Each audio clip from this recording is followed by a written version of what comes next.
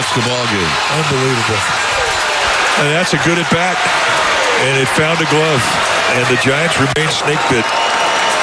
So the Giants come up short. A terrific start by Logan Webb. A little heartbreak at the end. You can only hit the ball so hard. You hope that it finds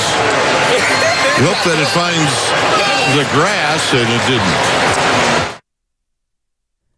Good morning. It's the Morning Roast here on 95.7 The Game. No Joe Spadoni. It's Mark Rennie alongside Joe Shasky after another rough Giants loss. Good morning to everybody tuning in here at 6:05 on a Tuesday.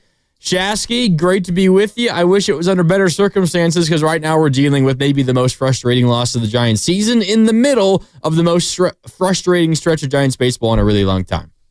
Good morning. Logan Webb was so good yesterday. I think he had the best stuff of the year. He was amazing. He had, you called it the slider. I don't know. On the broadcast, they call it the sweeper. So whatever the hell it is. Whatever that pitch is, it was breaking like 4 feet. It was unbelievable, and he was throwing it on command. He had the sinker going. He was hitting locations. When he missed slightly off the plate, which forced guys to reach for it. I mean, he had everybody frustrated. Fernando Tatis Jr. looked furious yesterday. Machado looked furious yesterday. And again, a tale as old as time. The San Francisco Giants can't score runs. This the part that's can't even score a single run. The part 1-0 in 10 innings. I'm a historian of the Giants. Let's go back to the beginning of the Giants, the 60s, okay? The 50s. I'm talking about San Francisco Giants era. Orlando Cepeda, Willie McCovey, Willie Mays. They always had multiple boppers in the lineup. Even when you go to the 70s and you had old man Willie Mack coming back, you had Jack Clark, Jack the Ripper, all right? During the 80s, obviously there was an early 1980s kind of hum, if you will, where they couldn't hit. They brought in old man Joe Morgan, for example, and that's one of the more iconic plays of the early 80s. Him basically knocking off the Dodgers at the end of the year. Yep. And it had nothing to do with where the Giants were in the standings and everything about knocking the Dodgers out. That's how bad they were. They lose 100 games. They bring in a bunch of boppers, young guys, Will Clark being one of them. They trade for Kevin Mitchell. They bring up Matt Williams. Go look at Matt Williams from like 1990 to like 95. The guy had monster numbers. Obviously, you bring in Barry Bonds. Eventually, you find Jeff Kent. They had bopper after bopper after bopper. And it feels like, look, I love Buster Posey. Great player. Buster Posey's not a bopper. Great hitter, not a bopper. And when I mean bopper, I'm talking about 35 home run potential. All right? And no one has hit 30 bombs since Bonds. 30, not 35, just 30. They have, for 15 straight years, even though they won the 3 championships in the first 4 or 5 years of that run, for 15 straight years, I would go even 20, they have been dying to get a legitimate 3 or 4 hitter. If you want to say cleanup, fine. But you know what I mean. When I say cleanup hitter, I mean a guy who could be slotted in the 3 or 4 hole and put everyone else in the lineup in their appropriate spots. They got a lineup of a bunch of 2 and 5 hitters. And I feel like I've been saying that since 2010, for crying out loud. 7 and 8 hitters. And it's driving me absolutely crazy. And I keep coming back to the last couple of off seasons and their inability to land somebody, and then their inability to be willing to deal prospects. And last night was the straw that broke my back. I'm done with it. I'm done hoarding prospects. I'm legitimately, I don't want to hear about Wisenhunt. I don't want to hear about this guy in the minors or this guy. The big league team has not good pitching. They have elite pitching. Elite. Now, the defense. And the staff and in the bullpen. Well, the bullpen's unbelievable right now. I mean, Randy Rodriguez is an absolute stud. Amazing. He's not even in consideration for the closer spot because Doval's been that good thus far this year. And look, Tyler Rogers, though had a few hiccups, has been excellent this year. Oh, yeah, as Ryan he always Walker, is. I thought was good last night, even though, they executed in the 10th inning and we didn't. Got the runner over to third. He got 3 outs. Just 2 of the outs were productive. Exactly. This team has elite pitching, and they can't hit a lick. And I feel like we've been running the same cycle for year after year after year. And I coming back to, I'm telling you, today, my mantra, it's very simple. One of 2 things needs to happen. Elevate Bryce Eldridge ASAP, and they need to go make a trade for a legitimate bopper. I don't care if it's old man Mike Trout. I don't care if it's Jordan Alvarez. I don't care who it is. I am open to all suggestions. Move heaven and earth and get a legitimate 35 home run threat in the middle of this lineup. You can be a playoff team. Can you not? No, of course you can. Of course you can. Like this, okay.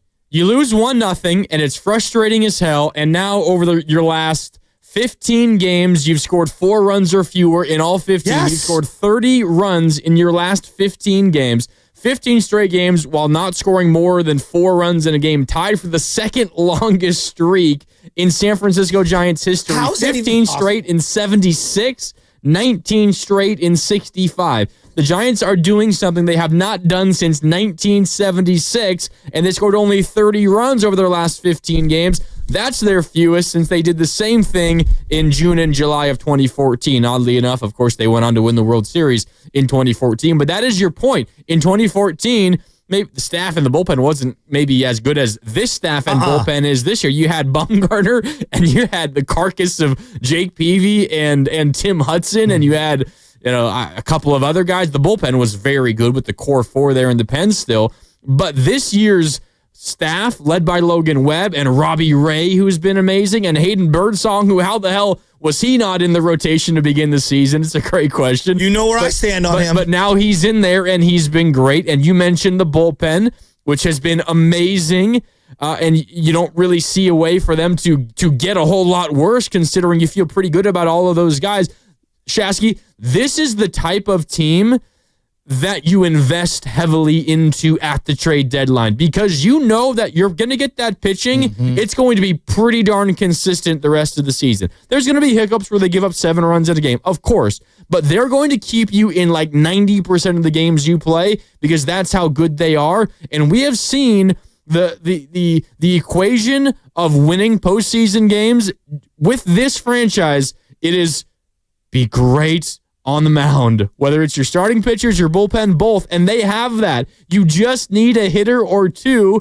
Pair that with Chapman being better in the second half. Adames, he has to be better in the second 100%. half because he can't possibly be worse, and we could talk about him throughout the day as well. I want to talk about him. But this is the type of team that you invest in because there is a clear backbone to this team, but there's also a very clear weakness, and the answer is not in-house. Well, and I think about some of the great teams that run on to the playoffs for the San Francisco Giants. Let's just go the last 30 years. 1997 is one of the most famous deadline deals for the Giants in the history. They not only got Joe Carter in one deal, they went and got Wilson Alvarez and Danny Darwin and a bunch of guys from the White Sox. It was a big deal. At that time, they needed pitching, right? They needed pitching. They went all in on pitching.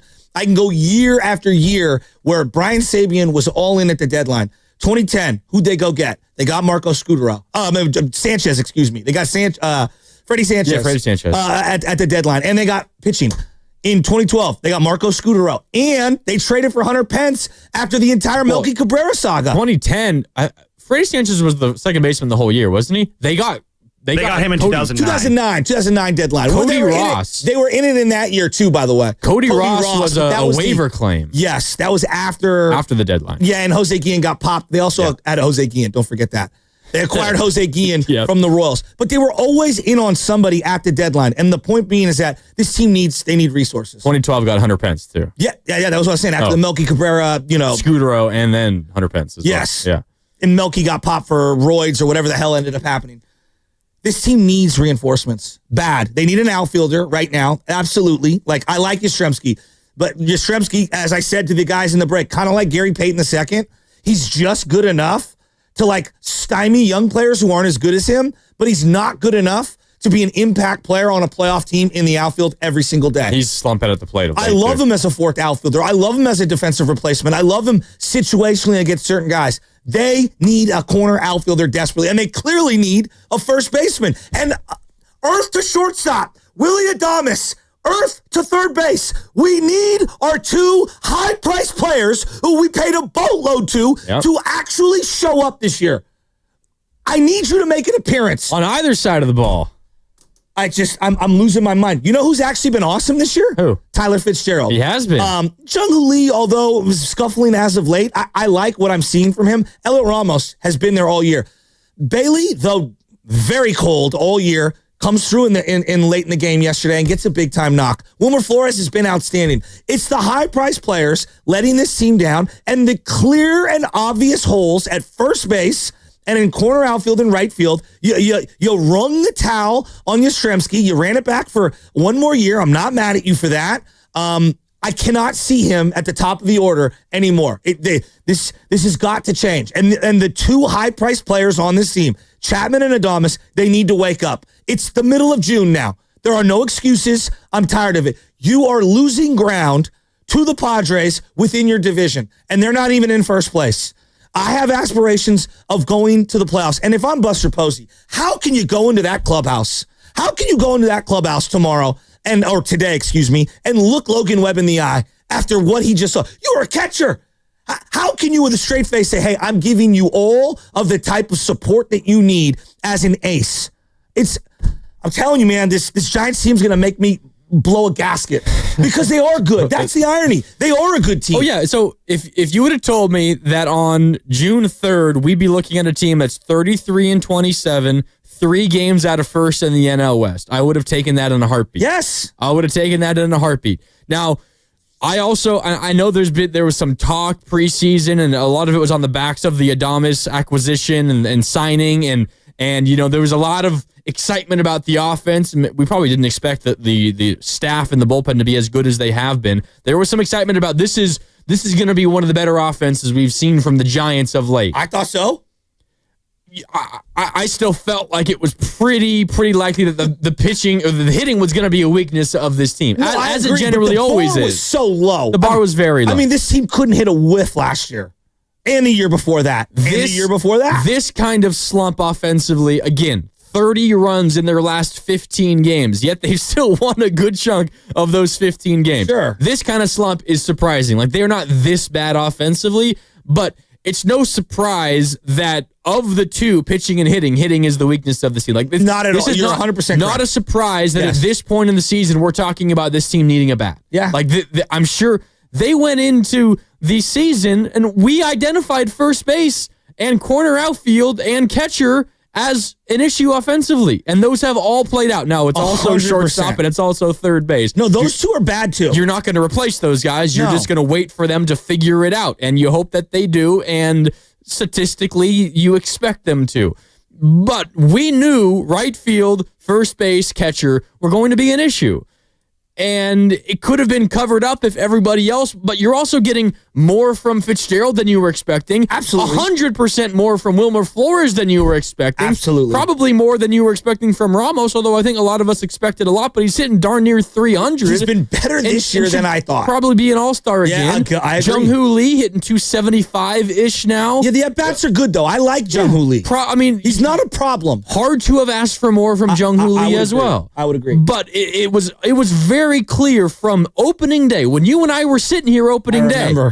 You and I were sitting here opening day, and it was still very clear that they had issues, corner outfield, right field 100%. Specifically, first base and catcher, and those have all played out. Joe, the offense is so bad. I'm shocked they gave us a ghost runner in the 10th inning. That's how bad this offense is right now. I'm dead serious. I know, I just called him Joe. My bad. You're good. God, there's something about a regular season, like Monday night, Tuesday night game that sets me off. And last night was it. And then they're hitting our guys. They're going up and in on us. And it just felt like we had no fight. And finally, Wilmer Flores was like, dude, what the hell? Stop throwing up and in. And I was like, finally, some life in the dugout. Let's go. Let's go. I mean, it's just, at some point, something's got to give. And I pivot now to Buster Posey. And I'm like, all right, look. I'm watching the Padres, and to me, the Padres have been more aggressive with their young players. And we can argue philosophically about what's right or wrong. This is just my personal principle, all right? I don't believe 200 at-bats in the minor leagues makes or breaks a player overall, on the overall type of player. Like Mac Williamson was in the minors forever. Mac Williamson. Okay? Forever. Had they left him there for the next 15 years, I never thought he was going to be some 25 to 35 home run a year guy in the bigs.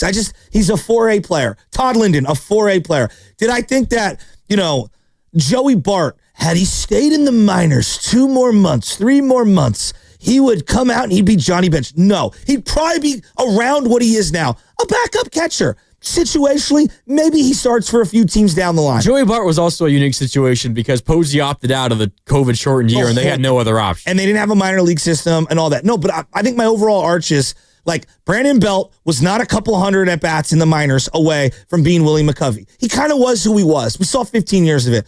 Bring Bryce Eldridge up. He cannot be worse than Lamont Wade. I'm going to pound the table on this. Bring Bryce Eldridge up. No, I'm dead serious. Like, Lamont, you're a great story. Everybody likes you. You know, no one's saying you got to go, to Mars. We're saying, dog, you can't be our starting first baseman every day and us expect to be a playoff team. I would rather watch the exact same production from Bryce Eldridge than from Lamont Wade. And I guarantee he'll walk into one. I mean, look if we're just going straight up minor league plate appearances, Buster Posey had 750 minor league plate appearances.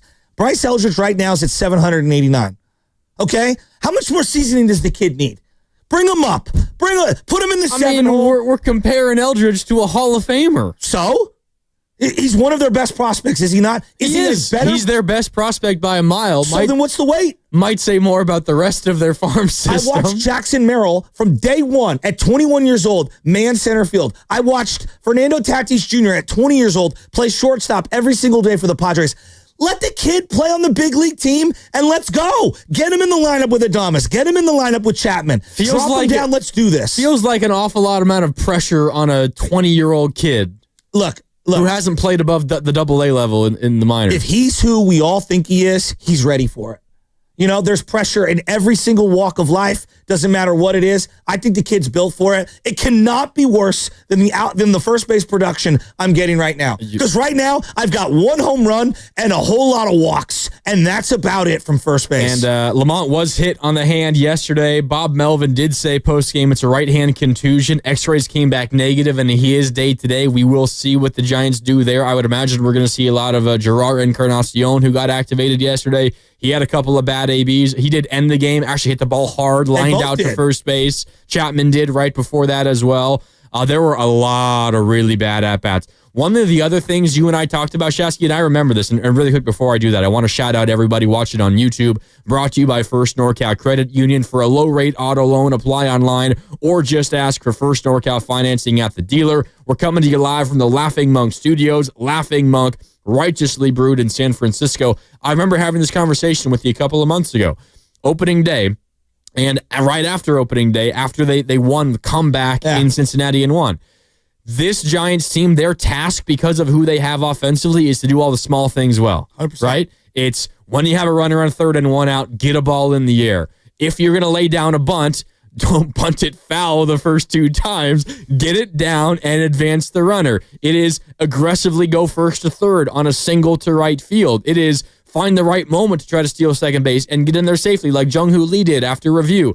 But what they have done over and over and over again during the last 2.5 weeks, it is they're doing all the small things at a terrible rate. Yes. The opponents are doing it better. The Padres did it. They have the automatic runner, the ghost runner at second in the 10th inning, sack bunt, runner to third, fly ball, they get the run in. The Giants in the same situation, sack bunt, runner on third, one out, and then a line out and a line out. And sometimes it's bad luck. But they had the same thing in the 9th inning. Runner on second, nobody out. After a Flores leadoff bloop single, Christian Koss comes in and he steals second base, and they have the same exact thing. I think they go strikeout and then a couple of other non-productive outs, and the inning is over. They're just not doing the small things anymore. And when you are as offensively challenged as you are, you have to do those small things at a top 5 rate in baseball. And they're a bottom 5 rate in baseball the last couple of weeks. It was the 2nd inning, and bottom 2, you had the bases loaded with no outs. Yep.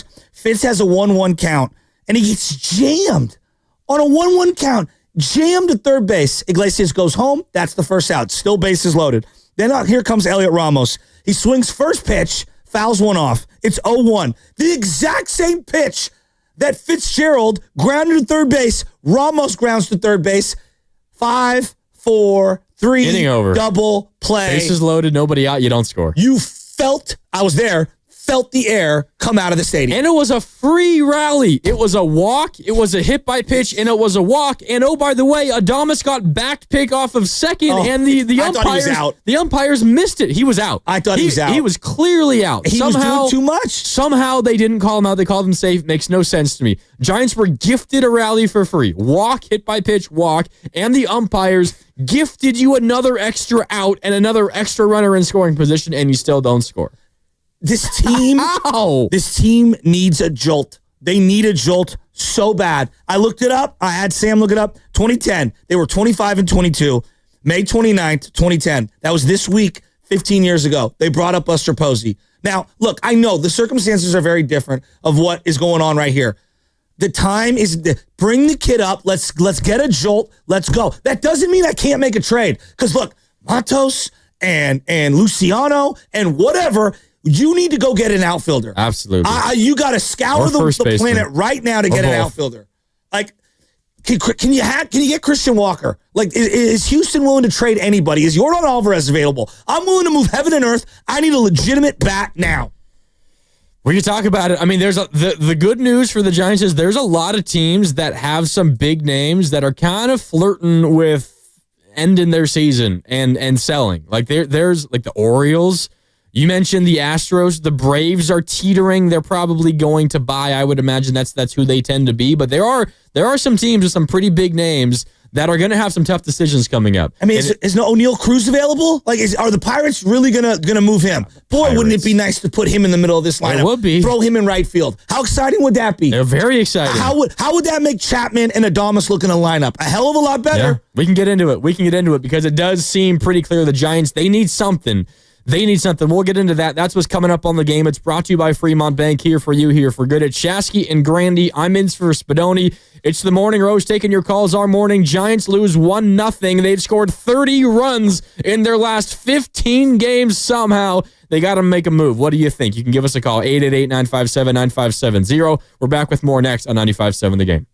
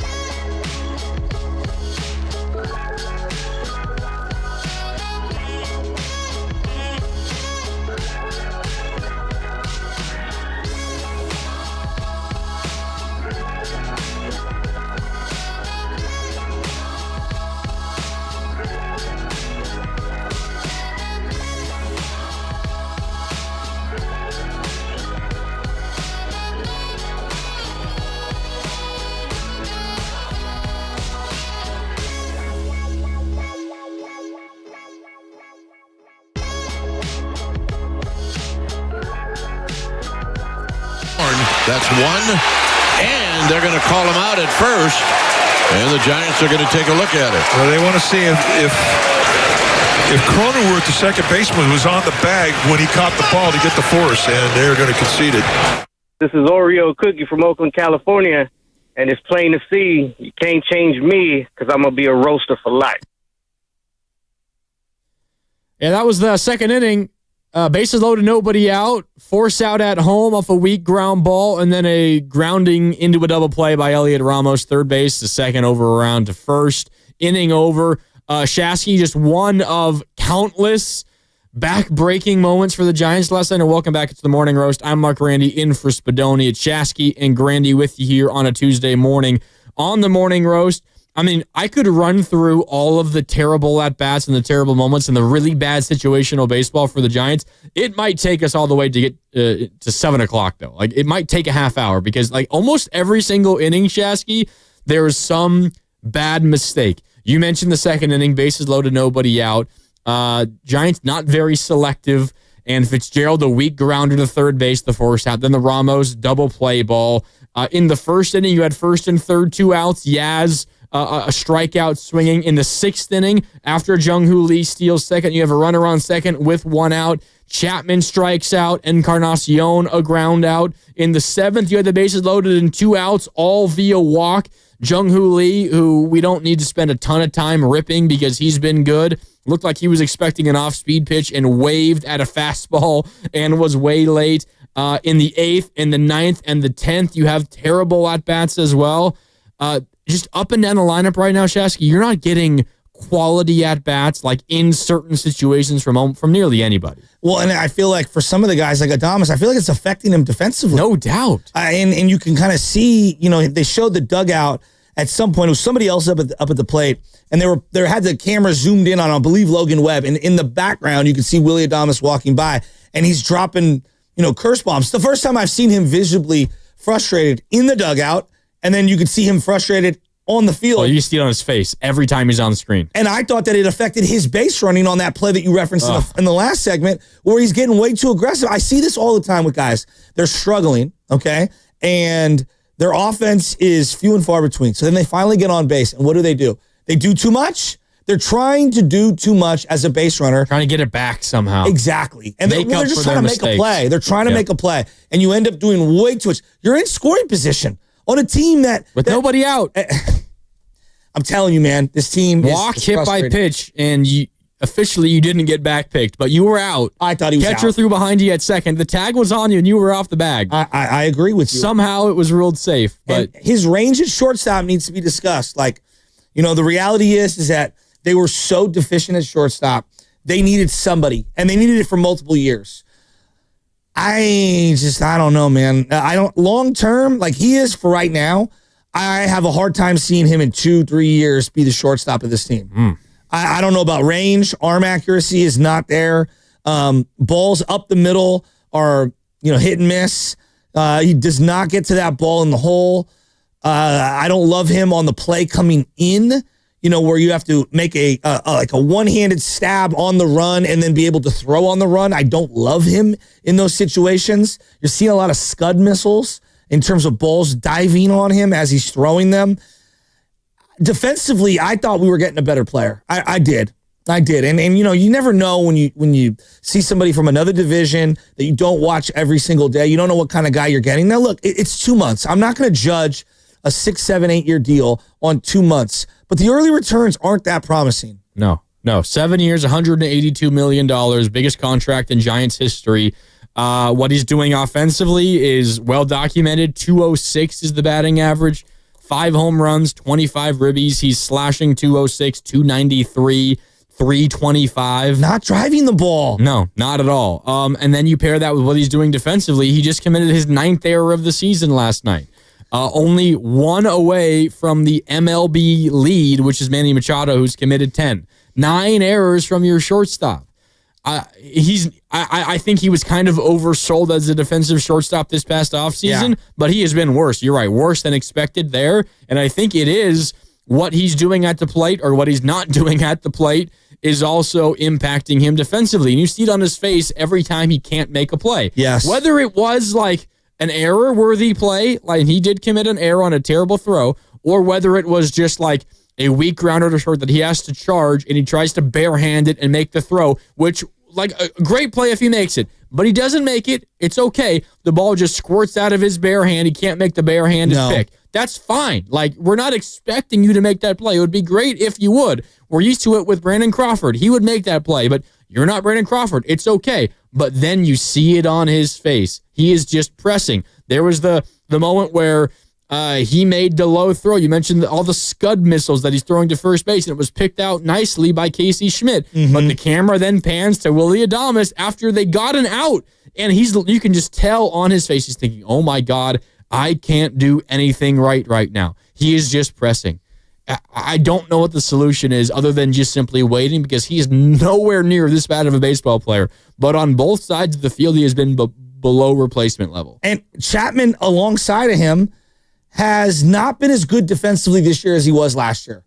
And I love him as a player. No doubt. As a defensive player, I love him as a defensive player. But I think even he would admit, he's made a couple of plays coming in that he makes in his sleep, and he either can't get it out of the glove, he can't pick it cleanly, or he's making an awkward throw. So it's not just shortstop. Right now, my third baseman, who was an all-time defender, is also showing some slippage. Combine that with the plate struggles, and you've got $300 million right now on that left side of the infield, just not even close to living up to production. And now I'm thinking in my head, like, look, after the 2021 season, there were a lot of guys available, okay? Corey Seager, Marcus Semien. After the 2022 season, I just wrote them down. Carlos Correa, Trey Turner, Xander Bogaerts. Carlos Correa. Dansby Swanson. Obviously, you have Aaron Judge, but, like, there were other trades out there. You know, Francisco Lindor got traded. Now, you didn't have the farm to be able to execute that trade, but he was traded. Luis Arias was traded from Minnesota to Florida, who you saw last night. And you lost Rodon, who's having a good year this year, right? These back-to-back off seasons, right, where the Giants didn't get anything, well, you're paying the penance now, and maybe we picked the wrong shortstop. Like, that's what I'm thinking in my head this morning. You think they're regretting the deal already? It can't. We're 2 months in. I know. It can't sit well. Like, does it sit well with you? No, it's been a terrible start. All right. He is a much better player than this. I want to like the guy. I'm not even like saying like it's a bad contract, but you have to consider it. Now look, a lot of these other guys, like Carlos Correa, has not been outstanding. Trey Turner has not been outstanding. No, Philly's already regretting the Trey Turner deal. Swanson, all right, whatever. Xander Bogaerts has not been outstanding for the Padres. No, Padres don't. No. Now, Corey Seager won a championship, but that's a lot of money. You know, and Semien is currently injured, but I'm comparing him to all these other high-priced guys. And I look at those off seasons when the Giants didn't get their middle infielder that they should have gotten, and then what did they do? They got Mitch Haniger and Ross Stripling and Conforto, and they lost Rodon, and they signed Manaea. They missed out on Code. And then misused Sean Manaea. Right? You know what I'm saying? So, like, the prior off seasons are now kind of catching up to them a little here. And they need to make a move. Like, they need to do something and jolt this, and they need their two high-priced studs. Oh, absolutely. Chapman and Adames to play significantly better. The one thing that I want to be careful of, and we can argue that the Giants are regretting the Willy Adames deal if we want. Like, it certainly has been bad, and they were expecting a whole lot more through 2 months. What I am scared of doing, because I have lived through, and you're mentioning all these Giants off seasons where they didn't do enough, I am deathly afraid of the Giants seeing this big contract that they hand out fail and then just shrivel up and not hand out any more big contracts. No, they can't anymore. do that. You can't do that. Can't do that. You can't. Scared money don't make money. You got to pay to play. Do you see what the Dodgers are doing? Absolutely. They've got $85 million or whatever on the IL right now. On the IL, for crying out loud. So, I don't want to hear that. And when I see a ballpark on a Monday night with beautiful weather. If it was packed, wasn't it? Packed. Absolutely packed. So I don't want to hear that. I'm not here for the Giants should be afraid of signing people. No, BS. I don't buy that at all. Look, I'm not even saying they made. But if a deal like this goes sour, it's gonna make ownership feel a lot less willing to hand out big bucks like that again. There's not a doubt in my mind. But you can still overcome it, and you can still salvage the deal, right? Like, this could still be a great deal by year's end. You know, I think about some of the guys that have struggled, like Francisco Lindor. Got off to a horrible start with the New York Mets. Darn near won MVP last year. Exactly. Yeah. Right? So it's how you finish, and you got to let it play itself out. But if it doesn't cross your mind, you're not a sports fan. Like, it has to cross your mind like, damn, Correa and Trey Turner and Xander Bogaerts and Swanson and Seager and all these other guys, and we got Adames, and the early returns aren't great. I'm not saying it's done, and I'm not saying it's the worst contract, but it crosses your mind like, did we get the right guy? Yeah, no, and through 2 months, the answer is definitively no, but there's a lot of season left. You still got about 3/4 of the baseball season left, so we shall see. What's coming up on the game is brought to you by Fremont Bank, here for you, here for good. We got time for your calls, reacting to another rough Giants loss, 1-0 Padres win in 10. With that win, the Padres now 2 games ahead of the Giants for second in the NL West. Dodgers lost last night, so still a 3-game gap between the Dodgers and the Giants, who are third in the West. Chris in San Jose, I see you. We'll come to you when we come back. 888-957-9570. Plenty more to get into. It's the Morning Roast. Shasky, I'm Grandy, in for Spadoni. More coming up next right here on 95.7 The Game.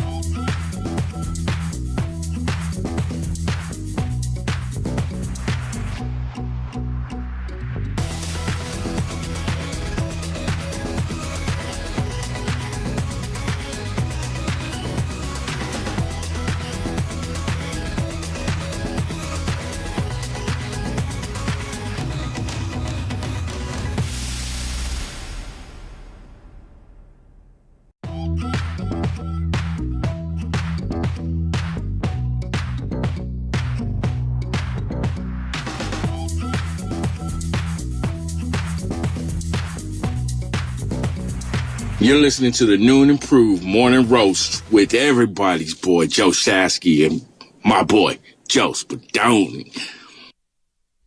No Spadoni today. It's Grandy in alongside Joe Shasky here on the Morning Roast on a Tuesday morning on 95.7 The Game, reacting to last night's really rough Giants loss 1-0 versus the Padres in 10 innings. The Giants, Shasky, 1 for 11 with runners in scoring position. You want to hear something that I'm sure is going to just make you even angrier, and I hate to be the source of your anger, but the Giants in their last 15 games, when they have not scored more than 4 runs in a single game, and they've scored only 30 runs in those 15 games, they're hitting 133 with runners in scoring position. 133. The fact that they haven't gone like 5-10 in that 15-game stretch is an absolute miracle. I just can't get over how this team continues to have the same issues year after year after year. You know, I'm looking at it at the break, and I'm saying to myself, 21st in stolen bases, 24th in team OPS, 24th in team slugging, 25th in batting average. You know, they're somewhere middle of the pack in terms of runs scored, which I don't know how. And they've actually scored more runs than the Padres this year, believe it or not. And you know what I put that on? Bob Melvin and some of the situational small ball that they've done. I'm dead serious. I think he deserves a lot of credit. They did have a couple of games where they exploded for like 8, 9, or 10 runs. Sure. But you're going to have that throughout the course of a season. You know, I think one of the misnomers about the 2010 team was that they weren't a great slugging team, when the reality was they hit 162 home runs. Now, it was not Bonds and Aurelia, where you had one guy like 37, the other guy had 73. Like, that's not what I'm saying. But like, I'm looking at the 2010 team, all right? They had Aubrey Huff and Juan Uribe go for basically 25 and 85 each. You would die right now if I told you 25 and 85? Yeah, what? Each. It was 26 and 86 and 24 and 85. Oh, for each of those guys, 25 home runs, 86 RBIs. Yeah. If I told you Willie and Chapman ended up with that, you would be like, wow, it's a great year. Oh, yeah. Considering how it started, you'd take that in a heartbeat. I don't think they're going to get there. Now, I don't know. Maybe Ramos gets to about those numbers. You'd have to drive in a lot of RBIs. Guys would have to get on base in front of him. It's difficult. Wilmer is on pace, but you have to assume that he's going to slow down here. You know, they got 18 from Buster Posey. He came up May 29th, which I referenced earlier, okay? They got 18 from Pat Burrell, who they acquired midseason, who was DFA'd, all right? I'm talking home runs. They got 16 home runs from their center fielder, Andres Torres, came out of nowhere, all right? 13 from Pablo, complete lost year that year, and 11 from Aaron Rowan, who also played center field for them that year. Like, sneakily, they got contributions up and down that lineup, okay? Kind of like the 2021 team. Exactly. Yeah. I'm looking at this team, and I'm like, dude, I don't even need that kind of, just one guy could change this entire team. And if I said instead of 24th and 25th in OPS and slugging and 25th in batting average, what if I got up to like the teens? Be like 18th, 19th in the league. That's the difference in like 5 or 6 wins for this team right now through 2 months. That's the difference from being a wild card team that's on the road and barely getting in and fighting until the end of the day to maybe clinching a spot with 3 or 4 days to go and being able to set your rotation going into the playoffs. So, like, I think getting a hitter is incumbent on this team if they want to do anything important in the playoffs. I mean, it also might just be the difference in making the postseason at all and not. Absolutely. And obviously, winning the division. You're right. You know what? You're right. Winning the division would be amazing, and having home field to begin. The division is vulnerable. I'm not giving it up yet. No doubt it is. I mean, you look at all of the problems throughout the division. The Dodgers have no pitchers healthy other than Yoshinobu Yamamoto. Who's having a monster run. He's been amazing. The Yankees roughed him up a little bit on Sunday, but he's been amazing. No doubt. But they have no healthy pitchers. Every time that Yamamoto pitches, they need him to go like 7 because every other starter that they have, they pray that they go like 4 or 5.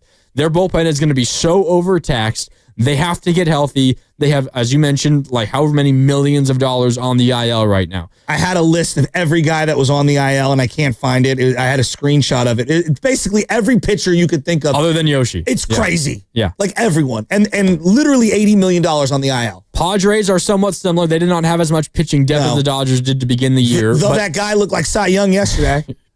Stephen Kolek. He looked incredible, didn't he? He was great. He was jamming great. bats. Michael King went on the IL for the Padres. Ever since he's been out there, they're pitching Ryan Bergert today. I'm a big baseball fan. I don't know who Ryan Bergert is, okay? They got Nick Pivetta and Dylan Cease. We know who those guys are the next couple of days. But Ryan Bergert today, okay? Padres don't have a lot of pitching depth either. The Diamondbacks, they're going through it big time, worse than the Giants are right now.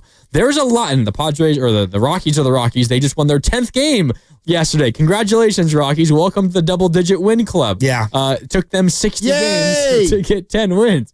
The point is, though, Shasky, there are issues everywhere. And as you look at, like, how do these individual teams solve their issues? Rockies can't solve their issues. Diamondbacks, they might be able to, but one of their big issues also is their pitching staff. Corbin Burns, he might have just popped his UCL. He might need Tommy John. We were talking about that yesterday. We don't know that for sure, but he left, and you could see him walking off the mound and mouth like, my elbow is gone. Like, we'll see. We'll see exactly how that goes there. The Padres, again, they need their pitching staff healthy. Who knows how long that's going to take? And the Dodgers is the same thing. When you try to figure out how these teams in the NL West fix their issues, the Giants might be the most straightforward fix. It's just Chapman Adames hit.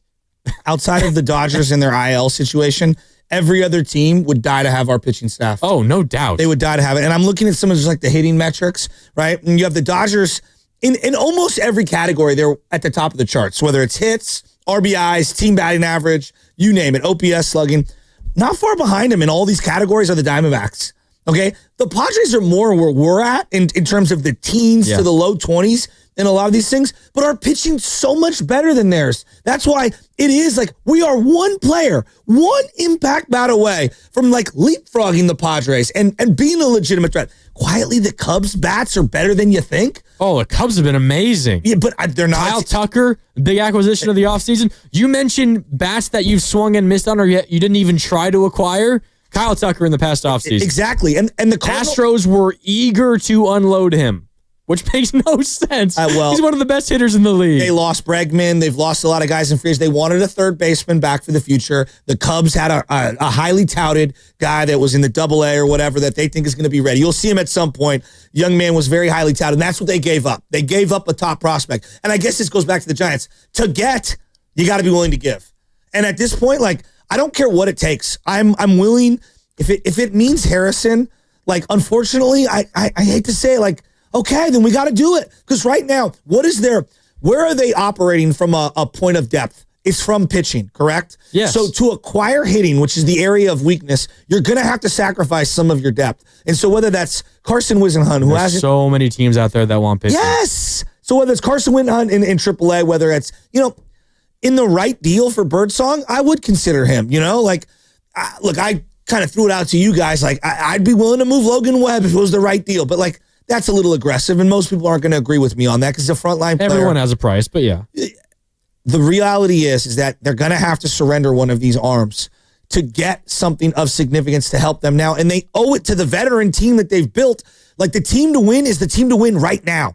Not when Chapman's 35, not when Adames is 35, not when Logan Webb's out of his prime. It's right now. Robbie Ray's having a monster year right now. Is he not? Oh, absolutely. He's been amazing. Is having a monster year right now. Right now is the time to strike. You said they owe it to the team. They owe it to the team. They also just owe it to the organization to try to win baseball games. You don't stumble across this kind of pitching staff and bullpen. You know how rare this is? It might feel somewhat normal to Giants fans because that has always been the recipe for winning baseball games. But you mentioned it. Almost every other team in baseball would trade their pitching situation, starters and bullpen for what the Giants have. Nearly every single, maybe the Mets are one of the few that wouldn't. The Mets have been amazing pitching wise. Their bullpen has been great. They've been one of the great stories. And they're just hoping for Juan Soto to finally get going. And it seems like he has been a little bit the last couple of days. That guy. We will see. I hate that guy so much. Yeah, God, imagine having him as a Giant. Imagine having Pete Alonso, who sat out there in free agency, just waiting. So long. Just waiting. I'm like, guys, and they're like, well, we got Eldridge. No one is saying that you can't use both players. You have the DH spot. Like, the Giants have been frustrating. But you're right. They owe it to the individual players. They owe it to Logan Webb. They owe it to Rob. You have an opportunity. I know. Like, you're right. This has been incredibly frustrating, and it makes you want to rip your hair out, and that random Monday night game feels like it hits you the hardest sometimes. Yes.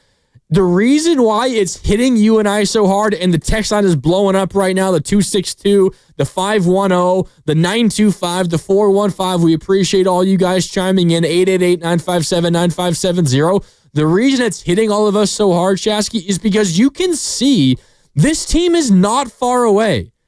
Like, not just from making the playoffs, but from making a postseason run. You need a bat. Totally you need one big bat. You need two quality bats. And legitimately, like, I would believe that the Giants have enough to win the National League. Look, that's how good the pitching is. You're not far away. The Arizona Diamondbacks went on a 2-month run and found themselves in the World Series. Okay, and that was just 2 years ago. So I know we want to assume that it's the Yankees and the Dodgers and the Phillies and everyone else. No. It's baseball. Pitching will always rule the day. And if you have pitching combined with defense and situational hitting, that is the formula that wins in October every single year. You go into a series and you've got Logan Webb and Robbie Ray and Hayden Birdsong and Justin Verlander. And it's a 6-inning game. Who can give you...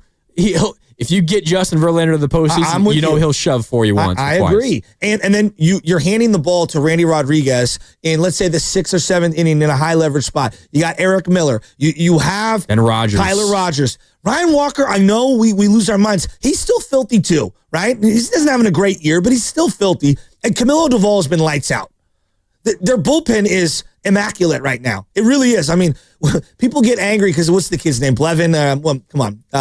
Brevins comes in and gives up. Bivens. Thank you. Bivens comes in and gives up a couple runs. That's what his job is. He's the mop-up guy. That's what he does. Not everyone's going to be flawless coming out of there. But like even a guy like Landon Roop has been fine. He's been fine for them this year. So 3.54 ERA pitching tonight. Exactly. So this team just needs one guy, and I truly believe one guy will help the two $150 million players that you have in Matt Chapman and Willy Adames, and it would give some support to Wilmer and Elliot Ramos, who've been carrying this lineup for weeks on end now. Yeah, absolutely. We're brought to you by Golden State, serving the Bay Area for 3 generations. When you succeed, we succeed. Visit goldenstatelumber.com. And also want to remind you, you're listening to 95.7 The Game, KGMZ FM and HD1 San Francisco, and Odyssey Sports Station, and the home of the Golden State Warriors and Valkyries, always live on the free Odyssey app, coming to you live from the Laughing Monk Studios. I also think, like, when it comes to this Giants team, like, so last year, for example, I remember sitting in this very seat, not with you, but doing a show in the afternoon around the trade deadline and just begging the Giants, and obviously the Farhan era Giants are different, at least you would hope, because the Farhan era Giants didn't deliver a ton for you other than one random year in 2021, which didn't even feature a postseason series win. But I was sitting here and I'm thinking, like, I don't have a lot of belief in the team, despite them having a really good first half last year. What don't you believe in? Last year's team. I know. What was it? Was it the offense? Was it the overall team? You just didn't believe in them. They were hitting above their pay grade. Okay. They were not as good as they had shown. And I didn't have belief in the pitching staff either as much as I do with this one. I probably tend to agree with you. I thought that the ceiling was very low, and I thought the floor was going to fall out from underneath them. I completely agree. I felt they had overperformed in the first half. Totally. And I'm sitting here thinking, all right, buying at the deadline would not be the worst thing because at least you're choosing a direction, you're doing something, and you're going for it. But I was scared that you buy and you give up a high-priced prospect, you're going to get someone in here and it's not going to matter because everybody else is suddenly going to fall off. Sure. And you're not going to get the bang for your buck for your acquisition there. I was in the belief that despite that they went into the trade deadline with a winning record and might have been in a playoff spot. If they weren't in a playoff spot, they were darn near close to it, thinking they should have sold because I didn't have a ton of belief, and I would much rather you pick a direction, right? Yes. Pick a direction one way or the other. Don't do nothing. Don't just trade Jorge Soler for a salary dump to save money. Actually do something one way or another. Even if the Giants go through the next month and a half, getting close to the trade deadline, and struggle and are sub 500 at the trade deadline, unless there's a plethora of injuries and this team looks entirely different at that point, it almost does not matter what happens. I am going to believe that this team is close to competing. I have an entirely different feeling around this team this year, and it is because of the pitching staff. So, I'm with you. You just have to be willing to actually part with something of value. In order to get something of value back, you have to give up something of value. And what the Giants have done is they try to toe this line too often of we're going to try to improve on the margins and we're going to give up our 32nd overall prospect and we're going to get back this bat that's going to come off the bench. We're going to acquire Mark Canha. Right? We're going to get Mark Canha and try to get better that way. No, it's not going to do anything for you. You have to be willing to part with somebody. On the text line earlier, you mentioned what the Padres have done. They acquired Juan Soto, and a bunch of the guys they gave up to get Juan Soto. It was for Tatis with the White Sox, for Tatis, Luis Campusano, and all the others. They haven't done a whole lot with the White Sox. You might get lucky, and you give up your high-priced prospects. They turn out to be nothing. You gave up, who was it? When you acquired Chris Bryant in 2021. Alexander Canario. I never seen him. Never turned, he's not a Cub anymore. I think he's on the Pirates or something. He's nothing. But even if you didn't get a headliner, to me, they just need a spark plug right now. Did you watch the Red Sox doc at all? No, I did not. The one that was out about last year's team? I did not watch the Red Sox doc. Jarren Duran was the outfielder that everyone talked about, and he's got a lot going on. He's a spark plug guy. He had a monster year last year. Burst onto the scene last year, Yeah, this year he hasn't been as good, though he's still a productive player. He's the kind of guy this lineup desperately needs. He's a hustle, speed, plus athlete. Look, he's going to make a boneheaded play here and there because he's kind of a goofball, but he's a great guy. I think he's a super character. He's got try-hard Hunter Pence type of guy written all over him. Even someone like that from the Red Sox would be an unbelievable move. He's got multiple years of club control where he's got arbitration the next couple of years. I would love for them to make a deal with the Red Sox because I went through every single team yesterday. I sent you the article. What one thing every team needs. Everybody is looking for pitching, but no one's willing to part. But Boston in particular has some pieces that they're willing to sell, and they desperately need pitching. And I'm thinking, can they get someone who's maybe not a headline, superstar bat, but just a plug-and-play outfielder who can spark this lineup? Spark this lineup. It's funny that you mentioned that article, and it was on MLB.com, essentially one thing that every team needs to fix their season or to improve. And the Giants category was... And you can tell me if you agree or disagree. Let me find this really quick. The Giants category, let's see, here it is. Unlock Adamas's bat. Okay, first of all, the Giants do need that. They need 100%. Adamas's bat to be unlocked. But let me ask you this. Let's say Adamas he plays well the final handful of months of the season. He hits 240, 25 bombs, 85 RBIs, right? That would be a great second half of the season. I would be shocked, but yes, okay. If that happens. It'd be a monster 2 months. I'm still not sure that's enough to turn this offense into one that makes them a legitimate contender. No, and they needed step one is Adames and Chapman hit better. Step two is also go get another bat. They need both of those things to happen. They need 3 offensive positions: catcher, first base, and right field. Now, do they need their shortstop and their third baseman to play better? Absolutely. But right now, they're so below league average at these 3 spots, it's crushing them. You could survive catcher if you're better elsewhere. Sure, but he's also well below even the median production at the catcher position. We were talking about it last week. Just your baseline, every catcher in baseball is batting about 233, okay? So you're getting 0 pop from Pat Bailey. I mean, The guys, we got 1 home run, I think 14 RBIs, 15 RBIs. Yeah, you also have 1 home run from Lamont Wade, your primary first baseman. Look, if I was mashing in center field, or if I was mashing at second base and I was getting it from an productivity that was over the top, I can live with a little less. They need more from the catcher spot offensively. They just do. They do, right? And I hear you on the defense. It's definitely gravy, but he needs to play better. First base has just been a giant hole. A giant hole. Lamont Wade, it's over. Like we're done with it. Like it's done. And Mike Yastrzemski's a solid player, but when you're getting no production from catcher and no production from first base, what's another position you look around the league and a lot of guys are producing from? Well, right field. Well, after the first month, production's fallen off the cliff for Mike Yastrzemski. They need him to be a fourth outfielder on this team if they want to be a playoff team. So I think you start with outfield and first base. And yes, if I can find a situational catcher who can give me a little more pop and be a pinch hit threat late in the game, that would be great too. Yeah. I'm with you in terms of catcher would be like last on my list out of that group of 3. I think a backup catcher is extremely important for this team. Like situationally, late pinch hitting spots, I have very little faith in Pat Bailey right now. He's just not driving the ball at all. No, he's not. He's not. But like first base. We agree. We agree on first base. First base is generally where most teams have their best hitter, most powerful hitter. I know. And the Giants have gotten what out of first base this year? Absolutely nothing.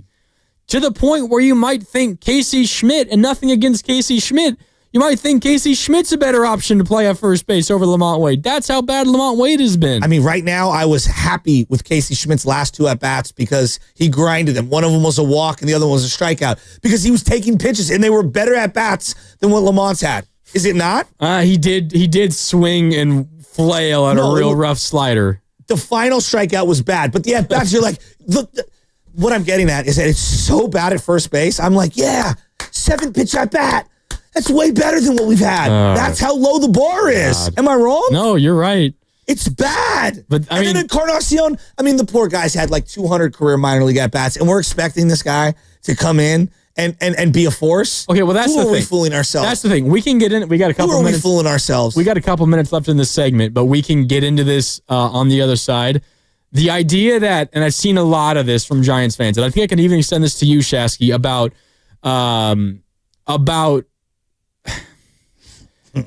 you can't even say it. The idea that a rookie is going to come in here who hasn't even played above AA yet, and the idea that Encarnacion, I'm not saying you feel this about Encarnacion, but I've seen a lot of it that, all right, no more Lamont Wade. Encarnacion is the answer at first base. He'll turn things around. The idea that Encarnacion is going to be the savior, or that a rookie who hasn't played above the AA level is going to be the savior, that to me feels like a foolish answer. Like, you need someone proven who has actually hit at the major league level before. Entrusting the season to players like that, and look, he might turn out to be a hell of a player in a couple of years, but entrusting the season, entrusting the first base position where most teams are getting 20-plus home runs and 80 or more RBIs out of that spot over the course of a year, if not more, to those guys seems like the answer of a team that has no better solutions. So let's get into the whole Bryce Eldridge thing, because I think we're not going to see eye to eye on this. I don't see any fault. You bring him up for a couple of weeks and you see if you catch lightning in a bottle, and at worst, what, you bring him back down a little? Like I would try it, especially considering there seems to be not a lot in the first base market via trades right now. There just doesn't seem to be a lot out there. I think he's your best alternative. I'm not saying he's got to bat fourth. I'm not saying he's got to bat third. I get the pressure. Believe me, I understand. And that doesn't mean that I can't go out and make a trade for an outfielder, because I think that is incumbent on this team. They have got to go get an impact bat via the trade market in the outfield. There's no doubt about it. Why not try the kid for a couple of weeks? I have zero. They brought up Wade Meckler a couple of years ago, and the guy was up for like a month. I mean, he signed in July, and like September 1st. Well, Wade Meckler's not the future of the franchise. Doesn't matter if he goes over 27 to begin his career. Willie Mays went like 0 for 21 to start his career, and I think it ended up pretty fine for Willie Mays. Now, I'm not saying Bryce Eldridge is the next Willie Mays. I'm not saying he's Willie Mays, but like, I also don't think that he's, Desi Wilson to go way back in the day on you. All right. Yeah. I don't think he's J.R. Phillips. I think he's going to be a stud. All right. We'll get into it. What's coming up on the game is brought to you by Safeway. I mean, should the Giants call up Should they call him up? Do they need to make a trade? Should they do both? What should the Giants do? Because what's currently going on is not sustainable. They cannot keep this up. They lose 1-0. They've scored 30 runs over their last 15 games. Something has to change. What, though? 888-957-9570. We can get into it. It's the Morning Roast, Shasky and Grandy. I'm in for Spadoni. Back with more next on 95.7 The Game.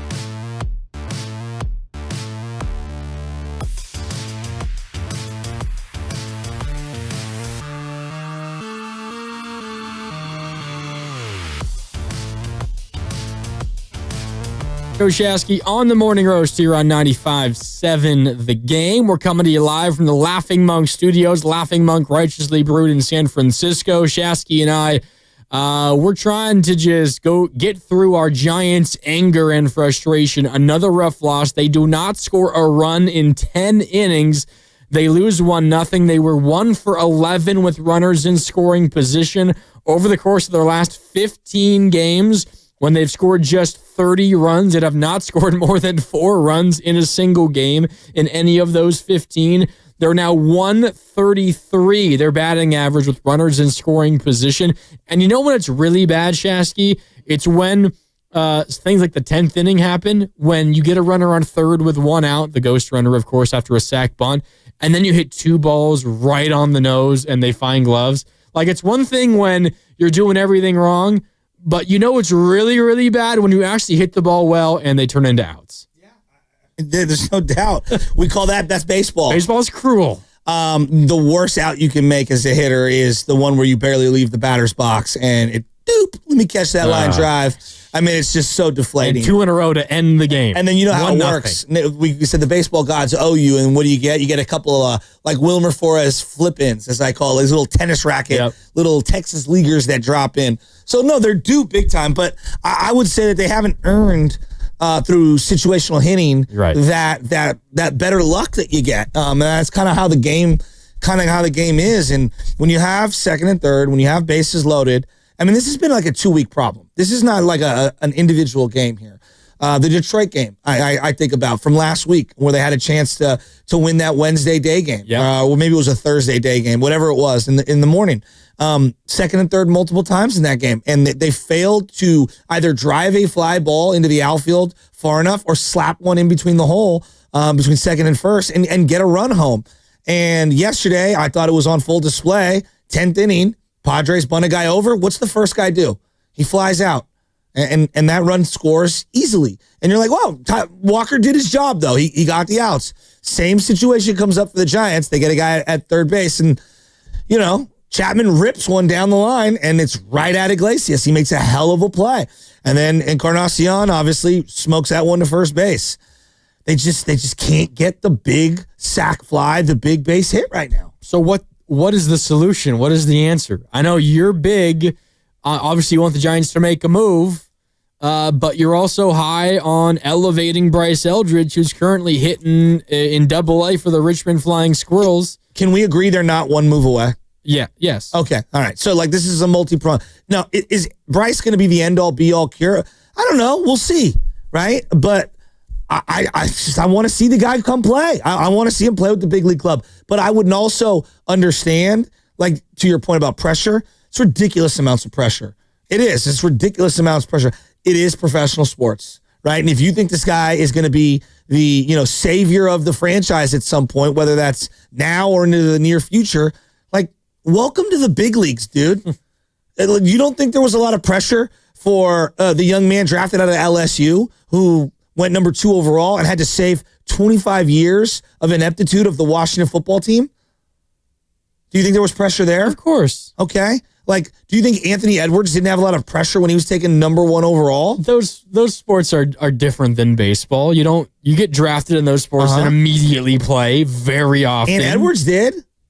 Yeah, you play immediately. And so he's been playing a lot. And so, like, it's baseball at the end of the day. I think we do complicate a lot of these things. Like they play at the highest. You get drafted into the NBA and the NFL, you are playing immediately against the best players in the world. Yeah. You get drafted into a major league club and you're playing against there's no professionals, but you're playing in the minor leagues for generally like 3-4 years usually. Yeah, but the newer trend is we're going to try to accelerate guys through there. And this is a young guy. This isn't just any guy.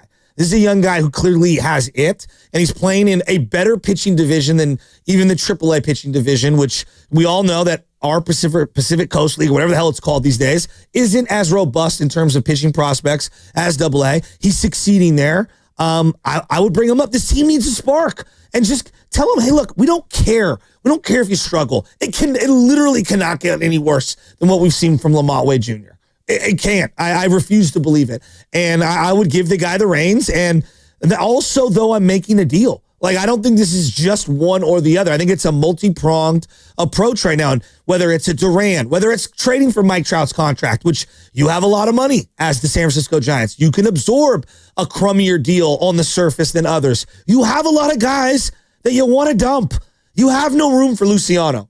Has his name even been referenced as someone who could come up and solve their offensive woes? He, I think last week for the first time played first base at AAA. Get out of here. Maybe he's the first base answer. Get out of here. Like Matos, for example. They sent him down so he can get some everyday love. Yeah, the day after he hits a 3-run homer that wins you the game. It wins you the series. Clearly, Matos is not in their long-term plans. And I like the guy. I'm rooting for him, but they've got guys. They've got arms. Like, they've got Harrison, Birdsong, and Wisenhunt. So those are three.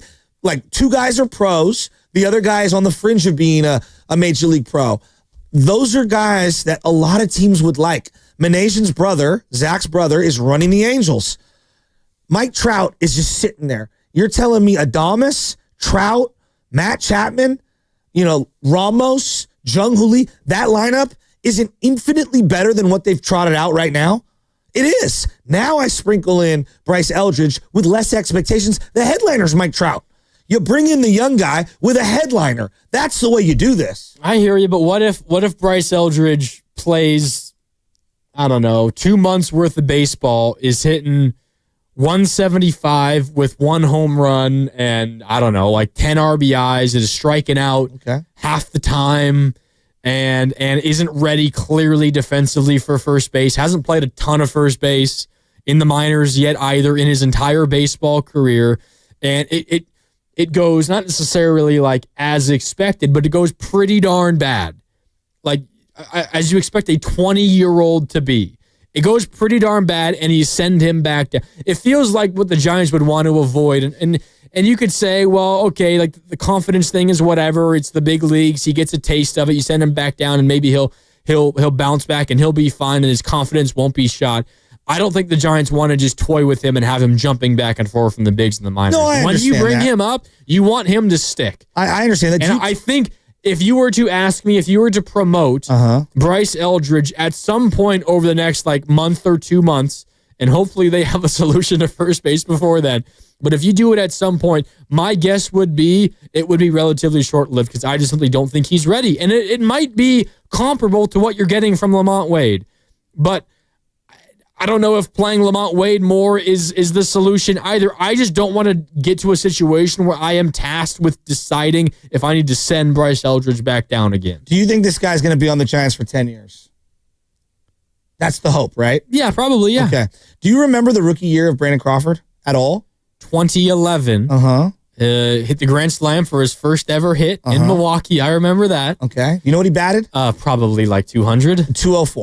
204 with a 584 OPS. All right. Now, look. Crawford wasn't hailed as the best bat in the system. No, but that was a win now team that needed a defensive player. He wasn't. Posey messed up his ankle and you felt like the season was over. Like he went 204 that year. Did that negatively affect his career? Well, you don't know for sure, but no, he had an amazing career. He had a great career. If I think that you're in my long-term future, but you knew he had a skill that was MLB ready, and it was defensively. That I would agree. I don't think you're at a point where you feel like Eldridge, beyond a shadow of a doubt, is ready offensively or defensively. Let me give you the first base production for the San Francisco Giants in 2025. They are 29th in baseball. Only the Seattle Mariners have worse production. They're batting 183 at the position. They have 1 home run.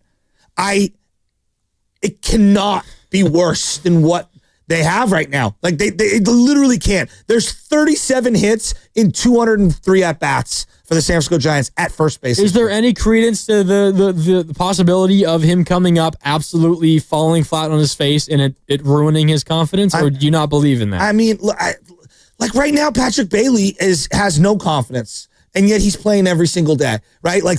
No, I'm not worried about his confidence. I actually believe in his confidence. I dismiss this notion of, if they struggle, they'll never be salvaged. That's just, if I believed you to be a strong-willed stud that I'm going to bank the franchise on, I think that you have more mental fortitude than to just pucker up after a couple of weeks of bad play. That's baseball. You're going to have ups and downs. Oh, thank you. Look at this guy bringing me a coffee. Wow, shout out to Carter. The barista, largest barista in the world. Carter's the best. I just don't operate that way. Like, I think this guy's going to be just fine. I really do. And so I look at this team and what they need. They need a jolt. And it's not just like Bryce cannot just come up and be expected to bat in the 3, 4, 5 spot. That's not what I'm doing. I'm saying, hey, come up, be our 7th hitter, right? But also, Giants, make a trade for an outfielder right now. Make a trade for an outfielder. Can I, and by the way, I think we're going to get into this Bryce Eldridge conversation a little bit more when we get to this or that coming up in about an hour at 8:30. And when we get there, we definitely want to hear from you. So if you want to weigh in on this, make sure you keep listening. You can also weigh in now if you want at 888-957-9570. Can I read something to you, Shasky? I pulled this from Jeff Passan's early trade deadline preview piece on ESPN. Let me just read to you a chunk of what he wrote about the Giants. He goes through every single team and essentially writes a little blurb about what they should be thinking about doing at the trade deadline. And this is what he writes for the Giants. This will be GM Buster Posey's first trade deadline, and the book on his transactions remains thin. He could move Wilmer Flores and a handful of others. Right-handed reliever Tyler Rogers, outfielder Mike Yastrzemski, or first baseman Lamont Wade Jr. Or he can wait and see if this is a team worthy of an aggressive July buy. That paragraph pisses me off so much. One, the team does not have time to wait. No. You're not waiting until mid-July to figure out if this team is worth investing in. This team is absolutely worth investing in. You have the best pitching staff, starters and bullpen combined in Major League Baseball. That is the starting point for a successful postseason team. And two, if you're trying to move on from one, a place of strength like Tyler Rogers, who has a great role on this team in your bullpen, and players like Lamont Wade, Mike Yastrzemski, and Wilmer Flores. One, Wilmer's been your best hitter. Well, yeah, I'm and not trading Wilmer right now. Those guys aren't fetching you anything of value. Nothing. Who wants This is what frustrates the hell out of me, is the belief that we can live in this fantasy world where we're going to give away our trash against somebody else's treasure. But I think this is why I keep coming down on Matos, Luciano, and one of the young arms, and go get Mike Trout.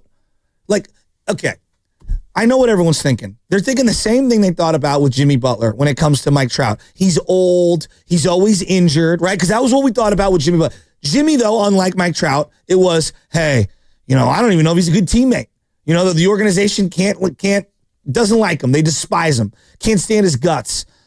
Mike Trout is pretty loved, and he's one of the greatest angels of all time, right? We all would agree there. He needs to change the scenery. The guy needs to change the scenery, and he would be just what the doctor ordered for the Giants. And I think that he would be the centerpiece of the team right now. And I think it would jolt the Giants. They need something fresh. He needs something fresh. They have a ton of money. They've got some prospects that I think could entice the Anaheim Angels. I really do. And you've got to think that Zach and his brother have had conversations about it.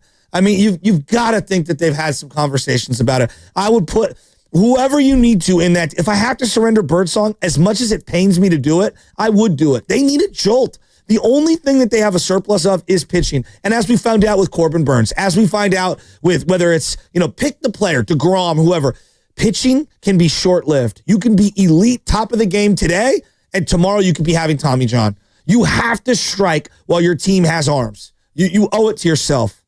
Mike Trout will be 34 in July. How old was Butler? 35 when they made the deal? Yeah. It might be 34, 35, somewhere around there. This year he's hitting 225. Hasn't played a ton of games, only 33 games because he's been hurt. It's the story of the last 5 years. 29 games played last year, 82 games played in 2023, played 119 in 2022. In 2021, played just 36. Has not been healthy. I know. Has not been producing. Hit 220 last year, 225 this year. It's a big name, and you hope that you get him and he stays healthy and that he starts hitting better. He has been hitting for a lot of power, despite hitting 225, 120 at-bats, 10 home runs, which is good from a power standpoint. But I don't know if he's good enough anymore to make a major difference for you. They need a guy. Or if he's going to be healthy enough to make a difference for you. Well, the health, I think to me, the health is the biggest determining thing. If they determine he's not physically able to do it anymore, that's a different story. I would do it. I mean, I would. I think the team is so all in financially on Chapman and Adames. They need somebody to be of comparable age and production to what they've got going. They need it. Who else is selling? Like, what other guys in baseball are out there? I mean, you look at the Baltimore Orioles, who are struggling big time. Are they last place in the AL East? Yeah, last place, 22-36. What are they going to trade you? Ryan O'Hearn is the name that's popular out of Baltimore.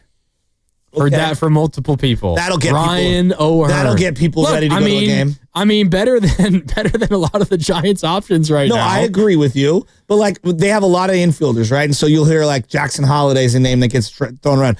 Well, our infield, we're already kind of locked in on our infield, right? So it's really, we're talking about first base, and Jackson's not a first baseman, right? He's going to project to be a second baseman, third baseman, shortstop.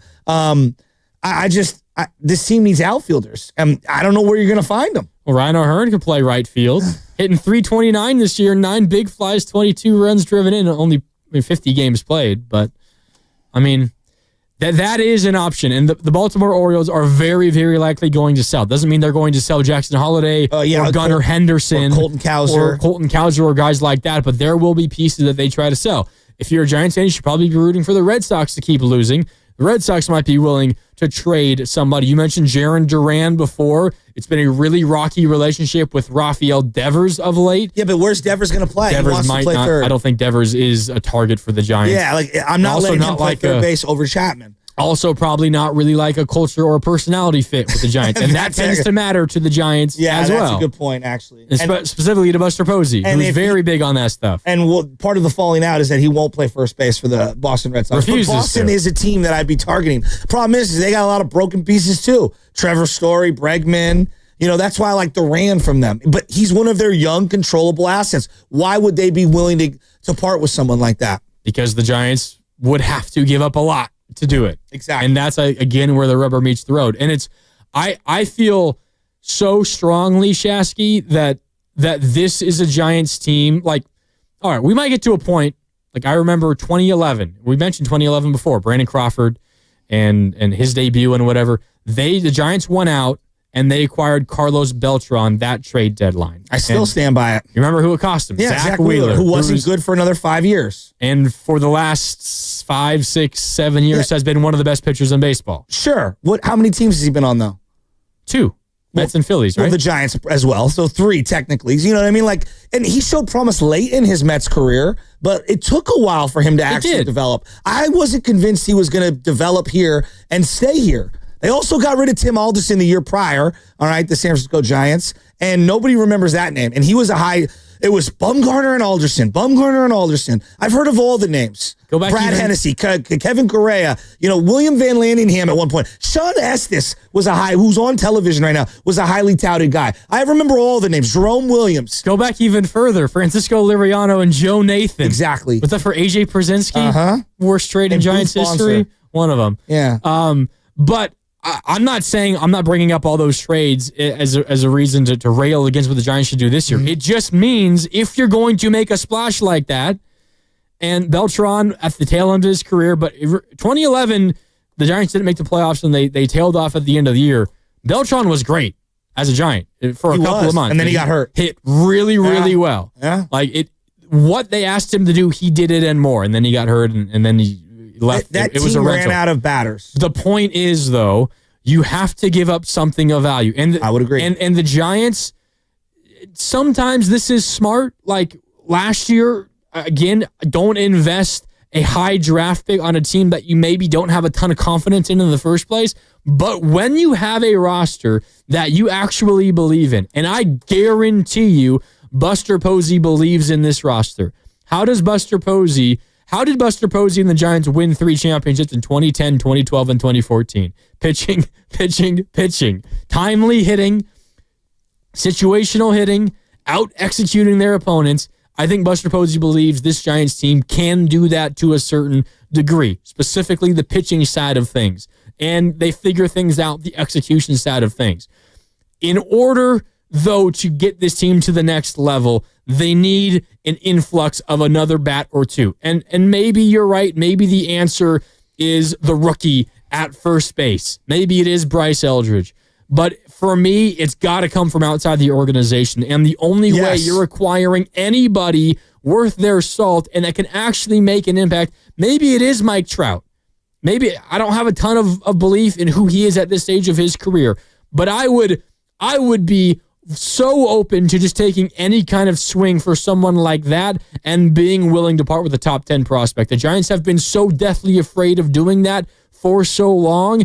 It's why they have been left at the altar at times, not only in the offseason, but also at trade deadlines, because they don't have an attractive enough major league roster. And it's one thing if they're years of hoarding their farm system and their prospects turned into actually a productive farm system, but you look at the rankings, Shasky, they have a bottom 10 farm system in baseball.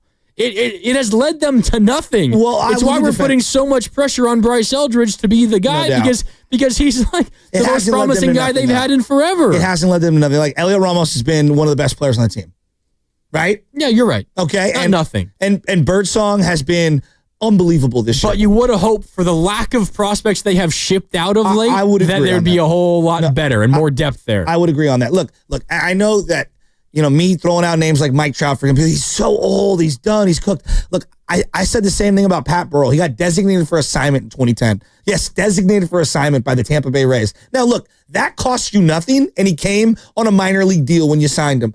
But he was 1 foot out of baseball. And obviously being a local guy, a Bellarmine boy, he comes here. He caught lightning in a bottle. Now, the wheels just fell off by the time the World Series came around. I think he might have like 12 strikeouts in that series. He was bad. I mean, he was so bad. Before the Renteria home run, I think he struck out right before it. But those types of swings, bringing in guys like that, it's just enough. This team needs a little juice right now. They need a veteran presence who could put one in to the stands so bad right now. And look, I love Yaz. He's been a productive Giant for a long time. But aren't they best served if they can go get a legitimate outfielder, a bopper, somebody who could put the ball in the seats? And then Yaz is your fourth outfielder, and he's your late game substitute, late game pinch runner, late game. He can play center field. He can play left field. He can play right field. Occasionally start for you. That's the position of depth that we want for this outfield. Because right now you got a guy, fringe all-star in Ramos. I like what I've seen from Jung-Hoo, but his bat's got to get going here. I don't see them making a deal at second base, shortstop, or third base. Would you agree? No, of course not. Right? We're talking first base, outfield. Is it beyond I don't see saying them making a move at catcher either. So yeah, it's first base and it's right field. I would be open to a backup catcher, like bringing in a backup, like maybe a more offensive-minded backup catcher. You don't like Sam Huff, huh? Well, he's been more offensive, than Bailey, has he not? I'm not saying that much. He's had a couple of nice hits to right field. I think he's got 2 homers. Like, yes, it's not saying much, but I don't love him defensively, right? So, I don't. But also, Bailey needs to perform more. And I keep coming back to the 2 high-priced guys. I think they need more help. They're miscast as middle-of-the-order guys, and they're struggling right now, and they need somebody else in that lineup they can lean on until their bats get hot.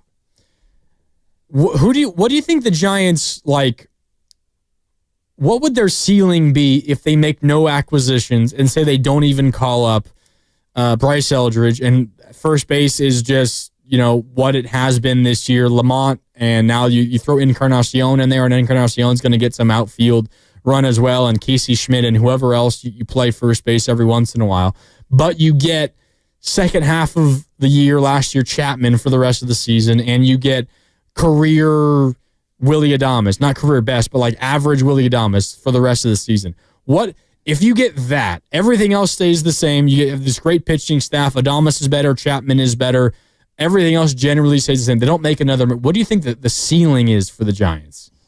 82 to 84 wins. And I don't know if that's good enough to get into the wild card. And that's if everything goes right. This team has the pitching staff to get to 90, but I don't think they have the offense to get to 90 wins. Am I wrong? Probably not, no. Scored 30 runs in their last 15 games. Haven't scored more than 4 runs in a game since Friday, now 2.5 weeks ago, when they scored, 9 runs 8 of them came on Wilmer Flores home runs versus the A's. That Friday night game versus the A's. Grand slam 3-run homer and a solo homer. And if you think that the Cubs, the Cardinals, the Phillies, the Mets, these are other teams in the National League, the Braves aren't going to make moves, you're crazy. If you don't think the Padres and the Arizona Diamondbacks and the Dodgers within your division are going to make moves, you're crazy. You need to jump them right now and get into the mix. And the earlier that you get this deal done, whatever deals that they can accomplish, I think the better off they will be for it. Even if you have to overpay slightly, this is a team that needs investing in desperately. And I look at Logan Webb and I say to myself, how many more prime years do I have with him? I don't know. And the way pitching is nowadays, like, he's, you knock on wood, he's never had any significant injuries whatsoever. He has been an Iron Man for this team. I say the same thing about Matt Cain, and then all of a sudden he had the bone spurs after the end of 2012, 2013 in that elbow, and he was never the same pitcher, right? And so when you have a Robbie Ray having a monster year, and he's already got a Cy Young in his back pocket, when you have Logan Webb looking great, when you have a young Hayden Birdsong, and you have Landon Roop, you have pitching, now is the time to strike. And you got to do it while your arms are in their prime. I think this is the team that has to do it. And Buster Posey of all guys, like, show us what you've got. There's another argument for this where, like, just as a sports fan in the Bay Area, the Niners aren't going to do anything until mid-August, right? You're a sports fan. You're thinking like, Niner football, wake me up mid-August. Bryce Huff, though. But most people are walking around saying, wake me up mid-August, right? Yes. The NBA, we're weeks away from the trade deadline or whatever, the start of the calendar new year and the free agency and when trades can go through. You have an opportunity right now with a 3-5 week runway to have all of the headlines in the Bay Area in sports be all about you. The Giants desperately need this right now. The fan base needs this. The market needs it. Their team needs this from a Q rating standpoint. And if you look at the standings, like, you need this. You're losing ground to the Padres right now, who are in second place in the NL West. It's a huge week. This is a huge week. You get the Braves coming in after this? Yeah, 3 more versus the Padres, Tuesday, Wednesday, Thursday, then Braves, Friday, Saturday, Sunday. You have a day off Monday in Colorado, Tuesday, Wednesday, Thursday next week, then in LA versus the Dodgers, then the Guardians, then the Red Sox. You've got some high profile and some quality teams on your schedule up ahead. And what my fear is, Shasky, is the Giants' slump continues. The losses pile up a bit. They're below 500, and they get to a point where the opportunity to strike has kind of passed because now they're looking at who they are as a team, and they don't see a playoff team, and they see a team that maybe isn't worth investing in, at least from the outside looking in, and you completely miss a chance to do some legitimate damage this season because there is no doubt in my mind that this team is good enough with a couple of pieces here and there to legitimately compete. But if you wait just a beat too long, you might miss your opportunity. Like, I hate the idea of, well, let's see how the market plays out. By the time July comes around, there's going to be a more clear picture of who's buying and who's selling and who might be available. I don't know if you can afford to wait 2 more months. You got to make a move. And what would happen, let's say if they have a slide for another, let's just say 3 or 4 weeks. You know what the conversation then shifts to? What? Are you trading Robbie Ray? Because you didn't do it last year with Blake Snell. Are you trading Robbie Ray? And I don't want that. Like, do you want that? No, of course not. Like, Robbie Ray's been awesome, right? Like, we could talk about what happens in the offseason. Like, I would like to retain him. I want to see how the rest of the year kind of shakes out. But he would be one of the number 1 pitching prospects in terms of who could go right into the top of a rotation in all of baseball. And so the conversation goes from you buying to you being a seller. It does not take a lot for that to change. And if you sell Robbie Ray at the deadline, what does that signal to Giants fans? That they don't believe this team isn't worth investing in. Wake me up next offseason, and I'll tap in then. And I'm not ready to do that. I'm not ready to punt on a season. No. Are you? No, of course not. No, and I think that like, I'm thinking today, like, if I'm Logan Webb and I'm waking up this morning after what I did yesterday and how well I pitched, I'm sitting here going, guys, come on, we got to do something here. Like, we got to bring something in. We got below major league level averages at right field and at first base. Come on, like, let's shore this up. Yeah, no, absolutely. And you like, I mean, you could like make a killing as a seller on the trade market. Like, you have a lot of pieces that people want. that's generally a good thing. I mean, but it also means you have a pretty good baseball team. If you have like all of these pieces that teams would be interested in, like I read that little blurb from Jeff Passan, you could trade Rogers, right? You could trade Tyler Rogers. That would be valuable. You could trade anyone in your bullpen. That would be valuable. You could trade Robbie Ray, as you mentioned, who's under contract beyond this year. He's under contract for next year as well. You have the ability to go and replenish your farm system.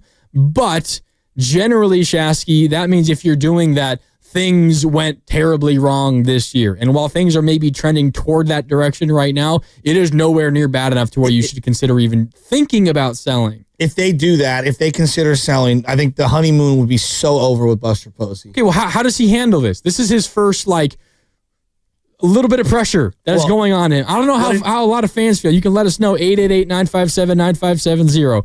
But it feels like the honeymoon is already kind of over for Buster Posey. You went out and you signed Adonis. Already? I mean, it feels like the not that he's on the hot seat, not that at all. But your big acquisition, who you paid more money to than anyone else in Giants history, has been terrible on both sides of the ball and the other guy through 2 months. And the other guy you extended has really struggled. Yeah. And if you follow that up with not a lot at the trade deadline and this team flounders out offensively, I feel like there is, for the first time in Buster Posey's career, a little bit of pressure that's building up on him to make a move, make a tough decision one way or another. You know what? Look, just for the simple fact that Giants fans care enough to put pressure on Posey would make me feel good. That would tell me that this fan base cares. Because I think for the last 4 or 5 years, they haven't cared enough. So I will take that as a good thing. But it's way too soon to put pressure on Posey. And I'm also not here for the fire the hitting coach conversation. Like, Adames is a professional hitter. He's been in the bigs 7 years, 8 years. Okay, same with Chapman. Like, these guys, they have their own approach at the plate. Can the hitting coach give them tweaks and little suggestions and stuff? Yeah, absolutely. But like, does he get credit now for Elliot Ramos? Does the hitting coach that everyone wants to fire, does he get credit for Elliot Ramos? How about Wilmer Flores? Does he get credit for him? So if we're only going to pick up Tyler Fitzgerald? Tyler Fitzgerald, exactly. If we're only going to pick apart like the negatives, what about some of the positives? I think that the whole firing the hitting coach thing is asinine. Feels like people searching for a solution, and the real solution is just you need your veterans to hit the ball better. Exactly. Like I don't want a fall guy. Like I want accountability from the guys that are getting paid a lot of money. And I bet Willie Adames would be the first to admit it. What's your level of confidence, though, in Buster Posey? Because I feel like if I were to ask you this, or ask any Giants fan this last year or the last couple of years about Farhan, what's your level of confidence that in season, ahead of a trade deadline, the Giants, led by Farhan, were going to make the right move to add to the team and make them a legitimate contender? Close to zero. Yeah, you put up a zero with your hand. Yeah, and I'm not doing the Dame. I'm from Oakland. What is the level of confidence that you have in Buster Posey being able to do that? We have no evidence. No. We don't have any clue how he necessarily values prospects versus a veteran bat or something like that at the trade deadline. What's your level of confidence? No, I think we do, though, because who's he surrounded himself with? Well, he's got Sabian, who he confides in a lot, and Sabian every single year, no matter where the team was at, always bought. Now, he might not have bought big, the Shea Hillenbrands of the world, for example, but he always bought. He did. I'll give him that. He always bought. He's got Bobby Evans as part of his brain trust. That doesn't mean he's going to operate exactly the way that those guys did, but I also think that he understands from a clubhouse perspective, if you're in a clubhouse that adds, you feel like, all right, the people upstairs, they believe in us, and they wanted to add to what we have going because they think we can go on a run. They want to add to the payroll. They want to add to this clubhouse. When you are subtracting, I feel like it's management telling you they don't believe in you. And I think from a player perspective, he kind of understands the Logan Webbs, the Adameses, the Chapmans, all the guys that are, certified veteran big leaguers. They want the front office to know, like, yeah, we're in this with you too, and we believe that we can do something. We're going to add. I really do. I think that's how he's going to operate. I have more confidence in Buster being willing to pull the trigger on something like that than I do in Farhan, or than I did in Farhan in the past. One thing that does concern me, and I don't know exactly how fair this is, but I mean, you sign Willie Adames and you give him, what were the exact numbers again? 7 years, $182 million to Willie Adames, the richest contract in Giants franchise history, and it goes poorly. And now you got Buster Posey approaching ownership and says, hey, would you guys approve us acquiring Mike Trout, who's about to turn 34 years old and is making $37 million a year until the 2030 season? I don't know. I feel like that might be a quick no. So let's ask the audience, 888-957-9570. I'll say it one more time slowly because I always say it too fast. 888-957-9570. Is the heat already cranked up on Buster 6 months in? I'm serious because that's the feeling that I'm getting from you. I've seen a little bit of it coming out on Twitter. Well, Twitter's a negative place. It is. So I wonder what the real world's like. And I'm seeing it at times on the text line. Like, is there heat on but no one's saying he's fired. No, not even an inkling of a hot seat. No, but not is even it close. warming up?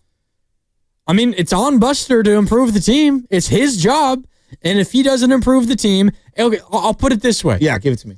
If the Giants waste this pitching staff, and waste as in not even make the postseason, if they waste this starting staff and this bullpen by not even making the postseason, I mean, it's on Buster Posey for not putting a good enough roster together, a good enough offense together. Sure.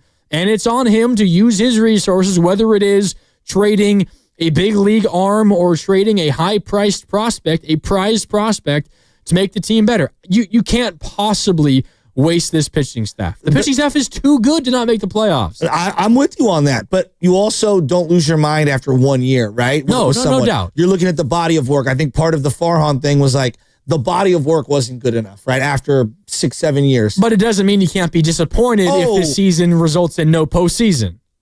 I'm disappointed after every game they don't score a run with runners in second and third. Well, that's been like every game. Yes, and so I'm going to lose my mind. I wonder what the average Giants fan is. 888-957-9570, and we can get to that coming up in just a little bit, but we do have to get to the injury report.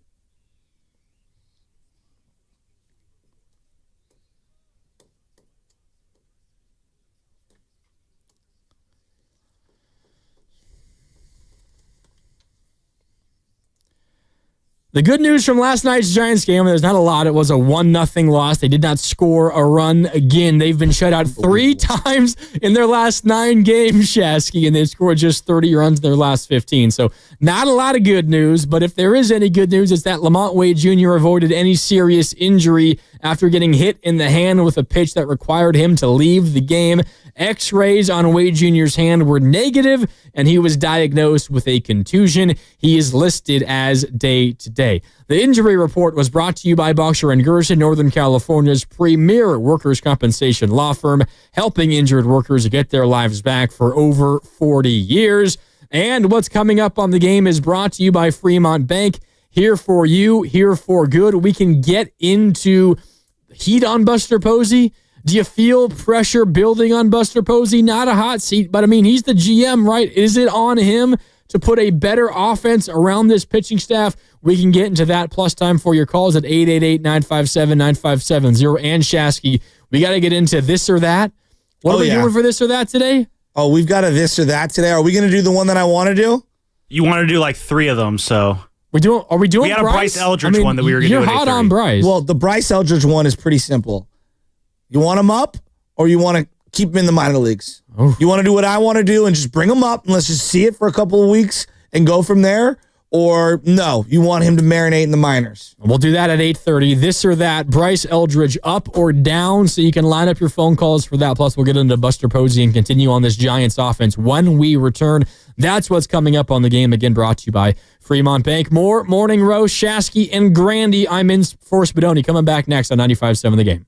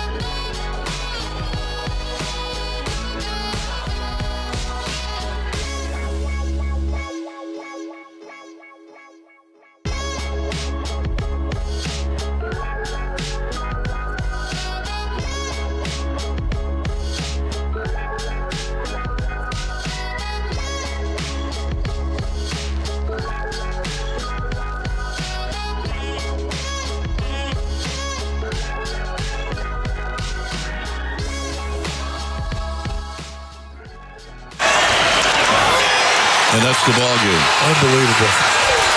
And that's a good at-bat. And it found a glove. And the Giants remain snake bit.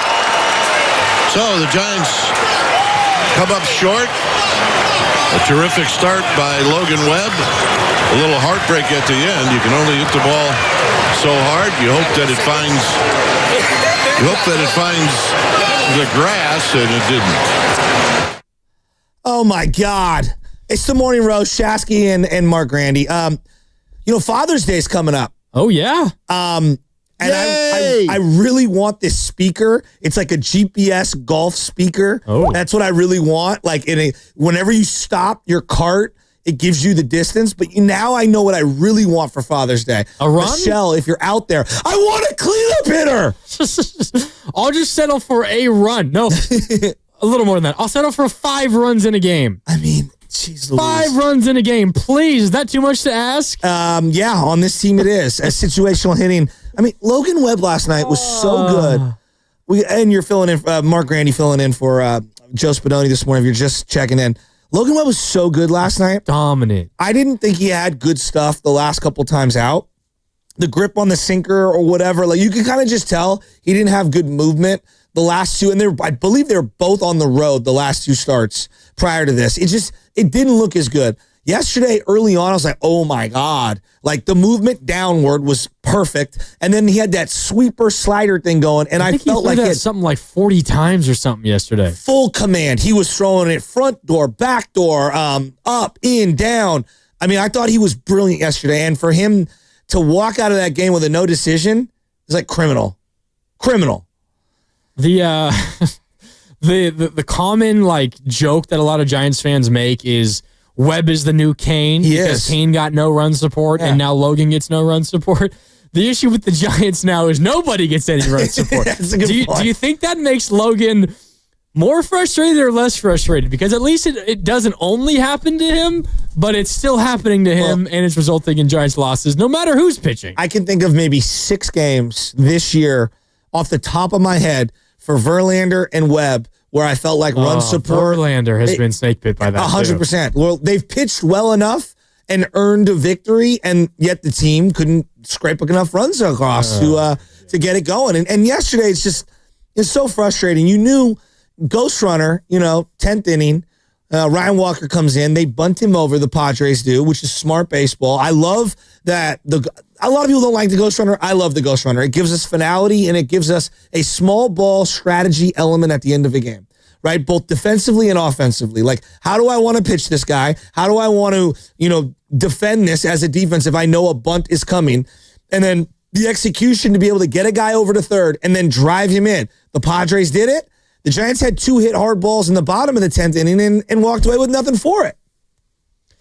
If I were to ask you this, Shasky, and first of all, welcome back. It's the Morning Roast. Again, Shasky and Grandy with you. Shout out to those of you watching on YouTube. Brought to you by First NorCal Credit Union. For a low-rate auto loan, apply online or just ask for First NorCal financing at the dealer. We're coming to you live from the Laughing Monk Studios. Laughing Monk, righteously brewed in San Francisco. Coming up in about 25 minutes at 8:30, we've got this or that. We'll take your calls and your texts, answering a simple question. Bring Bryce Eldridge up or keep him down. We'll do that coming up at 8:30. So if you want to weigh in, make sure you're with us coming up at 8:30. But if I were to ask you this, Shasky, what would your answer be? What was the most frustrating at-bat of the night last night for the Giants? You might have like 10 different choices to choose from. But what was the worst at-bat of the night for the Giants? Well, there were so many late inning at-bats that were driving me nuts.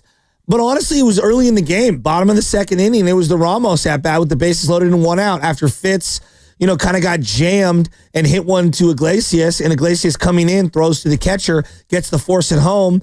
And now here comes Ramos. And he's swinging first pitch. What are we doing?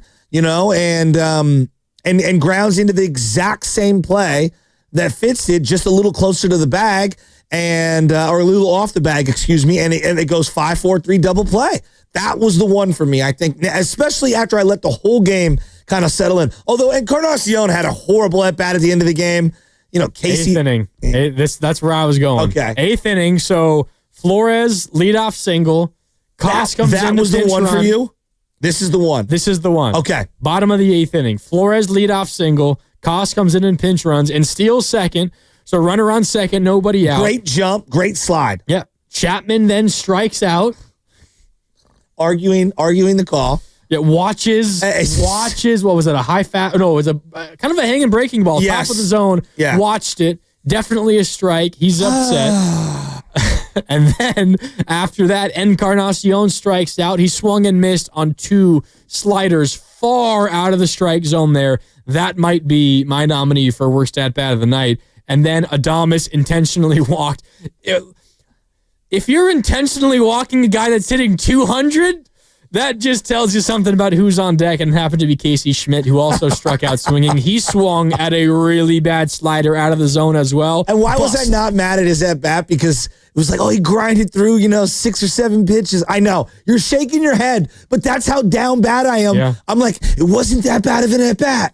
But it was. It was. It literally was that bad. Maybe I'm cheating here because I might just choose all 3 of those at-bats, but the Chapman, Encarnacion, Schmidt strikeouts with the runner on second, nobody out in the 8th inning. Let's think about their bench right now. And that would have gotten Webb the win if they had scored a run there. I know. Well, let's think about their bench right now. They got Encarnacion, who has I think 200 minor league at-bats. Kind of came out of nowhere. The Mexican league. That's what he came out of. And fewer major league at-bats. Right? And they're like, he could be our version of Darren Ruff. It's like, all right. Okay, let's pump the brakes on this a little. No, but it's him. Is that even a good thing? Right? Now, off the bench yesterday, they had the kid Koss, who plays second base. Yeah. Right? I mean, great story, but not a great hitter. They got Huff, the backup catcher. They have nobody off the bench who strikes any fear into anyone. And because Lamont Wade got hit in the hand, Casey Schmidt had to go into the game. And so he would be your other guy off the bench. More of a defensive versatility. You're probably too young for this, but a Todd Benzinger, Mike Benjamin utility guy from the early 90s. Not known for the bat, more known for the defensive versatility. And that's what Casey Schmidt is. They don't even have a threat off the bench to even get a double, let alone a home run. This feels foolish because he's been your best hitter by a mile, but ideally, I mean, the bat off the bench would be Wilmer Flores. But he's your DH every day. And he's been great. Great. So, it feels funny saying that now because if you weren't starting Wilmer every day, you might not have scored a run in the entire month of May without Wilmer Flores. But ideally, a guy like Wilmer who can't play a field defensively, in the field, can't play a position defensively, and has always been a quality bat, but at some point he's probably going to break down physically. I mean, that's what he was last year, and then he got surgery, and he healed, and he's been good so far, but you wonder how long that's going to last. Yeah, they just don't have depth offensively. None. They can't survive any kind of injury. No. I mean, God forbid Ramos goes out, Jung-Hoo Lee gets hurt again. Even the 2 dudes on the left side of the infield who have done nothing so far this year, if something happens to those guys, I mean, we think the offense is bad now. They can't survive anything going wrong offensively. No. And, you've alluded to it multiple times this morning, what if Ramos has a bad month? What if Fitz has a bad month? Now we're really down in the dumps because they've had multiple guys. Wilmer, what if Wilmer just has a little slump here? And you expect that at some point. He's got to taper off. I mean, he's been red hot, but they can ill afford to have 6-7 guys slumping simultaneously. And their pitching staff is the only reason they didn't go 1-8 on that road trip. They won 2 series on that road trip. They didn't score 5 runs in any of those games. I know. It's amazing. I know. I'm blown away at this team. And a bad way. I'm blown away at this team right now in terms of the 2 guys that I expected to be a little sluggish to start the year, but be better. Chapman and Adames, they've been so bad. And I feel like it's bled over into some of their defense, and that's where it's most alarming. Yeah. They're so bad offensively, searching in terms of their offense, that I do feel like it's kind of now bled over into their defense. I think it has as well. I mean, it was Willy Adames' error last night, his 9th error of the season. 1 away from the MLB high, Manny Machado, oddly, of the Padres as well, who's committed 10. Who's, probably going to be a DH for the majority of the rest of his career. DH last night, did not play third base, and he's hitting 300 this year, but has not been good defensively. Logan Webb, speaking post-game last night after he took the no decision despite throwing 8 shutout innings. Logan Webb on this team's offensive struggles. Logan saying what he always says, that this team will be all right. Here's Logan postgame. I mean, this is a hard game. Baseball is a game of ebbs and flows. Some of the best teams in history have gone through stretches where they, have had struggles like this. But everyone in this room believes in ourselves, and I think we're going to be just fine. I mean, it's the beginning of June. We got 4 months of baseball left, and we really love our guys in here, and we're a really united team.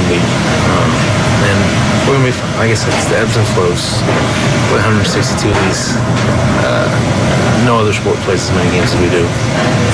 You're going to go through stretches where you might struggle, but that's what, honestly, I think those things make your team closer. We're just fine. I know it. Everyone in here knows it. And we just got to keep grinding. That's it. I have tremendous respect for guys like him. Matt Cain was like this. Felix Hernandez up in Seattle was similar, where they've pitched so much better than the run support that they've received, yet at no turn have you seen any public outcry from them, just being frustrated with the situation or the lot they've been right dealt. To be. Right? Yeah. And those guys get elevated in my book for not complaining. Now, I owe you, Joe, they get paid a lot of money. No, it's okay to be frustrated, but for you to never express shutty and you lose. And to never express it. And it's been a common theme for the last 4 years for him, has it not? Oh, of course it has been. And so, I feel like you could feel the frustration in his voice a little bit. He's never a guy who gets too high or too low, but you can feel it a little bit there. I also think that he's the kind of guy that would have a legitimate conversation behind the scenes with Buster. We got to do something. I always get the sense he's got a good feel for what team he's on, if that makes sense. He's also always been very proud to be a Giant. Absolutely. You don't think that he's thinking come on, Buster, we got to make a move here. You don't think Bob Melvin wants them to make a move? Oh, of course. I mean, I'm watching him pace around in that dugout, and I could feel it. And that brings me back to Buster. I do hear now more and more people coming down Buster's road. Not that we're ready to fire him. It's just come on, let's go. We got to do something. Let's go. Your main acquisition, Adames, ain't looking great. The guy you extended and had to literally step in while Farhan was under, the helm and had to hey, I'm taking the reins. We're getting this contract done.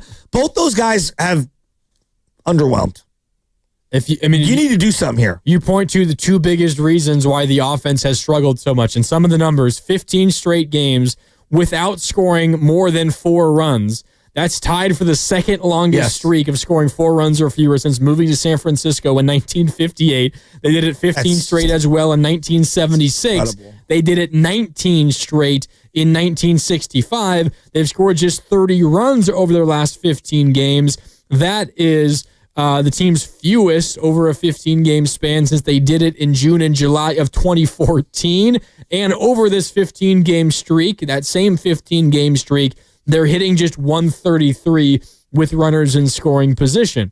Oddly enough, though, maybe not odd, we know who Logan is, but Logan also said that this is not a low point. Here's more Logan Webb last night. I can tell you right now, there's been a lot lower points that I've gone through in the past couple seasons. This is not a low point. I mean, like I said, it's June 2nd. We have a lot of baseball to play. And to go with your point, I do think there's a belief in this group, in this team. It started the first day of spring training, and I've been very outspoken about that, how we wanted to do things. And this is just, it's part of baseball. You go through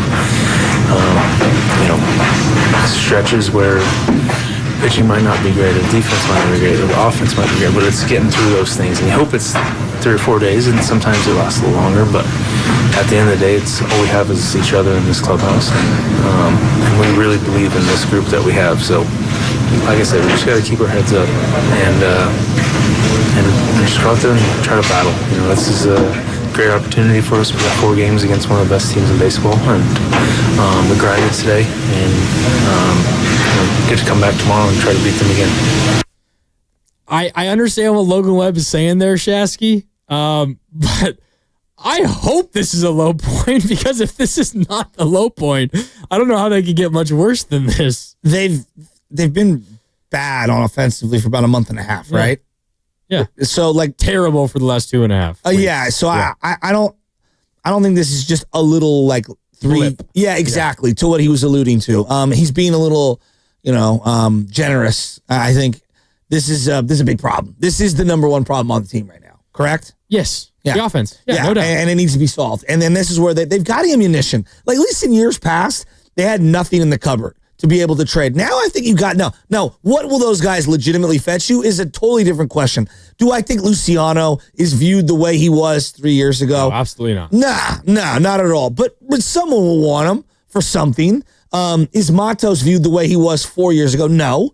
But I do think that Matos is a guy that maybe another organization views as a fringe outfield starter, right? In their system.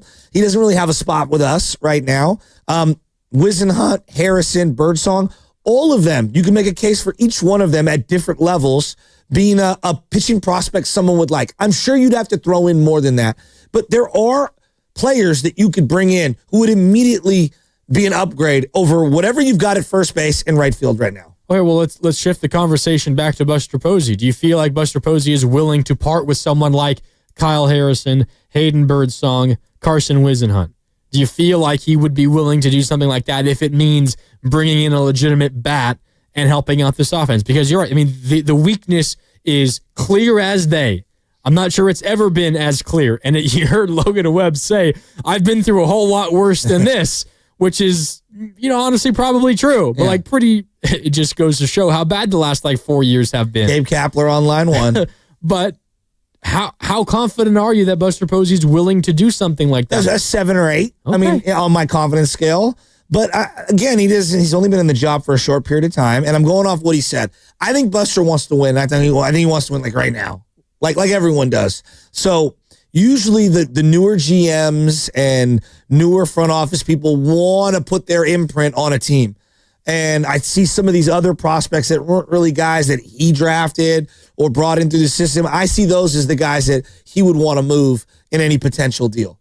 And they look, I mean, I don't think it's out of the realm to move one of their bullpen arms. And I'm just, I wouldn't do it. I would like to keep our bullpen intact. But in the right deal, I could see them moving one of the guys that maybe we all like and think will be here for the next couple of years. I don't know who that might be. I'm watching Randy Rodriguez last night as an example. No, he's amazing. I wouldn't want to move him. But as I'm watching him, I say, God, he reminds me a lot of K-Rod. I don't know if you remember Frankie Rodriguez. Yeah. And just the delivery, the moxie. He's not as effervescent as that guy. That guy was he wasn't. You want to talk about aura. He had aura. But I see the mannerisms of how he delivers a baseball and that filthy white boy breaking ball. Randy Rodriguez is a weapon. Now, do they view him as the closer of the future? That's a question I don't have an answer to. No, I know they want to keep him, but if they do view him as the closer of the future down the line, well, where does that leave Camilo, right? As we talk about the right deal. No, I would like to keep both those guys currently. But when you give, you have to, when you get, you have to give. And so I don't know how he views Camilo Doval right now. I think that he loves Camilo, what he's done this year. But does that mean he's the long-term answer who's going to get inked up to a deal and be your closer? I don't know, right? I mean, look, So as we talk about sweetening into the pot, making a deal, no doubt. These are the names that other teams are going to want. You're going to have to give up somebody that it pains you to give up. Your face when I said Randy Rodriguez as if I was going to trade him, your face it turned white. Well, look, let me just say. More white than it already is. It is pretty white. I'm a pretty pale guy. Haven't seen a lot of sun lately. But Randy Rodriguez, for you right now, for the Giants right now. He's untouchable for me. Let me just say this, though. He's not sniffing the closer spot right now for whatever reason. Yeah, because they're using him in the high leverage other situation. Bob Melvin's been asked for whatever reason. Yeah. Just, no, not happening. It was Ryan Walker. Now it's Camilo Doval. And maybe, there is a blip coming up for Doval. Who knows? And maybe Randy gets his shot. Yeah. But as of right now, he's not sniffing the closer spot. Does not mean he's not valuable. Of course he's valuable. He's pitching post-starter, the biggest, fire alarm like moment in the game, which is a very, very valuable spot. I've always been of the mind, if your closer's your best pitcher, your best bullpen guy, pitch him not necessarily in the ninth, but whenever you just need an out the most. Runners on second and third, one out. Bring in your closer to get the strikeout in the seventh inning. Yeah. Like, I've always been of that mind. And especially depending on where the lineup is at that particular time. Yeah. I'm totally with you. Keep going. And that's who Randy Rodriguez has kind of been for the Giants. Absolutely. But there are a lot of teams out there who don't really feel that way and view the closer spot, the guy pitching the ninth, as the most important, valuable arm in a bullpen. And there probably are teams who would be perfectly comfortable making Randy Rodriguez their closer. Hence why I bring his name up. If he's not going to be the closer for the Giants, he might be worth more to another team, and they might be therefore willing to give up quite a decent haul for someone like that. Does not mean I'm telling you I want to trade Randy Rodriguez. No. But if you're talking about trying to acquire someone like Yordan Alvarez, for example, legitimate slugger who's going to hit you 30 home runs a year and drive in 100 runs every single year, if the difference is between getting him and not is like the Astros wanting to make Randy Rodriguez their closer of the future, I mean, I'm not immediately saying no. I have to think long and hard on that one. I love Randy so much because the thing is with these relievers, they do have ups and downs that are severe. Very few guys are John Wetland, Mariano Rivera, and just lights out for 10 years. Yeah. Very few guys. Trevor Hoffman. Yeah, exactly, right? Like most have some ups and some downs, you know? And so God, he's so important for what they're doing right now. How many games would they be worse without Randy Rodriguez today? Oh, 5, 6, 7. I was going to say maybe even 10. Okay. Yeah. I thought that was going to be aggressive. If I had said that, you'd have laughed at me.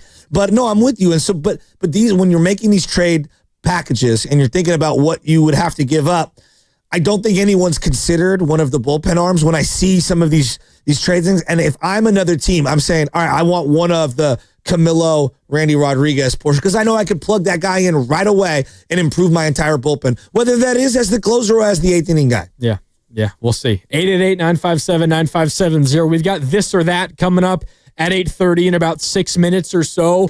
Our this or that today is simple. Bryce Eldridge, you bring him up, promote him to the bigs, or you keep him down, and not down in AAA, down in AA, which is where he currently is. So we'll get to that coming up in just a little bit. Yeah, you got something, Sam? Yeah, no, we also got this poll going on YouTube as well. Simple, you bring him up or keep him in the minors. So far, it's pretty close. It's going back and forth. 59% want to call him up. 49% want to be in the minors. Literally 10 seconds ago, it was 51-49 the other way around. So this one's going back and forth a lot. 50-50. I mean, I guess... But the only way I can even begin to consider it, Shasky, and we'll get into it fully here in a minute when we take a break. The only way I can begin to get into it is, well, you just have no other options. I mean, so is there anybody in AAA? Is there anybody honestly, you really want to see Marco Luciano play first base? I mean, the bat has never been the issue for Marco. I have been so underwhelmed with his bat in the bigs. He has not driven the ball at all. Look at AAA. Hasn't been much of a sample size in the bigs still. Sure. I would agree. But from what I've seen, I'm thoroughly unimpressed. I just think they whiffed on him across the board. Probably. Yeah. And I fell for it hook, line, and sinker. And just because he was an utter failure defensively at shortstop, that doesn't necessarily mean that first base is going to be any better. And he just played first base for the first time last week at AAA. He's not ready to play defensively at first base. Now, if you could guarantee me that he would be an average defender at first base, yeah, sure, try it. We have no guarantee of that. The last I checked in AAA, he was batting like 220. And that was about a week ago. Yeah, it hasn't been great. Yeah, so, I mean, it's not like he's tearing the cover off the ball. All right. What's coming up on the game is brought to you by Fremont Bank. Here for you, here for good. Deli Boy, I see you on hold. We'll get to you when we come back. And plus, we've got this or that. Bryce Eldridge. Do you want to bring him up or do you want to keep him down? Again, not at AAA, but in AA. We'll run through this or that when we return. It's the Morning Roast. Shasky, Grandy in for Spadoni. We got that coming up next. So again, what's coming up on the game is brought to you by Fremont Bank. Here for you, here for good. Back with more next on 95.7 The Game.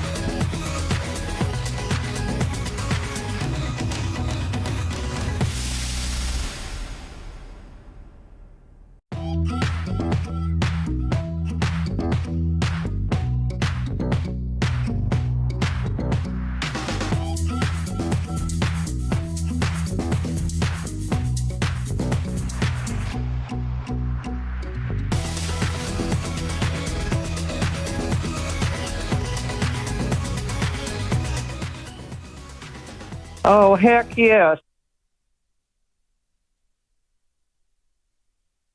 It's your boy Ricky Antonio, the winner of the Listener Knockout Champion. You feel me? Shout out to Spadoni and Chats, man, on 95.7 The Game. Can I get a water though? This sucker. Shout out to Ricky, the winner of the listener version of the knockout tournament. You know who you're talking to right now, huh? Come on, Shasky. It's Grandy and Shasky with you. I'm the two-time knockout champ. This try-hard guy. Welcome back. Morning Roast here on 95.7 The Game. I'm in for Spadoni. No, you did do well. You did. Size matters. I heard you on Steiny and Goo that day, and you were talking mad trash. You were talking mad He had a lot of time to talk that mad trash, too. Yeah, Only this man can save us. You're a high-level loser, bro. Put me in the cleanup spot, Buster. All right. It's this or that here on 95.7, and we got a simple one for you here. Line them up, 888-957-9570. Shasky and I have been trying to find the solution to the Giants' offensive woes. Is the answer Bryce Eldridge, who's currently in Double-A, playing for the Richmond Flying Squirrels? Is the answer to the Giants' offensive issues promoting Bryce Eldridge or keeping him down at Double-A? This or that, 888-957-9570. This is this or that.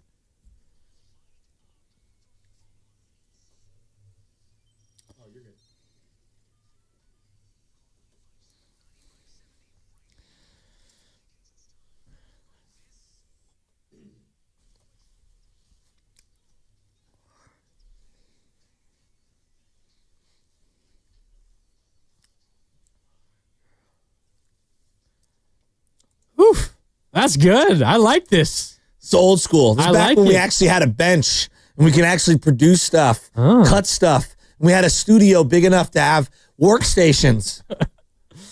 So this or that, Bryce Eldridge, I know your answer. You're bringing him up straight from Double-A. Not even going to give him any at-bats in Triple-A? I don't think he needs him. And I'm going to make the case right now. Okay. So it's one or the other. Either you're bringing him up or you're letting him marinate, Bryce Eldridge.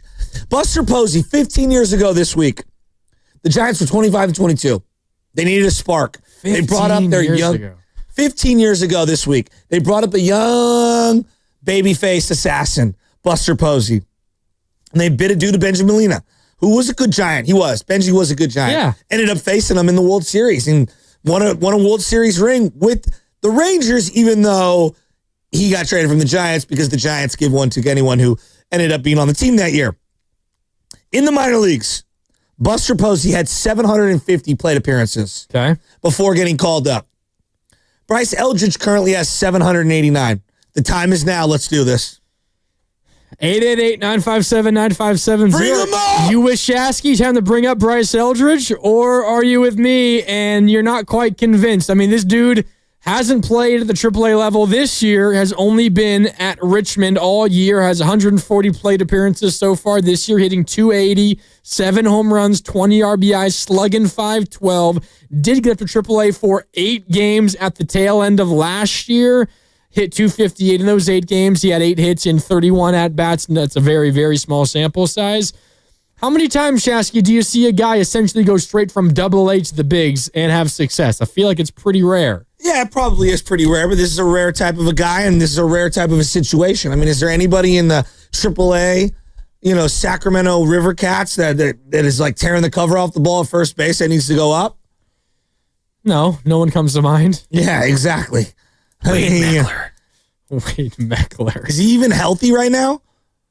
Pretty sure. I mean, he played like 40 games last year. The only guy that I can remember coming up straight from Double-A to the majors, I don't know why I remember this, and maybe someone can check my memory on this. I'm pretty sure when the Giants called up Matt Duffy, he came straight from Double-A. And Duffy was a great Giant. Duffy was good, actually. He was a great Giant. Finished, I believe, runner-up for the Rookie of the Year one year. I think he came up straight from Double-A. I'll have to check. He was a really good Giant. Okay. Remember, he had a big fat cat that the internet loved. Skeeter, right? Yeah, Skeeter. Gigantic cat. Okay, I hear you when it comes to comparing Eldridge to Buster Posey. That feels like a very, very incredibly and unfair high bar to hold him to. What about Buster Jackson Posey, Merrill? What about Jackson Merrill? Jackson Merrill plays for the Padres right now. He's 22 years old, full year of service last year. Rookie of the year last year. And he had 889 plate appearances. He was rookie. Paul Skeens won Rookie of the Year. But he should have been. Yeah. I believe he was an all-star or alternate or whatever. Played in the all-star game. Did he not? Jackson Merrill? He was amazing. I wouldn't be shocked. Yeah. Yeah. So, I mean, he's a stud. He hit one almost off Logan Webb's forehead last night up the middle. Look, I'm telling you, it's the era of the young guy now. I mean, yeah, your examples have been Tatis, Jackson Merrill, and Buster Posey. We're talking about 3 legitimate great players. And Pat Bailey got brought up with, I think, less than 500 at-bats in the minors. And how's that gone? Well, it started off really well, and he has not adjusted to big league hitting this year. And he was batting at the same time almost last year. What was he at, 303? We were looking at the other day. So, is that a big league adjustment problem, or is that a Pat Bailey's just not a great hitter problem? He didn't hit well at any level in the minors, Pat Bailey. Bryce Eldridge has. This comes courtesy of Sam doing our research in the back. Dansby Swanson, a name that you threw out earlier as maybe a guy the Giants missed out on. He had 377 plate appearances at Double-A before jumping straight to the bigs. So he's a guy who went straight from Double-A to the bigs. He hasn't ever been a great hitter at the big league level. I don't know. We pretend like it's like a set it and forget it in the oven. Like after 1,000 plate appearances, this muffin will be delicious and it'll be ready. Mac Williamson, Todd Linden, Dan Ortmeyer. I mean, how many of those names did he give you of guys that stuck around in AAA forever and were no good? Lance Negro. You're looking at me like I'm crazy. I think the realistic situation, if you call Bryce Eldridge up, is that he hits 180 and you send him back down in a month because he's just clearly not ready. And what is he going to be like completely ruined psychologically for the rest of his career? Who knows? Ask Marco Luciano. I don't think Marco's very good. Elliot Ramos got brought up and then brought down and then brought up and then brought down and then brought up and brought down, and now he's an all-star. Buster Posey got his first taste of the bigs in 2009. No, he not did. In 2010. He did. In September. Meaningless baseball. Not trying to fight for a playoff spot. No pressure on you to perform. Just go out there and get a taste so when we bring you back up, when it's actually go time, you have a baseline to build off of. Yeah, there's no doubt about that. But, again, I just think this is a different circumstance, and it's 15 years ago. The game has dramatically changed since 15 years ago. There are way more younger players playing now than there were back then. Now it's the Super 2 era. This is what we're in. I hear you. 888-957-9570. I'm going to play some sound from Buster Posey because he actually was talking about Bryce Eldridge earlier this year. We can get to that, but we got to get out to the phones because we got this or that going on. Yep. Bryce Eldridge, do you want to bring him up or do you want to keep him down in the minor leagues, whether it's Double-A or maybe even bring him up to Triple-A? What do you want to do? Big leagues or minor leagues for Bryce Eldridge? 888-957-9570. Deli Boy is on here on the Morning Roast. What's up, Deli Boy?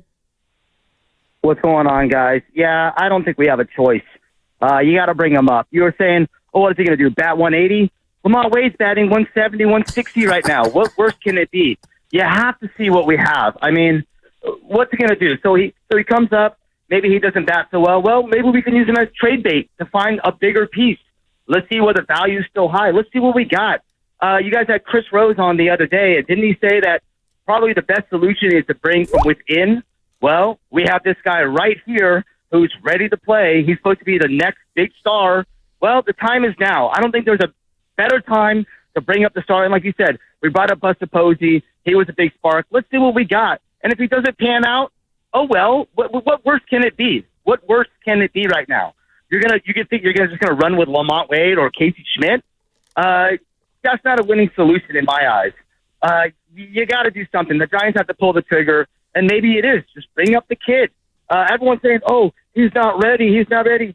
If he's not ready now, is he ever going to be ready? And like what you said, Joe, he's got to have X amount of at bats before he's ready? No, this is basically baseball. Either you can play or you can't. Send them up. Let's see what we got. It could be the spark. It could not. We could trade him for something later. I don't know. I don't know what the move is, but something has to be done. Yeah. And it's not the bullpen that's the problem. It's the lineup. Yeah, it's the Something lineup. needs to be done. We need a bat. Good call. We had Thanks, JT Snow boy. on yesterday, and JT Snow was kind of like, he almost like chuckled at the notion that he needs more seasoning in terms of at-bats in the minor leagues. He's like, dude, you kind of are who you are. right? Like, yeah, there's things you can work on and stuff. Do you know where the best facilities are? At the big league level. Do you know where the best coaches are? The big league level. At the big league level. Do you know where the best training is? At the big league level. What about the best nutrition? Weight rooms. What about the best technology to work on all of the little intricacies of your swing? All at the big league level, right? So, I don't know, man. I'm ready for it. I want to see it. I'm seeing people back and forth from the 707.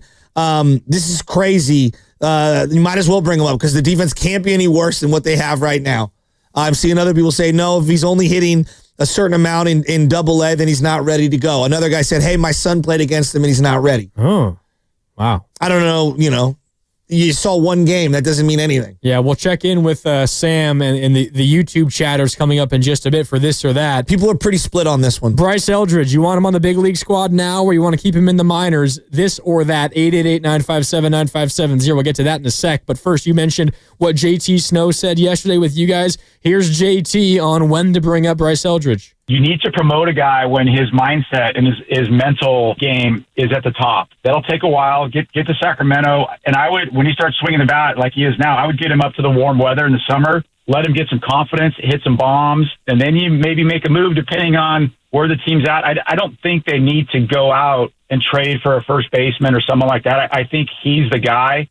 And I know it's very sensitive nowadays with we don't want to ruin a guy, we don't want to ruin his confidence, but he's going to be okay. And talking to him in spring training and work with him every morning, he's got confidence. And I think the ups and downs won't be that big. There won't be the big peaks and valleys. When the timing is right, I think you get him up here and you let him play.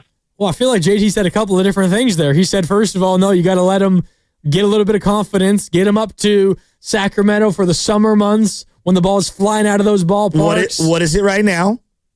It's June. So get him up here. Get him to Sacramento. I agree. Bring him to Sacramento. Let's go. Let's do this. But then he said... It was like 110 this weekend in Sac. We're so sensitive about whether a guy's confidence is going to be ruined. And he said, you don't got to worry about that with Bryce. He's a confident guy. He'll be fine. He's worked with him one-on-one for quite some time. I feel like JT gave us both sides there, and I don't know what the side that I'm choosing is the one I'm choosing to like. Of course. Loveman, what do we got on the YouTube chat? What are the YouTube chatters like? Yeah, so right now the YouTube chat poll is 57% call him up, 40% let him work in the minors. David Hernandez in the YouTube chat says, we need a vet rental. Eldridge is not ready. Harry Callahan adds that Eldridge will strike out a lot, just swinging for the bleachers. We got Robert Brown was saying something about I just lost it. Oh, the National League is so much tougher. The American League is not even funny, so excuse to not bring him up there. We got, then I just lost his name. Someone else asked if Eldridge is the new Kuminga. The chat's starting to move kind of fast now, so it's pretty cool. Eldridge, the new it's a fun factor. Yeah, he's the new Steph Curry. We talk about how young Kuminga is. Bryce Eldridge is 2 years younger than Jonathan Kuminga, which is wild to think about. Same size too. Well, I mean, Shasky, 6'7". You are talking about Buster Posey and Bryce Eldridge. So you might as well compare him to Steph Curry while you're at it. I mean, he's the savior, right? Why stop there? Willie Mays, Willie McCovey, Barry Bonds. He's gonna be the Joe Montana of the Giants. I mean, pump the brakes there. Pump the brakes. No, but look, he just looks different than everything that they have. I mean, I watch all the minor league stuff. I'm sure you follow all the same stuff. And it was about 2 years ago, Sam, when I started sending you guys all of the clips in the group thread. And they were like, dude, what are you talking about? Some guy in low single A hitting balls. I'm like, guys, look, I watch all these videos and it's just like Game Changer. You watch all these different kids, their at-bats. He passes the eye test. He just looks like a big league slugger. No, he looks unlike anything they've ever had in their system in terms of the size and the speed and the ability to go to left center field. What is he, 6'7"? Yeah, 6'7". And he's just effortless power. Yeah. End of the bat, he's hitting jacks 400 feet. So, yeah, I mean, but that doesn't mean he's going to be the greatest player in the world day one. I mean, this is a long project. Is he better than Lamont Wade Jr. right now? That's the question I have. I have a hard time thinking he's not.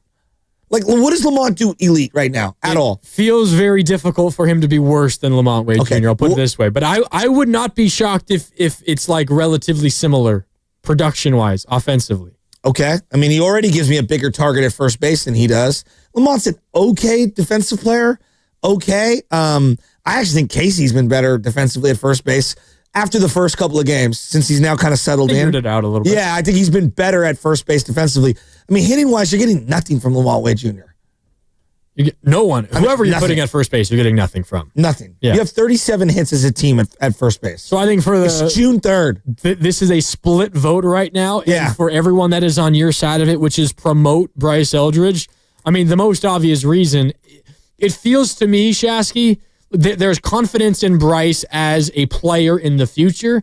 The biggest reason, though, why people feel so strongly about promoting him now has less to do with what they expect from Bryce in this moment and just simply, well, you have nobody else that's performing at any level, so might as well. Well, it's less about Bryce and more about what the replacement option is. No doubt. But it's also, you told me in the offseason that you weren't going to sign any first baseman because you thought this guy could, potentially be in the mix. That's the other thing. What JT Snow said was, don't bring him up yet. Get him some confidence at AAA. Let him hit some bombs in Sacramento. But you also don't need to go and trade for somebody. That, to me, feels like the worst thing you could do. Not promote him and not acquire someone.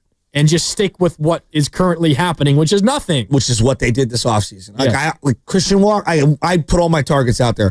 I was like, Goldschmidt is a perfect 1-2 year type of player. As you said to me in the green room this morning, why would he want to come here when he wants to ring chase? Which is exactly why I thought it was a long shot. But he would have been the perfect type of guy, and he's right-handed. And so you can, figure out some of your lineup issues. Right? You need somebody who can hit lefties. And he does, throughout his career, has done a pretty good job hitting lefties. Then I was like, all right, Christian Walker is out there. Maybe you can get him on a 2-year deal. He'd be really nice. He could DH a little if and when Bryce comes up, and he can play first base defensively. And he's always been an underrated defensive first baseman, Christian Walker. He's solid. Knows the division, being in the Diamondbacks for so long. I liked him as an option. Pete Alonso sat out there. What did he end up signing with the Mets? Was it a 1 or a 2-year deal? I'll look it up. It wasn't an over-the-top type of a deal. He just sat there and waited so long for it. And I was like, just swoop in with the 3 or 4 year deal. Overpay if you have to. 2 years. 2 years for what? $54 million. God, doesn't that feel like $30 million this year, $24 million next year? 2 years. That feels like exactly what they should have done. I mean, you know what though? Then you'd feel no pressure to rush Bryce at Eldridge. all. None. And you would solve a lot of issues. Your everyday first baseman, a threat in the lineup alongside Chapman and Adames. It also, timeline-wise, kind of matches up with some of those older guys. He's hitting 288 this year. He has 12 home runs and 46 RBIs. And could you imagine? And he's this lineup would feel so different. Oh. And they might be first place in the NL West if they had Pete Alonso. He's got name recognition, and you could sell the polar bear stuff to the crowd, right?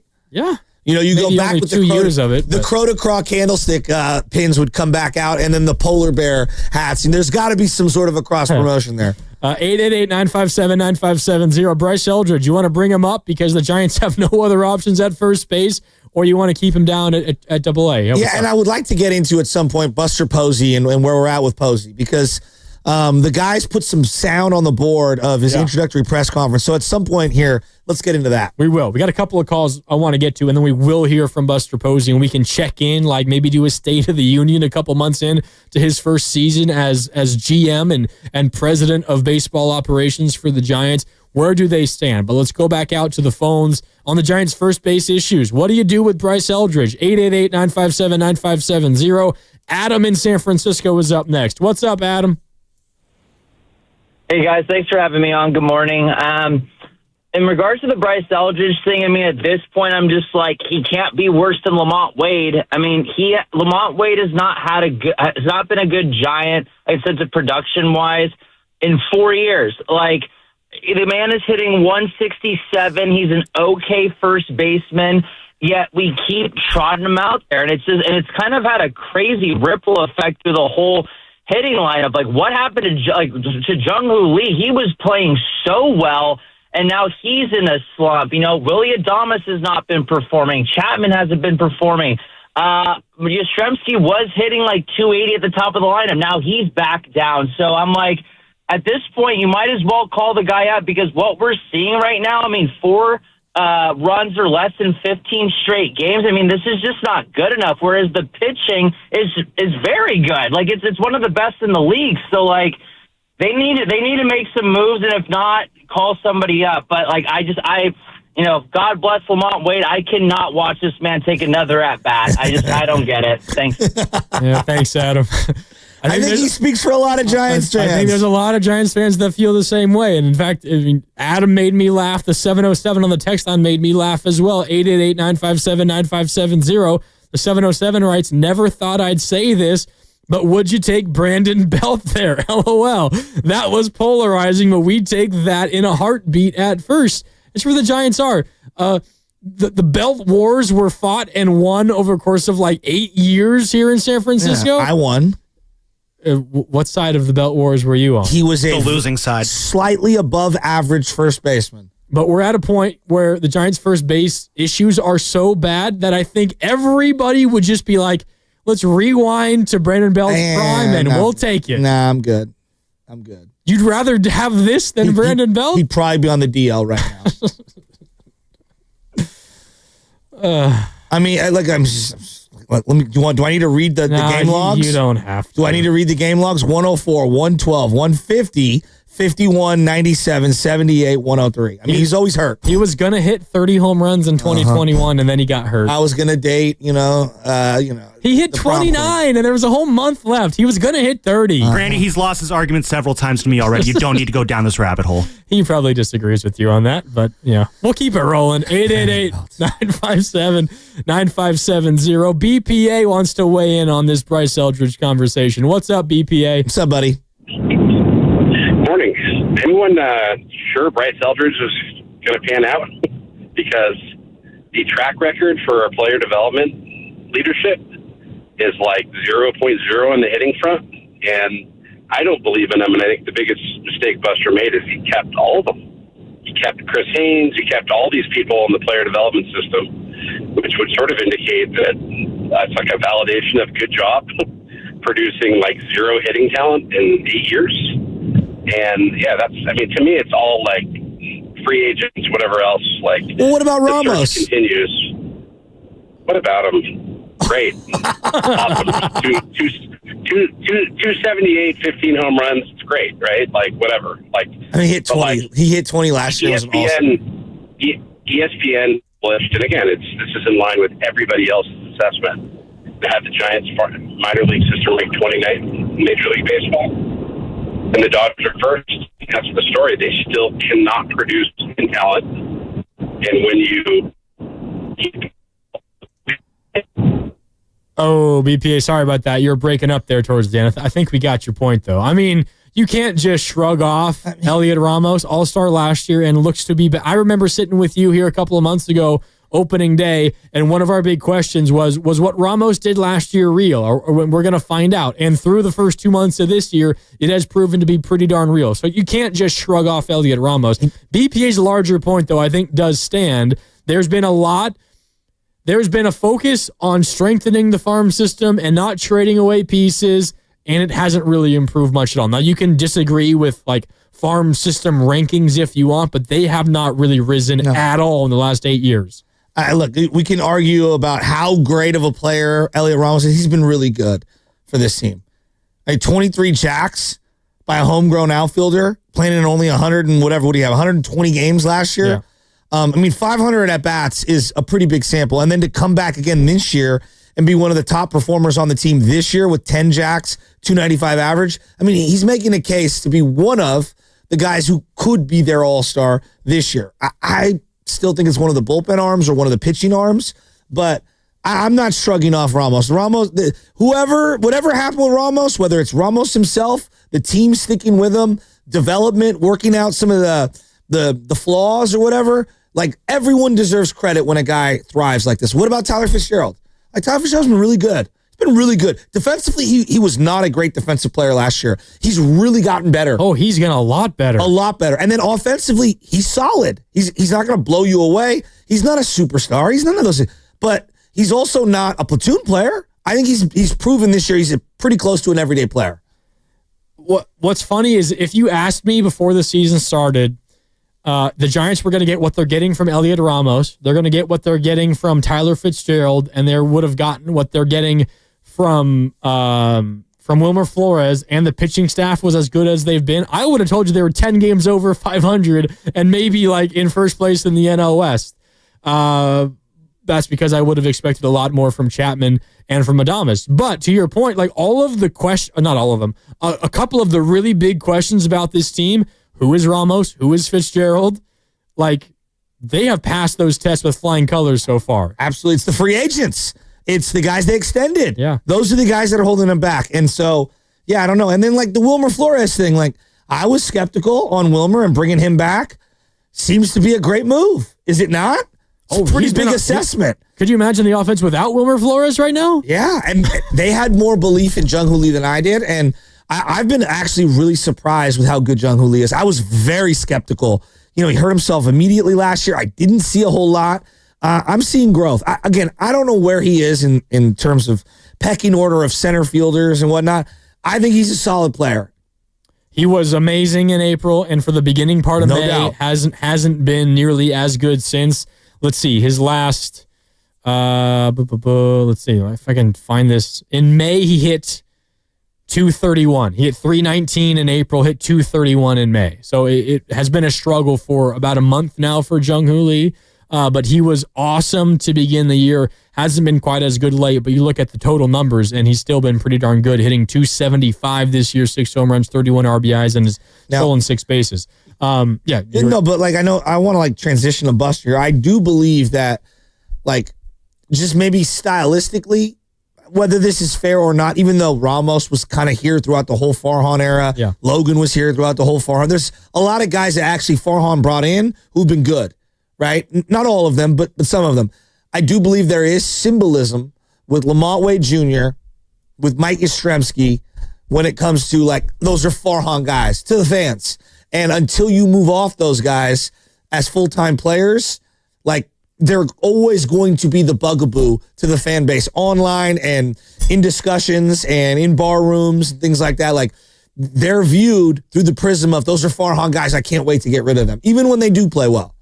I mean, Farhan, for what he was pretty darn good at finding players that no one else valued and them actually turning out to be decent players. Yeah, but I felt like a lot of those guys, when the clock struck 12, Tyro Estrada, Donovan Solano. Yaz is an example. Yaz, like solid.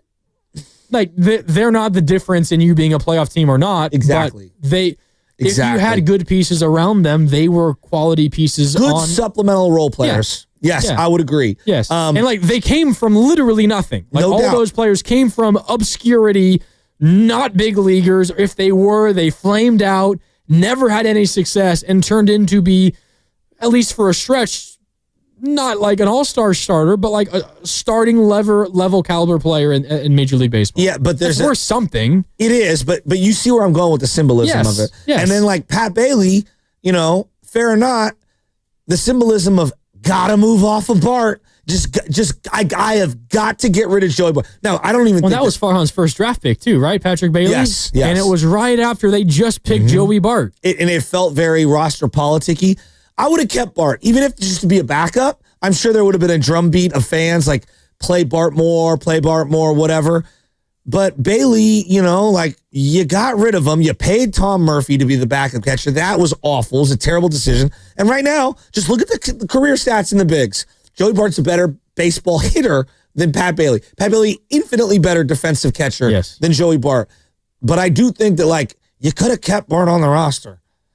He could have at least walked into one. Maybe he's playing a little first base for you right now. I'm not saying he's some unbelievable offensive threat, but he is better than what you have. No doubt. Offensively, there's no doubt about it. You're listening to 95.7 The Game, KGMZ FM and HD1 San Francisco, an Odyssey sports station and the home of the Golden State Warriors and Valkyries, and I'm rocking my Valkyrie shirt this morning. Always live on the free Odyssey app, coming to you live from the Laughing Monk Studios. I want to play something Buster Posey said first, though. Shout out the 707 on the text line at 888-957-9570. You're in the 650. Yes, don't get it twisted. I'm not keeping up for Farhan. But he wasn't all bad. Right move was to move on, but you're right. He was not all bad. Yeah, no, like I guess the totality of his tenure wasn't good enough. That's why he's gone. It wasn't good enough. No doubt. But I think that, like, to say he was the worst of all time. No, he wasn't the worst of all time. He's bad. But this is also not I wish he was back, because no, of course I do not wish that he was back. Exactly. I think both are true. And then like everyone's like, look at Robbie Ray, and it was a great trade. But let us not forget, like, he signed Mitch Haniger and Michael Conforto that offseason, and they were god-awful signings. He signed, Ross Stripling that same offseason. It was a god-awful signing. Sean Manaea actually was an okay signing, but they didn't use him at all. Exactly. Yeah. So he had a mixed bag of results. Why he's gone? It's not good enough. Yes, no doubt. And now the challenge is for Buster Posey to be better than that, and has himself a great pitching staff, both starters and the bullpen. He's got to figure out the offense. We thought it would be a good idea to throw back to Buster Posey when he was introduced as president of baseball operations for the Giants. I think also when he was talking on the podium with Willy Adames after that signing was finalized. Here's Buster Posey, though, his intro presser on what he envisions for the Giants moving forward. Let's see 2 months in if Buster has accomplished his vision. Here's Buster on what he envisions for the Giants going forward.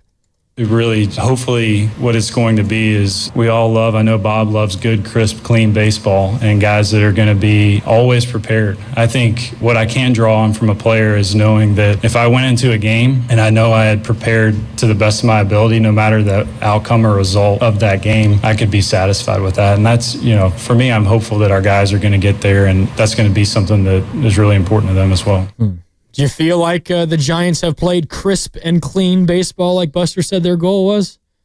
They've been better at the small ball details offensively than the last 4 years. Absolutely. They have, because they have executed some really nice situational bunts, situational sac flies. Like Adames the other day on that second and third. He took third base on that play. They don't do that a year or two ago. They just didn't have the speed. And what did Lamont Wade Jr., as much as we're crushing him today, he took the back base, taking second base on the throw over to third. Those were the little things this team did. They were the worst base running team I've ever seen. And I'm not even talking about stolen bases. I'm talking about situational base running. Horrible. So they are better at a lot of those things. But the situational hitting with runners in scoring position right now, in terms of like knocking a guy in via chopper to second base, these last 3 weeks has been awful. But overall, if I step back, this year has been better. And I give Bob a lot of credit for that. I do believe Bob has been better. How about the usage of the bullpen? Is there a time and a place where he went to Jordan Hicks and you got frustrated? Sure. Oh, God. Right? I mean, in Miami. Right? I mean, he has to pitch at some point, I suppose, but exactly couldn't throw a strike. But I do believe that Bob has handled the bullpen pretty well this year. Hard to be upset with anything pitching related. Exactly. And a lot of that is Bob. I mean, almost all of it is Bob. And now, like the lineup, well, he can only really play who's kind of available to him and what's on that 25-man roster or 26-man roster, whatever it is now. I think he's done a pretty good job. They've been somewhat prepared. I guess where it comes back to is, well, did you prepare for Lamont Wade Jr. to fall back down to earth? Because that's kind of who he's been the last couple of years. He's not the guy from 2021 that hit 17 jacks and, 9 or whatever after the 7th inning or more. Like, that's not who he's been the last couple of years. So that plan to have Lamont Wade Jr. is probably not a great one. Yeah, that might feel a little bit more on Buster than on Bob. Exactly. Yeah, exactly. It's going into the season with some combination of Lamont, Casey Schmidt, Encarnacion, and Wilmer as your first base option. Yeah, it's not great. No. It's not great. And now they plan to have Wilmer DH every day, and I thought that was crazy. I thought it was crazy start the year. Yeah, I was wrong and he was right. Proving us wrong on that one for sure. And I'll freely admit that. And I don't blame them for Adames. I mean, Adames has been bad. They needed a shortstop. And you go out and sign somebody, and it's not like it's on Buster or on Bob Melvin, the fact that Adames can't hit right now and is struggling to field. I mean, is that on, I see a lot of people losing their mind on Pat Burrell, the hitting coach. Is that on him for Willy Adames' struggles? It feels like you're passing the buck, and it just rests on the veteran who's been a proven player every year in his career. Let me give you an example. Could you imagine in basketball, who's Buddy Hield's shooting coach? He's missing all these open threes. We need to fire Buddy Hield's shooting coach. Like, Chris DeMarco. Am I get wrong? out of here. Am I wrong, though? It feels similar to that. Yeah, like that's how baseball absurd it feels sounds. like so much more of a technical game that, like, I think it makes a little bit more sense. Okay, so here's an example. Both Willie and Matt Chapman struck out looking on inside pitches. How's that on Pat Burrell? You didn't tell them once you were in the box what to look for on a 1-2 count? Or is that on the hitter? Well, I suppose some of that could be game plan related. Like, this pitcher likes to throw this pitch in this situation. Okay, but like once you dig in, it's on the batter. Yeah. That's just my personal belief. I'm with you. You know, like, hey, Pat Burrell, for all we know, is telling Patrick Bailey, take a pitch, doggy. And Pat Bailey's like, no, I will swing at every first pitch no matter what. Because every time I watch him, he swings first pitch. And oftentimes it will be a breaking ball that bounces. So, look, I'm not pretending like I know exactly what Pat Burrell is explaining, teaching, emphasizing, stressing, game planning. But I think, like, picking on him as the main reason why the Giants are struggling right now, I don't think Pat Burrell has forgotten how to hit. Just really quick, Shasky, to play off that in terms of firing a hitting coach. The Texas Rangers, they've been going through it at the plate all year long. They fired Donnie Ecker, former Giants hitting coach, on May 4th. The Rangers were hitting .224 on that day. Guess how much the Rangers offense has improved at the plate since then? Well, they hired our guy, Brett Boone, and Simeon was struggling hard and has been much better. So what is it now, 234? No, they're hitting .222 since then. Oh, so they're down. Worse. Yeah, this is since May 4th. So since they fired Donnie Ecker, they're hitting .222. So they've actually hit a little bit worse since firing Donnie Ecker than before. So for people who think that firing the hitting coach is the end-all be-all fix, no, does not always quite work like that. And then you're down a hitting coach and you're still in the same place that you were before. And to those people who have voiced the fire Pat Burrell opinion, I've also seen not only fire Pat Burrell, but hire Donnie Ecker back. So that's where we are right now. I like Donnie Ecker, and I thought that he had some unique points of view regarding hitting. Like I did. I actually really liked him. And I believe we both follow each other on social media. Oh, Blue. Yeah, I know. He's a good dude. But like, yeah, I mean. Thanks, Carter. I trust Pat Burrell. I mean, dude. I'm happy with Pat Burrell. I've been watching Pat Burrell. No, I'm being real here. I've been watching Pat Burrell hit a baseball. Bellarmine Reardon back in like the early 00s, late 90s. I think it was the late 90s. Like, Pat Burrell's always known how to hit. It's just. Kane's legend. Yes, absolutely. I watched him throw a football, by the way, when he was in high school. He was like a sophomore. He threw a football like 70 yards. You know this. You coach, you teach. Doing is different than coaching. Yeah, no doubt. But some guys have a principle or a philosophy about hitting that I subscribe to. Will Clark, I don't care what anyone tells me for the rest of my life. If Will Clark is giving you an explanation on hitting, you listen, correct? Same thing with Barry, Willie, right? There are certain guys. I'm telling you, dude, Pat Burrell didn't become a 15-year big leaguer without preparation, study, and obsession. I know he's a wild guy and he enjoys a lot of like goofball stuff, and he's been a great character off the field. That guy is obsessed with ball. More Buster Posey from his intro presser asked about the Giants' identity. Here's Buster. I wouldn't say the brand's been tarnished. I mean, again, I think that's a lot of discussion we're going to be having over the next weeks and months is about our identity, and again, I want to be clear, like our identity really boils down to the players on the field and the way that they play and the type of players they are and how they handle themselves, not only on the field, but in the community. So I think that's going to be a big part of discussion is like what really is important to us as an organization and what are we going to hang our hat on at the end of the day. That feels like more big picture stuff as opposed to philosophy in terms of building a team. But it almost feels like maybe almost a shot at Blake Snell and the kind of players that they have in the clubhouse as opposed to philosophy in terms of what they do at the plate or anything like that. Well, this team does feel close-knit. Like when you look at the Padres. What Logan Webb said. Yeah. But when I look at the Padres, I go, wow, look at the talent on this team. Machado and Tatis and Arias and Cronenworth and Jackson Merrill Jack, whatever that. Jackson Merrill, yeah. Thank you. I always split them up. I want to go Merrill Lynch on them. They've got so much talent. And then I always look up and I'm like, how are they not better? Giants have scored more runs than them this year. So clearly, makes no sense. Clearly, they don't all get along though as well. That's been part of why Bob Melvin's here. That's been why they've run through different coaches and different GMs. So like, there's a chemistry issue on top of maybe they don't have enough pitching, right? I look at the Giants. I'm like, no, I think these guys all get along. I think they've built a good clubhouse. They just don't have enough hitting. Let's see. Padres runs scored of late.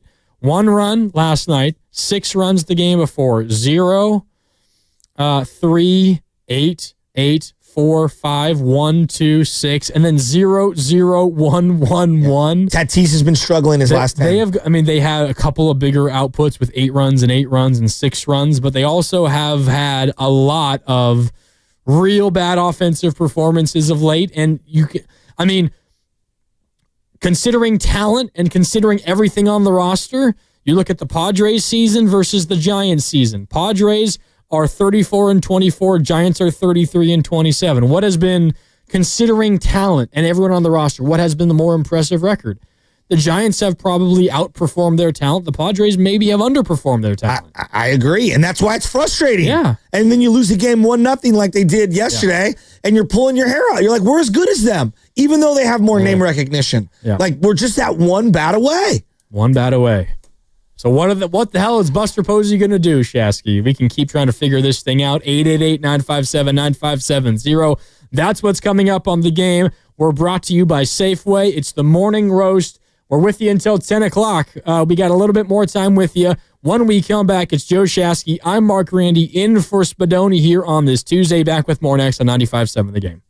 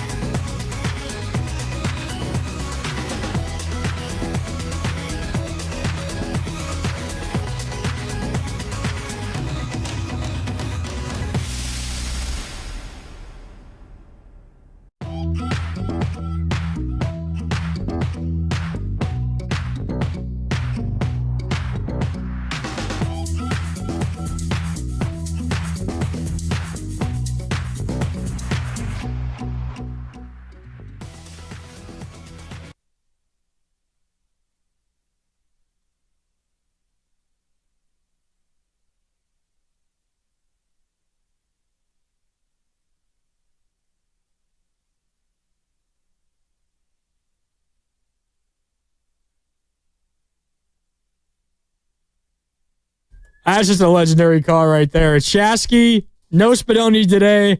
I'm Mark Grandy, in for Spadoni. It's Shasky and Grandy with you on the Morning Roast here on a Tuesday.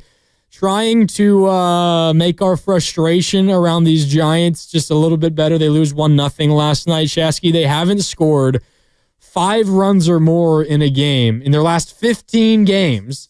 Over their last 15, going back to just after that Friday night whooping of the A's 2.5 weeks ago, they haven't scored more than 4 runs in a game. They've scored 30 runs in the 15 games since, including 3 shutouts in their last 9 games.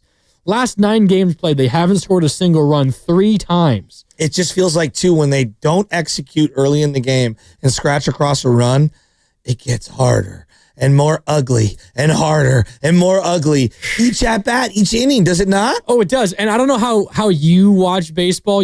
I tend to get like stuck in these like cynical ways when like a team is going through a real rough patch like trust this. Me, yeah, no, I don't know anything about that. So second inning happens, right? Yeah, I knew right away. We're gonna lose this game 1-0 somehow. Rally for free, walk, hit by pitch, walk. You get bailed out by a missed call by the umpire, so you have bases loaded, nobody out. They go weak ground out, force out at home, double play, inning over, no runs. And I'm sitting on my couch at home. I know you were at the ballpark, but I'm sitting at my couch at home, texting the buds, being like, odds they even score a run this game now. That's sad. Odds they even, it was the second inning. And everyone's like, oh, they ain't scoring. It's unreal. And they didn't score, and they had an extra inning to score, and they didn't score with a leadoff runner on second base and nobody out. It's got like a 49er offense feel when you turn the ball over in the red zone, and you're like, oh, it's gonna be one of those kind of games. Was they ever even gonna get back into the red zone today? Or a Jake Moody missed field goal early in the game. Too soon. Yeah, these guys. But there are certain things that happen. And it's just the part that was frustrating is that you could tell early on, oh, Logan looks great. Just scratch a couple across. And he was fired up. There were like a lot of up and ins and guys getting hit yesterday early in that game. What'd you make of that?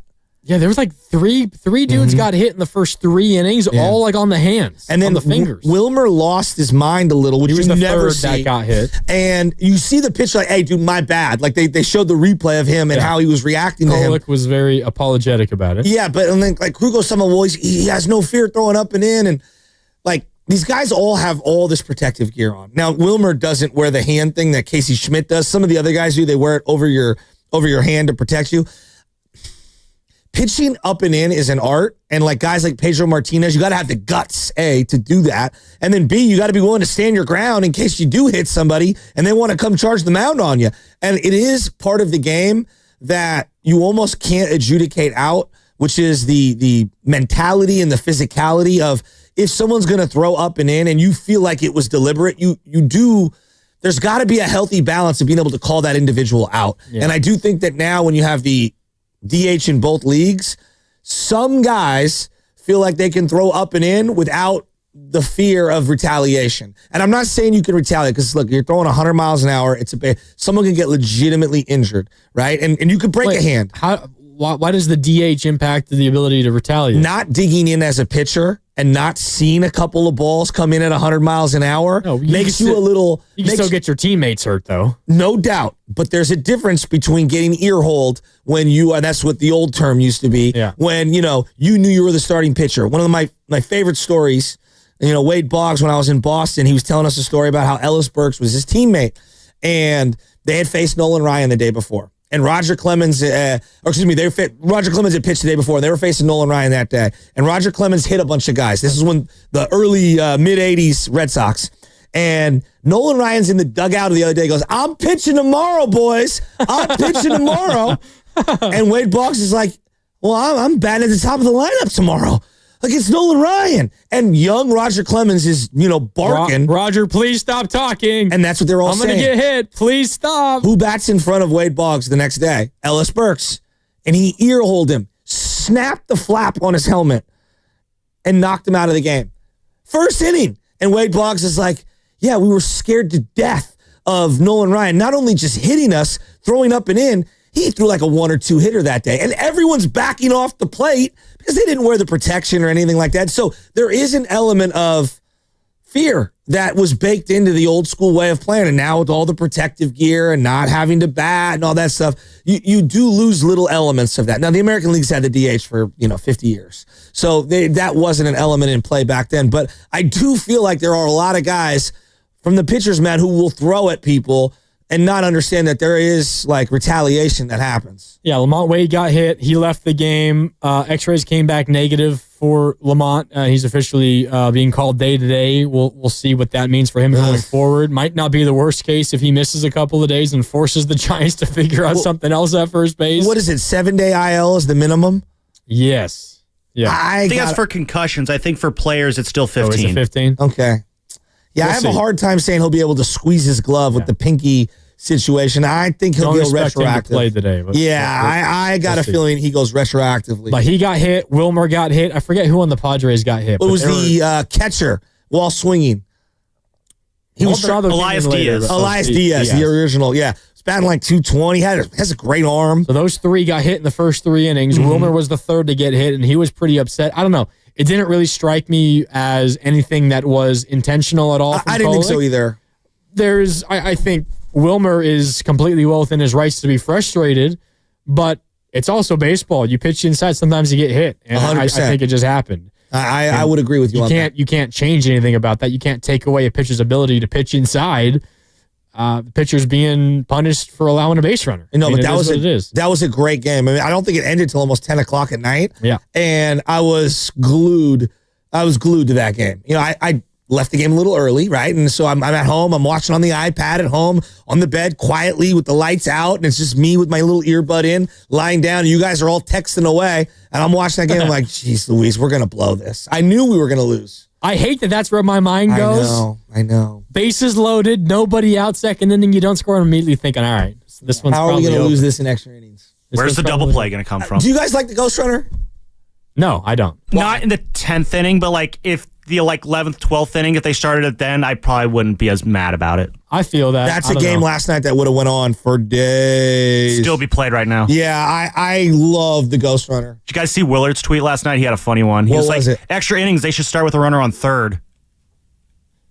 That's the only way the Giants could score. Well, I think the real joke was the Giants' offense is so inept. They thought about taking away the Ghost Runner at second. Yeah, they didn't even deserve it. Yeah, it's not bad, though, Mark. It's not bad. Although, again, in the 9th inning, they had a runner on second with nobody out, just like they did in the 10th. They didn't score either of them. So they earned that runner on second with nobody out in the 9th inning. Leadoff single by Wilmer. Koss comes in, steals second, and they still didn't score. So I know. The other element about, eliminating extra innings, or trying to reduce extra innings with having the Ghost Runner, those 17, 18, 19 inning games, from a television standpoint, aren't doing much for you. And then from a depleting of your bullpen and your assets can ruin you for weeks in terms of an organization. And that's why I think when you have a 162 game grind, I think it's a great way of just finding a way to get these games over quicker. Yeah, I'm just never a fan of less baseball, and this generally means less baseball. I want as much baseball as possible, and the baseball tells on themselves when they take away the Ghost Runner in the postseason. I know it's a long season and 182 or 62 games. Like I get it, but you don't have the Ghost Runner in the postseason. No, that's fine. It's pure baseball. It should be that way the entire year. If I could jump here, I think the very similar one is like with hockey and the shootout. Like a lot of fans didn't like the shootout at first because it's like it ends too quickly. You have a 5-minute overtime and then you have the shootout. But then when you go to the postseason, it's the 20-minute overtime periods, and that just works. But you can't have these 20-minute overtimes during the regular season of hockey because guys just get worn out. Exactly. Same thing with baseball. If you have all these 13, 15, 20-inning games in the regular season, it torches your rotation, your pitching staff for a few days afterwards. You don't want that in the middle of June. But come October when the games have all the meaning, we can deal with those long extra inning games. And look, maybe they adjust the rules. So like when they expand rosters, you can do a 40-man, I think it was September 1st usually. No, it's only 28 now. Oh, so now it's only 28. Well, even then, I would expand the rosters in the last month of the season, and maybe you suspend the rule in the last month if games are really coming down to it at the end because you have more bodies. I hear you.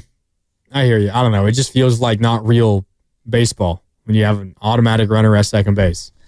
And it kind of felt like when you have a child and you're down at Twin Creeks and you're playing triple headers on a Sunday after playing a double header on a Saturday, you are going to love the Ghost Runner. That's different. How is it different? I'm watching Major League Baseball. I want to see this game play out. You know who's going to be the number one pick? One of them, Ethan Holiday. You know what he's been playing for the last 5 summers? Perfect game baseball at tournaments that employ the Ghost Runner. Like all the generation that's coming up right now has had the Ghost Runner in every tournament that they've ever been in since the beginning of them playing baseball. So in this case, you're the old guy, they're the young guy, and they love it. Just because there's a rule one way for lower level baseball does not mean that higher level baseball has to be the same way.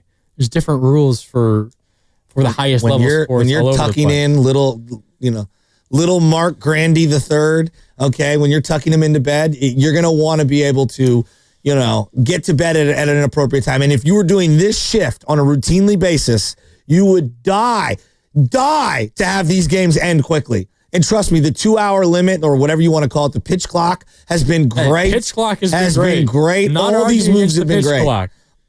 Just the Ghost Runner I'm not a fan of. Anyway, Giants are really struggling, Shasky. They found a way to actually win a few of these baseball games. It could be a whole lot worse. I'll again say, and we can get back to Buster Posey's vision for this team and if he's upheld his end of the bargain so far. If you were to tell me on June 2nd, the Giants would be 3 games out of first place in the West, and a lot of that has to do with injuries and issues to the other teams. But the Giants were 6 games over 500, 33-27. You were getting what you were getting out of Elliot Ramos and out of Jung-Hoo Lee and out of Tyler Fitzgerald and Wilmer Flores. I would take it in a heartbeat. So I don't want people to get the way I'm feeling and kind of twist it around. I am very encouraged at where the Giants are right now. They're in a great spot. I've been pleasantly surprised at how well they have played as a whole, generally how well they have pitched. But that only, like the way that my mind works, when you have that good of a performance, at least one half of your team, it ratchets up my expectations and my belief, and it only makes every game that much more important. If the Giants were already 10 games under 500, and last night happened, yeah, I'd be frustrated as a diehard fan of this Giants team. But because what they have shown through the course of 60 games now, 33-27, I have this real belief that they are capable of doing something potentially special this year, which is what makes the last 2.5 weeks that much more frustrating, because I feel like we're on the doorstep of something positive, and what the offense has been doing is taking away that positivity. I think you're making a lot of great points. Like, look around sports the last couple of years, right? We thought Boston was going to go on an NBA Finals run to span multiple years, and injuries have derailed that. And out of nowhere, here come the Indiana Pacers. Well, and the Celtics are now going to have to look at a tear-down offseason. Right? The Eagles, a year ago, were like, wow, they're at a crossroads. They've lost coordinators. They fired everybody. They've got roster problems. Now today we're like, oh, they're the reigning champs, and they can go back-to-back. Yeah. Right? And favorites to win the NFC. I look at everybody's like, oh, the Dodgers are, they're never going to be beat again. All right, well, let's pump the brakes on this. Who's going to be pitching for them come October? Like, let's see where they're at. Let's see. This is a long season. Giants never went back-to-back. No, Dodgers roster and the money that they've allocated is significantly better than whatever the Giants did. But baseball as a whole has not had a repeat winner since going back to the Yankees in the early 00s. And I look at it and I say to myself, just 2 years ago, the Diamondbacks came out of nowhere from the wild card spot, got all the way to the World Series. So did the Phillies the year before that, right? So there's a lot of evidence in this sport. If you catch lightning in a bottle, you make a couple moves, you can be that team that can go on a run. Did you have the Texas Rangers winning it all a couple years ago? No, of course not. I didn't either, right? So why can't this year's Giants be the Indiana Pacers, be the Texas Rangers or the Diamondbacks, and go on a run and buy for the now while also not like sacrificing all the future, but some of it, and buy in on a team that's actually got a lot of veterans. Logan's a vet. Robbie Ray's a vet. Their bullpen's all vets outside of like Miller and Randy Rodriguez. Camilo was here for the 2021 run. Yeah. Adames and Chapman, those are vets. Bailey's been in the league for about 3-4 years now. I wouldn't call him a vet per se, but he's seasoned enough. Yaz is a vet. Yaz Might is clearly not a be vet. your starting right fielder if you make a move. But Bob Melvin's been here, done that before. Now, he's lost in the playoffs, but they've got more vets than you want to give them credit for. You got to buy for this team. Absolutely. The key, and it's always been this way for the Giants, and it's why I have always encouraged them. Like years past, and a lot of this was just the pressure that Farhan felt, and it was, you could kind of feel it teetering in a bad direction, and he was kind of fighting for his life, and he signs Chapman, and he signs Snell, and all that. But the Giants chased Giancarlo Stanton back in the day. They chased Bryce Harper. They chased Judge, and they chased Ohtani, right? And they strike out on all those guys. And great, if you could get one of those guys to come here, fantastic. It would turn the franchise around. But history suggests that it's going to be very, very difficult for the Giants to ever get one of those primary, like, sluggers, superstar hitters, just because of where you are and your ballpark. It seems like that's going to be difficult. So I've always encouraged the Giants to lean into pitching and defense, because that is always what has won. When they've been good, it has been on the backs of a great pitching staff and a really solid defense. And a lot of the small things that Buster is talking about, situational hitting and executing those small things better than anybody else. That has always been the equation, the right way in which the Giants have won. They have that on this year's team. They absolutely have it. If they find a way to just get a bat in here, one more bat, one good bat, two above average bats, I would not feel a ton of difference from this year's team to a team that won a World Series in 2010 and 2012. 2014 feels like kind of out of the blue. Like, 2014 was crazy, the fact that they won that. Baumgartner dragged them. 2010 and 2012 made a whole lot more sense from just a talent standpoint. They were the best team in baseball through July or through June in 2012. 2012, they were awesome. That was their best team of the bunch. Yes, I agree. By a pretty wide margin. I agree. And again, they made a crazy acquisition of Hunter Pence that year. At the trade deadline. They're not that far away from being similar to one of those teams, in my opinion. No, I'm with you. Their best way of getting a middle-of-the-order guy, if you go back to like the mid-'80s, look, developing one of those guys is mandatory. Like, whether, they signed Bonds, but to me, they drafted Bonds out of high school. He went to Arizona State. They've been linked to Bonds for so long. He was so unique. It's hard to consider him your template for how to lure a free agent, because he had ties to the area. His dad was going to come coach. He was buddies with Dusty. It was deeper than just, a normal free agent signing. But when they traded for Kevin Mitchell, that changed their lineup. Will Clark and Kevin Mitchell. When they traded for Jeff Kent and he developed into the player that he would become, that changed their lineup. When they traded for Hunter Pence and put him alongside Posey, again, notice the combination here, a drafted guy that you've developed alongside a traded guy. That changed the trajectory of all these teams and it made them winners. You got a couple of guys in place in Adames and Chapman, but I don't think they're centerpiece guys. You need somebody to trade for right now, and that way when Bryce does come up, you have a tandem. You have a legitimate everyday guy who everything can center around, and now not all the pressure is on Bryce Eldridge. Do you remember who the Giants gave up to acquire Hunter Pence? It was a catcher, Tommy Joseph. That's one of them. There's three guys. I remember Nate Shearholtz was the major leaguer that they traded away. His arm in right field. I love Nate Shearholtz. I was just going to say, I bet you Sam Lubman loved Nate Shearholtz. I was a big fan of Nate Shearholtz. I love that Nate Shearholtz cannon. I remember a random game. This must have been no gloves. This must have been 2011. 2011. It wasn't a year that they won it all. He did have an arm. I think it was 2011. He was playing right field. Me and my sister went to a game where we're sitting in the bleachers, front row of the bleachers. Got a ball on a ground rule double that day, I remember. And it was like a 14, 15-inning game, and Nate Shearholtz hit 2 home runs, including the walk-off versus the Padres. So Nate Shearholtz always has a soft spot. So Tommy Joseph was the top-rated prospect, catching prospect in their system, and they hung on to him for a variety of reasons. But with Buster, they didn't know where he was at coming off that ankle injury. And then clearly he was having a monster year in 2012, which was his MVP year. I think the last 100 RBI season for a Giant, too. Might be. So Shearholtz, Tommy Joseph, and then Seth Rosen. So I don't even remember Seth Rosen. Yeah.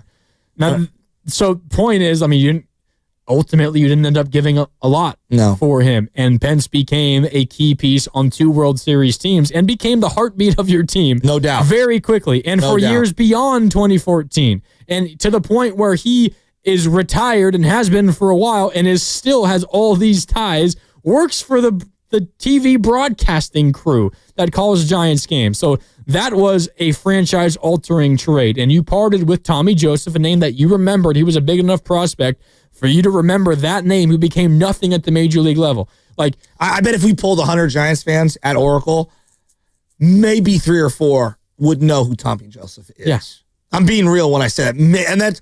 What did he top out as? When he was traded, do you think he was a top 10 prospect?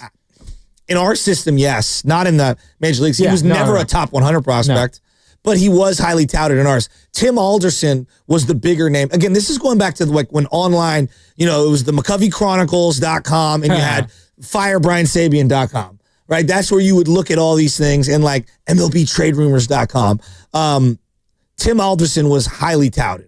It was him and Bumgarner. Those were the 2 guys. And Bumgarner had this mystique because he like fought or argued with an umpire in the minor leagues and like walked off the mound and fired the ball into the stands. I mean, I'm going way back in the day. You are going way back. And then obviously Gary Brown. Gary Brown. I mean, I can still hear Marty Leary talking about Gary Brown. God. He was going to be the guy. How many the guys has there been? He was going to be There's been guy. So many. Get the hell. I'm chasing the ghost of Todd Linden. Look, like Todd Linden. That guy was in the minors. I swear to God, he was like 37 years old playing right field for the Giants. I was like, what are we doing? Get him off my AAA team. Sooner or later, one of the guys is going to become the guy, and maybe it's Bryce Eldridge, and maybe you promote him now, and he tears the cover off of the ball, and you never look back, and he makes you feel the way Posey felt in 2010. But and maybe this isn't smart, and maybe this would ultimately come back and bite me in you know where. But like Shasky, as a Giants fan growing up, having lived through all of these like top flight prospects that haven't panned out, I am like nearing the point where I don't care if he's your top prospect. Trade him for a proven bat now. I'm so desperate for a bat. Buster, do whatever it takes to get a bat in here. You threw out Logan Webb. Maybe I wouldn't go as far as Logan Webb, but like Birdsong, if it's going to cost me Harrison, if it's going to cost me Landon Roop, going to cost me Carson Wisenhunt, do it. If it's going to cost me 2 of those dudes, do it. Get me a bat that's going to come in here and bat cleanup for not just this year, but for next year and the year after that, and is going to help transform this into just an average offense. Because it's only going to take an average offense for this team to legitimately be fearsome in the postseason. Do whatever it takes. I am done having a bottom-of-the-barrel offense. As a Giants, I feel like they've won 3 championships in my lifetime, and I'm forever grateful for that. But even those championship teams, it was, please just hit a little bit more. Can you find anybody? Do whatever it takes, Shasky. That is my message to Buster Posey. Get a bat. I'm with you. Let me give you some of the names that I thought were going to be good players at some point or another. God. There's like 20 of them, probably. 20. I bet you I can start naming. All right, I'm going to start naming. If you guys have heard of any of these guys, remember when Dan Runsler was a hot prospect? I remember Dan great Runsler. reliever. Lefty, right? Adiri, is it Adrianza? Ari Adrianza. Yeah. He Second was baseman? one. Cody Ransom, Desi Wilson, J.R. Phillips. I'll just start naming names from back in the day that people thought were going to be him. Thomas Neal. Thomas Neal was one. Did they get the shortstop Cabrera for him? Look that up. Thomas Neal was somebody I thought. Chris Stratton. Okay, I thought it was good. Kyle Crick. Another Chris. Clayton Blackburn. Christian Arroyo Traded. Yeah. Can't give him up for Giancarlo Stanton. Christian Arroyo. Was he traded for Longoria? Yeah. He was. Yeah. Yeah, and he became nothing. He is nothing. Yeah, he's not very good. Good call on the Orlando Cabrera, Thomas Neal. It was Orlando Cabrera, the shortstop with the frizzy hair. He was great. No, he was, dude. I like Cabrera. Foppert, he's up in Marin right now, but like Foppert, Francisco Liriano, Zach Wheeler, Brad Hennessy. Well, Francisco Liriano became something, but not for you. Yeah, no. Joe Roa, I mean, there's so many names that I can think of off the top of my head that have never developed into anything for the San Francisco Giants. It's Angel Villalona. Remember that name? Well, that went off the rails for a completely different reason. And to be fair, every team, every franchise, every farm system has countless of those dudes. The difference is a lot of other franchises have so many more dudes who became people, who became guys than the Giants. Fred Lewis, I thought was going to be a 30 home run a year guy. Fred Lewis. I mean, there's just remember when here for the cycle at Coors? Just about to bring that up. Oh my God, dude. Oh my God. Like a 15-2 win. What's that? Like a 15-2 win at Coors Field. Yorbit Torrealba, I thought was going to be a catcher that was going to be good. Am I wrong? Hey, he was a good backup. I mean, like the Giants prospects, we have been talking about prospects till we're blue in the face for the last 35 years. 650, mentions an obvious Give me some of the names. Luciano. Obviously, Marco Luciano. Jerome Williams. Puka Shells. Calvin Murray. Calvin Murray's a great one. Jerome Williams makes me. This maybe isn't fair because he actually got to the bigs and was pretty decent. Noah Lowry. Remember Noah Lowry? Noah Lowry was good. He was good, and then lefty. he got injured. He had the rib thing. Yeah, number 51. He was really good. Good lefty. I have to say, I met Noah Lowry once, and he was the nicest athlete I've ever met in my life. So here's the funniest. Far. He used to own Santa Rosa Ski and Sport up in Sonoma County. Really? Yeah. The ladies loved Noah Lowry because I was in high school at that time, and the high school chicks loved him. Loved him. But this is what I'm saying. Like, Giants, look, going back to Sean Estes and William Van Launchingpad, a.k.a. William Van Landingham, the Giants have been talking about pitching prospects and player prospects that have not materialized for the longest time. So my setting has always been like 9 times out of 10, like, get rid of the prospect, bring me the proven player. It's just what it is. So I'm with you. I think most Giants fans are with you. It feels like almost an inequity, and I think like at some point teams are going to catch on, and teams honestly have done this to a certain degree, and you're going to like, I don't know. Like I think it's the way NBA teams value draft picks. Mm-hmm. Like, we don't know what that first round draft pick is going to be. It might ultimately turn out to be the 22nd overall pick, and it's going to be nobody who ever makes the league ever and has any value. But we got to hold on to our precious draft picks because, like, I could have a sure thing that has limitations and maybe isn't a superstar, but is a quality player that's going to turn your batting order around. It's going to make you a better team now and for years to come. Or I could have the mystery box. The mystery item.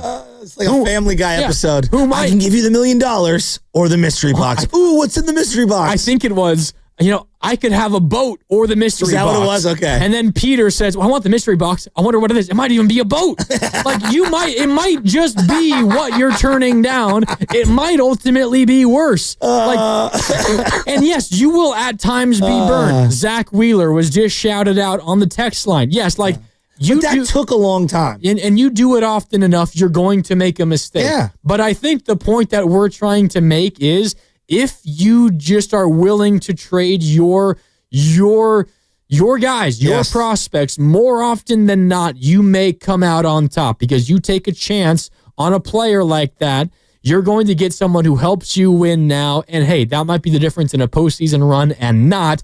And then the guy that you held on to as a result might turn out to be Christian Arroyo, and you might be stuck with nothing anyway. Or you trade him away later when his value is worth nothing anymore. Well, let's look at someone like Patrick Bailey. He was untradeable just a couple of years ago.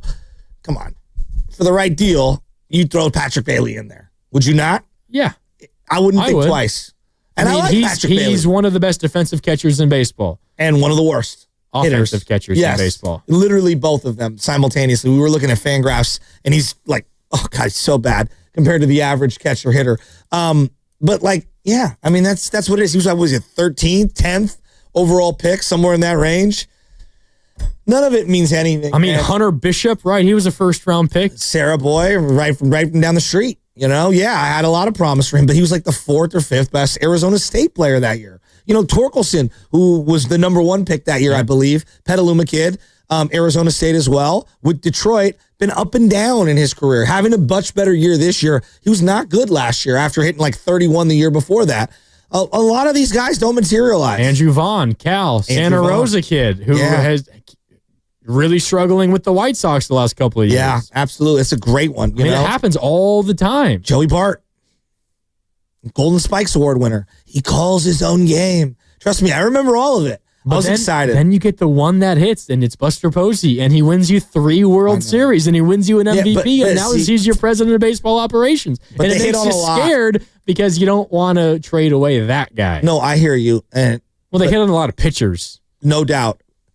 Kane was, I believe, a first-round high school pick. Lincecum was a top 10 pick coming out of Washington. Bumgarner. Bumgarner. Exactly. Like they hit on a lot of those. You know what I mean? And then they did a great job finding the randoms. Pablo Sandoval is one of the great stories of the Giants prospect. Came out of nowhere and had a monster rise. Won a batting title in 2009. That's what I'm saying. So sometimes you do have to get lucky.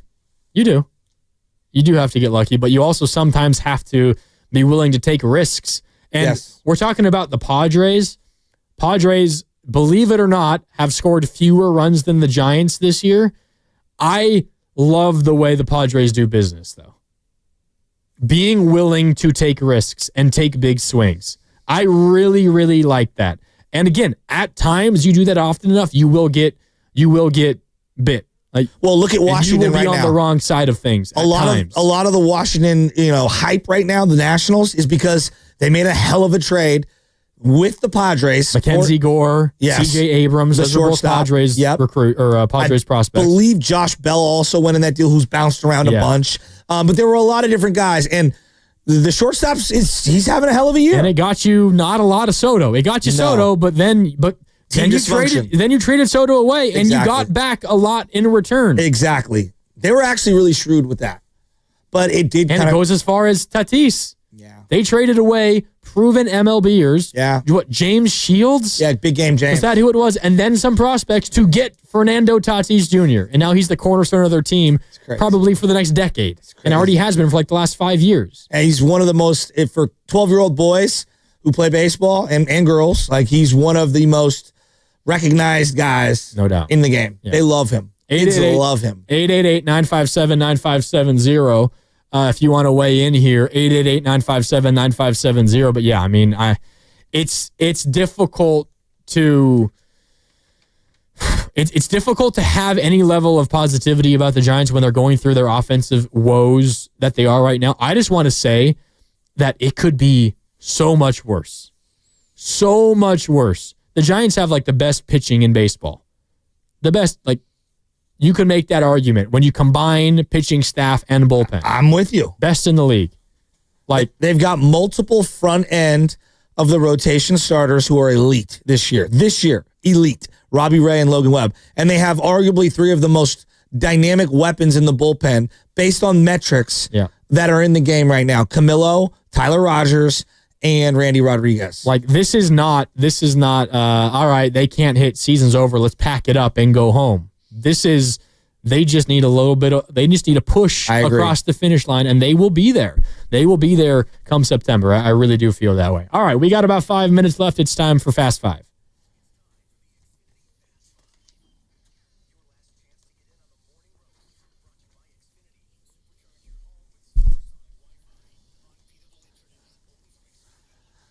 I'm looking at a poll on MLB Network, and they got Rafael Devers as an MVP candidate for the American League. I mean, he's been hitting the ball better lately. Okay. He was terrible to begin the year. He has been on a bit of a heater of late. Okay. But, he's an MVP candidate after everything that's going down in Boston? That. I mean, they got Aaron Judge in that league. And also, have you seen what Cal Raleigh for the Mariners has been doing? Dude has 23 home runs as a catcher. They're a team that needs pitching too, by the way. Yes, the Mariners. And we've done a lot of deals with them. I wonder if they'd ever move off Julio. He hasn't been as good as they would have hoped of late. But he's a guy that might need a change of scenery.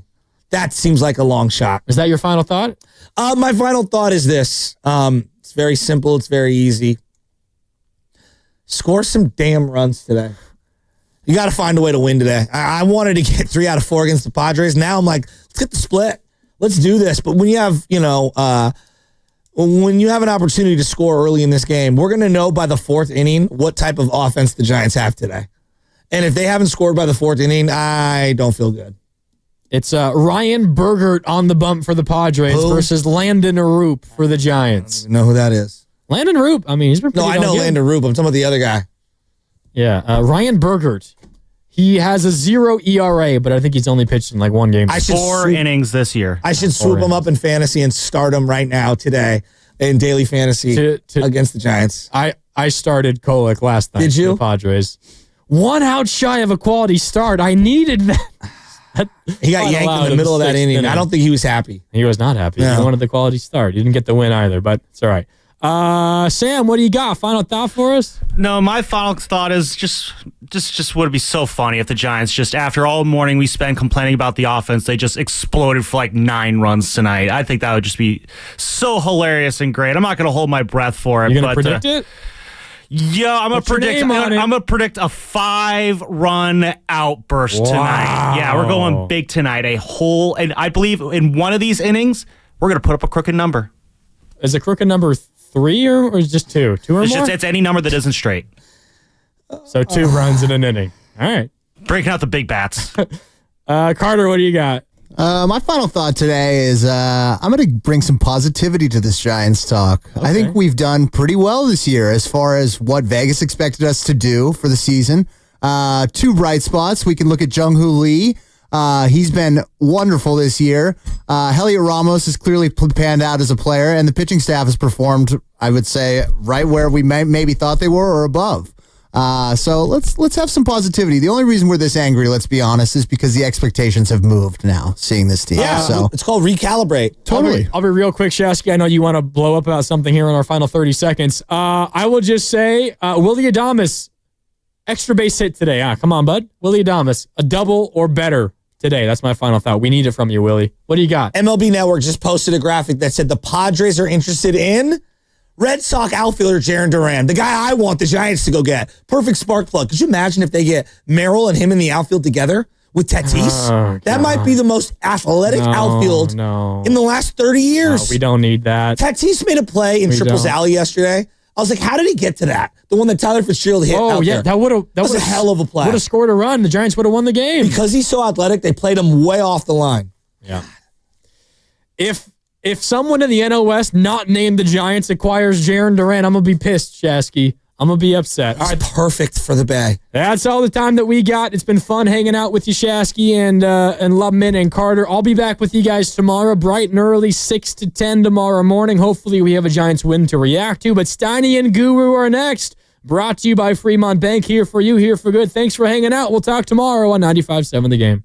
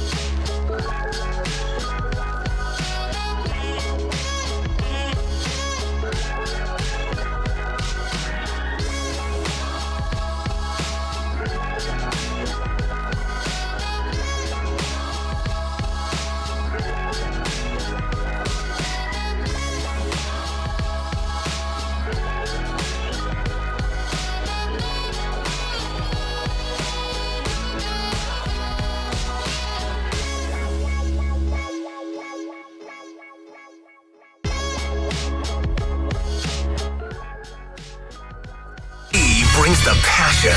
For what? I want to know now. I'm mentally invested. Don't tell me to pray and you don't say what for.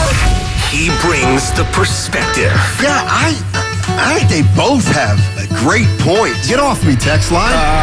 He's truly one of a kind. That is wow. Oh, my God. And he's doing a great job. I need you to man up and say what you really want to say. Simon, you're doing a great job. And together, they're Steiny and Guru. Yeah. On 95.7 The Game. All right, trouble brewing early here. How? You had a great morning. I brought a gift for you and Evan. Somebody take my reading glasses. Where you see them in there, Evan? Well, they're your Gucci frame glasses. They don't look like they're too big for reading glasses. Dude, you got a coat on that makes you look like Han Solo in Empire Strikes Back. I love it. You're going to the Giants game. I'm going to the Giants game. Maybe in one of those 1 million pockets you have on in the dead of summer, you might find your readers. Well, it's probably going to be chilly tonight. Yeah. I don't know where they are, though. Bring a bat. They could use you. That was a 1. Thanks for the chuckle. All right. Good morning, Sonny. Hey, what's going on, buddy? Not Good too to much. see you. Trying to figure it out. Figure what out? The Giants. They cannot HIT. All right. Let me get... We'll see. You okay? Yeah, they just hit into some tough luck late in the game. I don't know what you're... Well, 30 runs over the last 15 games. I can do the math. 143, Steiny. Come on, man. I can do the math, too. They're 7-8 in those games. All right, okay. So the math is still there on their season, but just overall, when you're in a division with the likes of the Padres, with Tatis, Machado, and the Dodgers, and Ohtani, who I got a crush on them, and Freeman, Steiny, I just want the Giant fans and myself to be able nightly to watch something offensively with some pizzazz and more flair. But if I can't get that, give us something better than what they're currently doing. Tell me this subside and there's nothing to see here. Because they're over 500. They are, yes, they're over 500. They're 6 games over 500. Talk to me, man. When have the Giants, since Barry Bonds, had a lineup that was feared with big boy names? It's just kind of not how they do it. We've got ourselves a pitcher's ballpark, but you still got to score, Steiny. Of course. You know, I think most Giant fans, if you would have said, hey, this is where they're going to be this far into the season, they would say, I'll take it. See, this is the, and I was talking to Evan about this before he got here. They're not hitting over the last 2 weeks. That's obvious. But they're still right about where we thought, right? What was the goal of this team? For me to make the playoffs. Yeah, they're half game out of that third wild card. But you can't ignore a theme that might be developing, and that is, Steiny, I'm not pointing these guys out, but I just feel like when I watch these certain two individuals bat, it's the same at bat every game. It's Chapman, it's Wade Jr., and Yaz. They're not bad ball players. And now your high-priced, hot-shot commodity that you brought in from Milwaukee, Steiny, he's got 9 errors, 1 behind Machado, who leads with 10. Like, what's going on there? Those are a lot of guys right now that have holes in their swing. I mean, we're talking bases loaded with no outs a couple times last night, second and third, and missed me on how hard a ball was hit. Just, it wasn't a hit. All right, here's my question.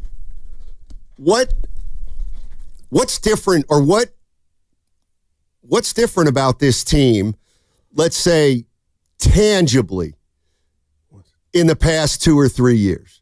Because I don't know about you, but to me, it feels like essentially they've had the same team. Even with the addition of Adames. That's one player. No, but I thought it would be a domino effect with what he was doing, and it would trickle down to, the guy that plays the hot corner right next to him. Chappie and just the rest of the gang. And I know it's only June 2nd, Stoney, so that may happen. But I'm just telling you, offensively, this team is boring. I don't know that they're ever going to be exciting with the guys who are out there. You know, that lineup is not a scary lineup. And I told you, you look at a guy like Willie Adames. I mean, 2 years ago, he hit 217. And I asked you, that was what month was that? You said on the season. Yeah, he played 150 games 2 years ago. So am I, and any Giant fan out there, Stoney, overreacting with the lack of production or the slow start? Because Buster just said it last week. It's early. You come to a new team, but it's more than just him. Just imagine if Ramos and Wilmer Flores weren't doing what they were doing. Then where would this team be at offensively? Like, you're talking about their record, Stoney, 600. I mean, they were 11. They were 12, you know? So, I mean, it could change tonight. You could be coming here tomorrow. It could be 5. I don't want to sound like I'm panicking. I guess I'm just jealous. And we talked about you helping me out yesterday with how I'm feeling and all the negativity. I am disappointed in the Giants' bats this early on in the season, and I don't think that's a reach.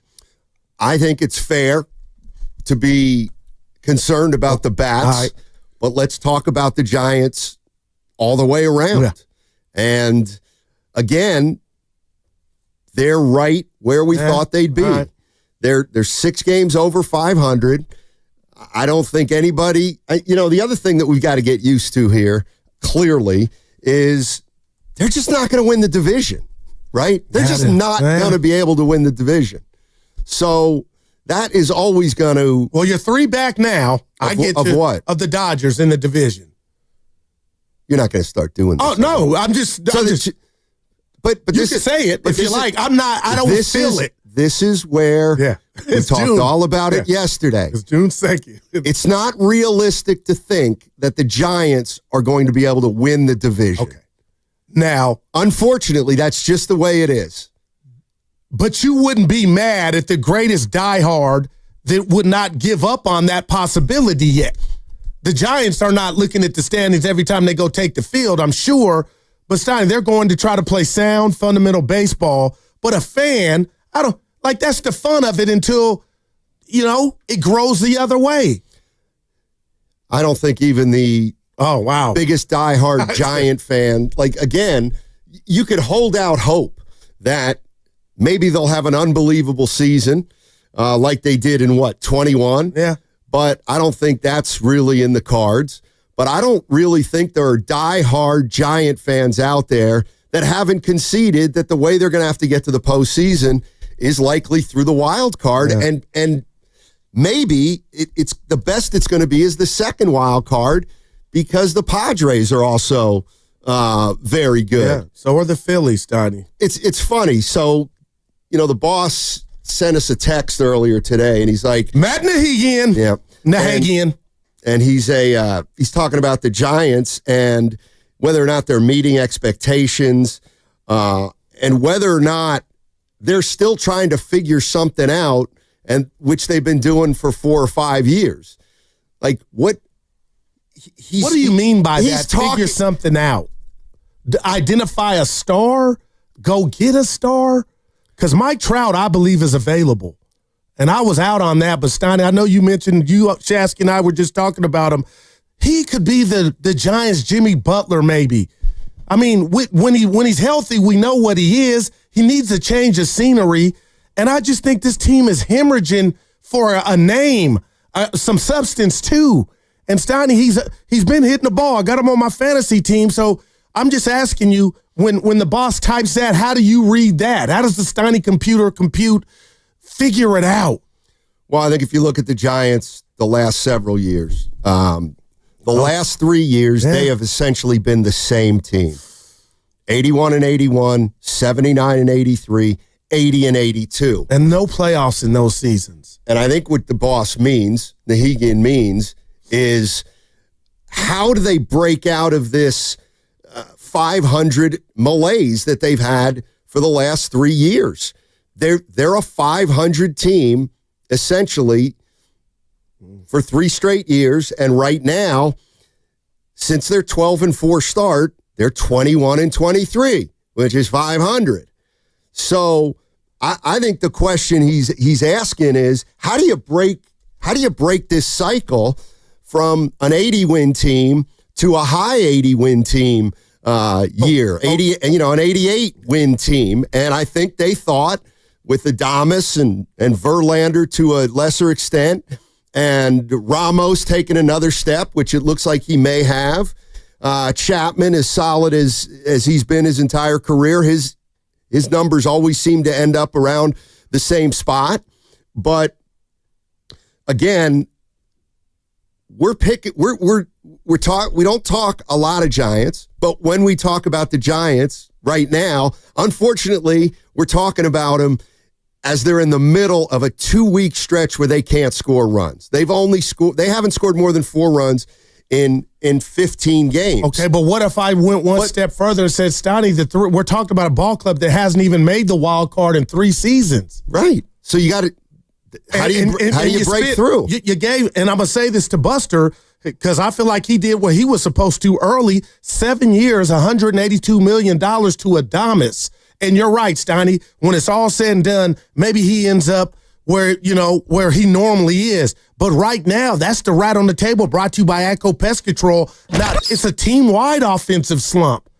And again, it's just me, Stoney, but like Lamont Wade Jr., I know he got hit, nothing broke. So, but I'm just like, man, it just feels like a bunch of guys cannot get the big hit with runners in scoring position. And last night, another night, 1 for 12? Like that's a lot. That's bigger than a small sample size, But I'll give it to you on the 2 weeks. You said we don't talk about it much, and now we're in the midst of talking about them when things are going bad. But if you allow me to, since the 107 or however many they won a few years back and lost to the Dodgers, I just want the team to be exciting, and I don't think they are right now. And Webb, how would you? I know up against it, Sonny. How would you feel if you're Webb? He's a modern day Matt Cain now. How would I feel if I'm Webb? Your ass off, and nobody's doing it on purpose. The hitters are sick, but Jesus, Robbie Ray, all of them. 888-957-9570 is the number. So Nahegian says, feels like we've talked about the same thing about the Giants for 3 years. And he wants to know, when are they going to get it right? But, wow, what could they have gotten right? Sign a few more big-name free agents? Like, when are we going to learn that maybe big boy free agent hitters don't want to come here, or hitters don't want to come here? But I'm going to take the opposite side today as it relates to the Giants. 888-957-9570 is the number. Giants a third of the way through the season. They're not hitting right now, but they're hanging in there, and they're right there with the third wild card. Is it good enough for you? How you feeling about this team? 888-957-9570. We'll be back to talk more about it. The other side.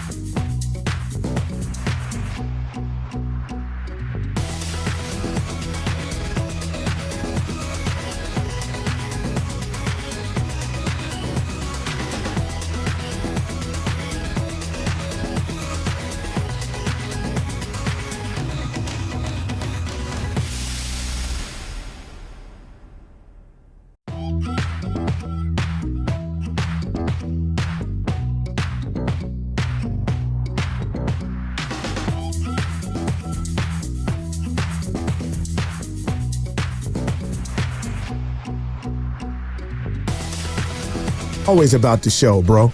I tried to do it Sunday, and I just couldn't get it up. Now, back to Steiny and Guru on 95.7 The Game. All right, those glasses, Guru, are still missing. This would be your second pair of Lokes that you lost. You lost the last pair, and then you just called Lokes glasses. So, I've never heard that before. Yeah, well, this is why I'm in your life. But listen, don't just give up and quit and order another pair. We'll find them. I'm not. All right. And by the way, speaking of ordering another pair, congratulations. You found your wallet. Yeah, it knows. After I canceled everything. Hey, but it was just, and this is the one person I want to just, I asked my sister, Katina, I called her Sunday, hey, can you check my bed where I sleep? Because I sleep in my mom's bed, you know. And she goes, yeah, I checked, the wallet not there. The damn wallet, Evan, is sitting right next to the pillow. So I played the trick on her. She came home to Norris from work yesterday. I put the wallet right in the driveway. Oh, I found your wallet. I found your wallet. Yeah, please. You didn't look Sunday when I asked, because had you did it, I wouldn't have had to cancel the cards. But anyway, it's found. I didn't know you had a sister, Katina. Are you? Did you, Evan? He talks about her all the time. I've never heard that name. Katina? My boy. Where's she been? Katana. What is wrong with you? It works at Safeway in Union City. Is she older or younger? Younger. Yeah. How many? I know you have an older brother. Yeah, Rodney. You met him. Huh. Yep. All good things come in three. There you go. Here's the question I have for you, Guru. All right.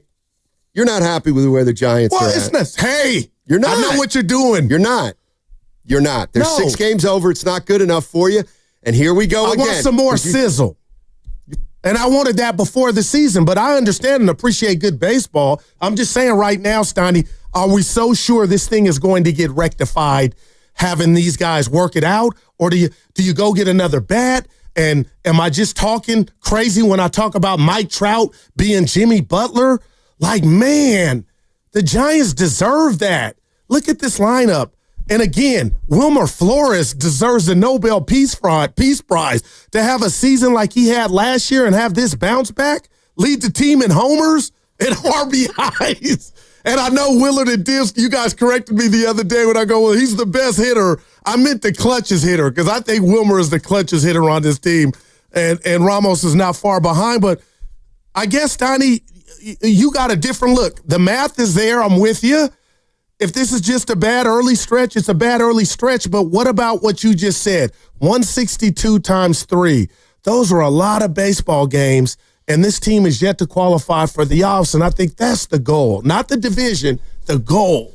All right, so if you're not crazy about where the Giants are and how they're hitting the ball, I'm just going to ask you, whose fault? Like, who do you blame mostly? Buster Posey? No, he went Farhan? You blame Farhan Zaidi still? Is it going to be one of those things? Where's Luciano at? Like he almost is like Kaminga He came up. He wasn't a shortstop, but Steiny, what he could do is hit the ball. And now I think he's on his way, the fast track to getting back here. Where's he going to play? DH anywhere. Like, this team needs some bats, and he can swing it. Like, yeah, I'm serious. Let me. I'm just like Steiny. I'm not mad. I can't. That's too strong of a word. And I'm watching all my diehard Giant fans, Bonte, 49 and Frankie, Willard and Dibbs, Grandy, Shasky, everybody, Carter, just like they're perplexed. But I believe this offense will pick itself up. All right, well, then you're answering your own question. But what I want to do here is, okay, you can't fall from the floor. But if your ultimate goal is to try to scare the Dodgers or Padres and not just say we're going to settle for the last wild card or whatnot, then you owe it to yourself, Stoney, to go get a dude like a Mike Trout or somebody I'm not thinking about to just become more powerful offensively. You say what to that? I say that's easy to say. Yeah. I say it's easy to say. I mean, this to me is, should the Warriors go get Giannis? Sure, go get Giannis. Should they get Mike Trout? Sure, go get Mike Trout. But they went and got Adames, Stoney. That was a big signing. No, apparently it wasn't. So you're not. It's only June 2nd. But that's a lot of money. You're arguing from every side. I don't know where you're coming from here. I feel like the Giants, I'm not arguing. For 15 games, have not scored, and yet they're still 7-8. Okay. I actually look at that and say, clearly they've got a pitching staff that is incredible. All right. And defense. The fact that they have gone through a 15-game stretch where they've averaged 2 runs a game, and somehow they've managed to be 7-8 over those games, I'm sorry. I look at that as a good thing. All right. Just because they could have gone 4-11 over those 15 games. Okay, I'll tell you what. They got a young guy, Shasky's favorite, Eldridge in Double-A, first baseman. Would you think about Stoney like just throwing the clock thing and control years out the window and call him up? Or do you want to call him up where the house is not on fire offensively? Hey, we're scoring runs. We want to get a look at you. I know you do that in September. But my point is, Stoney, do you call him up and put him in kind of while the team's in a rut? Would that be the smart thing to do? Or how desperate do you think the Giants are? Or they're not desperate at all? I don't think they're desperate at all as it relates to Eldridge, because I think if you've got a plan for Eldridge, and it feels like they might, that you can't speed up his process because of where the team's at. He's a masher. If you're talking about bringing a guy in here, I would much rather start with Mike Trout, All right. and bringing him onto this situation. And then letting Eldridge do what he's going to do. And that's a decision Buster Posey and the front office have to make about the timing of that, and whether it's going to be sooner or in the middle of the summer or late in the year or not at all. But no, I would not make a decision on Eldridge based on how the team is doing. I got to make that decision based on what they think of Bryce Eldridge and where he's at in his career. So my question is, how would you judge the San Francisco Giants through a third of the year? And you're going to hate it, but... No, I'm not. They're exactly where... All right. Like, you looking big picture. I ain't mad at you. They're exactly where we thought they would be. For now.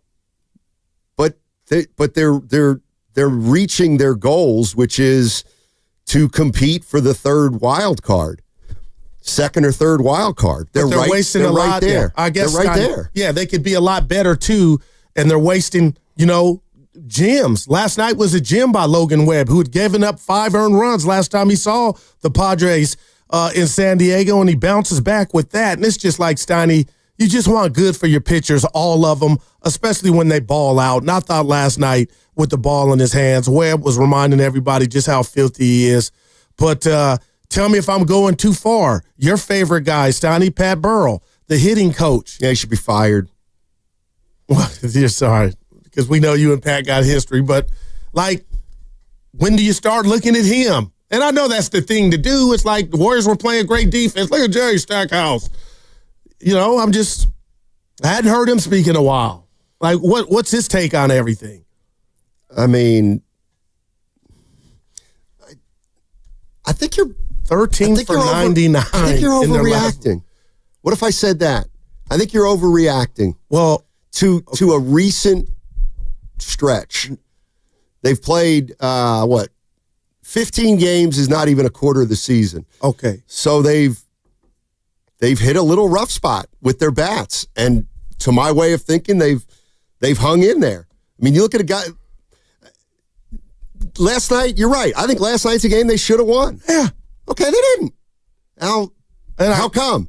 Well, they had a couple hard hit balls that fell into gloves, essentially. And they had a lot of good luck early. The Giants did. We've seen it. Walk-offs, Little League walk-offs where the team can't throw the ball to one another. But I guess, Steiny, I'm not taking offense to you say I'm overreacting. I guess I'm just putting a big lens on the Giants as a whole. And you talked about it. Their division is a bear. And the Dodgers are losing pitchers left and right, and yet look at them. They can hit with the best of them. The Padres, you're right there on their bumper, but if you really want to do something to change, the things that have happened the last 3 years to where you can't kind of, take care of your own business and qualify for a wild card, I guess that's what I'm yearning for is maybe another bat after going and getting Adames. That still is not enough, but if you could somehow, pull off something to get another bat here, I don't think that's a luxury, Steiny. I think it's a necessity. I think the team needs it.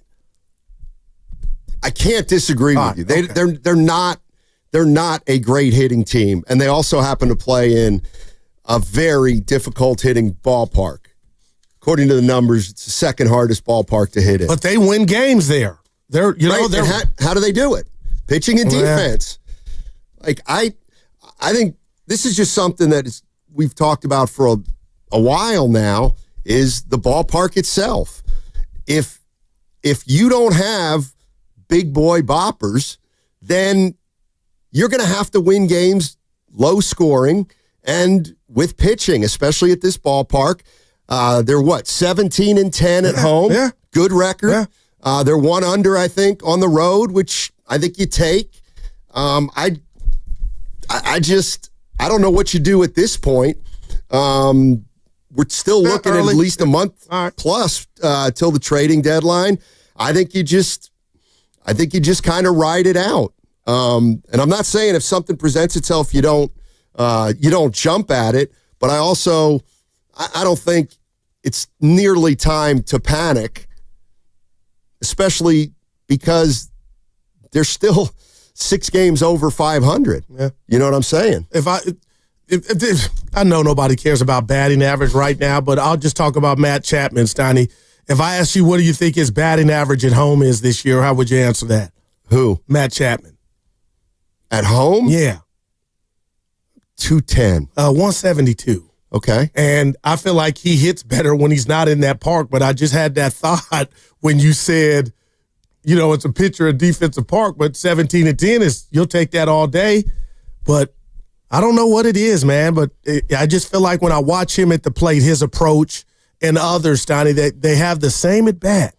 You asked earlier about Logan Webb, and boy, he's got to be feeling some kind of way. I saw the story in The Athletic today. Or no, it was on NBC Sports Bay Area. All right. They said Webb has been very optimistic. Take a listen. I mean, this is a hard game. Baseball is a game of ebbs and flows. Some of the best teams in history have gone through stretches where they, have struggles like this. But everyone in this room believes in ourselves, and I think we're going to be just fine. I mean, it's the beginning of June. We got 4 months of baseball left, and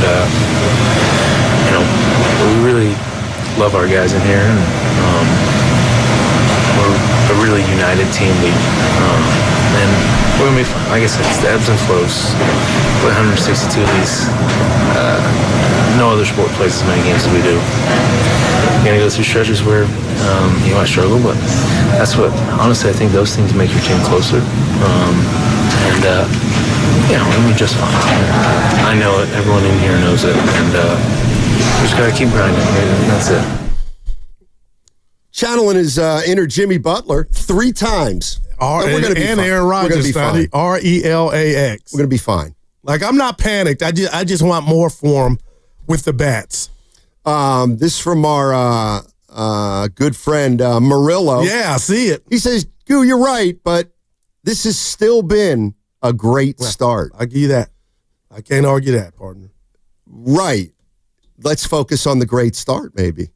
You see, this is what we were talking about yesterday. Or get out of this current slump. Because are they in a slump? 7 and 8 over the last 15? Well, the hitting slumps, Donnie, with runners. Hitting slump. Yeah, there we go. No, I'm not disagreeing. I'm not saying their bats have been explosive.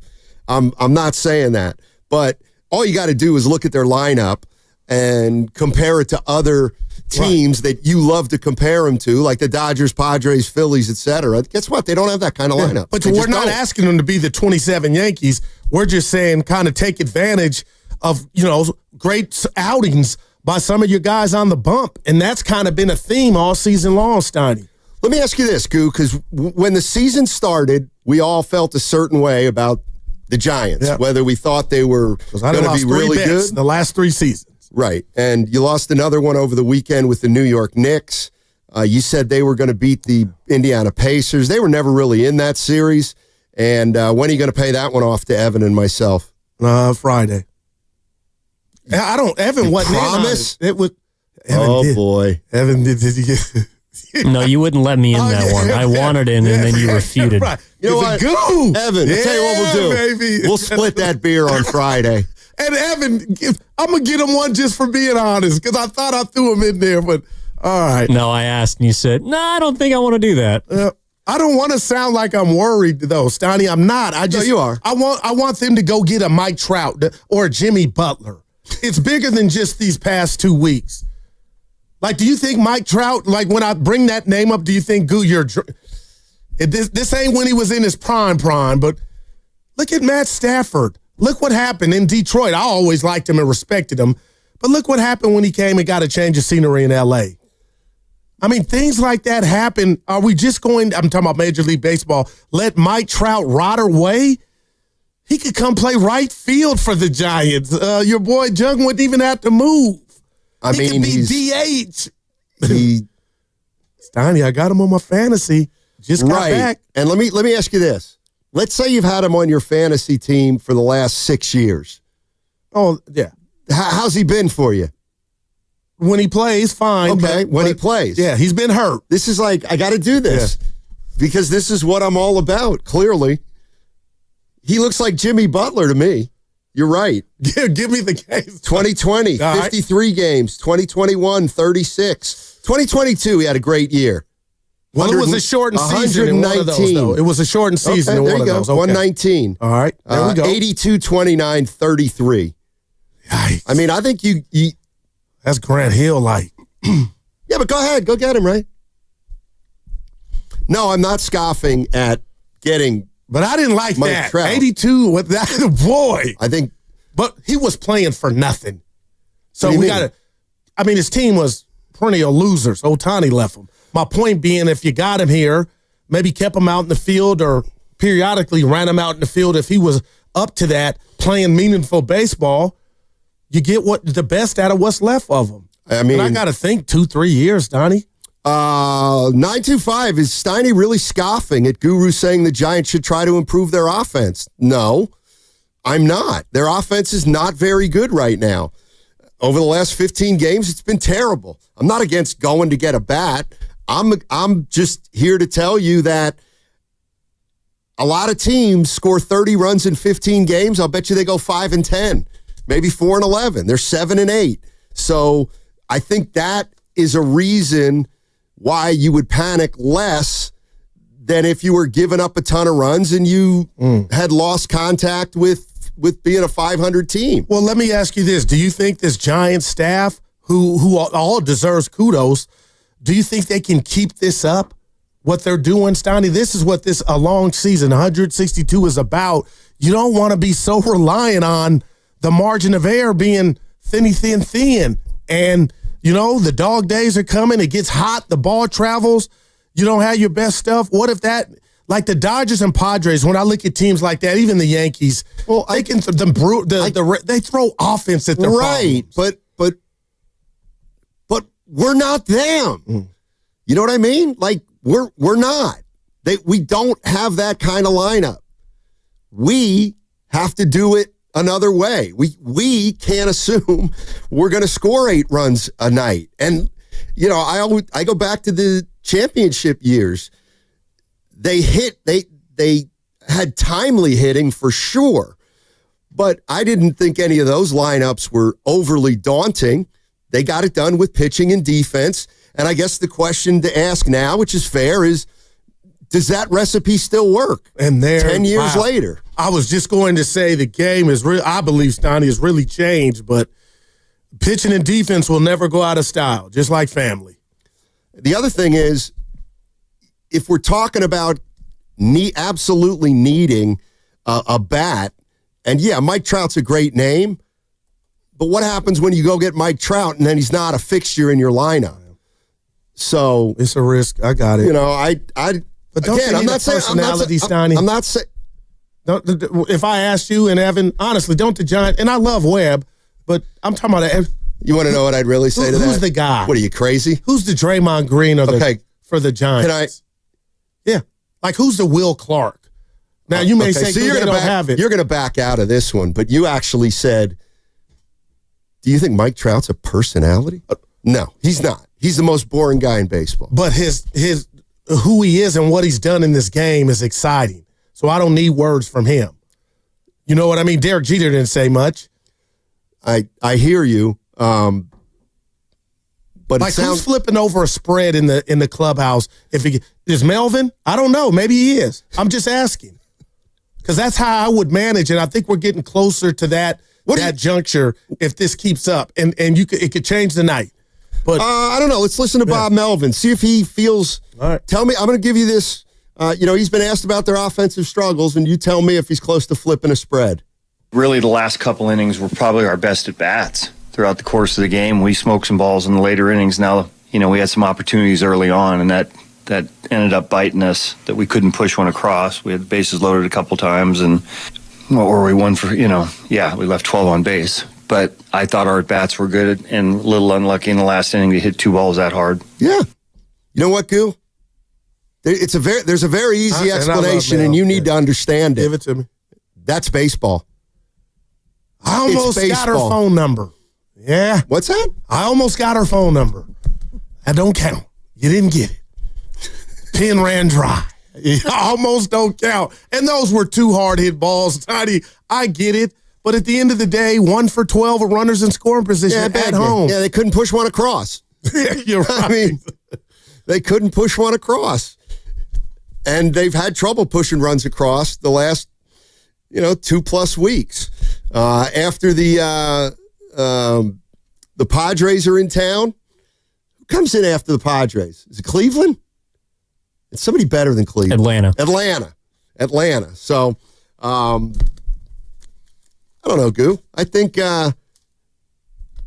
if you ask Giants fans, they're like you. They're frustrated with the hitting. Yeah, but I think Murillo is right. And you said it too. I'll give you. I mean, are you happy with their start? Hell yeah. But I just need to know, is this a blip or is this who they are? Don't worry about it. Like, they're impotent right now with the bat. Sure. And there might not be appeal. But like, this is kind of what we were talking about yesterday. We agree that they're having a pretty good year, right? But we've just spent. Can we agree that they had a good start? Having a good year is not like that's like you're talking about the entire season being good because of a start. Their record. Yeah, the Warriors also started really well. Did they have a good season before they traded for Jimmy Butler? Well, I'm willing to let it play out a little longer because the Warriors made their trade for Butler. The season was more than half over. Yeah. So I think that's fair, Evan. I mean, after their 12-4 start, they're 21-23. Is that good? No. It's not, Steiny. You have to say no. It's not terrible. But it's 44 games worth. Right. So there you go. But you can't just get rid of the 12-4 start. Right. Now, again, if 2 weeks from now they go, 4-8 in their next 12 and they're not scoring, well, then we're getting to the halfway point of the season or closer to the halfway point of the season. I know we're up against it, but real quick, Steiny, what batter, because we're talking about the batters, are you concerned with most on this team right now? Mine is Adames. And that will state the obvious. You got to give me some more. Maybe it's coming, but I'll talk about Adames on the other side, because in a way you might think I'm crazy, but he's the guy that I worry about the least, because what can you do? You signed him for $180 million. He plays every day. You're not going to bench him. It's like you're stuck got 9 with him. airs now, Steiny. Good, bad, or indifferent. 888-957-9570 is the number. Game 2 in the Giants 4-game series with the Padres tonight. I'm looking forward to getting out there. They had a nice crowd out there last night.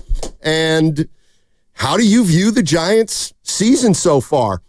And I think Evan brought up a good point. I mean, they're 6 games over, but over the last 44, they're 2 games under. Overall, what's your satisfaction level with this team? What's coming up on a game is brought to you by Fremont Bank. Here for you, here for good.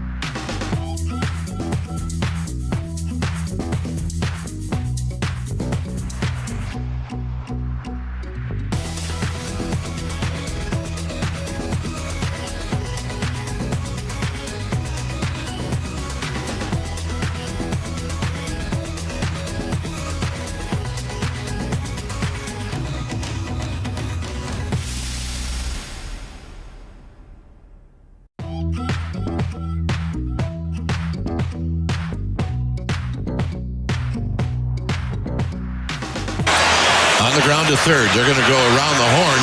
That's one. And they're going to call him out at first. And the Giants are going to take a look at it. Well, they want to see if Cronenworth, the second baseman, was on the bag when he caught the ball to get the force, and they're going to concede it. I should be in a mental ward. Now, back to Steiny and Guru on 95.7 The Game. So there are two Sorry, Miss signs that have, or actions that have really become pervasive in professional sports the last 5 years. One is the review. Okay. And then two is the cut. And I told you, Evans and Steiny, he leads the... Bob Melvin's great at no. Shakes his head no. But that one's used properly. Yes, you're right. It is. That's true. Oh, boy. That's true. Yeah, the twirling of the thing, it's getting out of hand. The audacity. Willie Adames. Yeah. Talk to me, Steiny. 9 airs. Let me tell you something. This guy is a ball player. That's great. What? Like he this is the way I look at a guy like Adames. Why would you? What is worrying about him gonna do? Like, he's a veteran. He's been around. He's got a track record. They spent a lot of money on him. All right. He's proven, but through a third of the season, he's not hitting. And his fielding's been mediocre. And you just wonder if what can you do? Yeah, I hear you. I mean, you got him for 5 or 6 more years. I got you, Steiny. That's why it's you June got to 2nd. live with him. Yeah. Right? But a lot of times in sports, you think, because what you're talking about and describing to me sounds like natural. The natural evolution is he'll figure this thing out and it's nothing to see here. But you just told me a couple seasons ago, what was it, 217, 220? 217. Okay, so just from an average standpoint, that's just 11 more points. But obviously, you want that number to go up. But it's the win. It's the we're watching them drop in the batting order. That happens. And I guess, Donnie, if you want to look at the track record and the paycheck, a brother going to work it out and he'll figure it out and he won't be a problem. But I'm just wondering what word did we use yesterday? I used infected. If this lineup, and that's the beauty of a baseball lineup, Stoney, I think who is behind you, who goes before you, there's a domino effect. And if guys, when other places in this lineup don't figure it out, maybe Willie's getting no help, and maybe some baseball diehards are out there like, the hell with that goo. He's getting a lot of chicken. He should need help. So do I think this is going to, be the case for Adames moving forward, Stoney? I don't. But I'd like to see more than 5 home runs. I like to see him come up in the clutch. But right now, 13 for 99. I know I'm being a one-trick pony with the last 15, but that's not good. And 2 runs over the last, 15 games, that's not going to cut it. I mean, the way I look at it is Adames is a really good player. He's a good player. Is he a great player? And I think that maybe the Giants thought he was a great player. I got you. But he's just a good player, which is fine, but they don't have enough good players. And if, again, how happy are you with? I'm looking at their lineup. Because he's not a good player right now, Steiny. I think he's a bad player when you bring into account, and we should, just for this conversation, 9 errors as well. So you're not doing it with the glove either. So I get you good, but he's playing bad. Is that too far of a stretch? You know what? With the fielding, I got to go to Evan on this one. Dude, go ahead. Because Evan was saying when they got Adames, he wasn't saying he's a lights-out shortstop in the field. How would you say Adames has been playing defensively this year? Is it really poor or is it average? It's not very good. Like Willie Adames is... he can't hit. That's a fact. And his glove is not what it was even a couple of years ago. Like Willie Adames is a below-average shortstop that plays every game, which is valuable because you don't have to take him out of the lineup, but it doesn't mean that he's been good. And I think that one of the things that the Giants were counting on is that when you put a guy on the left side of the infield next to Matt Chapman, just like putting a a decent scorer or a good shooter on a basketball team next to a playmaker, it makes them look a lot better. And so Willy Adames, for example, doesn't have to make a ton of plays in the hole because Matt Chapman plays deeper than any third baseman. He's a great defensive player. And so all the weaknesses or deficiencies that Adames has kind of been going through the last season or two aren't highlighted as much next to arguably the best defensive infielder in baseball. All right, so he's average at best this year. But he's swinging a broomstick. Right. But, okay. So on both fronts is not pretty. No, I know. I get it. Yeah. Adames is off to a terrible start with the Giants. Correct. In his first 60 games. So go ahead, take it to the next logical place. Buster Posey. This is his first big boy signing. Why don't you just let's come down his road? No, Steiny, this ain't even about Buster. It is because he brought him in, but it's about Willie too. That would be unfair to Willie. We're just saying what it is early on, and he can get this rectified and fixed. And that's why I would hold off going. Buster brought in what we thought was going to be a dude. It's off to a rocky start. And Buster just told anybody that was listening last week, it's kind of to be expected. We see things like this where a guy, comes from another ball club and gets off to a slow start. And I mean that. Like, I'm not dare going to throw or say anything about, but he went and got what we thought was a big fish. Right, but he could have been wrong. Maybe he picked the wrong guy. Maybe he picked somebody who's on the downside of his career. I mean, he had a hell of a year last year. But even you, Steiny, because it sounds like you said, any fan that calls us, and it's too early for that. We can't judge Willie yet. Well, then quit concerned. ripping him. No, it's like NASDAQ. You see what's going on with the stocks per day, and that's what you go on, and that's what we're doing. Yeah, and so, but as far as the choices this organization has, as it relates to Adames, they have none. They have no choice. Oh, yeah, go, brother. He's going to play shortstop 155, 60 games. Yeah. And right now he's hitting sixth, which is, you'd like to get better production out of the six hole than what he's given. But the thing that I think is interesting is, well, at what point would you say, what was Posey thinking? I mean, what if he has a bad year? Then what are we talking about? No, ramifications, but Posey's job, obviously, there's no tremor on the Richter scales. Yeah, it doesn't even hit.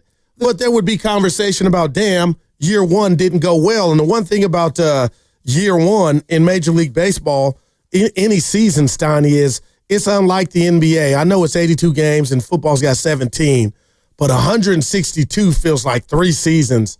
So if he were to struggle, I mean, it would get the proper, what word am I looking for? Coverage. Yeah, I was excited when this was announced. He was coming to town. Well, of course. He's probably their biggest free agent signing since Bonds? I mean, certainly the money's more than any other free agent. Yes, Eb. Well, you could make a case that Posey has missed on both signings so far. Exactly. Verlander also. Well, let's be honest with that one. Because it's Posey, we're going to hands off? Verlander was Mike old Cadillac, the DeVille, with about 150,000 miles on it, leaking oil. Mike, who's shocked? See, this is the thing, though. Like, if we're talking about the Giants, like, they're not playing well. So I almost said to you right here, well, like, who's to blame for where the Giants are right now? I mean, the reality of the situation is they've had 3 straight years where they're 80 wins about. And right now, even though they haven't been over 500 since their start, they're still 6 games over. For now. So, Yeah. So you don't think this, let me ask you this. I think the Giants are capable and should. I'm using the should word, make a play, wild card. So I'm holding them to that standard for the rest of the season. Yeah, and I think that's fair. Okay. I think that's fair, and that's why, to me, I don't have a strong opinion on them overachieving or underachieving. I'm looking at their situation. We knew their pitching was going to be very good. It is. Their bullpen's been terrific. They just haven't hit, but somehow they've managed to stay afloat. And yes, it's been 2 weeks, but to me in baseball, at this point, June 1st, June 2nd, you got another month to really kind of see what you have and figure it out. And if you really are this terrible hitting, well, then you'll make a move if there's a move to be made. Yeah. Damon Chang on the YouTube chat is asking us, should Posey have rolled with Luciano? I'll tell you what, that's neither here nor there. His ass is on it. He'll be back soon. Well, he's not hitting in my. Well, the average has gone out there. Can you hit with power? And when you hit, what do you do? You know what I'm saying? Can you drive in runs? No, I mean, that's really the one thing the Giants don't do. They don't produce runs because they don't hit for extra bases. Like, actually, if you look at their home batting average, it's like middle of the pack for every single ballpark. Dude. Like, they hit 250 at home. And Matt Chapman's hitting 172. Yeah, he couldn't swing his way out of a brown paper bag. Man. But, Evan, do you think it's fair that a guy like me was excited, or any Giant fan out there, for Adames to be kind of the face of the offense? Because do you think I'm trying to say bring in Mike Trout because of what Adames is not doing with the stick early on? My first question is, why would Adames sign here? That's why I wasn't as excited as everybody else. Well, why would Willie Adames want to sign with the San Francisco Giants, where bats go to die? I'll let Buster Posey answer that. This is what he said before the season about Adames.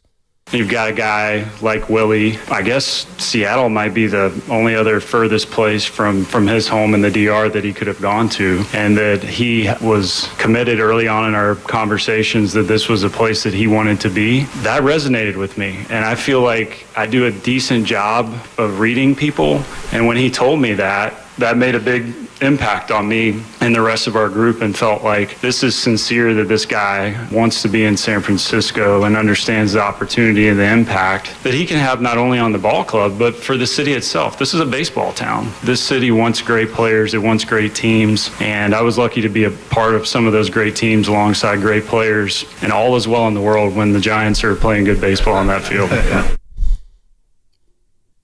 There it is. Adames wanted to be here. No, Evan was just asking why. And I didn't have an Why answer what? for him. Why did he choose here? That's why Posey. Right. We heard from That's Posey. what I'm saying. What I'm saying is I think the Giants have trouble luring free agents who hit. And here's one who had a good year last year, and he said, I want to play for the Giants. And I think the Giants are in a position where if somebody says that and he's a pretty good player, you have to follow through on it. That's right? Not necessarily, but I also think if you're Adames, it's not just about getting over on someone. It's trying to find a place where you can retire. And that actually is a credit to the Giants, that despite some of their mediocrity, I think they're still a respectable organization that people look around and say, I want to be a part of that. Yeah. But Adames, this contract will take him through his age 36 season. This was his, at age 30, the last opportunity he had to get paid. And the Giants gave him that opportunity. But to expect him to step in and be the guy who was leading off yesterday for the Padres, Fernando Tatis Jr., that is something that I would really hope people were not expecting. Well, that's kind of what I'm wondering, is were people expecting that? I was. But I'm not ashamed to say it. And real quick, about Buster Stoney, I'm not throwing shade. Why not? The great Rihanna, Kanye, before he lost it, and Jay-Z have a song called Run This Town. And I'm only bringing that up because how long has it been since this has been a baseball town? 2014?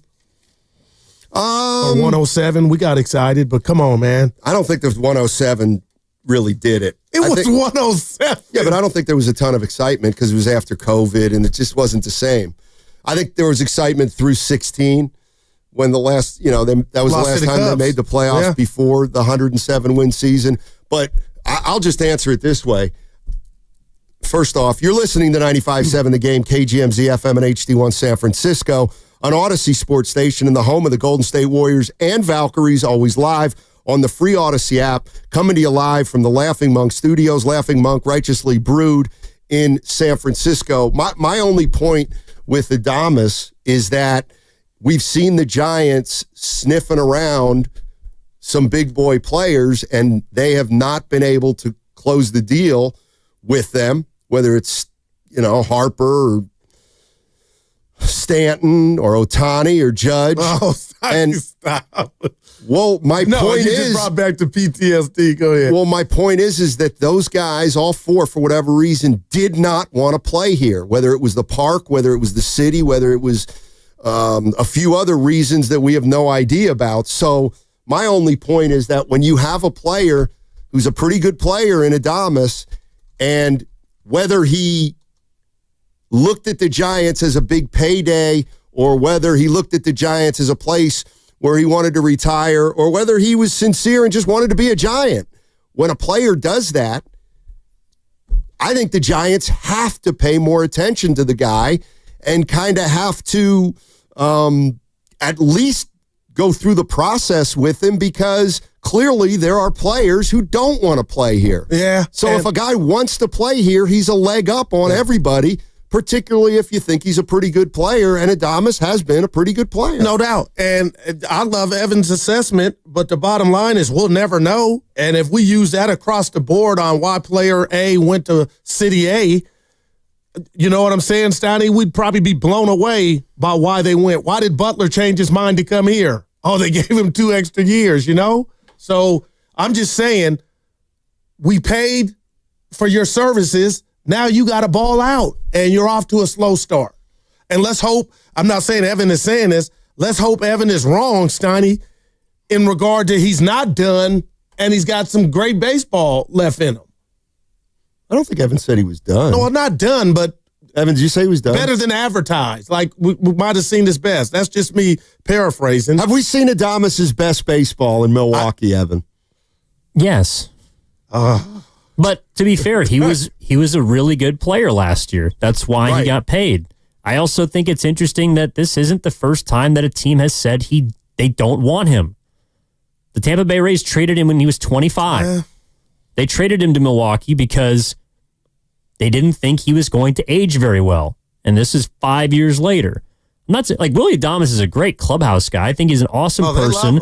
And that is something, to be fair, the Giants did not have a ton of, were veteran clubhouse voices. Those are necessary in a locker room. I'm not trying to, disprove that. But this idea that he was going to be, again, a face of your franchise type player, like, Willie Adames is a good piece. He's not the piece. And that's why when the boss is saying what hasn't happened, what's going to change, why is it the same? It's because they have not found the piece. Do you think there's one piece to be found? Or is it they need a few pieces? Have you watched them? They need a few. If you watch the that's Dodgers, what I'm saying. What I'm saying is they need more than just, even if Adames was the piece, they need more than the piece. They still need a more quality players. Yeah, but I guess, all I'm saying. Yeah, I'm all over. My bad. But when you furnish a house, you need a sofa, you need a mirror, you need all those things. Donnie, you knock them down one by one, right? And I felt like they did that with Willie. And obviously, it's baseball. You got 9 guys hitting. You need more. And that's why I'm just bringing up names like Trout or anybody else, because the Giants, to me, if they're going to compete, Steiny, they're going to need more. Would you disagree with that? Like, this ain't it. And the offense has been kind of stagnant or stale or boring for how many years? And what happened to Will Clark and Kevin Mitchell and Kenton Bonds? And I know the anomaly was 107, but Chili Davis, like Buster Posey. And again, Evan just laid it out. They went and spent the money, Buster did, to get Adames, and maybe he's that guy and we just haven't seen it yet. Or maybe he's Barry Zito.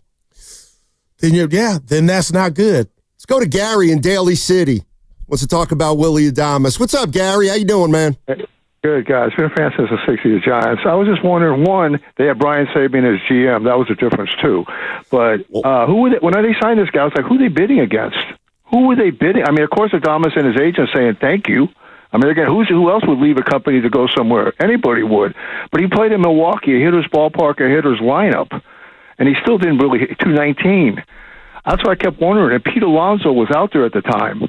I don't know if he came here, but he took a 2-year contract with the Mets, I think, for $60 million. Say the Giants threw him that money at that time. He would have came here in a heartbeat. Yeah, the Tigers were in on him, though. The Tigers, I thought, were in on Adames. But I hear your point.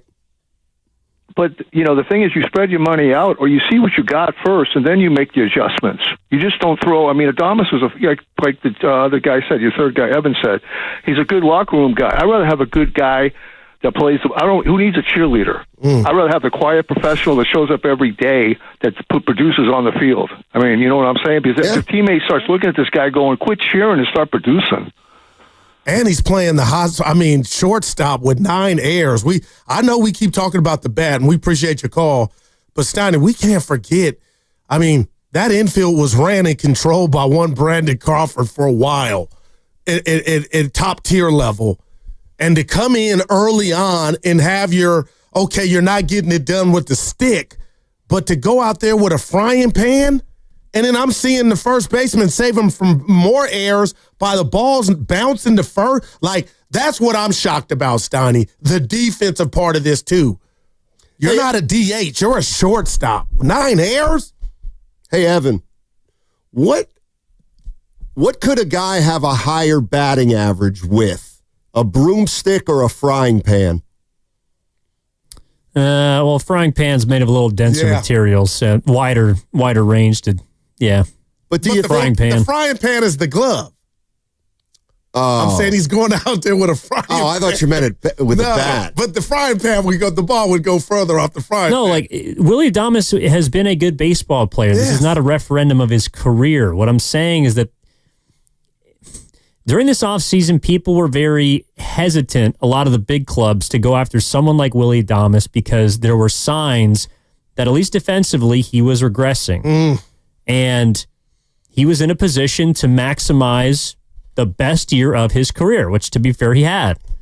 But you're paying him to be not just a leader, you're paying him to be a middle-of-the-order bat, which he has not been able to do anymore. And I told Steiny this before the show, but Fernando Tatis Jr. just had the worst hitting month of his career, the month of May. Willie Adames has been a worse hitter over this season than Tatis was in the worst hitting month of his career. So there's a chasm between the superstar on the opposite side of the field that you're watching tonight against the Padres and the one you have. That's just the reality. Now, Evan, you tell me if I'm being fair, Steiny, or is this a reach? Bad defense. I just said 5 minutes ago, I believe who's in your lineup helped said batter. He had Contreras and Yelich in that lineup. I don't think he has those two type hitters in this lineup. No excuses. Is it fair to go there and hone in on that as to why, maybe he's been not so great with the bat? Well, Yelich hasn't been great for a few years now, but I don't think that's unfair. But Adames was hitting second. That's where your best hitter hits. Willie Adames was hitting second for the Brewers. He was their best offensive player last season. And he wanted to get paid for it. All power to him. But to expect the guy to come in and suddenly break this... See, that's what's killing me. I did not expect Willie Adames to be this bad at the plate, but I also didn't think he was going to break the million-year-long streak of nobody hitting 30 home runs for the Giants. Wow. Did you anticipate, or did the Giants anticipate, that Adames's bat would help hitters around him as opposed to just getting lost among their lineup? You know what I mean? Did they think Adames, where they put him in the lineup, was going to help their hitters around him? But look at his paycheck, of course. Well, I do think they did. Well, my gosh. And that hasn't been the case. Right. So, all right. 888-957-9570 is the number. Game 2 tonight of the 4-game series. And you'll be there, you and Evan. Yeah, I'm looking forward to it. Well, you're not going together. Yeah. We're not, but we're going to hook up. Well, I don't know about that. I'm going to go out and see him. I know where he's sitting. He knows where I'm sitting. He might not want to see you. He said, we'll hook up. All right. So you're so jealous. A little bit. I got an extra ticket. And I'm going to the gym. I don't know if I want to introduce him to my friend. And that's why I was really telling you, he don't want you to come see him. Evan. Trust me. I got better seats than Steiny. Trust me. That is a shocker. She'll be impressed, Evan. Guys are telling me lay off Trout. He's just going to get hurt. What's new? He'll fit in. Hit a home run last night. Dude, he is back. Oh, he's been great since he's come back on Friday. All right. We'll come back, and then we'll talk more sports on 95.7 The Game.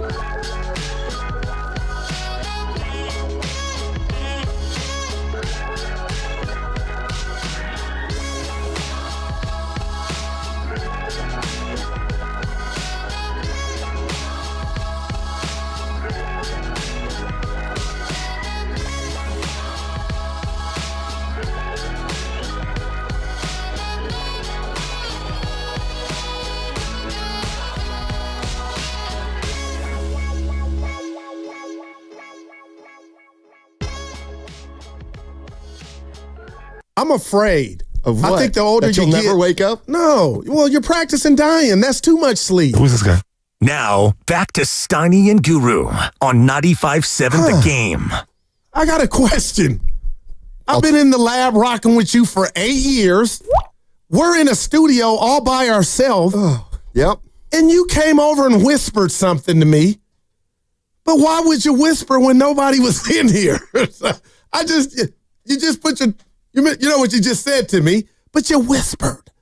We're the only two in here, bud. Right, but we always have to assume that the mics are live. All right, okay, hot mic. And I'd be out of here. My career would be over if the mics were hot. Yeah, I could survive it. Doubtful. My goodness, you'd probably be in jail or court. We know the real you. All right, we know your persona. You got it. But yeah. All right. Tell Evan what happened. Yeah, you want to whisper to me? Yeah, Evan, real quick. What are you talking about? I'm letting it all out. Hold on. What are you doing? What did I tell you I did last night?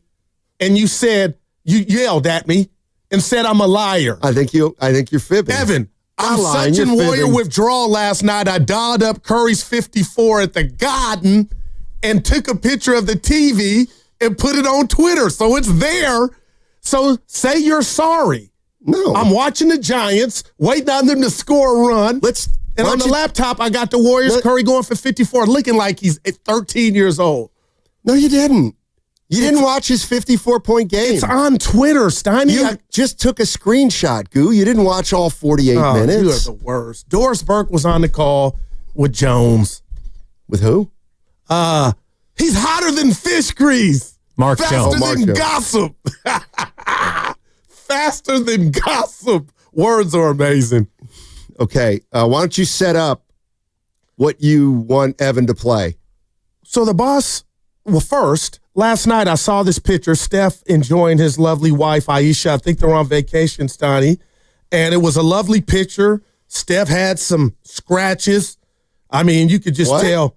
Yeah, scratches on his body from fouls that you say he gets a good whistle. He does. Okay. Go ahead. But anyway, I've heard a term that I've never heard in my life that Steph was talking about, Steiny, that's called imposter syndrome. Oh, yeah, sure. I've never heard that term with an IQ of 143, and I'm being real. Have you ever heard of that term? And I asked Evan, too. I don't know about Evan, but yes, I have heard it before, and imposter most of the time in the recent past, it's been used to describe you. Like, in a way. I'm unfamiliar with what it means. That's what I was going to ask you or Evan. Then he definitely doesn't suffer from imposter syndrome. That's true, because you have to be self-aware. You have to be able to look at yourself objectively. Oh, and that's something you find out struggle what? with sometimes. That's all. All right, By the way, it's not something good that you should want to have. Like the fact that you don't. I use Blue Chew. So, no, I'm just saying I self-identify. Evan, can you... So boy, Steph Curry... Evan, help me. Why would the chef say that? That's all I'm asking. Well, he was asked a question, but he did an interview with CNBC, right? I forget who the interviewer Maria is. Bartiromo? I was just about to say, I forget who the interviewer was, so you throwing a random name out there means nothing to me. She's not random. Fine. And he was asked a question about imposter syndrome, which is, according to Google, a psychological pattern characterized by feelings of self-doubt and persistent fear of becoming exposed as a fraud, despite evidence of competence and success. Obviously, Curry's successful more than most. So he was asked whether or not he feels imposter syndrome. Would you guys like to hear his answer? I can't Absolutely. wait. I'm human like everybody. Like you have doubts about yourself, like have imposter syndrome at times, like you have an idea of You still have where imposter you're syndrome? where you're at times, yeah, like it's a idea of are you doing everything you can to take care of people that are relying on you? Are you fulfilling your full potential in all the different areas that I've set out to do? Like those are daily commitments and daily thoughts that you have to kind of weave through. Okay, so thanks, Evan. That was about his father duties and husband duties, is just everything across the board, not just basketball. Right, but it's everything. It's basketball too. He sometimes feels and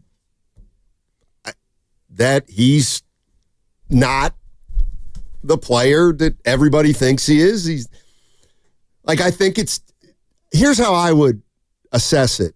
It's Curry saying in his own way that, yes, sometimes I feel like an imposter because everybody thinks I'm perfect and everybody thinks I'm, the one of the greatest players of all time. They say I'm a great father. They say I'm a great role model. And every once in a while, you look in the mirror and you say, maybe I'm not all that. All right.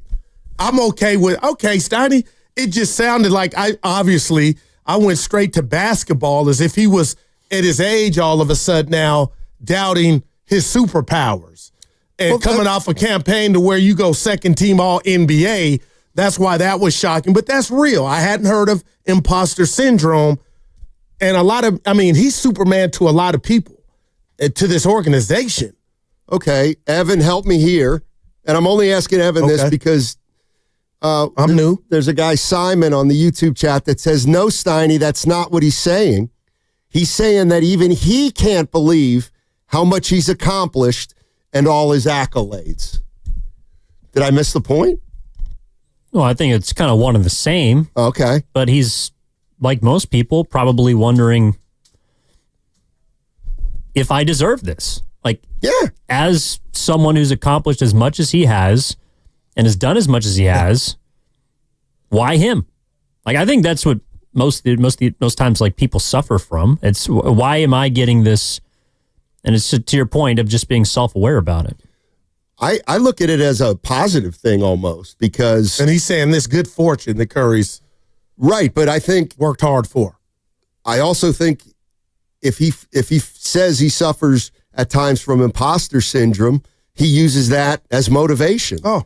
Because he wants to continue to prove that he's one of the greatest at whatever he does, whether it's basketball or whether it's fatherhood, as a father, or whether it's any other aspect of life. Do you have a problem with me feeling like that's born out of the tree of humility, being humble, having that mechanism to even think if you have imposter syndrome? Because you are saying things. Well, have you ever had doubts about your radio career? Oh, my gosh. Okay, well, that's kind of it. I mean, I'm not saying I'm not trying to insult you. No, fatherhood too. Have I been the best father? Exactly. I've done something? That's exactly what it is. Yeah. It's maybe you have a bad show and you're saying, can I really even do this? So I know you had it in regard to being a host to your partner. You've had to have nightmares. Non-traditional. I don't. The 8 years we've been together, I'm sure you have some, you know what, I could have did that different to old Goo. But if you just think you're a regular, normal dude and you don't have anything extra, or you just like, then step your game up. No, can you have imposter syndrome if you don't think highly of yourself? You know what I mean? I don't think you can. Evan, go ahead. I don't think you can. I mean, all I'm doing is hosting a radio show in San Francisco. Like, that's all I'm doing. It ain't rocket science where you're like, sharing yourself every day for 20 hours a week. I'm being real. You share your life with the listeners, and that's why they come to listen to you. Okay, but it's about me and how I feel about myself, right? But what about the lives you change, or the people that we've met out and about real quick that said they're going through different things? To hell with the score. Hearing your voice has got them through. That's a hell of a blessing to me. Right. But if I don't look at myself as doing anything over the top or above and beyond, I'm just punching the clock. Anybody could do that. Maybe I don't have imposter syndrome. I mean, maybe it's somebody who feels like they're in a job that they're not qualified for. You know what I mean? That's why I think the Curry thing is a little comical. Because it is. Wow. Stein, he's talking about, sometimes you just feel like the average guy and you're just a normal person. With all due respect, Steph, when Oh, was the my- last time you felt normal? Man. I mean, seriously, the guy is better at at his job than 99% of people that have ever held the vocation. The problem with Curry is that he's got Everything. multiple things to be an imposter about, because he does basketball better than 99% of the people out there, but he does every sport better And that's than 90%. why we give Sonya and Dale credit. He was, he could be a snob. You know how stuck up Curry and the rest. I think that's also Seth, a big part of it. Like whatever they did, Steiny, put that in the book and it'll be a New York bestseller. For Curry not to be just jackass because of his dad was an NBA baller. I look at the parents.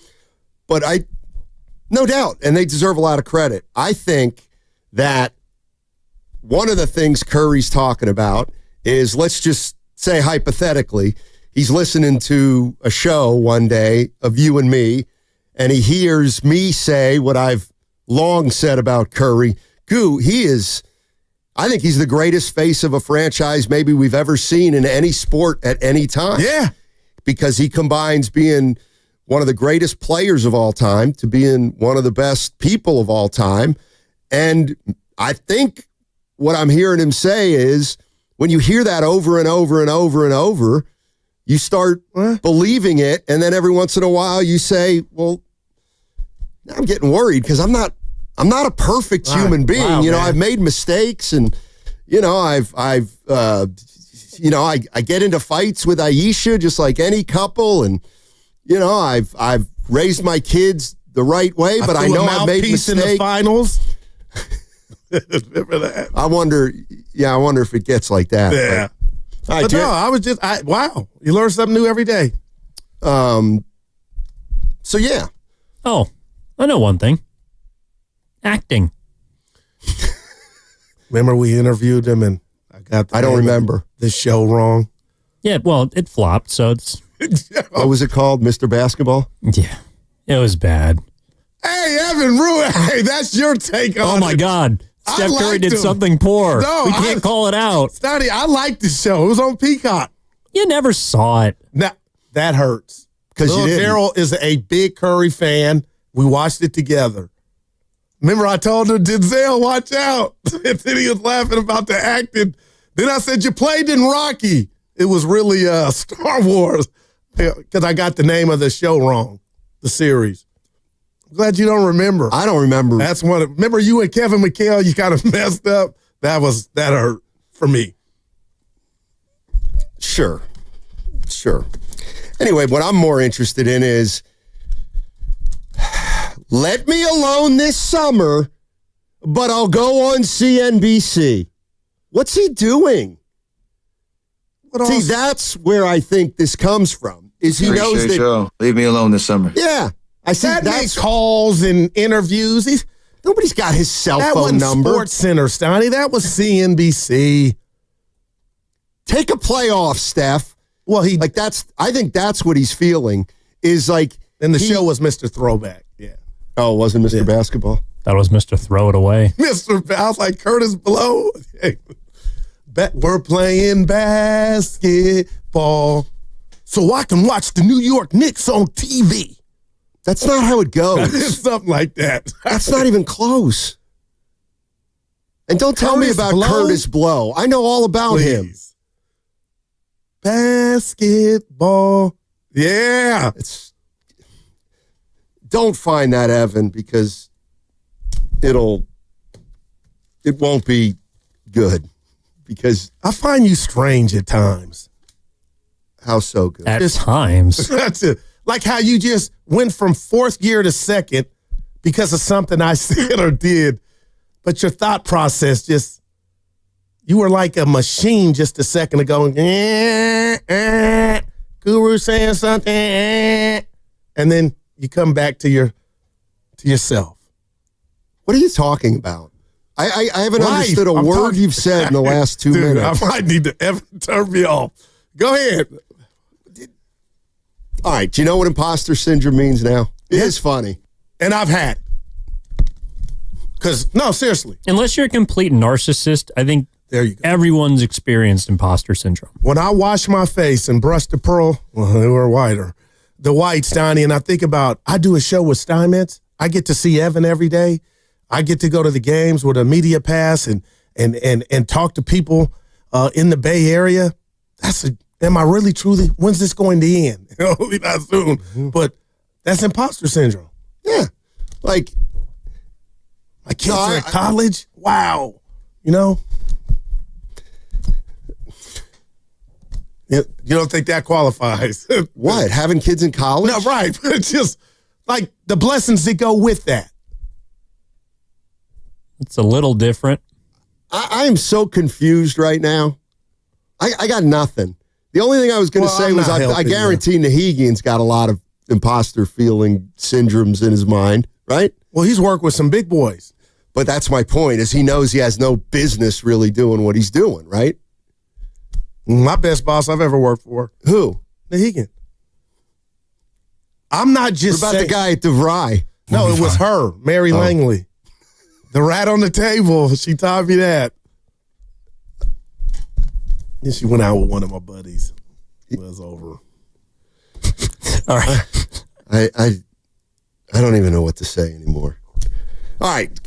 So you wanted to bring up the Curry thing. Yeah, I did. And now we got 5 minutes left in the segment. All right. So 8. Can you want to add a little more to it, or maybe in a different context, or how do we keep this subject poignant? Well, Steiny, you were about to rip Steph for still making it about himself when he has to be left alone. Would you like to continue down that road? Is that real?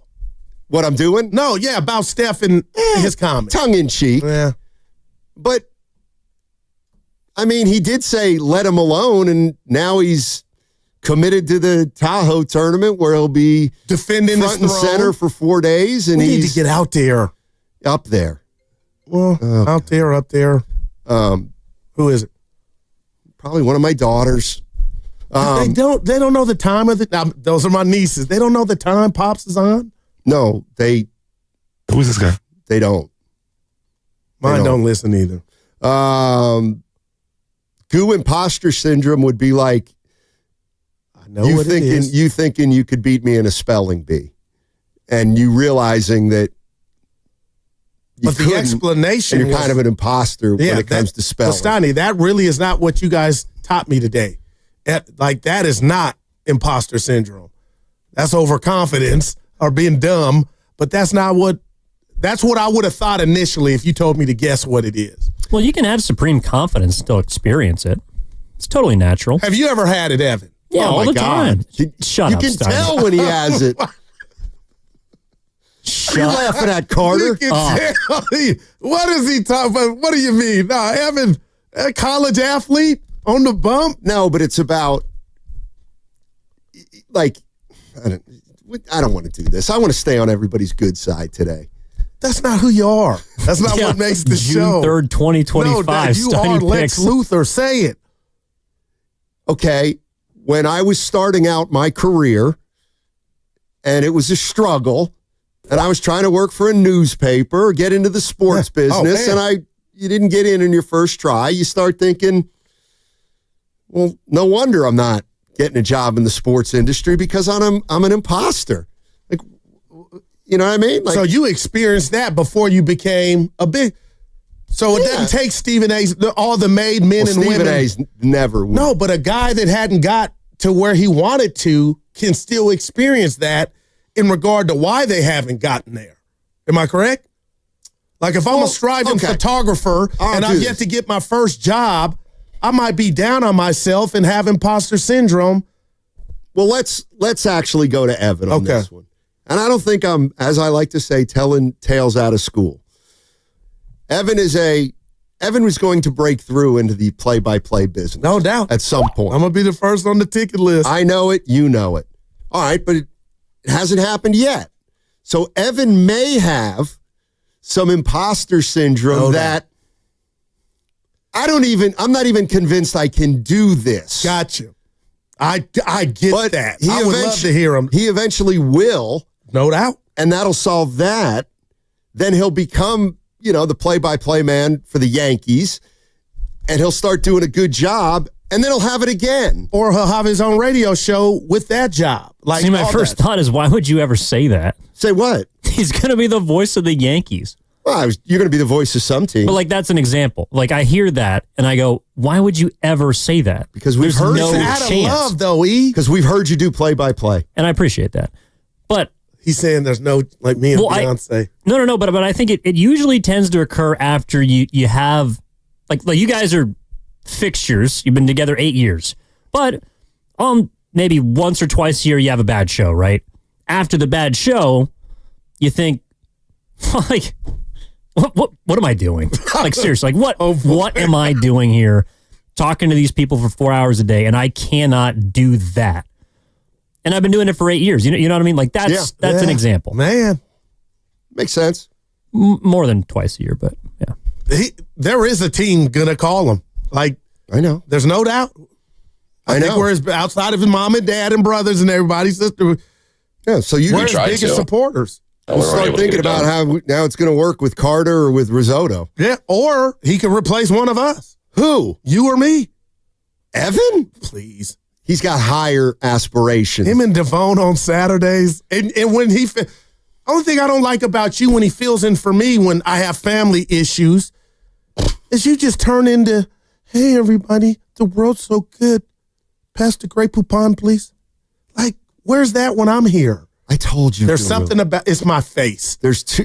Dude, just admit it. Listen. I remind you of somebody in your past. There's two things going on here. One is, like any great coach, I treat all my players differently. You can't have one uniform way to handle everybody. I couldn't play for I handle Evan differently than you. I handle you differently than Carter. And it's all different. Okay? So it's really not, though, because we all know who you are. That's the first thing. So secondly, your approach to sports talk radio and Evan's approach to sports talk radio are so vastly different that it forces me to have a different reaction to each of you. So when Evan is talking about Willie Adames and using the past and telling us what he thinks of Adames as a player, I say, that's good stuff. Your takes are a little more out there. They're a little more outlandish, and sometimes they need more, quote-unquote, challenging. And so I tend to challenge some of your opinions because I'm less confident in them than, let's say, Evan's take on Willie Adames. But in doing so, for example, you exert so much energy that I don't get the fun. That's a shame. Because you don't get off a take. You're just busy operating on mine. You know what I mean? I want that luxury to be able to rip up your take. Go ahead. But I don't get many because you're too busy operating on mine. It's like, hey, doctor, take a day off and then let you be the patient and let me be the doctor. No, but I appreciate you because what you found out over 8 years is that I tend to be right most of the time. So you don't have imposter syndrome now. You finally understood that to some extent. And so you become less outlandish, which you're coming around. Who is this guy? You're coming around. Yeah. By the way, I went to the boss yesterday and I said, we had a great conversation. By the way, you owe me an apology. Don't tell me what I owe you. When I went in there, don't tell Jimmy Butler how to play. No, I didn't. See, that's real. That's how I know I'm hitting a button. Yeah, don't just better be careful. I could have got I'm about to turn the sports radio world on its ear next section. Piece of big news on the other side. That I'm about to turn the radio business on its ear? You wish. Right. Now I'm excited for both. I can't wait. All right. 888-957-9570. We got news on the other side. So, and I'm about to put radio on its ear. Mm-hmm.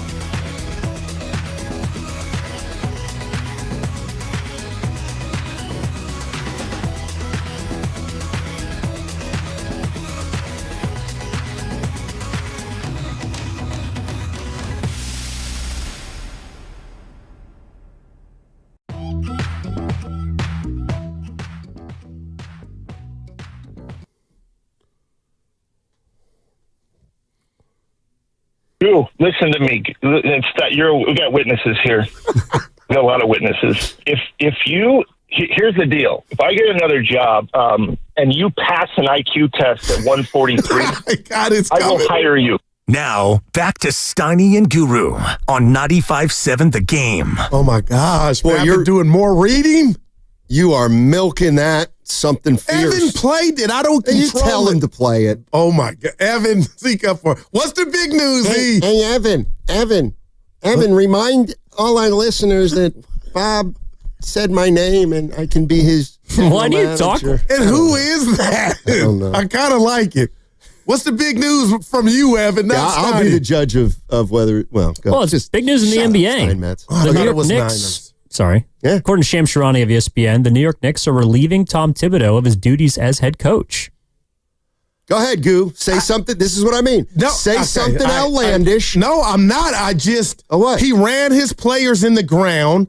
He found out that Wright and who else was playing for the Knicks could actually contribute, Shamet, and you're just thinking to yourself, damn, Tibbs, maybe had you thought about that early on or even in the season, neither here nor there, the Knicks got to the Eastern Conference Finals and you get ran? I'm just telling you, Steiny, and your buddy's a coach right now, get him on. He better watch his head and neck because I don't know with Michael Malone, like Anthony Edwards could get Finch fired in 20 seconds. That's just where we're at. But I always thought it was about the sum of what did we do as a team?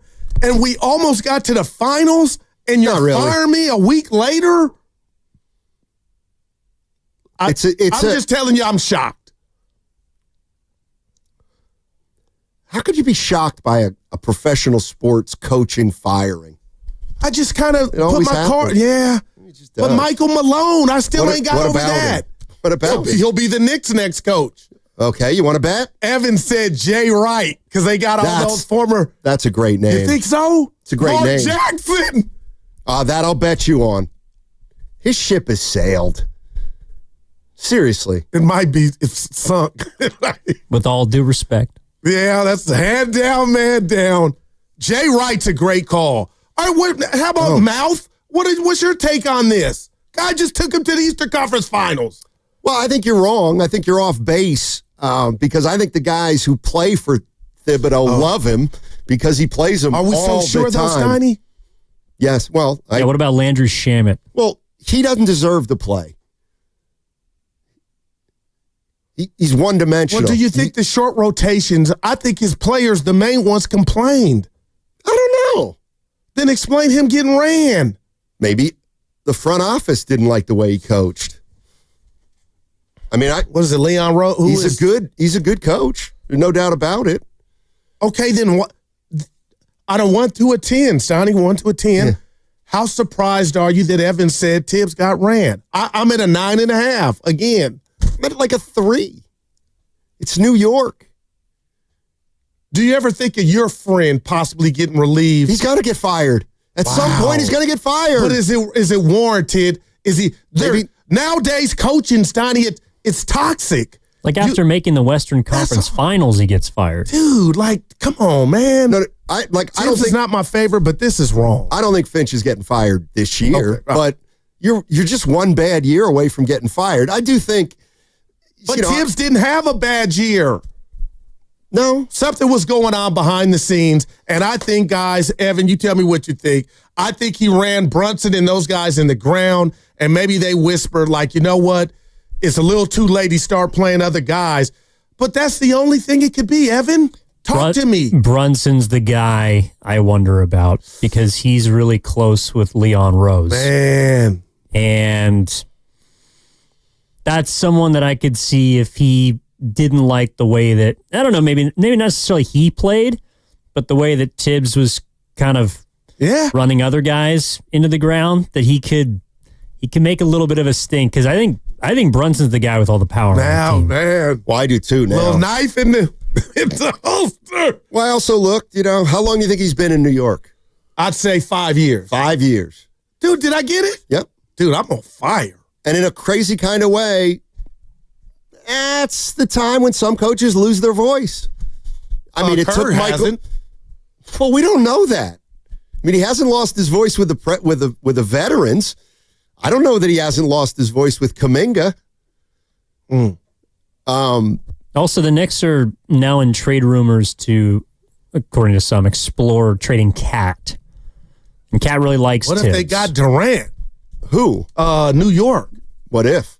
Oh, let me guess. What are they going to go? I'm so They're going to go down. 79-3. No, I'm so down on Durant, and Okay. I love him, but I don't love him. I'm just saying they would be boy. They'd be Who's their boy next- what? You think Watch out. Durant is better than Karl Anthony Towns? For that team, I think Why? so. Because he knows how to do it. I watched the end-of-game situations with the Cats. I don't want to say, what word am I? It sounds like you're struggling No, a he's little bit. clumsy. He's clumsy when it's really, really go time. And to have a polished killer, an assassin like Kevin Durant, So I think would help New York. That's just my take. And I guess this You is got why Robinson. You got some. But this is this is you asked me earlier in the show why sometimes I react the way I react to you, and it's more emotional than maybe the way I react to. So in other words, okay, now what's the date? June what? 2nd. June 2nd. June 2nd. June 3rd. Okay, June 3rd. Now you're saying, oh, Steiny, Kevin Durant, they need an assassin. They need a polished scorer. Kevin Durant, blah, blah, blah. And it was just, I don't know, what, 3 weeks ago? Steiny, how come people aren't coming down Kevin Durant's road? The Phoenix Suns had a miserable year. It had to be Durant's fault. How come they're...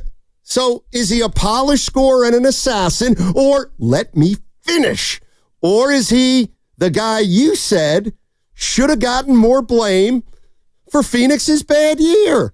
Now, just help me where you're at on June 3rd. It's all of the above. No. And it's a word that you taught me, Donnie. It's nuance. No. Obviously, nobody can throw shade at Kevin Durant, but I can tell you it didn't work in Brooklyn. Not saying it's all his fault. Didn't work in Phoenix. I mean, So why do you think it'll work in New York? Because their structure, you got Brunson, you got some young dogs, and you play defense. I didn't like Cat's defense at the end. And Durant's a defensive stopper. I would say better than I'm what pressing Cat you was here, getting. Yeah, dude. no, it's not a press. I love it. Bottom line is, guys like Kevin Durant, Stoney, I could come in here and throw stones at them, but you know they're so great that I would take them anyway. And if Minnesota got their hands on Kevin Durant, I can name a litany of teams that got their hand on Kevin. The Rockets. So, yeah, I come down and criticize when warranted, but it doesn't change what I think of the said player. Durant's a dog, and you know this. We all know. I don't know it anymore. When's the last time Durant went to the postseason? If you're doing that, Ant sent him home. Embarrassed him last year. In other words, they didn't make it remember Ant last year. embarrassed him. They didn't make it last year, and they got swept the year before. Yeah. Sounds like he's a real difference maker in the postseason. Kevin Durant still. Well, imagine him on that Knick team against the Pacers. You think maybe they can win a game 7 or win it before going 7 games? Not necessarily. Right, but you are really infatuated with names.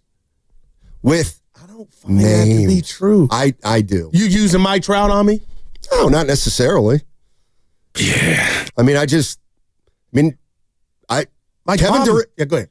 Like for you to assume that if Kevin Durant goes to New York, they're going to be better next year. And now all of a sudden they're a championship contender. I don't believe that at all. But nobody. I don't it's believe like that the at Warriors all. making the trade with for Jimmy Butler. Okay, it's what you think, and the Giants with Adamas. The proof's in the pudding, Stoney, but it's what you feel and think when you make the deal. And some are winners, some end up losing. Right. You're assuming it's going to work. I'm not. I'm not assuming that if Kevin Durant went to the Knicks, they'd be in a better spot than they were this past year. So you would be, and I'm just saying this because I like Cat, but you would be willing to run it back with Cat thinking you got a better chance and maybe swapping or making a trade and adding Durant to what you already have? I don't want Brunson? I don't want to sit. I don't want to sit here and pretend I know what is going on in New York, what they need, who they're sick of, the moves they're trying to make. I'm just saying, if you're telling me, oh, what if they got rid of Karl Anthony Towns and got Kevin Durant? Right. I don't say, oh, well, now they're the team to beat. Why? So what are you saying about Durant then? Because you might think I don't think there's a big difference. What if Durant ended up in Houston? Well, we're not talking about that. We're talking about him in New York for Karl Anthony Towns. But I guess the reason I brought that up is that's what Kevin Durant is. That's how great of a ball player he is. What? It doesn't matter. Like, you can give me all kind of locales. If you're adding Durant, I'm telling you more times than not, and I know you're better. Are you dismissing what has just happened in Phoenix with the roster they thought was pretty good? I think you know who I am. Obviously not, because I gave Kevin Durant some criticism on that, but never would I, in all my days on earth, say he was the sole reason that happened, just like in Brooklyn. Well, then why I'm just did you stating what it is. Hey, Durant, I don't know if you know this or not, pal, but it ain't been working out where you've been going here lately. That's all. Right. So but if you got to New York with what they have, that's all I'm asking. Because I still think he could play. Well, he can play, but you think he's a significant difference? Oh, Steiny, there were whispers, just this, to be honest, some Knicks players were questioning Cat on the defensive end. Well, and Durant is a stopper in that. Seriously. Evan, let me just ask what Evan thinks. If the Knicks somehow got Durant and Karl Anthony Towns left, would you say, oh boy, the Knicks, they got even more action? I actually do. Okay. And the reason is they played pretty damn well with Robinson as their center. That is what I saw. That's fine. I'm not convinced. Okay, but give us this. But also, to be fair, it's like, okay. They're close, Steiny. How close? They just went to the Eastern Conference Finals. I don't think they're as close as you think. That's Why? just me. Why? And maybe they because they got breaks because of that. They got a couple breaks on the way. Maybe Rose and everybody feel like, you know what, we should have won. Like, well, they shouldn't have. We're missing the boat here. We went down. You could say the Pacers also caught breaks. They did. Evan, why do you think our boy got fired? Like, I wouldn't want to be a coach now. I'm asking you on the fly. What has changed? How can I not tell my boss we just got to within one game of the finals? How am I fired? 2. What am I missing? Oh, you're right. They didn't feel like you could get the team over the top. Same reason Finch is going to get canned. And Michael Malone. Sorry, that was a stray. You want to bet? That was a Floridian slip. You're right. I'm just kidding. Just shut up. He's going to get fired. You're right. You think he's going to get fired in the next 2 weeks? No, but if he did. Come on, Krasinski. Come on, you're the big beat writer. You know what's going on in Krasinski. Oh, man. But, Evan, something's changed in coaching, right? Not really. It has. Explain what's Michael Malone. I hope to God. I can't do this. I mean this. I can't do this anymore. I hope to God. And if I can do something today, I'm going to do it. Light a candle. What I about hope Mark Jenkins? Jackson gets the job. Why? Seriously. With all due respect. He knows the game, Evan. Steiny, people make mistakes. What's the word we just talked about? You don't think he's had imposter syndrome? No. Mark Jackson he doesn't even know what it is. What's the opposite of God complex? Yeah, no.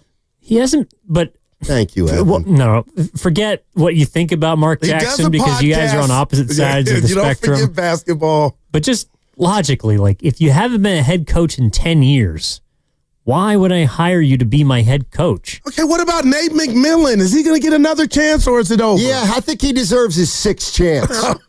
I mean, we really got to find out who Nate McMillan is as a head coach. Dwayne Casey. Pierce. Dwayne Casey. He had anyway, Stoney. You're listening to 95.7 The Game, KGMZ FM and HD1 San Francisco, and Odyssey Sports Station, and the home of the Golden State Warriors and Valkyries. Always live on the free Odyssey app, coming to you live from the Laughing Monk Studios. Laughing Monk, righteously brewed in San Francisco. Real quick, I'm thinking about everything that coaching. Mike Brown was just coach of the year a few years ago. Evan, he's since been fired. Like, what is going on? When did the cycle speed up? I don't know. 22 years ago. I don't think you believe that. Yes, we've never I do seen believe it. A firing like Michael Malone this late in the season. That was a first. We'll all admit that, and we have. Right, and it turned out to be a solid move, whether you think it was or not. But they did it because they were afraid the Knicks were going to hire Adelman. Like, that brings a smile to his face. That's funny. Let's go to Jonathan in the city. I just don't know what you're going to say next. I want you to say what you feel about these coaches getting fired. And I get it. You're scared to say something. I am not a coach guy. Don't you get it? I've never. No, seriously, Stoney. I'm telling you right now. I never knew that. I get it now. Anytime a team has a problem, they've got to fire the coach. That's the way it goes. But hearing you say it like that, Evan, he's not a coach. I didn't know. Well, he said that the Nuggets' biggest reason they made the second round was because of the coach? No. If you couldn't see that Malone lost his voice, I don't know what to tell you. Now, you can also say, oh boy, the inmates are running the asylum. It's always been that way. It has always been that way. You don't choose a coach over a player. The last team to do that, one of the last teams to do that, found out the hard way. And that's the Warriors when they chose a coach over Chris Webber. And how'd that work out? No, it didn't. Unfortunately, if his voice is waning, you've got to lose him because you have no chance at that point. None. See, now I know where you stand. Wow. Right. And I've been the same person I've been for 8 years. I'm glad you finally took notice. Could get ran. Of course he could. At all. I would not. I'd be a little shocked, but I guess and I don't know, Stoney. I gotta believe, just real quick, tactically, why do you think Tibbs is unemployed? Why did the Warriors fire Mark Jackson? Because of their offense I honestly, he didn't trust anybody. He was his own worst enemy. You brought up Ehrman and all the stuff with our guy from Boston, the former player, Stoney. So I think he was his own worst enemy. And Joe Lacob told him to do something, and he said, I'm not going to do it. He lost the team outside of Curry and so have you really Klay lost Thompson. the team when you still got those guys riding for you? I don't know. He lost Andrew Bogut. That's not even up for a discussion. He turned off a lot of players. He just did. No, well, that constitutes you got to go. It was wrong. And I got to believe there was some of that going on too with Thibodeau. Let's go to Jonathan in the city. And we got a Posey problem in the clubhouse. Jay. Boy, was that overblown. Good afternoon, guys. I got fired. I just want to correct you, Drew, real quick, man. Thank you. I love you, but you got mistaken with Mr. Kevin Durant, man. If you look at him and Kawhi Leonard, this is just my opinion, and I don't want to sound like I got you. You're my guy. I think those two guys are cursed for leaving, championship situations. Wow. The arrogance of them to just leave an organization where they're in a great situation and thinking that they could just bring that talent and make any team a championship team. Well, they look at their careers after leaving Golden State and Toronto. Both of them are first round outs.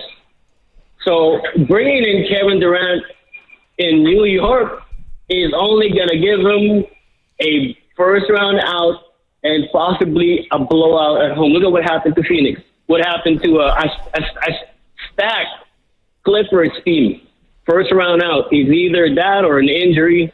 So, no, and he's a lot older now, man. I don't think he's going to be able to handle that New York media, man. He can't handle the media here in the Bay Area. Good point. Hey. Well, he had a crack at it in Brooklyn. Problems in New York. Yeah, he had a crack at it in Brooklyn. But I hear you, Jay. Appreciate it, Jonathan. You got me on the birth certificate, but my guy can get you 25, Kevin Durant. And you got Jalen Brunson. You got guys that play their position. I don't care anymore about 25 points. Do other things. Well, how much does Cat average? 23? So they're going to get 2 more points a game. But it's and less rebounding. I don't think it is. So you're out on Durant as a player right now? I'm just out on people thinking that he will elevate a team anymore because what happened in Phoenix? Yeah. And I'm not blaming it all on him, but They weren't even a 500 team, Phoenix, right? With Devin Booker and Bradley Beal. Exactly. I was going to turn radio on its ear this segment. Oh, this was it. Let's go. I went into the boss's office yesterday. You were there. And I told you, we almost barged in. I knock. The Guru, this doesn't count. When you go, open, all you're doing is giving somebody a little warning that you're coming in. Usually, what you want to do is go, yeah, who's there? Hey, boss, it's Goo. Yeah, come on in. You wait to be invited in. Thanks for the heads. I think I want to bring this up next segment because it's great. Perhaps. This is something, you know what?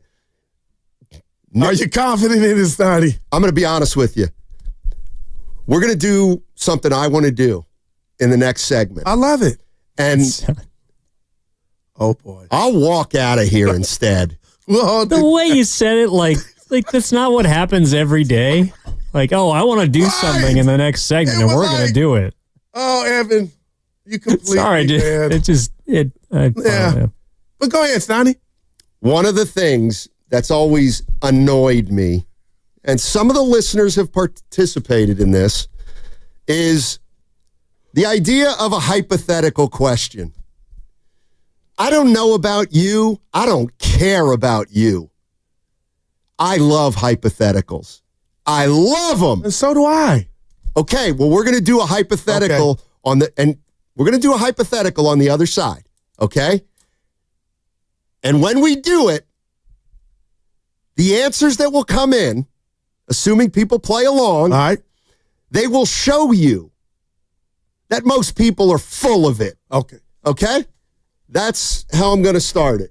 So I've got a hypothetical question on the other side. Have you met people that don't like them? Yes. I eat them up. That's life. I feel like doing a hypothetical a day, quite frankly. What about a segment? What about a summer? I'm with you.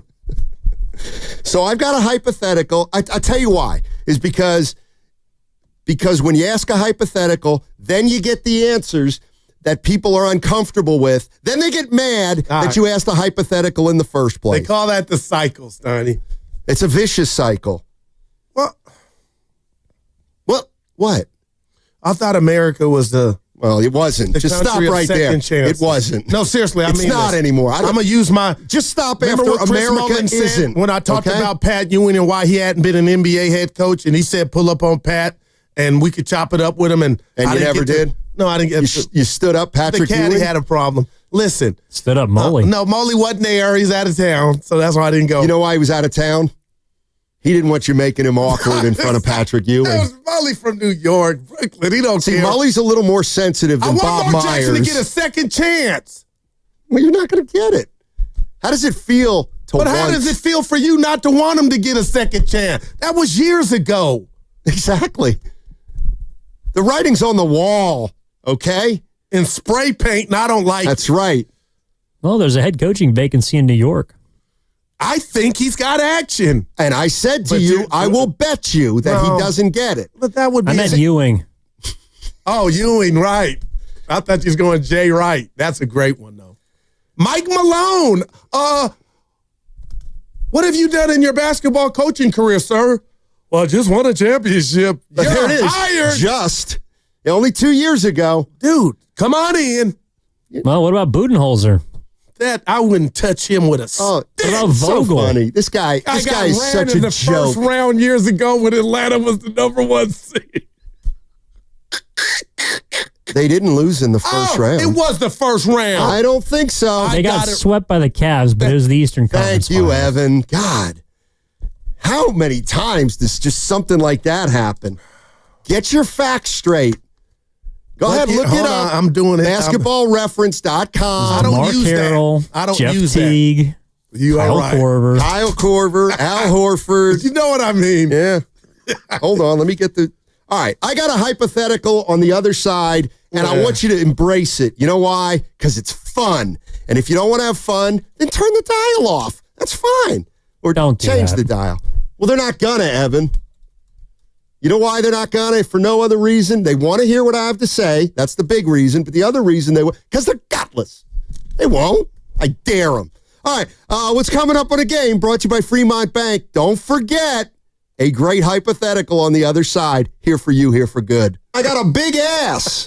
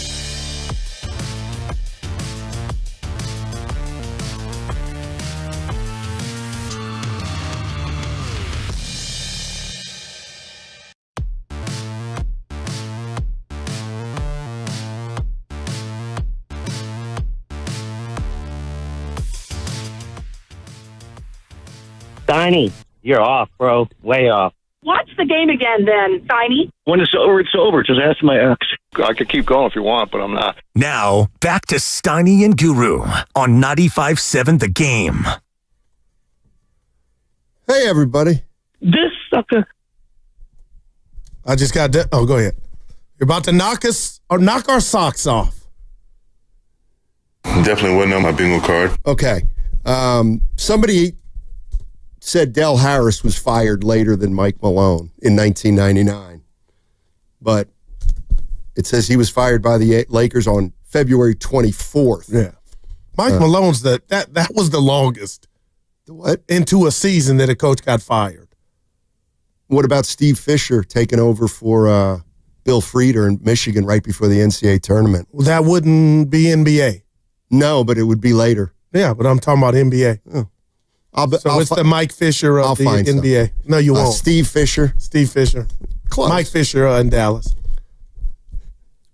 Columnist. Okay.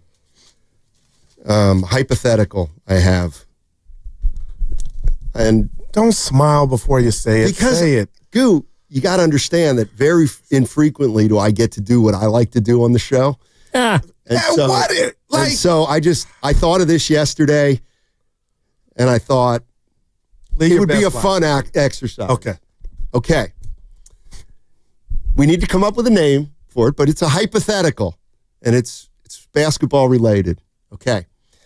The Dallas Mavericks, all right? They were a play-in team, correct? Yes. Just like the Warriors, right? The Warriors gave up their pick, though, in the Butler trade. But here, this hypothetical is so great. What if the Warriors had gotten the number 1 pick? They could have. Yeah. They could have. Yeah. Dallas ended up getting it. Let's say they didn't trade.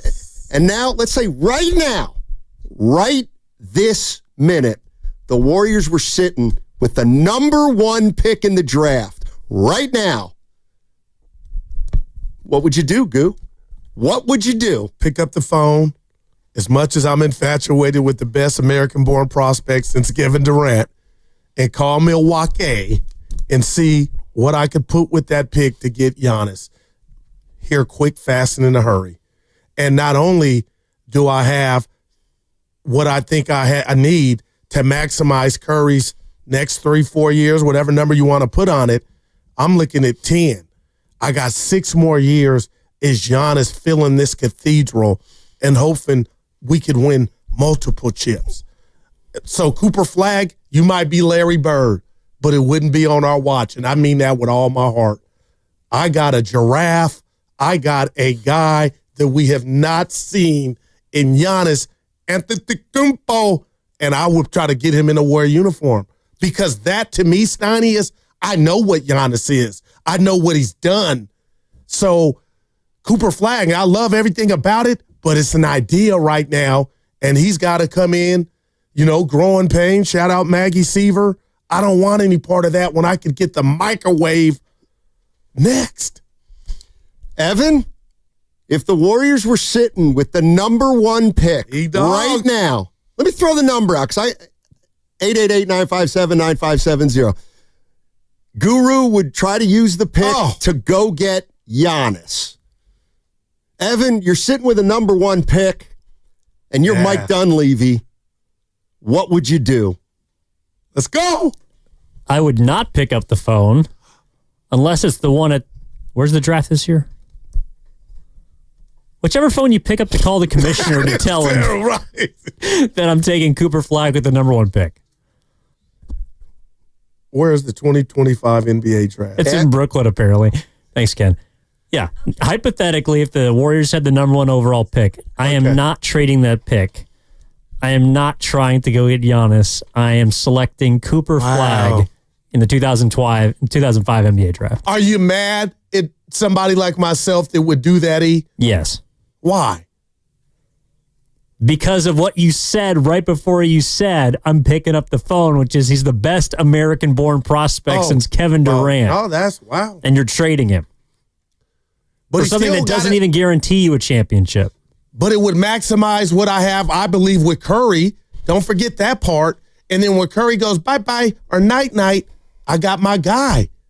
At I'm off the 34. floor with, okay? Right. Then But what are you look at going to his do? body. Giannis, Giannis ain't got an ounce of fat on him. I would absolutely not trade it. I would select Cooper Flag. Wow. But here's the thing. You're changing your strategy. Like if you had the number 1 pick, to me, and you draft Cooper Flag. Because of Curry. No, that's the point. You've said anything and everything for Curry. Yeah. Right? But if you stumbled on the number 1 pick, I'm going to get Cooper Flag. Because what if he's a bust, though? You do not a bust, but what if you don't? Now that's interesting because you never even considered that when we talked about Flag before. In other words, here's the thing.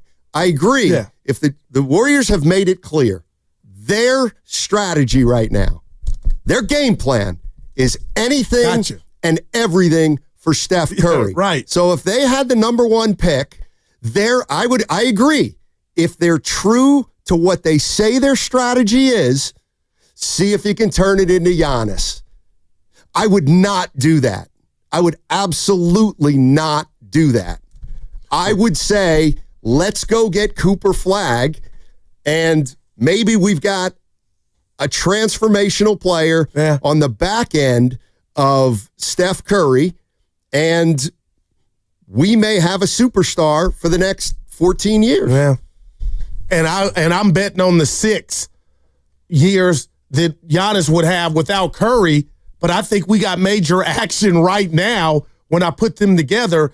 And it's funny you say that because the Warriors didn't do that when they had the Wiseman pick. So that's right. It's kind of interesting. Had they been in that mindset of any and everything for Curry, let's just say whatever proven NBA player or star they would have gotten back, and I'm going woulda, coulda, shoulda, and I know they've won a chip after that. But damn, Steiny, just think about if they would have parlayed that pick into somebody that might still be on the team.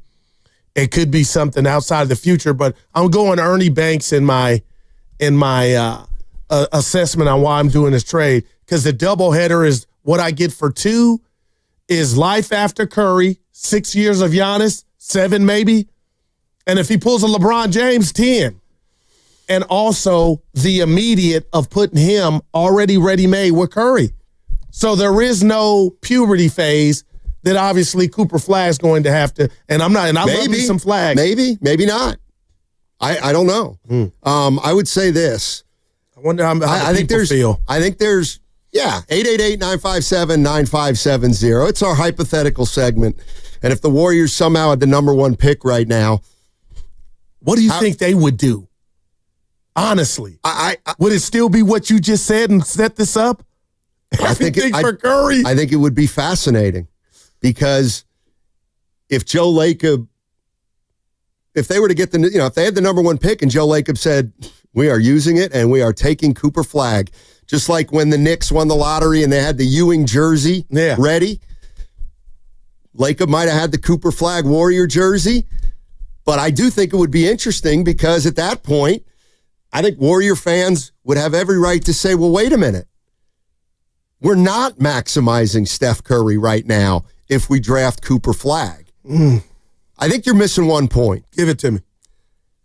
How many years does Giannis have left on his contract? Probably 2 or 3? Yeah, I want to say 3. All right. I'm looking. Okay. Yeah, look for me if you don't mind. Because I'll tell you right now, the issue with getting Giannis is if Curry retires, why would he re-sign here? Like, he's not going to re-sign here. If he comes here for 2 or 3 years, his contract's up, and Steph says, I'm retiring, and Butler's gone, I just don't think he would want to stay here. Yeah. So he's got a 3-year deal he signed, Johnny. $186 million is up in 26-27. Okay. Wow. Well, that might be about the time you want to get off him. But he would want But then you'd have to get off Curry, too, probably, right? Well, he's going to be 48 years old at that point. No doubt. But to answer your question, if any of this Giannis dream happens, we've all kind of talked about it. The only reason it would happen is he would want to come here. Right. And so then he would want to stay here. You know what I mean? Not necessarily. Maybe he just wants to play with Steph for 2 years and get out of here. Oh, then I would. It's what Durant did. Durant did the same thing. He was here for 3 years and he left. Well, he got in a fight too. Called some names. By the way, speaking of Giannis. Cooper Flag, by the way, Goo, doesn't turn 19 until just before the season starts. Wow.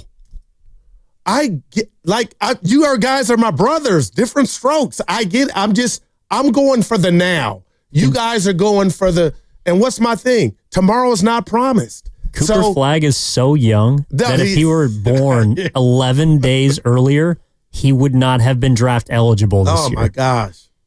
That I didn't know. By the way, Bobby Marks was on with Willard and Dibbs. Yeah, Philmo Mike texted me. He said he's out. He would draft Flag. What about Giannis? How realistic is he, Bobby? Everyone's going to want to talk about Giannis and, certainly probably Kevin again, some of the bigger names here. I never want to rule out things. I just think I see it extremely difficult, even though you do have 4 first-round picks to trade, even though you have pick swaps in the next 7 years. I just think it's extremely difficult to go out and get Giannis if you're in Golden State, if that's the guy that you want, unless you're going to trade Butler or Green. I do think it's and even if they did want to trade Draymond, I think it's, how does he fit in Milwaukee here? So I think the bigger salaries are become a challenge here, just because you've got 85% of your salary tied up in those 3 guys, and the other 6 are making 30. So it does become a challenge as far as going out if you're trying to go out and do another blockbuster type deal. Wow, again, man, I love me some Butler and Draymond. Okay, I kind of knew that. See ya. So, I thought Milwaukee would look at a contract, all these expiring contracts that would fall off, and then that's when their life after the fall off. But if they want to do right by Giannis and, all right, where do you want to go? We really don't want to send you there because we kind of don't like but for you, Giannis, here you go. Man. So count me the in. Bucks do not control this is what I heard from Windhorst. The Bucks do not control any of their first round picks for the next 5 years. So on the one hand, they need draft picks. Right. On the other hand, they don't want to do a total rebuild. They want to get somebody or somebodies for Giannis that'll keep them at least at the level they're at now, which is a first-round playoff team. Dame can handle it. Well, I mean, when he comes back. Handle what? Doing that with, let's say, Dre or Jimmy Butler. For the life of me, I have no idea why the Bucks would want either of those 2 guys for Giannis. Well, the hope would be, Stoney, they don't want either of. They don't want the deal that they're going to get if Giannis chose to go somewhere that they weren't too. You know what I mean? They would be bitter about kind of the package regardless because they're doing right by Giannis. You can't do right by Giannis, I think, and still be excited about what you take back. I don't know. You heard the teams that apparently there's mutual interest between Giannis and the Raptors. Wow. And the Raptors. And they got some talent. But exactly. Canada? I think a lot of people want to go to Canada right now. I'm one of them. The Golden State Warriors have proven over the past multiple years that developing players is the one thing they can't do. Wow. If we had the pick, we should trade it. Now, can I ask you a question about that? Jordan Poole. Doesn't that counts? They developed JP. You know how I feel about this. I think the players develop themselves. But for the betterment of this, for people like that, hey, the Steiny bubble under your tutelage, we got to say that goes under Kerr. Check. Okay, and now I'd ask you, well, why? Why did he get developed? He was not. He got better when he got drafted. They sent him down to Santa Cruz. Forget who get it. Just he got $100 million contract because of his metamorphosis and all the work he put in himself. He also had, if I'm not mistaken, I'd need to get the years, but wasn't there an open spot because Klay Thompson was hurt? I feel like Poole, in a little bit of the same way, is like Podziemski. Why did Podziemski play so much? Because they don't have enough guards Well, they right had now. Chris Paul. Who? The Warriors. That was last year. Yeah, that's what I'm saying. And he played a lot then. No, but I'm saying one of the reasons Poole developed was because he got playing time in a backcourt that had an opening or had plenty of room for minutes. Well, would you say he maximized that? Let's just say you're right. He did the most with it that you would want a player to do. Yeah, he did the most with it. Like, I don't. So I guess where do we draw the line, I guess, now I'm using Dibbs' line, on giving credit to the organization for a guy bubbling while he's with them? I mean, nobody's going to bubble with anybody unless they first and foremost get playing time. And again, I think the two guys who have gotten playing time as young players, Podziemski and Poole, got most of the playing time because they have a dearth of backcourt players, and they did when both those guys were developing.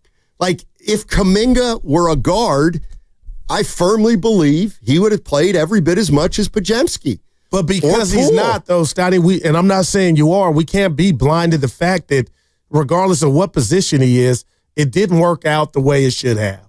We can all agree. And I know you go to these 22. The bottom line is if they could have had Jonathan Kuminga be the best version of himself, who knows? This team might still be playing basketball. But unfortunately, for whatever reasons, it's not. Kuminga, as it relates to Kuminga, I just don't, like, how could he have been developed? By understanding what they were trying to get him to do. Well, that's his fault. Like, that's his fault. Like, Or if he's not rebounding, that is not on the team anymore. Okay. Or the team dumbed down some things to where I'm not doing that. Possesses, but you know that is an option. Dumbing down whatever for was one keeping guy him from being and it's like the it's one guy not could be dumbing your down. future, and I hate that. That's a bad. I take that back. But just make it cohesive to where it was mutual for both parties. It's not like he didn't play. What happened to all the conversation, the film study? How are we 4 years in this thing and we still kind of don't know? That's where I'm off that train. We know. Kerr has been yelling it for the last 3 months. So we much, know. Scotty, I think he's still going to be here. Well, he might be. I don't know. But I don't know what changes if he's here. He's still not the player that they want him to be. And I don't know that he ever can be. And if I'm him, I'm looking out. Okay, you guys still in love with the older guys. There's a roadblock in me being able to spread my wings. And I think I need to go develop and do something elsewhere, like Aaron Gordon did. Kurt pointed out to Willard and Dibbs. And a bunch of other guys have. But here's what I would say. Okay. He's not Aaron Gordon. And he can't be Aaron Gordon. Because Aaron Gordon, right now, for that team, is their third or fourth option. Okay? Why can he be their third or fourth option? Well, because he gets you 17, but he also defends and rebounds. Bad boy. So if Kuminga is your number one scorer, and he's a 25-point per game guy, fine. Then he's your number one option, and he's your scorer. And he can just do that. But if he's your third option offensively, then he can't just score. He's got to do other things. And I don't think they're convinced he can ever do them at this point. Murillo in Petaluma. What's up, Murillo? How you doing? Hey, what's up, guys? Been a minute. Hope you guys are doing well. Thank you. I'm well. Enjoying the day off. Walking my dog. I like the hypothetical. I think, well, I'll play the hypothetical because it might not be possible. So let's just play. I would do both. I would, if Giannis could try to make his way here, you could flip your picks or whatever. I would make a package around Kuminga, Butler, and Green, and I'll bring Flag and Giannis, and I'll figure the things out after that because... Oh, you want them both? Gotcha. I agree with Evan. I agree with Evan. I don't think you should pass on a guy like him. And in comparison to Kuminga, I think you could use him in different roles because he's a combo. He can play as a forward and as a guard. And to me, I think you're hitting the nail, Steiny. This player development not only depends a lot on the player, but also on the situation. Unfortunately, Kuminga always had forwards ahead of him. And I agree, you cannot dumb down for a player, no matter what player it is, because you're not maximizing your team. So in this hypothetical, I would try to do both. Why not, right? In this hypothetical, it seems like it's possible. Now, I would want to ask you a question before I go, Steiny. What would you do if you were Dallas right now? Would you trade him, or would you let him play with your three big guys? I would draft him. Thanks. Yeah, thanks, Murillo. I would have to draft him. Oh, my gosh. Well, what makes Dallas different than the Warriors? Because they got, well, I think when the Warriors healthy, were better than Kyrie Dallas. Irving, you got a front line of Lively, Anthony Davis, Kyrie Irving. Oh, my gosh. But why wouldn't, if you're Dallas, you do the same thing as you want the Warriors to do, which is use flag to get Giannis?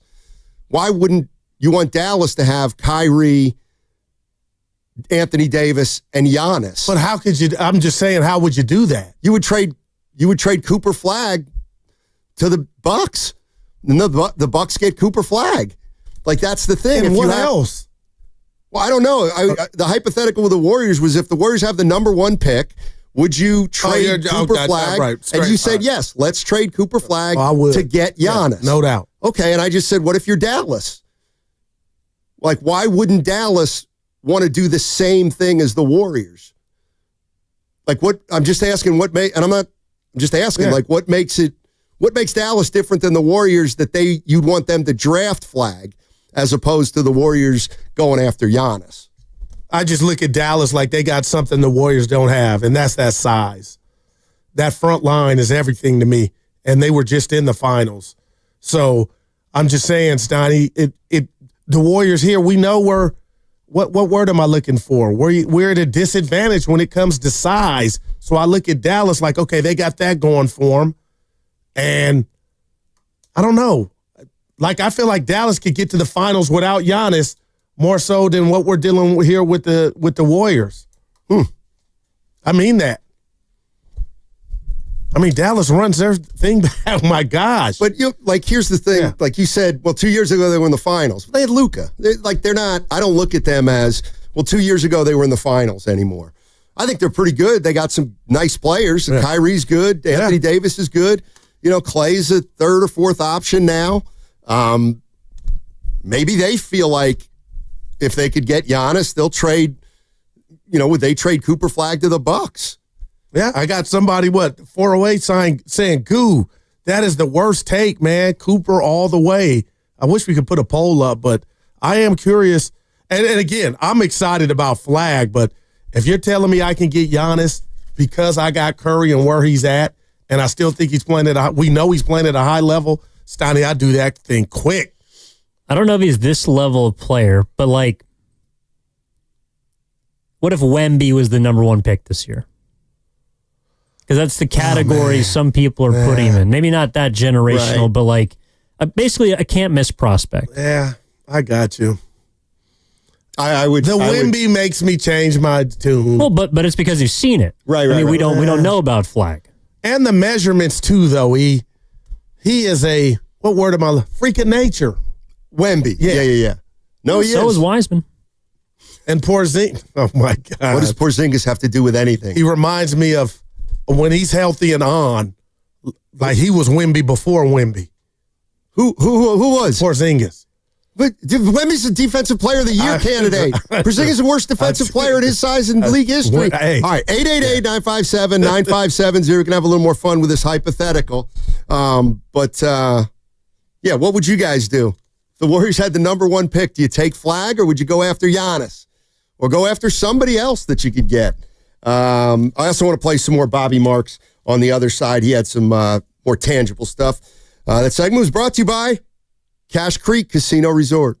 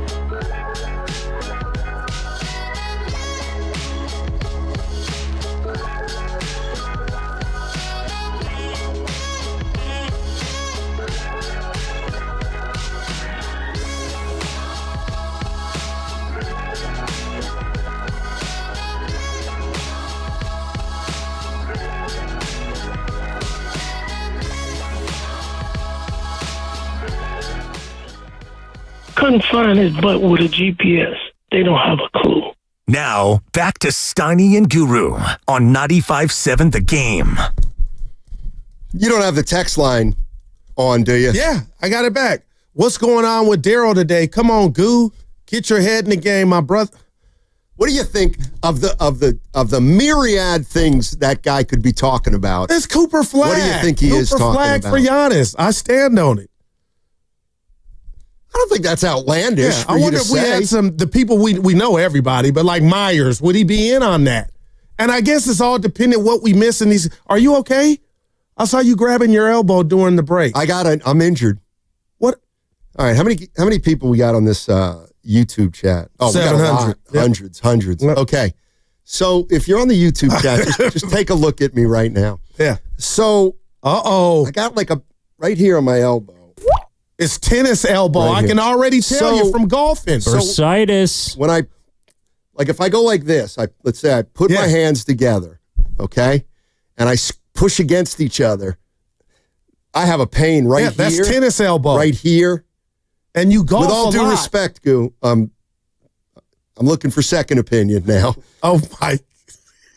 It just hurts. Like whenever I lift something. You're old. We're old.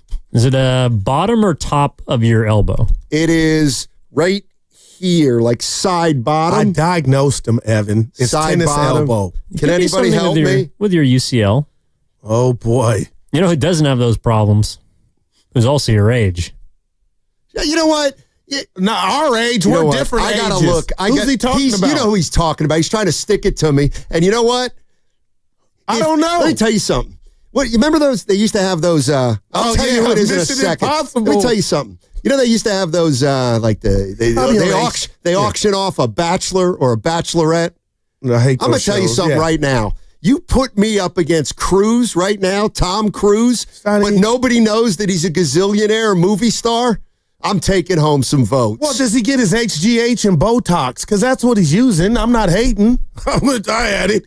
But come on, that dude looks incredible. And hey, you don't have a gut, but you don't have a six-pack. He doesn't have a six-pack either. Have you seen him? You can't have a Evan, six-pack at speak our on- I age. was like, damn, Tom. Dude, he's got like 3 shirtless scenes in Mission Impossible. Have you ever heard of photoshopping? No. He does all of his own stunts. You're jealous. It's okay to be jealous. You got tennis elbow. Sit down. He's the only guy at your age with a better head of hair. It's okay. Yeah, no, Evan, dude, his lettuce, man. Thank you, Little Miss Trouble. He's like 5'3". 5'6". He's smaller than Stallone. Okay, and your point? He was also in great shape. I tell you, I'm just saying, put us side by side with nobody knowing that you he's a look movie good. star. I'm getting some votes. Donnie. You don't think? No, he's got better skin. You got good skin, but it ain't his. Dude, He's I'm on the half stuff. Italian. I tan as well as anybody. Well, no, I just wanted to come in and apologize to you because yesterday I came down, people your age's road, and I saw one last night in a movie. Watergate. Yeah, exactly. That one will never die. Well, Cruz remembers Watergate. How old is that ass? I think he's 61. Dude, he's killing it.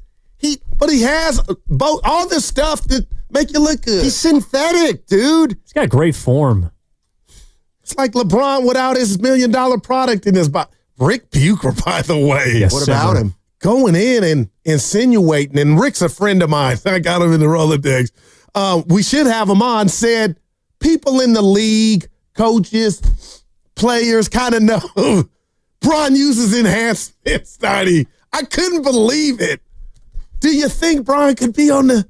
I don't get involved in that. Well, Curry's kicking Father Time's ass. Okay, did we say it about him? No. Oh, why? Because he ain't got trap Oh, muscles really? coming out. Oh, really? Oh, really? Why don't you get a photo of Curry as a rookie and look at him now last night. and ask yourself that he question? Put that work in. He put that work in. So did Cruz. Dude, Evan, it was a great movie. Just not in the... Wait, did you see it? Yeah, I told you. Mission Impossible? Do you listen to me? Saturday, my son and I went and watched it. I thought you and Evan Not saw enough the love same... scenes for me, though, Evan. A good movie has it all. A love interest. Oh, my gosh. Action. I wanted... And he was flirting But nothing happened. I left. See, this is where Cruz has elevated into a different tier because he understands that he's at an age, looking around the landscape, he says, I don't want to come off as Belichick. I don't want to be the guy with the young Leo DiCaprio-esque girlfriend. You never age out of it. Well, that's... If it's believable. Like, good-looking dude, he can get it. He does have a six-pack. No, man, he got the stuff I used to have on the side. What is that, Evan? On the side of the six-pack. The gutters? It's fat. It's called fat. No. It's called spare tires. Gills. The muscles are on top of the six-pack on the sides. What do you call that, Evan? I used to have them. Obliques? Yeah. No. The V? The taper? Yeah, the V. But they're muscles. Go. You got the six-packs, and then they're on the side, and you're like, the women, you're like, oh, God. You would count them. This is bad defense you're reaching, as you would like to say. What do you call that? Like Floyd Mayweather has, all boxers. Abdominals. Where in the body are you talking Okay, about? you got your abs, Okay. and then right here you got muscles. Pecs? Like 1, 2. No, Your that's pecs? No, that's your chest. Your traps? Or sorry, your glutes? lats? Your lats? Sometimes, Lord, just give me the power to get through it. Let's go to Filmo Mike. Mike! Hey, Filmo, how you doing, buddy? I'm doing good. I'm doing real good. Good to hear. I just think that Guru, you've been kind of wrong the last. Or I've been. Let me not. You're not wrong because I may not be wrong. Right. But your you're right. Has been. Your opinion has been kind of off. So you will take Giannis, who we already know who he is. Sometimes knowing somebody who they are is not a good thing. You know he don't shoot free throws well, right? We know that he's kind of injury prone. We know that his age is what it is. Cooper Flag, in my opinion, is a big deal. Like he has like some buzz. So like my point is like you usually go for the ha. Like Cooper Flag is all that in a bag of chips. He Caucasian, all that good. He got it. Not saying that that's the reason why, but he's like a big hype. Like that buzz along and that mystery can add to the intrigue of, man, you linking Cooper Flag with Steph Curry. Who's not a better example of who to be like a superstar you should carry yourself after than Steph Curry? You get to mold him in so many storylines. I think you're really shutting down. Like you're seeing Giannis like as a finished package, but Cooper Flag could be better than Giannis. No, hey, Mike, I'm not to cut you off. He could, but what if he doesn't get to that level? Giannis is still a top 5 player, and you put him with Curry, and then you got life after Curry to where you don't got to watch the seed grow. The plant is Giannis.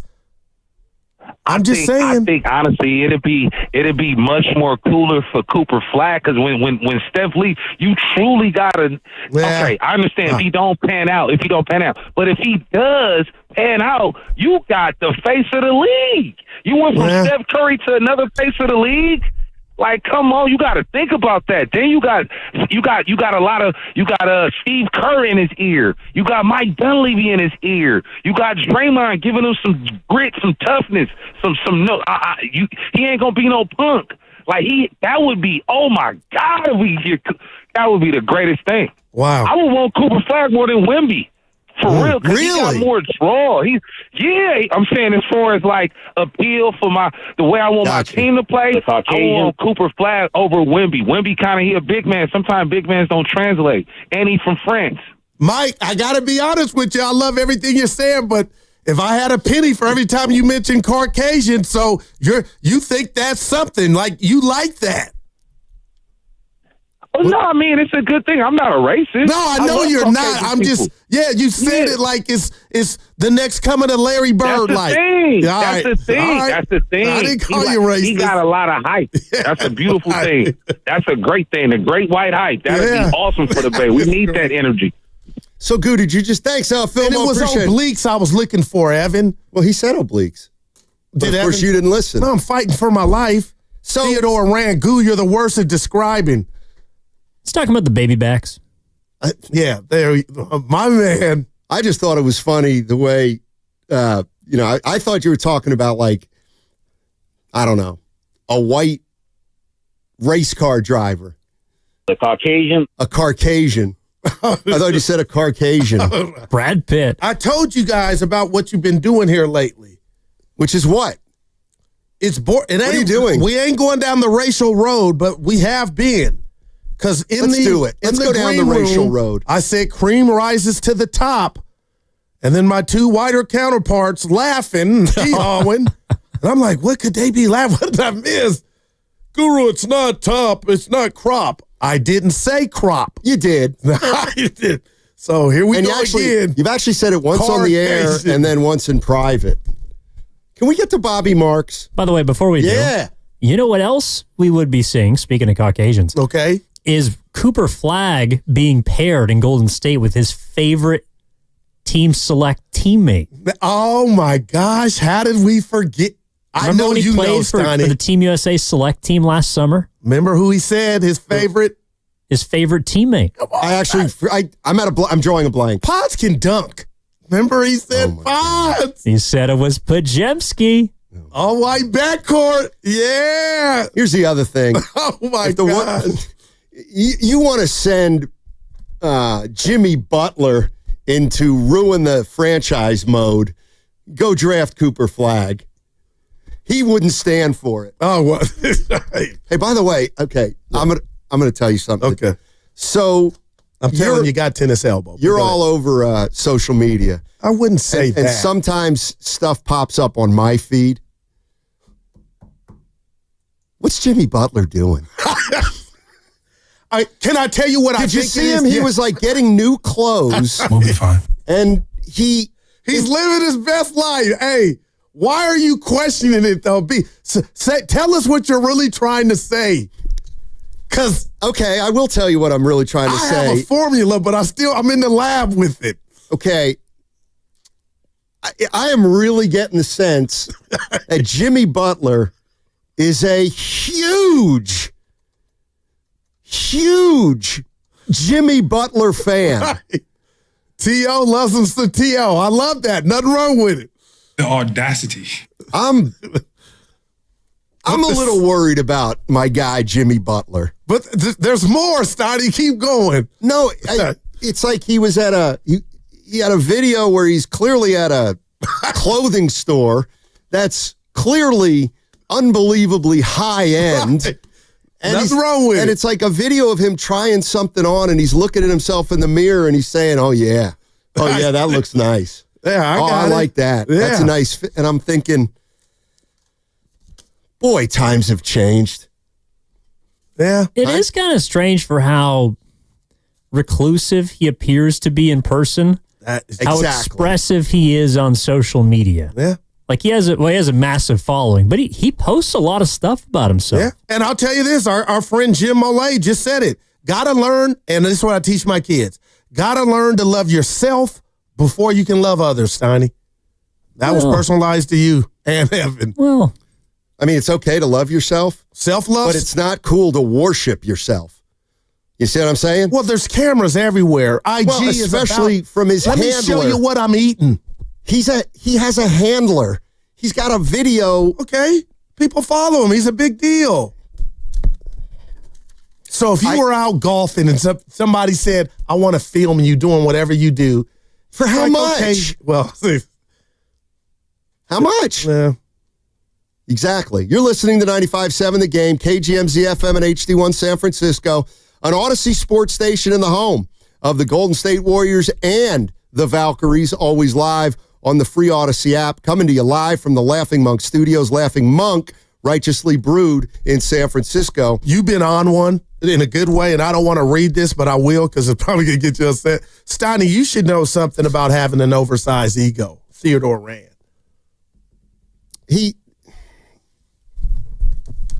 I'm as humble as it gets. Next question. See, okay. Some would say, why do you need to be humble? One of my strengths, and I've had it my entire life. Okay. And it's a... and I'm not... No, we want to know why you would have to be humble. Like, who are you? But go ahead, I'm listening. Your entire life. One of the things that I excel at, and it's because my parents made me who I am, is I've got a sense of humility that others don't have. In other words, even though to outsiders, my life looks super impressive, I look super successful, I've got it all going on, I don't view myself like that. I view myself as just another guy punching the clock, trying to be as positive and uplifting and as good a citizen as I can be. But I don't have an outsized ego. Goo, I had a marginal playing career. I had a pretty modest professional career. Sure, I conquered any kind of media platform that I was presented with. Who's this guy? But in the grand scheme of things, it really wasn't anything to be overly proud of. And that's why you and I are different, because you're seeking out something from fame and fortune. Oh my! Like you're now I get you're really hungry for a fame and a fortune and a notoriety and to be recognized. And I'm just telling you, Goo, as somebody who I have that at my fingertips, it's still not all it's cracked up to be. You're the king of humble brag, man. That was wow. But unfortunately, Sonny, the committee deems you one guy, a narcissist. One guy. You are. And it's okay. Just own it. And that's what Jimmy's doing. And that's what life's about. Yeah. I am Jake Paul. Okay, there we go. Jimmy Butler, man. What about now, has any one person texted or called? I'm being honest. Thank you, Mike. That said I would take Giannis. Am I Gilligan? No, stop. You know what? And I always have to do this. Am I Gilligan? Because some people aren't familiar with the show. 650, please tell me this is shtick. Of course it is. Oh, my God. To some degree. Yeah. Not all degree. You know. But you are successful in life. Depending on what scale you're looking at it. I should be... Got a home. I should be more well compensated. That's my only gripe. For what? But money doesn't buy you talking about happiness. here? Yes. Absolutely. Well, you got to have a take. So that's part of the calculation. You can't just rip mine and get the big dollars, Donnie. You got to bring something to the table. You do. But you know how to just... Know how to just what? Well, you've never been in trouble. Yes, I have. Because when they take you down to the place, and that's the other thing. Somebody come in and talk to you, you know you messed up. I forgot about this. You're great at that. You were inaccurate again as soon as you came in today. Okay? He turns the corner. What? He turns the corner into the room. Yeah. And he I goes, greet both of you. Hey, guys. And I looked at him and nodded. And he's like, I said hello. And I was like, okay. And he said, Steiny, I got to tell you something, man. You're lucky that we don't have a relationship I admit it. in the pen. Yeah, prison. You're lucky we're not in the pen. Yeah, because I could have did some things to you. And let me ask you this, Mouth. How many times have you been behind bars? It don't matter. I've been behind bars twice. Well, once for me. Twice. Yeah. So once for me. You wouldn't. No, but I've had people in that culture, in that life, and we've sat up in the ones that want to talk to you about it and tells you what goes on, Stoney. Like when I come in, Evan, it's respect. Hey, D, how you doing, Goo? I look forward to that. And you look me up and down like a vegetable you don't want to eat. Like looking at, I'm like, I didn't sleep with you last night. Just what's up? And I don't play those morning games with you. So when you see old Goo come through just holler, what up? That's it. Monkey bars don't count, Steiny. What did you go to, please? I told you this twice. You've taken a mug shot. I went to for jaywalking? No, it was a bad stretch of a weekend in Cape Cod, Massachusetts. Tear a house up? Okay, so... Uh-oh. You want to hear the story? Tales from the pit. Give it to us. So I'm... I can lick it up. No, you can't. I'm not on a rap sheet. Okay. I'm in don't lie, Hyannis, Cape Cod, and going out with a buddy of mine, and he had too much to drink, and he was driving, and I was in the passenger side. Oh boy! But I wasn't driving. I got you. I just, how it so goes. he gets he gets a DUI. Yikes. And then they had to, I was like, all right, like they're taking him in. And I'm like, all right, Todd, see you later. Yeah, good luck. And they're like, well, you're not going anywhere. And I'm like, what are you talking about? They're like, you're coming with. Oh, and I'm like, why? I'm 21 years old. I'm drunk, but I wasn't driving. And they're like, you're coming with us to protective custody. Dude. I'm like, are you arguing? What are you talking about? Yeah. And they're like, yeah, you have been drinking, so now we're taking you to the clink too. Oh, my goodness. I'm not in this one. Who came and got you? Nobody. So I go to the Hyannisport jail, and my buddy Todd is in one clink. Sounds like the nicest jail in the world. And I'm in the other clink. And, you know, we got in there about 1 a.m, and, you know, now I'm in there, and I'm like, I can't believe I'm in here, but fine, I'll get out of here in a second. And an hour later, it's about 2 a.m, and Todd's dad comes to bail out Todd. Yeah. And so I hear him kind of faintly. Oh, Todd's getting out. And I hear my buddy Todd say to his dad, hey, what about Matt? And his dad goes, yeah, I have no idea who he is. He's on his own. So he gets out. I fall asleep, and now it's about 6 a.m, and I'm saying, all right, hey, get me out of here. Or give me a phone call. I said, you know, look, I haven't done anything. And they said, well, you're in protective custody now, so the only way you get out is if you pass a breathalyzer. But we can't hold you more than 12 hours. So I blew it like 7 a.m. Oh, my God. And they wouldn't let me out. So you can... And so it was 11 a.m. and I'm like, I want to get out of here. And I blew again. Anyway, I didn't get out till 2, which was 12 hours after I'd been booked. Oh, man, what a story. Then... Did your parents find out?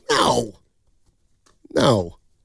They did find out about... That was just the one night. 2 nights later, I found myself in jail again. For what? So, fighting. I've never been in a fight in my life. Then sounds like you've barely been to jail. So I get back Saturday after that nightmare, have the weekend, and now it's like I'm starting a job on Monday, painting. And I had to go to the next town over, and I didn't have a car. And so my buddy had a motorcycle, and he's like, you can take the motorcycle. And I was like, oh, I'll just take the motorcycle to work.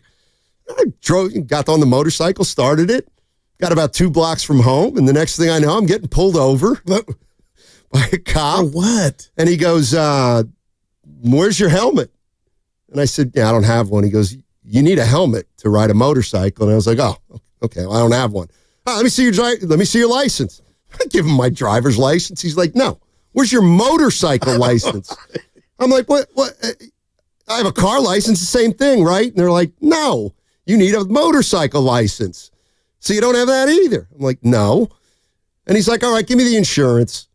I said, I don't know where the insurance is. He checks. My buddy Horace didn't have any insurance. He cuffed me. I said, there's really no need to put handcuffs on me. And they took me like a half hour away to Hyannis. How long was this visit? I spent another like 4 hours in the jail. This was during daytime. And then eventually I saw the judge and got fined something. And then they let me go. And where are your parents? I was working away from home. I was like working at the shore. So were you in there with some tough guys? Both times I was in there alone. That explains a lot. Oh, damn, they call that downtime, Donnie. So did you keep the job? The painting? No. And did you make it day one? No. No, I never made it there. Wow. And I owed Horace Madison $600 because they impounded the bike. I couldn't afford to get it out. Well, he should have known you didn't have insurance. I wouldn't have paid it. I should have known. Well, he gave you a bike without insurance on it? And a helmet. Hey, you know what? Great Alex Rodriguez once. It was a loosey-goosey period. That's pretty good stuff. All right. Oh, boy. You got us through that segment. Hey. Well, I got us through it, but we'll see what the boss thought I saved the day. All right. I'm bad. We'll come back and more prison stories on 95.7 The Game. What's coming up on The Game is brought to you by Fremont Bank. Here for you, here for good.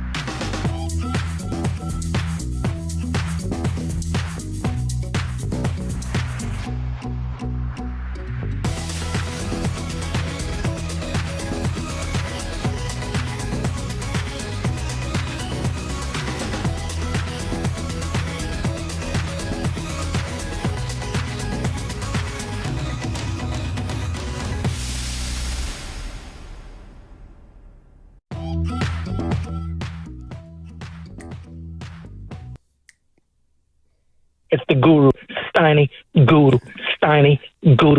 Steiny show. Let's go.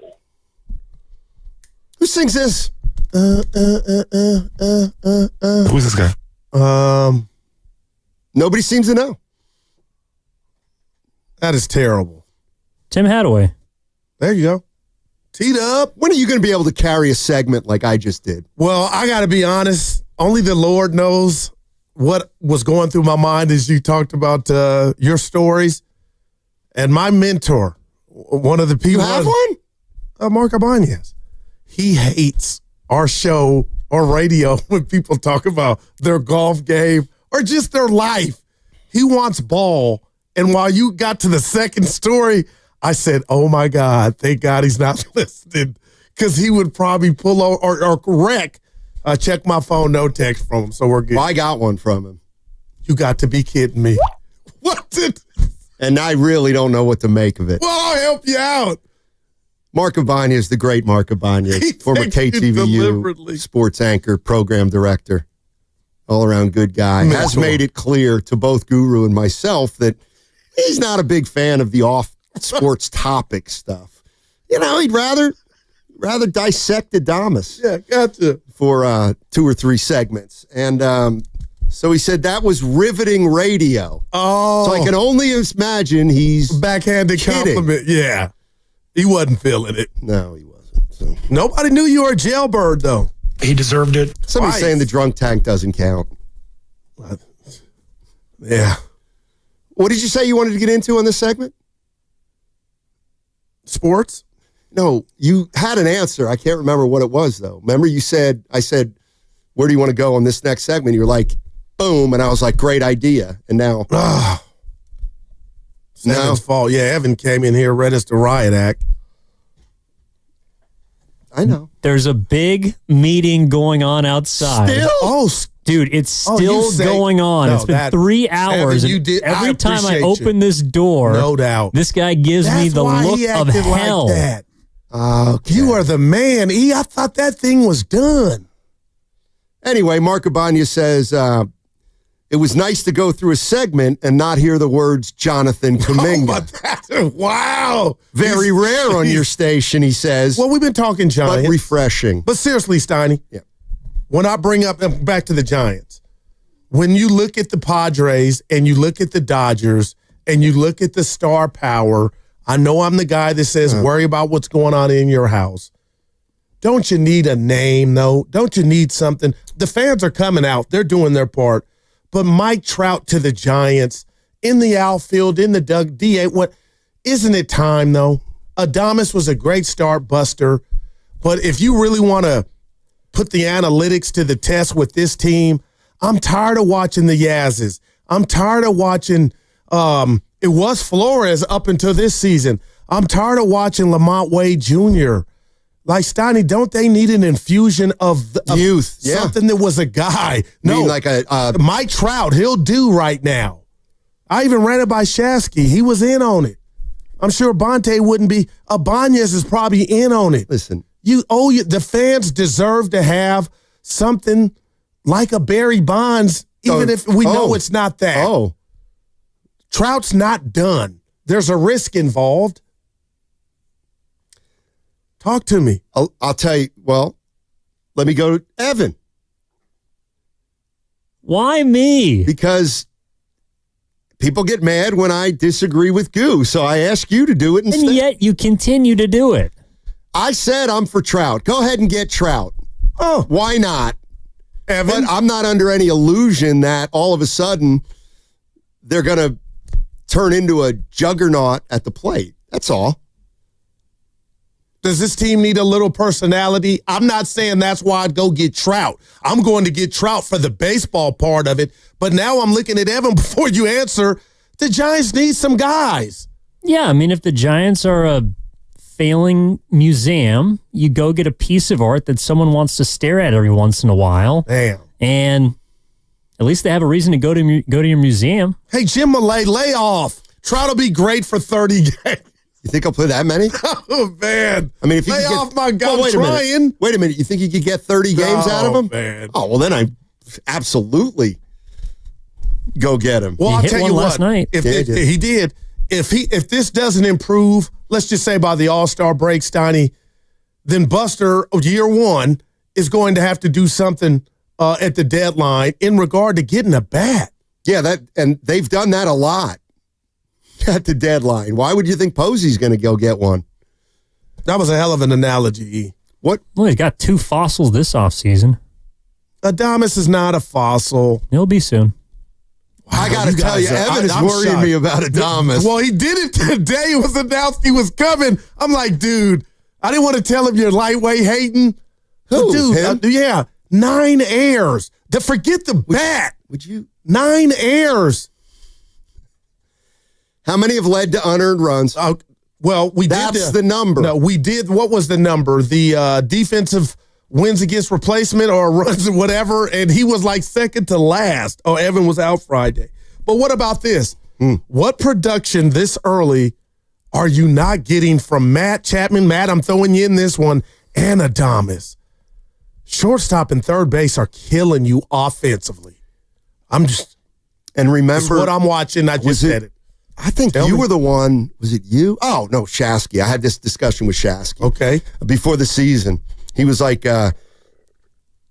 Adames and Chapman, that may be the best defensive left side of an infield in the National League. And I guess that's not correct now. But my point was, okay, so, like, that's great. You have the best defensive shortstop and third baseman, but, like, there's 7 other positions on the floor. Well, or on the field. Yeah. But those are 2 important positions when you have them locked down. You know what I mean? Like when they're going good. And that's why the Giants are winning with pitching, defense. But Verlander, Steiny, I mean, and again, I'm not mad. But when it was announced he was coming, I'm like, he's Trout, basically. Are we shocked that he's out? Or in this probably will be what, he is the rest of the season? He's not the Detroit Tigers 2012 Verlander. That's what I'm saying. No kidding. Yeah. So I don't even throw that at the feet of Buster because guys are stepping up, in the rotation. But my expectations for Verlander, Steiny are low. That's all. Now, it's a throwaway line. You just used it. I'm not throwing Verlander at the feet of Buster Posey. Why not? He signed him. He was the second biggest free agent signing next to Adames, and he's been every bit as bad, although he's been hurt. Right. Like, what? Yes, you can throw Verlander and Adames at the feet of Buster Posey. No, I got Adames all day. Okay, what about Verlander? But what were you expecting? I didn't expect him to get hurt this early. Well, I did. I'm not even going to say I did. I'm not surprised. He is the old Cadillac with almost 200,000 miles. Why are you not surprised that Verlander's gotten hurt, but you're shocked that Curry and Butler got hurt? Well, Butler it's the took same a fall. situation. That wasn't birth certificate. Hey, what about Steph? That one, that'll hurt me forever. Right, but do you hold it against Kerr and Dunleavy because Steph got hurt and Kerr ran him into the ground late in the season? No, they ran themselves in the ground by not handling business. But it's totally different, man. I know Verlander's a buster guy. I get it. I just, I'm going to ask you, Sonny, what did you think? He was going to make every start? We've seen this. No, I just don't think it's that hard. And I don't know why sometimes you're bold and sometimes you shrivel.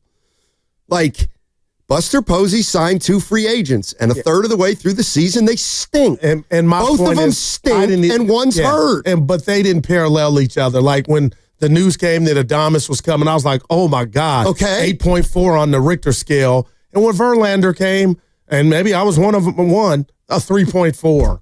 Like, this dude's been old. He's past his prime. Are we shocked that he's hurt? And I'm just telling you, he may come back and be guns blazing. I'm not. And I know you're like, well, Guru, it's early, but I'm not. It's more about Posey and, like, why wouldn't you hold Posey accountable for the 2 free agent signings he made? And maybe they'll both turn out to be great. But right now, they look bad. Really bad. I ain't arguing that. Well, then just say, no, we're only, you said it's June 3rd. Goo. Don't put your hand up at me. Goo? Yeah, put your glasses back on. What? It's okay to criticize Buster Posey as a general manager. But the theme for today is, I don't care what city we're in, it's June 3rd. And it might be too late for, dudes got to get going. We said that, but we can't make no overall analysis to say this is a failure yet. We got to do that. It's off to a terrible start. No doubt about it. So, and we said that for 3 hours. So say. I said it at 10:04. Right, but you're talking about the team. You're not. Okay, just say you're giving Posey a grace period. That's fine. How many years does he get? How many did you give Farhan? I'm being that serious. We gave him too much time. Stop. And this is still Farhan's team. Well, it's not, because we're going to see, like Ibanez. I was talking to him over the weekend, and we were talking about the bats and the confidence he had. Forget the penny saying, "In God we trust." Okay. And Buster, he trusts. And I was like, you know what?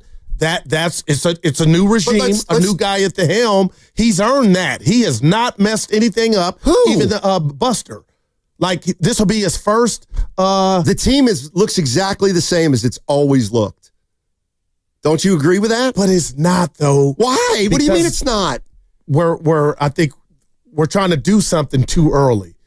You're acting like we're 4 months in and Adames is doing this. Then it's, hey, we got a problem. No, the one thing that I want to be clear. And he hasn't been able to operate at a deadline yet, Buster.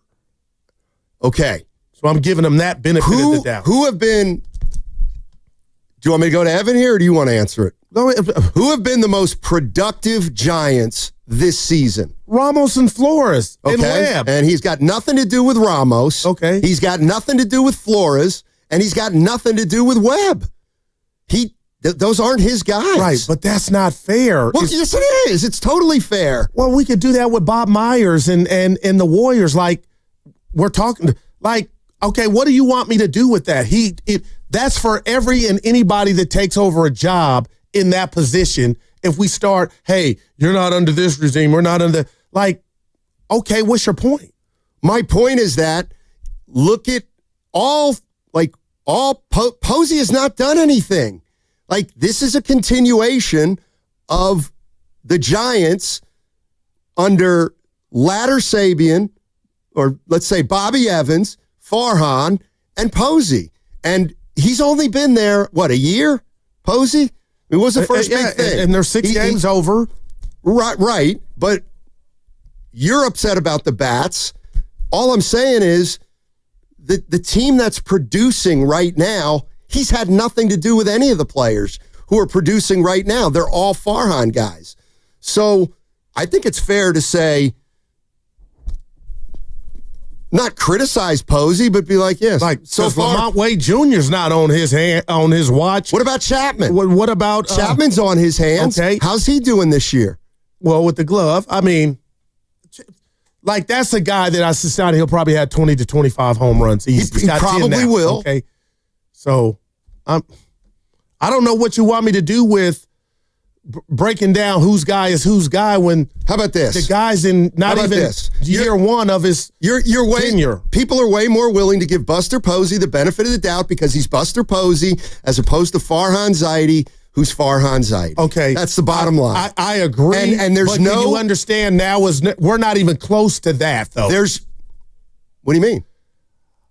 I guess it would take a season and then an off season for me to even, you need that to conjure up that score.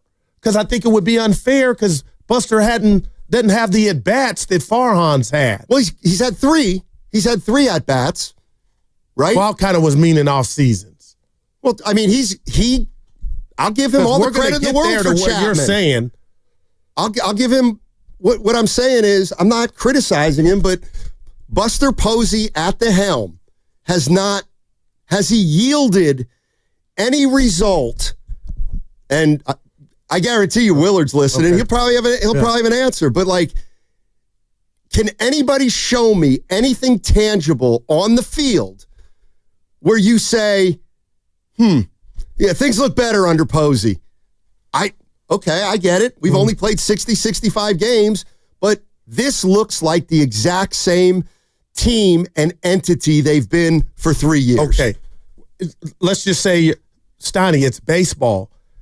Don't you kind of understand that? If we were in Texas and the same thing would happen, it would be that same for the names in there. Like, this is just the natural evolution of taking over a job after somebody's been in for 6 years. It's going to be hard to say, hey, new guy, tell me what, you know what I mean? Like, he's got so many seeds planted, and I'm not Buster in regard to we'll be able to judge him accordingly. There's going to be a bunch of more moves. But to say, 2 months in, we're looking at this team, where's your, input? Where are your guys? It's too early for that to me. Okay, well, I think it's too early to say. Thomas is a bust. No, of course. But I think it's too early for you to be as concerned or critical of the hitting. All I'm saying is I haven't noticed any difference in the Giants since Posey took over. But, okay, That's I all. guess this is where I'm going with that. Have you?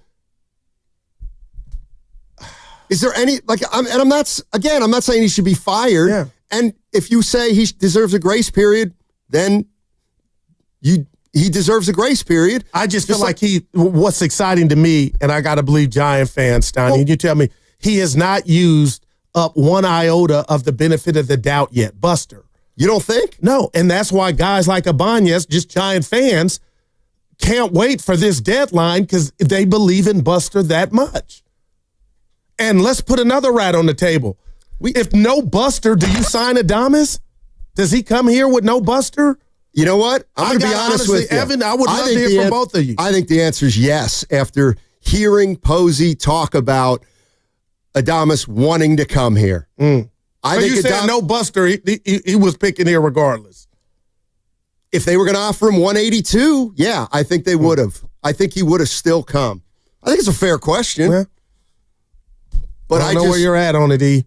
I don't think that he does. I also don't think that Matt Chapman gets an extension last year.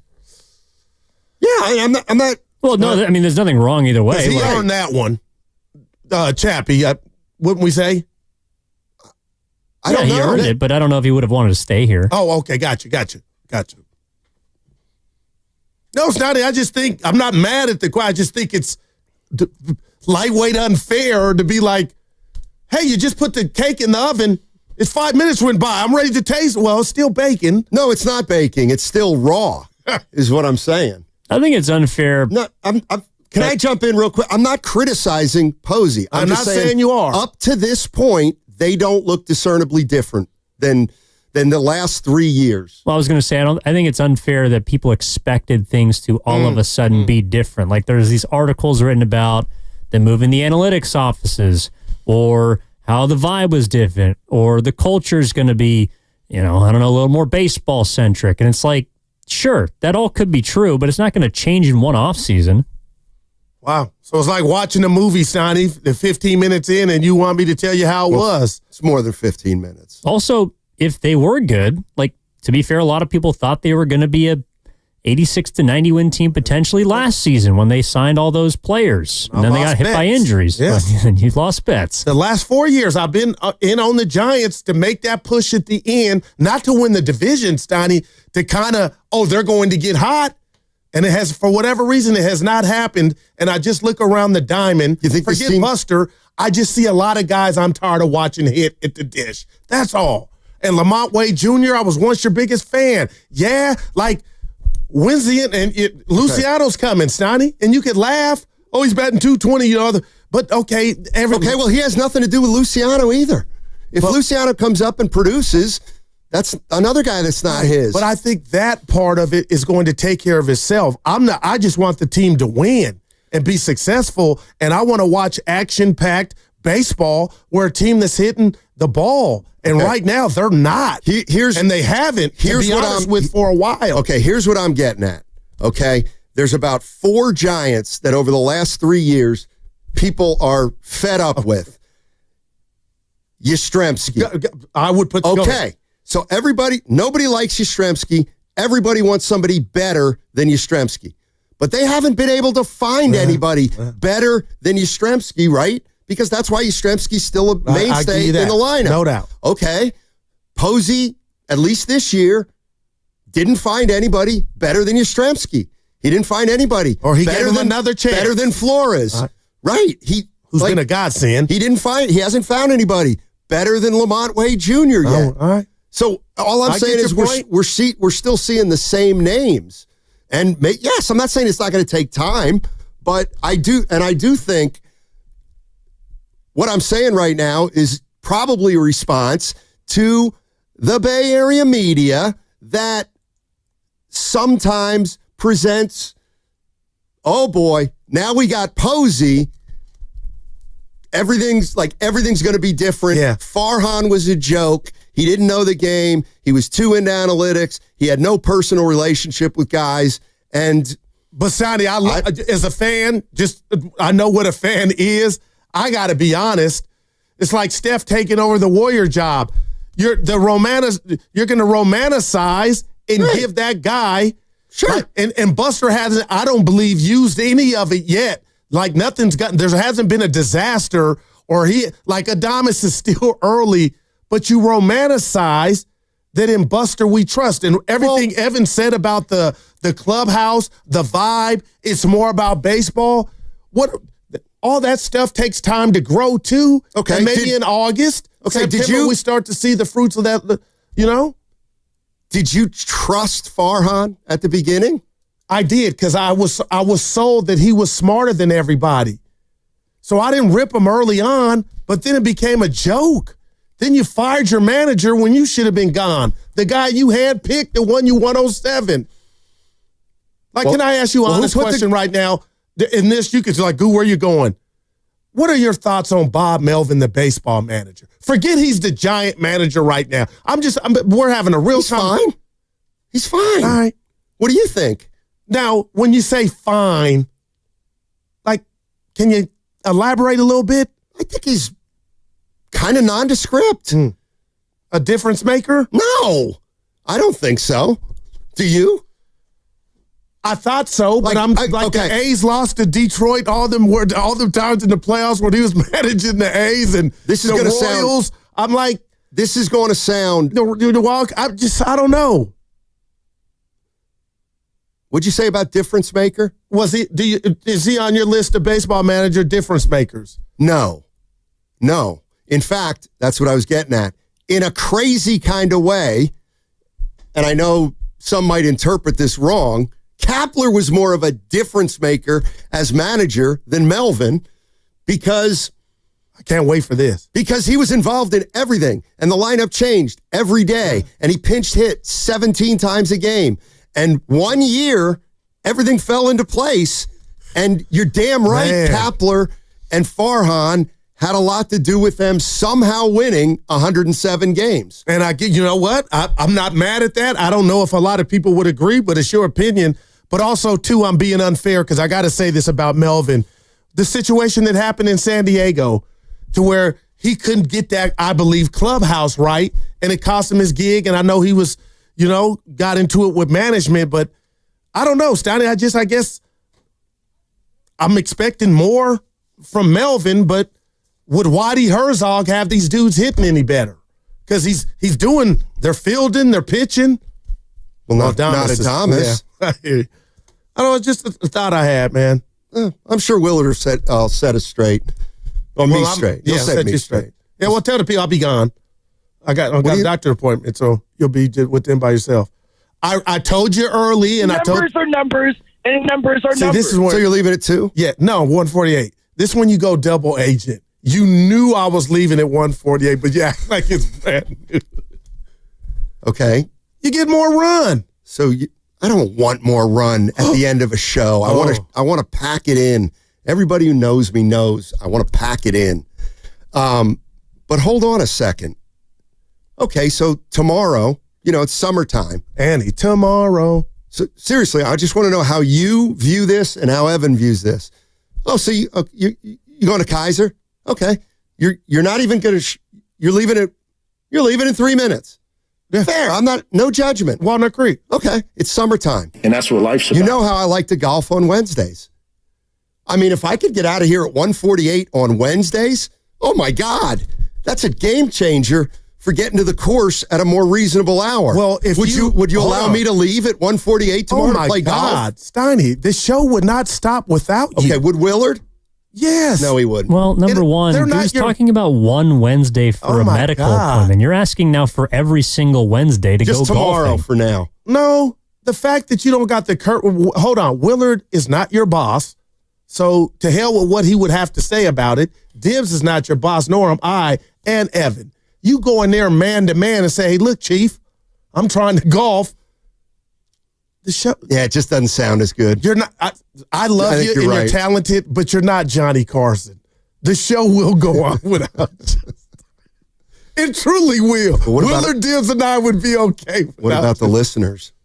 Now you'd have to ask them. Would they be okay? You want me to stay to 2? No. Now you want me to risk getting late? No, dead serious. I don't want you to stay till 2. I want you to get that knee checked out. Well, you got can an get elbow back on the court and get hurt again. You got an elbow issue. I don't like it. You know what? It's tennis elbow. Come to think of it, I think I'm going to go see the doctor tomorrow instead of play golf at about 1:48 on 95.7. Oh, crossover next on 95.7 The Game.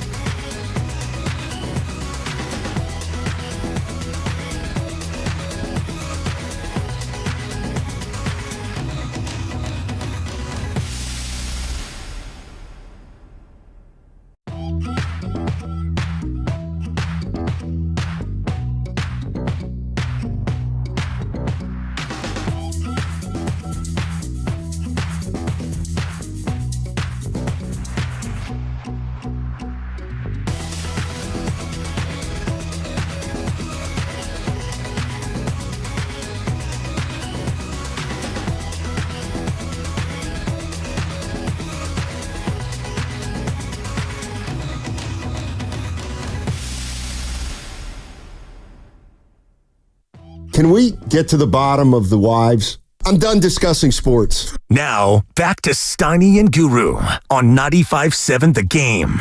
The crossover is brought to you by Abundant Life Weight Loss. They know the secret to losing up to 1 pound of fat every day. Go to AbundantLifeWeightLoss.com. Let's welcome in Mark Willard and Dan Dibley. It is the crossover. How you guys doing? Yeah, good. Doing great. Fantastic, Mark? Steiny. Are you ready for this? You have to play 2 roles today. I know. And the other role is a difficult one. Which is, I got to be Goo? Yeah. Yep. Yeah. You got to be excited. Mark. Yeah. Willard, what's up with the bats? I know, right? Willard, do we need a name? We need a name. Let's get a name. Do you got any names for me? My day is already made. That's all I needed from you. Yeah, you can head home now. Thank you for your guru. I've never heard you do a guru before. I've heard everybody who works in this entire building do a guru. I've never heard you do it. That was big. It's exciting. Thank you very much, I guess. I appreciate it. Hey, I'm going to the game tonight. I heard about that. The Giants game? Yeah. I mean, get there early because it'll be over in about 2 hours and 3 minutes. Mark, yesterday in our, we call it Fart Around at 5:45. It's our final segment of the day. And we don't always do something completely random, but yesterday we got into a little bit of the Giants can't hit talk. Little did we know that today would be a big portion of the show, but he set the over-under for combined runs in the series at 20.5. And I got laughed at. Well, I took the under, and I got laughed at. I know. Still early. Well, and these guys in the back. Of course it's early. Randy and Lucas are like, oh, I would have set it at 27 or 28. Ha, ha, ha. Yeah, and then they start texting in the 3rd inning. They're like, it's down to 25. And in the 5th inning, they're like, let's go to 23. And I also gave myself my own odds on will there be a shutout in the series, and I said plus 700. Which I did not grant you. That was way too hot. And that it turns out it probably should have been even money. Yeah, exactly. Because this team and the Giants have been themselves shut out 7 times in 60 games. I mean, don't get it twisted. The Padres can't hit either. Right, which is why I took the under at 20.5. And right now, 1 run in after 10 innings. And it's a fake one. Right. Because, it's a fake one. Oh, right. It's a fake one. A bunt and a fly ball. That's a fake run. That's a Manfred problem. It is. Yeah. It is. It's because these guys, it's load management is what it is. They don't want to actually play baseball. Well, they'd still be there. Right. But wouldn't that be fun? You could say that you were at remember the old quad to Candlestick, where you'd go to Candlestick and there was an extra inning game and you got a pin. And if you had like 5 or 6 pins, people knew that you were an OG fan because you stayed for that many extra inning games. And now we don't want to actually play baseball anymore. These guys, we don't want to burn our bullpen. We don't want to actually have to play additional innings. It's a joke. I hear you from a fan standpoint. That's a tough sell on a Monday night. You're not getting people to stay for that. So I understand where it comes from. I just wish we would ramp it down a little bit.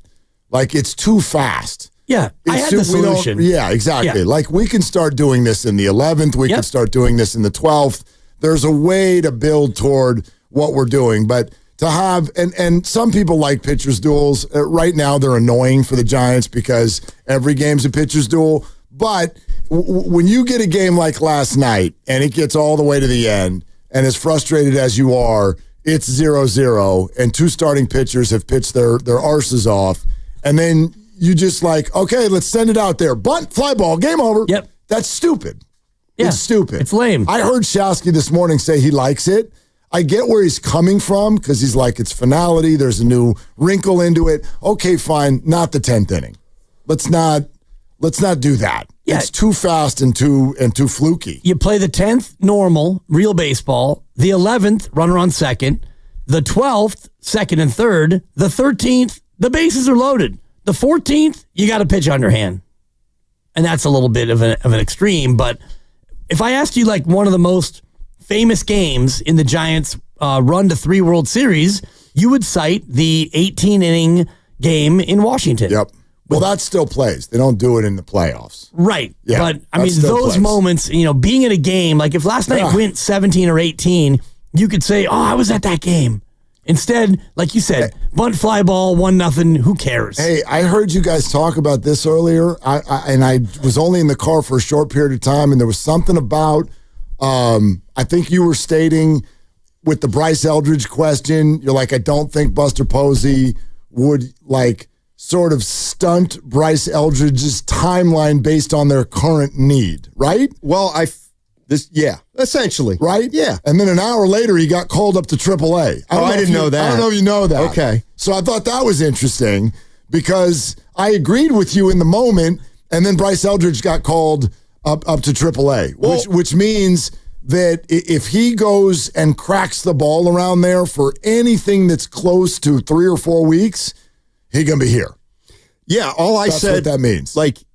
He'll either come up or he won't come up based on what he does.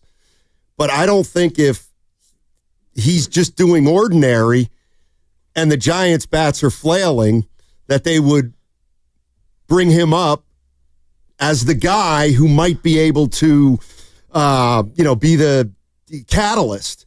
Like that role, I would be, since his name's out there, like Mike Trout to me would be the guy who could do that. And can he come in and change the dynamic as a 10, 12-year veteran who's proven, rather than Eldridge coming up knowing that the lineup that surrounds him needs him to be special. If you put today as the date that Bryce gets called up to the AAA squad, the All-Star break arrives in, about 40 days. About 40 days. If I set that right now today as the over-under for his call-up, what would you say?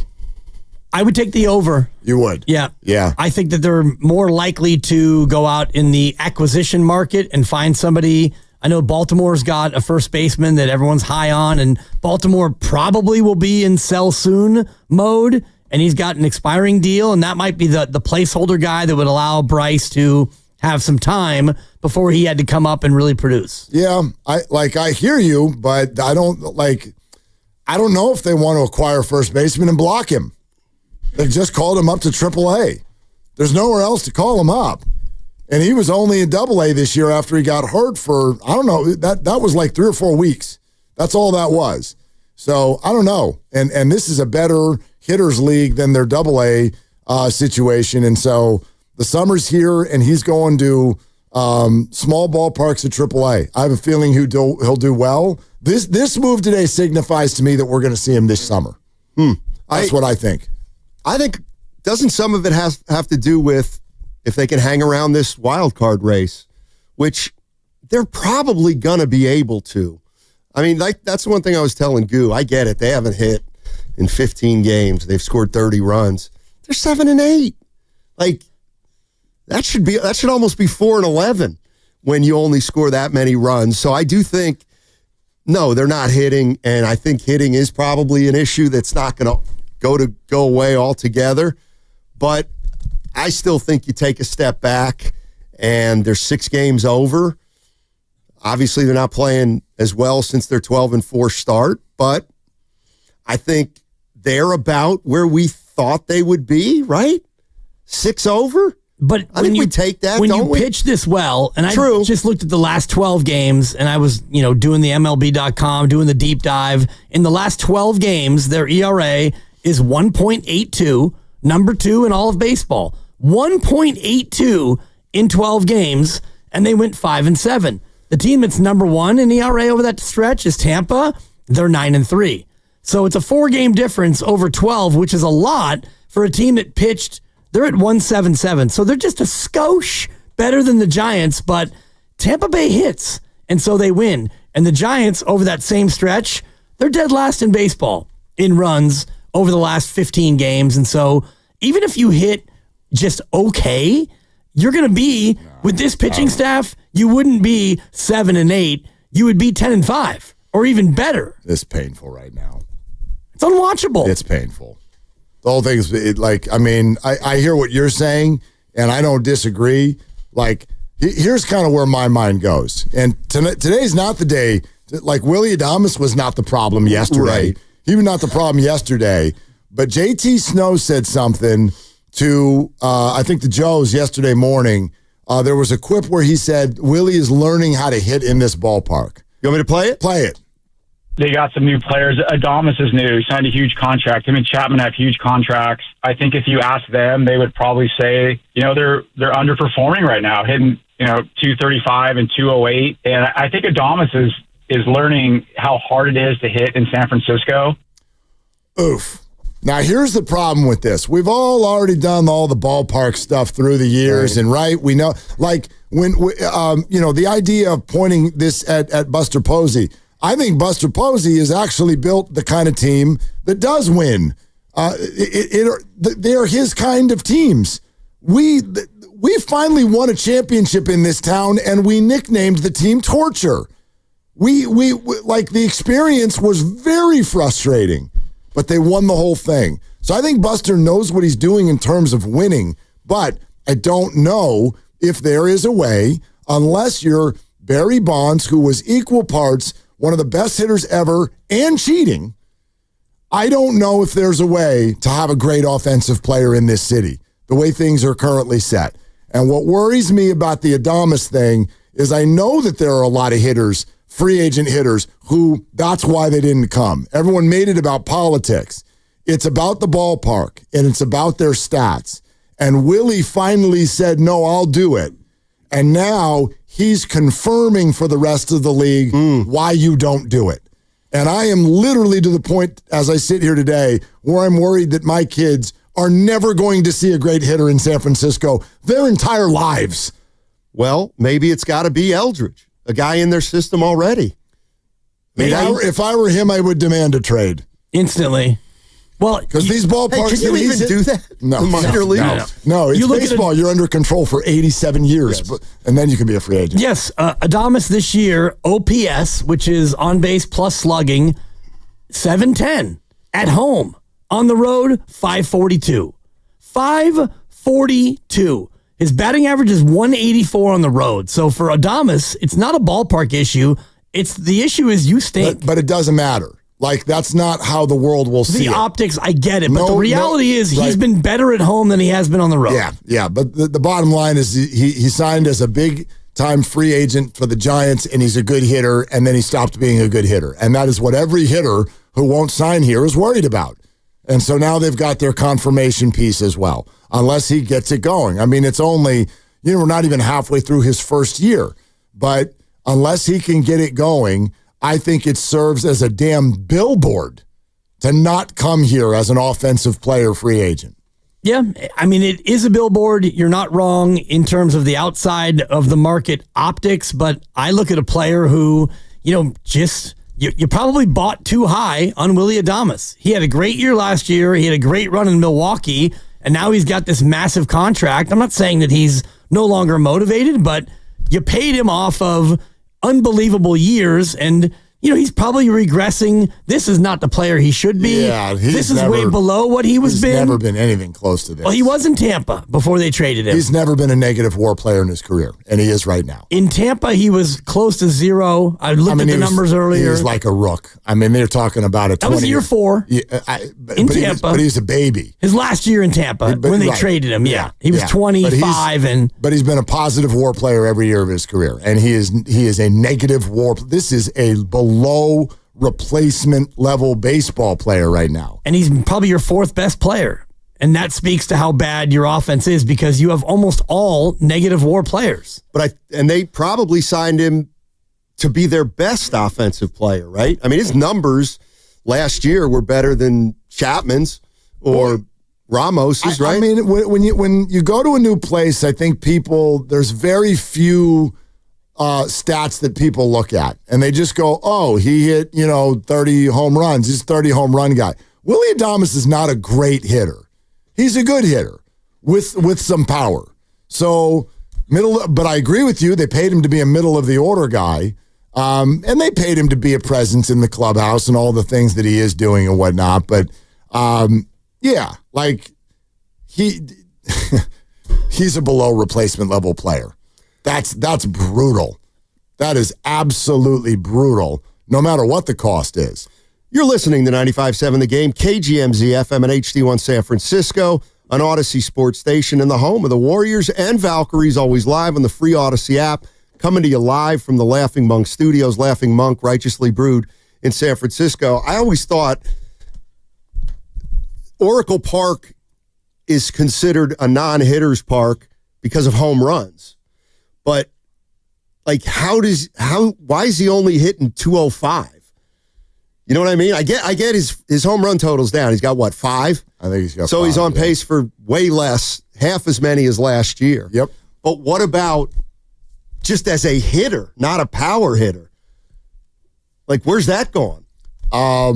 Look, I can only tell you what, Giants have told all of us when we discuss this, especially the first third of the year. The air is very heavy there. The ball doesn't carry great there. You have these cavernous areas in the outfield that are not like they are at Coors Field. Instead, the defense is able to sort of like cheat toward them. That right field thing, I think you think of, wow, you got all this space in right center, right? But the right fielder is standing there because the right field line is so short that you don't need to guard it. That ball that Tyler Fitzgerald hit last night was crushed, but it's just a lazy out in San Francisco. So, obviously there are a number of factors. It's never going to be a great hitter's park. I don't think that means that you can't be a good hitter in it. Right. But, again, perception's going to be reality here. Yeah, and the reality is he's striking out at a higher rate than he did certainly last year when he had the year with 32 home runs, and playing in a better hitter's ballpark certainly helps. But if you're not making contact, then you're definitely not going to hit a home run. And I do think that it's either his fielding woes are coming to the plate or his plate woes are going to the field. Either way, and I think about this with Bob Melvin, and I know that Willy Adames wants to play every day, and he does, but this, to me, kind of reeks of a guy who might need a day off. Not 2 days off, but just take a day, maybe go on a hike, go to Redwood Regional, and, rent a dog or do something other than play baseball. A dog? Yeah. Can you do that? I think so, yeah. Can you rent a dog? You got to be able to go to dog rentals. You rent a cat or a dog? I don't know if you can rent a cat. Can you do it? But you should be able to rent a dog. Maniscalco did a skit one time about Uber Kitten, which I didn't know if it was, I think he was kidding, but it must have been inspired by something where you could just open up an app and they would bring you a cat for a couple hours and then you could play with the animal and then send it back. Can you do that? Yeah, you can. I actually just really? I just Googled rent a dog and up pops Yelp, and I'm a big Yelp guy. Oh, for Christ's sake. Top 10 best rent a dog near San Francisco. So one place is called Penny and the Jets. Oh, I don't like that. Your dog is named Penny. My dog is named Penny, and she is not available for renting. Doggy Dash, which makes perfect sense. Instead of DoorDash, Doggy Dash. I like the name. I still don't like the concept, but anyway, go ahead. I love the concept. You do? Yes, if you're in need How's of... the dog feel about this? Well, the dog is probably thrilled that he's not in a shelter. Maybe. Awaiting the untimely fate that sometimes befalls a dog. No idea who he's about to go play with or what they're going to do with him. Right, but if you're... Or her. Maybe it's Willy Adames, who needs a day. You're hitting 206. You need a day off. You know what, Willie? Just go get a schnauzer for a day. I mean, Lucas just whispered. Now, that's a different concept. Lucas just whispered to me, he goes, you wouldn't rent Penny to Willy Adames for a day in order to get him out of this funk? That's different. Yes, I would do that. I would do that for 2 reasons. A, I'm a Giants fan, and B, Willie has come on this show, and he seems like a very fine character. I would trust Willy Adames with my dog. Yeah. Not most of the people in the baseball clubhouses, but not most of them. How would the payment go? Would he pay you or would you pay him? No, he would pay you. Yeah, no, I'm getting paid. Yeah. That's my dog. Oh, he wants to get paid. Why the hell would I? But isn't he essentially dog sitting for you? Well, no, then I would reach out to him. In this case, he's reaching out to me. Oh, it's about the reach out. Yeah. Okay. I do have somebody who, when we go on vacation, takes my dog. Right. I pay him. But if somebody calls me. You have the need. Yeah, if somebody calls me and says, I'd like to take your dog to the park, it's going to cost you. So I got a great dog. She's very fast. Yeah, too. and Steiny has a dog that with whom I have a very deep kinship. And there are times When's the last time you saw the dog? I saw her at New Year's. What happened? Now, what happened there? What happened when I show? What happens when I show up with your dog? How does she react? The great Rosie. He riles her up, Mark. Oh, you're one of those. He riles the dog. You're one of those. And then he thinks it's funny, and it's not. Call me Larry because I like to rile. Okay. Shout out Larry Riley. 100 years ago, Tony Bruno was dating a woman who had a. This is when I was doing the show with Tony, and Tony was dating a woman who had a kid. Wasn't Tony's kid, but he had a kid. Beautiful man. And yeah, it was an outrage. Believe me. And obviously, like any show, we would go to games and there would be events and everything. And when this kid showed up, he was just kind of at that age where I would yeah, let's go play catch, let's go do something. Or I'd start messing with him a little bit in a playful way. And it quickly became, I had this same reputation for this kid that apparently you have with Steiny's dog. I have a retort, and she would get very mad because I'd rile him up and then he would misbehave and he'd do something wrong. And then he'd be getting in trouble, and she was French, so she would kind of say in French to Tony, and I knew what she was saying. That's Mark's fault. That's Willard's fault. He's the one that riled the kid up. Qu'est-ce que c'est? Yeah. First of all, I was not the riler. This dog is a hyperactive puppy at the time. This was when Steiny and I were spending a lot of time together. The dog was untrained, and she was wild. And so I would engage with this dog, and we would play. And because I would come over to his house a lot back then, before I was married with another child, I would have this relationship with her where we would play because I was somebody who was actually interested in the dog. Skip ahead 5 or 6 years, when I go over to his house a couple times a year, she knows me from her puppy days. They remember. And so now she comes over and the tail is wagging and she cannot wait to play because she knows that the dibber, third person, is down to play with Rosie. Jumping, are you barking, still? You're not in the same. You're not in the same shape. Jumping and barking. But you're not in the same shape you were 6 years ago. No. You're still able to get down on the floor and play with the dog? Well, he's in better shape now. Yeah, I mean, better shape, but the knees, it's more of a tug of war, and she loves to play fetch. So I just say, Rosie, go get it. Go get fill in the blank, and she will get it. And now we're going to play fetch for 97 minutes. How come you don't have a dog yet? Because I want to rent a dog, and this is what the whole point of the story is. Okay. I would love to, Willie Adamas, go rent a dog, bro. You need a day with a dog. You know what I want, Mark? I want about 4 hours with a dog, and I want to take the dog back to Steiny and say, you know what, Steiny? Here's your dog. I don't want a dog. Some days I want a dog. I want to rent a dog. That's it. This is like the next generation of the slump buster. You're going to rent a dog now? That's how you get out of a slump in Major League Baseball? Well, what's the solution? I'll tell you what the solution isn't. I don't know what a day off. Him playing baseball. A day off. What does a day off do? He comes back on Wednesday and does what? Has a great show. It's all fixed. He spends 5 hours with one of those green bags that you pick up feces with, and you just get away from it for a day. Have you ever seen Amazon for a really good price? Have you ever seen Guru's performance on a Friday? Don't tell me for 1 minute of course, that the Thursday day off doesn't invigorate him on Fridays. And it's the equivalent of 2 homers. I'm not going to compare Guru to Willie Adamas. I believe that they march to the beat of a different drummer. He's got a better average than Adamas. Everybody does. Right. Except for Patrick Bailey. Well, and Lamont Wade He got a hit last night, Guru said. Last night, yeah.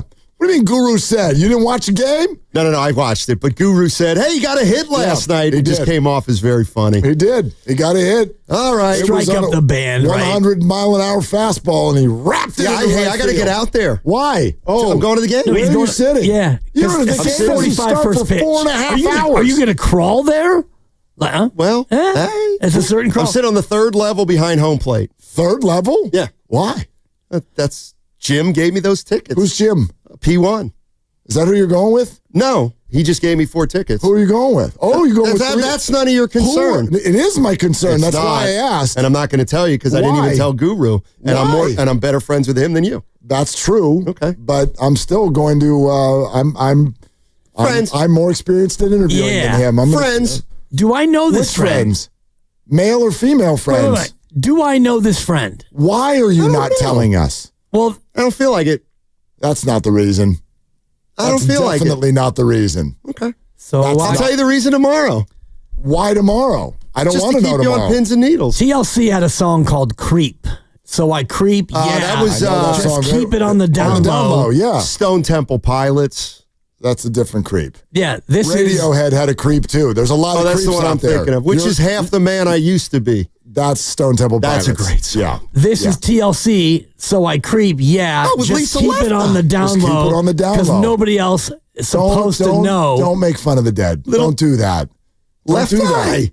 Yeah, I get Lisa Left Eye Lopez. Right. it. Rest in peace. Okay, but time has passed. She's dead. 10 years ago. Yes. Maybe 8. Oh, now I gotta look it up. Yes. All right. No, don't go yet. Lisa. Do I know? Left So I Eye. don't know this friend. It's clearly not one of the two on the Rushmore. Game show music, please. When do you? I gotta go. When do you think she The passed game's away? in 4 hours. I think more than 10 hours. 10 years It ago. was more than I put 10 it at hours. 8. 8 years? You say 10 more years? than 10. Okay. Dude, it was 23 years ago. It was a while ago. No way. Dude, she was with 25th. Andre Rison. He hasn't played in 3 Yeah, decades. She burned his house down. Allegedly. Allegedly. I thought it was proven, but anyway, yeah. Confirmed. She stood in the driveway with a can of gasoline. I think she admitted it. April. So in other words, she 23 did years a ago? Ryan Walker impression. Shout out gas can. Armando Benitez would have been was more an annoying. unearned run, Steiny. Walker's been taken out of the closer role. He didn't give up a hit. All right. Gave up a bunt and a fly. All right, we got to go. April 25th, 2002. My God. Yeah. What has happened to us? Tempest Fugit. You're not 30 anymore. That's what happened. Dude, neither is she. Yeah. Neither is Steiny's dog. Yeah. Tell Rosie I say hi. Sure. She was 31. Man. Actually, she was about to turn 31. Hey, She Willie. was 30. I know you're Got it. listening on your way to the ballpark. Rent a dog. Yeah. Willie. 95.7. Willie, get a hit. 95.7 the game. All right.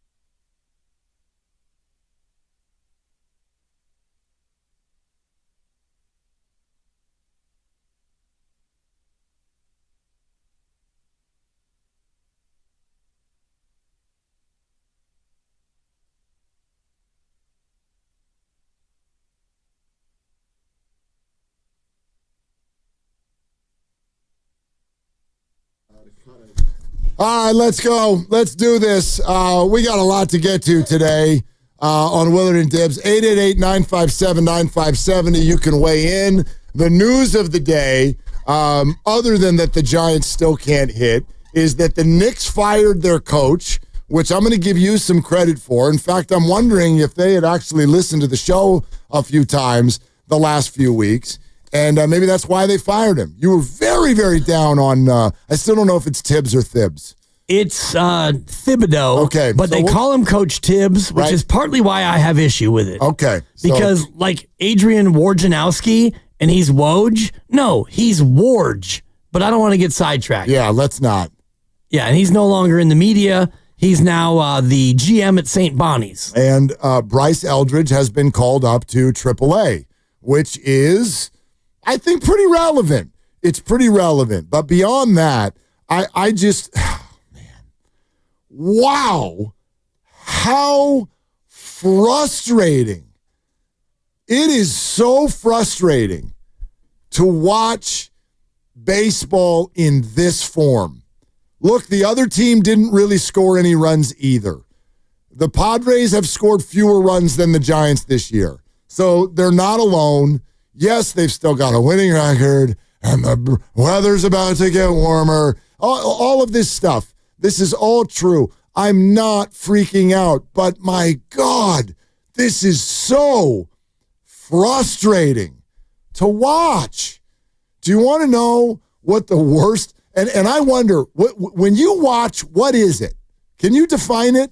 Like, what's the thing that kind of triggers the frustration when you're watching a Giants game? I have my answer. Do you have an answer to this? I do. What is it? I do. I do. It's Do you? 888-957-9570. What's the thing? And don't just say hitting. Like, what is the specific thing that you find so frustrating about being a fan of a team that doesn't hit? It's my own expectations and the fact that it gets fulfilled almost every time. Because when they get ducks on the pond, it's not how will they get it done, it's how are they going to mess it up. You nailed it. And it's really about, it's frustrating, but it's not even frustrating. It just is like, it's kind of like watching a car crash, but you're watching a car crash with a loved one because you know that this is going to happen and you just wonder how. Is it going to be a couple strikeouts and a weak grounder? Is it going to be a double play ball? Is it going to be a failed bunt attempt? Is it going to be a strike him out, throw him out, double play? I could run through all the different ways that a rally can get killed, and you would probably say, yeah, I've seen that in the past 15 games. Oh, totally. They've done then, it all. I mean, and then it almost felt like salt in the wound to get mainly to the ninth inning. There was a little bit of this in the eighth inning too, but mainly to get to the ninth inning, and you're like, oh, they actually kind of in a way executed perfectly. And they still didn't score. Right. You got the guy over to third, and then you had two guys up, and they both hit absolute rocket shots north of 100 miles an hour on exit velocity. They both hit rocket shots right at people. And whatever the cat's name over there is at third base, give him credit. That was an unbelievable play. What's his name? Iglesias. I remember when he used to be a musician. But anyway, just incredible play over there. But then you get all the way to the end and you're like, oh God, we have bad luck too? Like you're bad and you have bad luck? That's what this feels like right now. And I think we'll get a lot of answers similar to yours. You know, first two text messages that come in, leaving men on base, runners left on base. It's all coming from the same place. And you know me, when I watch sports, it's about the experience. I love this stuff. We love this stuff. I love going to games. I love watching games. The games are on. I love watching them with friends. I love watching them with the kids. I love watching it with Christy. We watch. And I want that experience to be fun. But what happens with the Giants, like you said, they'll put people on with nobody out and one out, and you're looking at it, and instead of sitting forward in your chair, you sit back, and you're like, which way are we going to bleep this up this time? Right. And it happens almost every time. Last night, every time. Bleeped it up every time. And then you start thinking, are you playing tricks on me?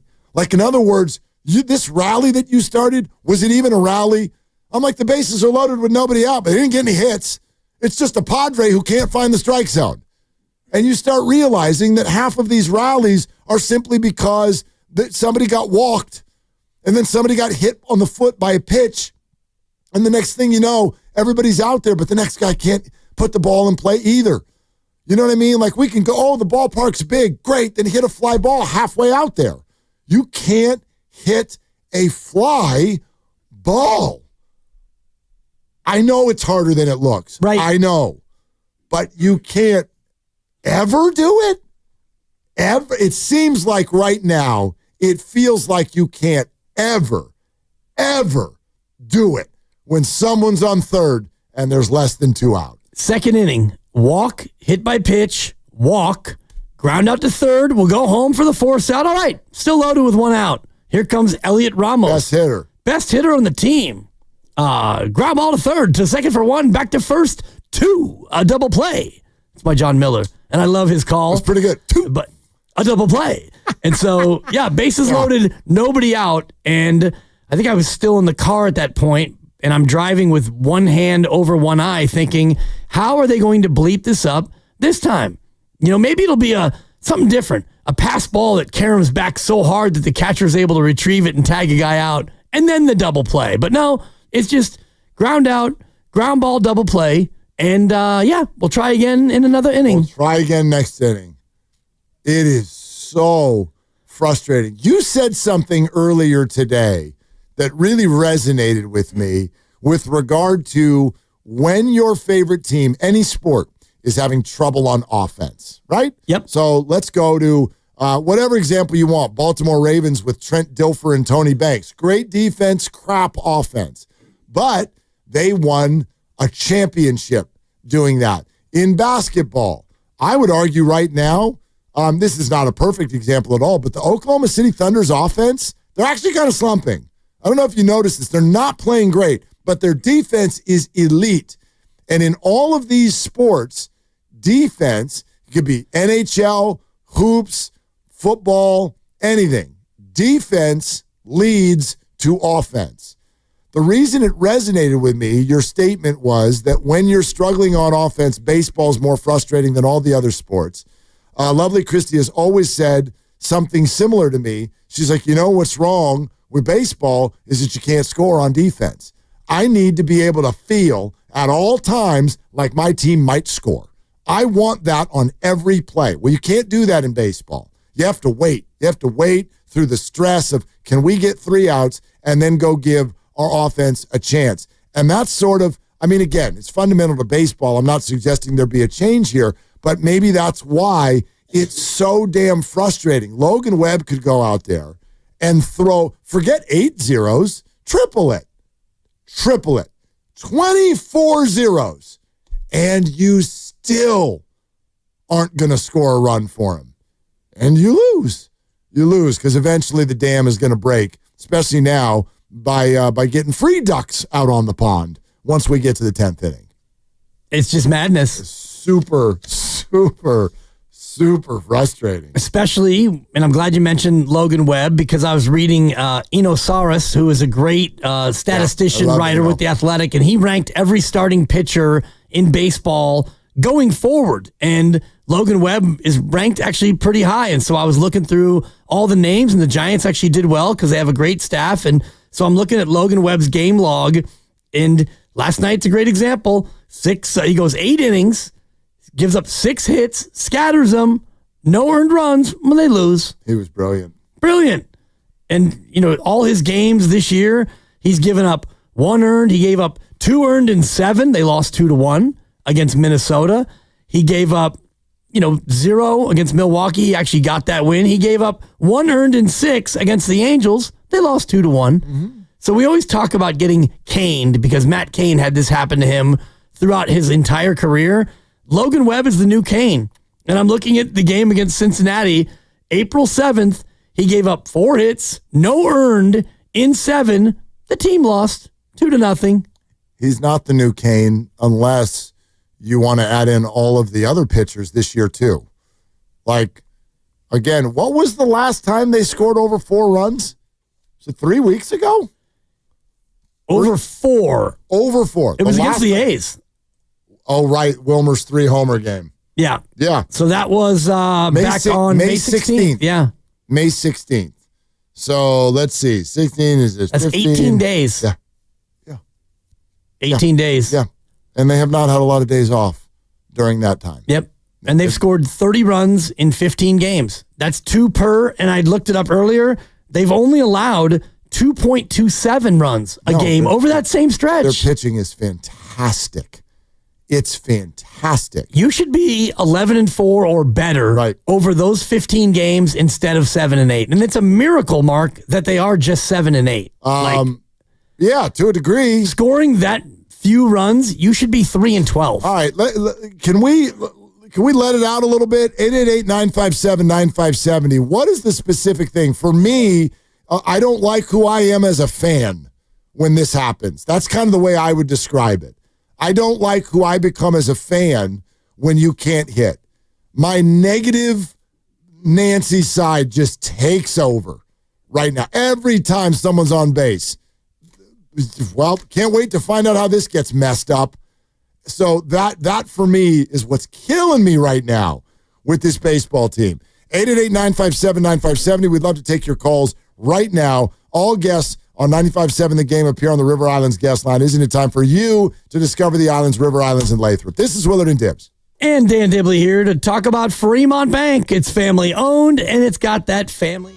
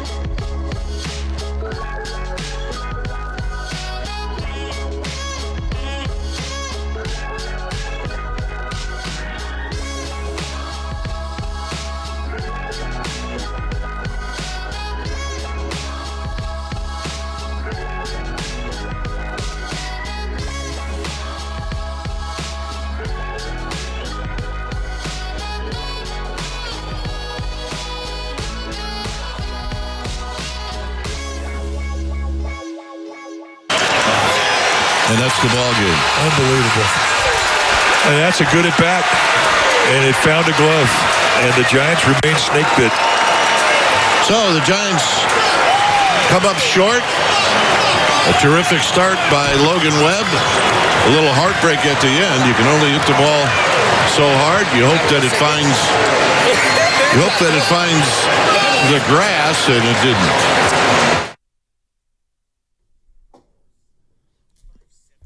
Well, we're back to, hey, at least we've got Kruk and Kipe. So NBC Sports Bay Area, Kruk and Kipe. Yep. By the way, there's one issue I had with that, with what they said there. There's one small thing, and I thought it kind of almost self-corrected. You have any idea what it is? There's one thing. Oh, he said unbelievable. No. Because it's very believable. No, I found it to be unbelievable as well. Like, I mean, that's a word you say. It's like, you don't mean that, right? You throw your hands up. 14 of 60 games this year, they've scored one run or fewer. So it's actually, not only is it not unbelievable, it's predictable. Kruk said they remain snake bit. And my contention would be, no. They were snake bit on the final two at bats. You not snake bit. You not good. You are swinging at pitches that are 3 feet outside. I wanted to give Encarnacion a foam finger. He was waving at stuff that never looked like it was anywhere near anywhere.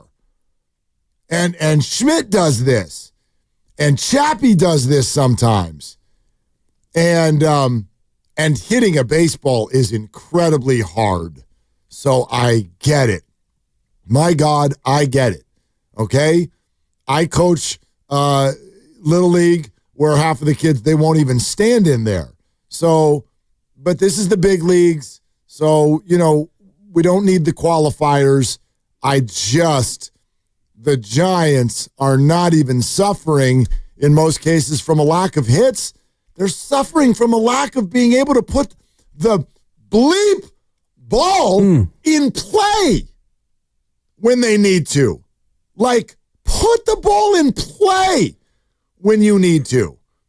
And that is so frustrating.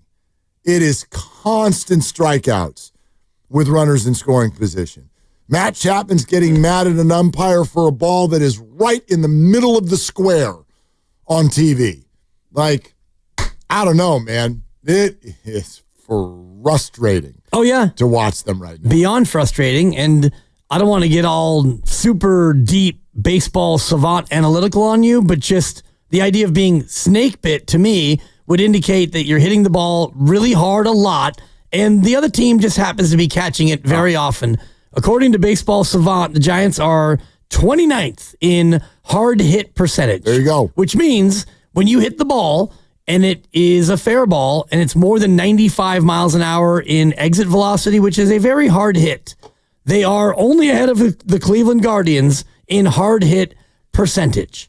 So that's the end of my very shallow dive. Yeah, but that's not, I mean, they're not snake bit. No, that's an indicator, though, that when they're actually making contact, that, they're not hitting it. For example, the Red Sox are number one in hard hit percentage. Almost half of their hits are hit more than 95 miles an hour. And that's why Boston has one of the best offenses in baseball. When they hit it, they usually hit it hard. Right. The Giants, they don't hit it hard that often. So frustrating. Yep. So we can talk ballpark factors all we want, but when your hard hit rate is second to last, that has nothing to do with the ballpark. You know what I mean? Let's go to Matt in the city. 888-957-9570. What is standing out to you as far as frustrations right now? Granted, watching a team that's 6 games over 500. They're 6 games over 500. Yeah. That's why, for me, this is a very narrow, and it's fine, but it's a narrow conversation for now. I don't have large concerns about the season being on the brink or, like, I very much accepted, and we'll play some of it for you here maybe in a little bit. Do we have some of the Logan Webb from last night? Logan, I thought, was very light and airy about all this. He's like, we've been through way harder stuff than this stretch. This is no big deal. And I kind of agree with him in a larger, grand sense. I don't think the Giants, if they pitch this way, they're going to win a lot of baseball games. I don't think they're, quote, in trouble. What I think they are is just maddening. They're just maddening. It's like they are maddening to watch with the way this whole thing plays out. And I wonder if are these because of large issues or small issues? Is it individuals? Is it ballpark?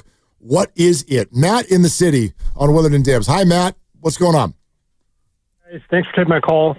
What stands out to me is that, I don't know too many teams without at least 3 guys in their starting lineup who can hit north of 270. And the Giants seems like we haven't had that in years. And that's why when Willie Adames was brought over, I didn't know much about Willie, but when I saw the stats in Milwaukee, I was like, no, this is not what we need. We need guys who can hit north of 270. I'm not too concerned with the power, but we don't have at least 3 guys who can do that. I don't know if we can be a good team.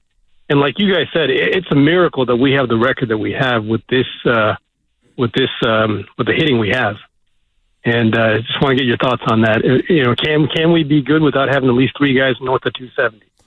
Matt, thank you for the call. I that feels almost kind of like what we did yesterday when I'm like, would you get Giannis if it meant 12 years of, I just made that number up. Right. And so that, do you need 3 guys to hit 270? I don't know. Probably not, to be honest with you. The top hitting team in baseball right now is the Dodgers, and as a team, they're hitting 268. Yeah, so exactly. Batting average is no longer the metric. For me, it's more about on base plus slugging, OPS, which is where you need to be higher than where you are currently. Yeah, I think you need a lot of guys to be a lot more productive. I don't know if the number is 3. I don't know if the number is 4. What have you? But to me, his more interesting point is the one about Adames. They signed him, and he looks at the numbers in Milwaukee and goes, "Wait a minute, that's not who we need." It's an interesting point because, again, I do think that when someone gets signed to a new place, the fan base is not fully familiar with them yet. They can pull it up and go, "Oh, he had over 30 homers last year. Yay, we win." Okay, hold on a second. Go deeper. Willie Adames has never had a year in the big leagues in his life where he didn't average more than a strikeout per game. Hear that. Did you know that stat? Well, I'm just looking at it. He's never in his career. Right. Every year of his career, he has struck out more than the number of games he's played. He averages more than a strikeout per game for his whole life consistently every year. I love numbers, and I love this one because in 2019, he played 152 games, and he struck out 153 times. But it's an accurate statement. No, it's hilarious is what it is. And in 2021, he struck out 156 times and 140. And even last year, when he played $161, he played all the games but one. He struck out 173 times. And this year, it's 68-60. Punchies to games. So, if you're looking at his strikeouts right now and you're like, boy, this is crazy. No, it's not. This is exactly who he is. Now, the difference is again, you're looking at a guy who is north of 750 career OPS. This year, he's hitting well below 650. So that's not who he is, but take the strikeouts out of it. That's who Willie is. The strikeouts are a big part of it. The problem is he's not hitting the ball hard. He's not hitting the ball hard anywhere. He's not able to clutch up. He's not hitting for power. He's a career 245 hitter. Willie Adames is not a great hitter. He's a good hitter. He is a powerful hitter. Should be, yeah. He is a wonderful presence to have on your team. And I firmly believe, and a lot of people in professional sports, they don't want to hear this, but I think Buster Posey went out to go sign himself. Now, Willie is not the hitter that Buster was. That's not what I mean. But anybody who knew the dynamics in the Giants clubhouse back when they were winning World Series, there were a lot of characters. There were a lot of people who were important. Hunter Pence gets credit for speeches. Mad Bum gets credit for 2014. But if you want to know who ran the damn room, right? Brandon Crawford did the music. But who was the president of the room? It's Buster Posey. Now, it's been Logan Webb for a while, but Logan's a pitcher, and that's just a little bit of a different dynamic. And I think Buster was like, we need someone to run this room.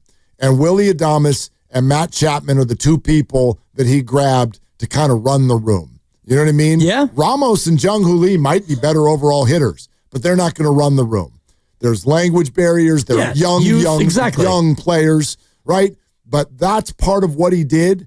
And that part, I think, is working. I think that has something to do with why they've won more games than they've lost. Without a doubt. But, yes, he can be better. He needs to be better. But divorce yourself from the idea that Willie Adames is this great hitter in the big leagues. No, he's not. But what I want is him to approximate what he did in Milwaukee. And just looking at what he did there in 4 years, it was a home run every 22 plate appearances. Right now, he's getting a home run every 52 plate appearances. Right. And miss me with the ballpark factors because he's actually hitting better at home than he is on the road. So you don't have to be a 30-homer guy, although it'd be cool if somebody could be for this franchise because we haven't had one since Bonds. I don't think it's ever going to happen ever again. Well, I think it can and it should. So I'm giving up on it You're now. not giving up. You don't give up. I'll be surprised. You don't give up. That's not what you do, Mark Willard. In 2037, I'll be surprised when some kid who was just born a couple years ago comes up and hits 30 home runs.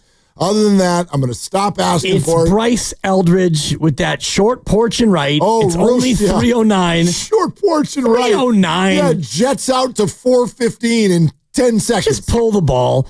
I think that Willie Adames, I'm hoping that he can just approximate what he did in Milwaukee. And I do know that ballpark factors play into this, but every 22 plate appearances, gone. And right now it's 52 appearances. And, the problem with he and Chapman right now is they both play all the damn time. So it's not like, okay, he's a guy struggling, we're going to platoon you, and, you're in and you're out. This man had 688 plate appearances last year. He had all the plate appearances, and it's great. He had 32 home runs. So I don't know what it'll take. And I joked in the crossover about just rent a dog, take a day off and rent a dog. Maybe I'll do that for him. Maybe I'll send him a coupon code for a dog rental. I think he just needs a day to just take a deep breath. See, right? I hear you, but I don't think that would do a damn thing. Again, if Willie does not show up in his City Connect black and purple jersey tonight, I don't think he's going to come out tomorrow and be like, all right, now it's on. No, I think his same stuff that he's been dealing with is going to be there. I was watching this was a highlight. I don't even remember. It was a game a number of weeks ago. And he said something that immediately became memorable, and I was concerned about it right away. And he's being interviewed by the NBC Sports Bay Area crew because something wonderful had happened. I think the Giants had walked somebody off. Somebody made an error or something. And so the Giants were able to walk it off. Oh, it's a Little League homer. Yeah, great. It'd be fun if somebody hit an actual walk-off homer, but never mind. I'll get my emotions together on that. But Willie was being interviewed by the NBC Sports Bay Area team. And there was sort of the excitement of the moment, but then there was the, question two, which is kind of like, how's it going, man? You know what I mean? How's all of are you pressing? And how's it going here with this? And he mentioned, he's like, look, there's a lot to get used to here that I'm and I'm paraphrasing, but that I'm trying to work with, such as the weather. And that stuck with me because when people have the ballpark conversation, right, I don't think that's where your brain goes. You go to, the ball doesn't carry and right triples alley and the whole deal. Alley. The weather. He said the weather. And think about it. In a lot of cities in America, when you get to June, it is humid as bleep. And if you hit a ball in the air, it goes. Not here. Not here. Steiny just left here to go to the game tonight, and he brought a parka. And he's smart to do so. It's a puffy jacket. It's a puffer. in June. And I don't need to explain that to all of you. You live here. You get it. So I don't know, like, if that's what Willie needs. Oh, Schmidt. Because guess what? It's going to be like this again next summer. And the summer after that, and all 7 of them. All 7 of them. And I don't know how that's something you just, quote, get used to. What is it you learn to do in terms of hitting the ball through heavy air in San Francisco? I don't know. I have no idea what the answer to that is. Well, I think the answer is to maybe start looking to hit line drives for base hits. Maybe you change the way you swing. And, this day and age, everybody is cutting on the ball so that they can try to drive it out of the ballpark because that's what we do outside of Luis Ariz for San Diego, who is the only guy actually trying to hit 300 because he's into it. And maybe it's because he doesn't have a big power bat, but he's out there trying to Tony Gwynn it. Maybe if you're the Giants, you need to start teaching hitting a different way. And, Pat Burrell, the new hitting coach, I don't know what they're actually teaching this team and what they're working on, but it's not working because you're in a deep, deep funk. And it's not only the last 2 weeks where they've been pretty bad offensively. If you look across their entire season, they're a bad offensive team. There were those games. So Arizona on May 13th, the Giants win 10-6. The very next night, they lose to Arizona 8-7. And then they take a day off and they come back the next night and Wilmer hits 3 home runs and they win 9-1. So quick math, that's 26 runs in 3 games. And I got to check.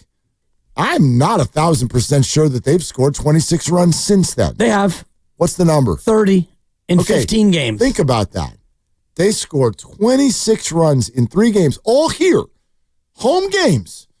26 runs in 3 days. And in 18 days, 15 games since then, they have barely eclipsed that number. I know we're throwing a lot of numbers at you. I don't know what happened. Yes, they've never been. This is not a murderer's row kind of lineup, blah, blah, blah. Yes, pitching and defense wins. I get all of the little markers. But this is epic. This is an unbelievable stretch of incredibly frustrating baseball. When runners get on base, they create holes in their bats. And that's my thing. I get it. You're going to line out sometimes. I get it. Sometimes you're going to pop up. What I don't understand is how professional baseball players, when there are runners on base with this group, seemingly lose the ability to put the bat on the ball and put the ball in play. I don't get it. I don't understand. I don't understand why you're not shortening up. I don't understand why you're not trying to go the other way. Are you trying to hit a grand slam? Does it really take 3 weeks for you to understand? No. We'll take the damn fly ball. I know it'd be great to get a double with the bases loaded. Right now, I'll take the fly out to medium deep left, but they can't do it. They can't even get the ball out of the infield. Last night, they had 2 hits by, I think, the 6th inning, and both of them were infield singles. I'm like, the ball doesn't leave the infield. Right. Tell Tatis to come in. You don't need an outfield. No glove. You don't hit the ball out there. It is wild. This is a wild experience. I was looking back year over year to trying to find a similar stretch of 30 runs in 15 games. And you know me, I like a deep dive, and I have more numbers to just pound people with later. I don't want to overwhelm people in the 2 o'clock hour, but I was having a hard time finding another 15-game stretch. And, I'm just scanning the game log and looking for 0s and 1s and 2s and 0s and 2s and 1s and all the rest of it. And so what I settled on was a brief look back at how many games they played where they only had 1 run or 0 runs. Okay. 2 years ago, they had 37 games where we only scored 1 run or fewer. 37 times they scored 1 run or 0 runs. This year they're at 14 already. So they're on pace to have about the same number. And that team was Kapler 79 and 83. It was his last year as the skipper. They got shut out 13 times.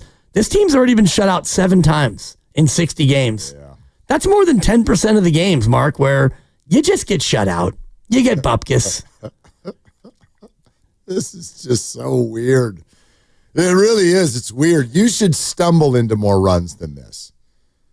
Like it accidentally, you should have been able to get somebody home last night. Right. With how many opportunities are up there. Do you know how many different ways you can score a run when the bases are loaded with nobody out? Like I get it. The next 2 hitters, neither of them struck out. They did. They put it in play. But, I mean, with all the different scenarios that unfolded last night, to not have a wild pitch or a ground ball with eyes or, whatever. Well, they got a wild pitch in the 8th. Yeah. It was a single from Flores, cost pinch runs, and he steals second base. Mm-hmm. Couple of punchies. All right, 2 outs. You got duck on the pond, intentional walk to Adames, wild pitch, second and third. Casey Schmidt, strikeout. Yeah. So you struck out 3 times in the inning. 3-2 pitch was 1.5 feet outside. Yeah. Yeah. And swung at it. He swung. Yeah. And it's a strikeout. But you had 3 at-bats with runners in scoring position. And no, there's just also, there's something bigger at work here. Like, this worked in the Giants' favor. And I didn't know. Did you watch the replay thing with Adames there at second base? Yeah. He was out.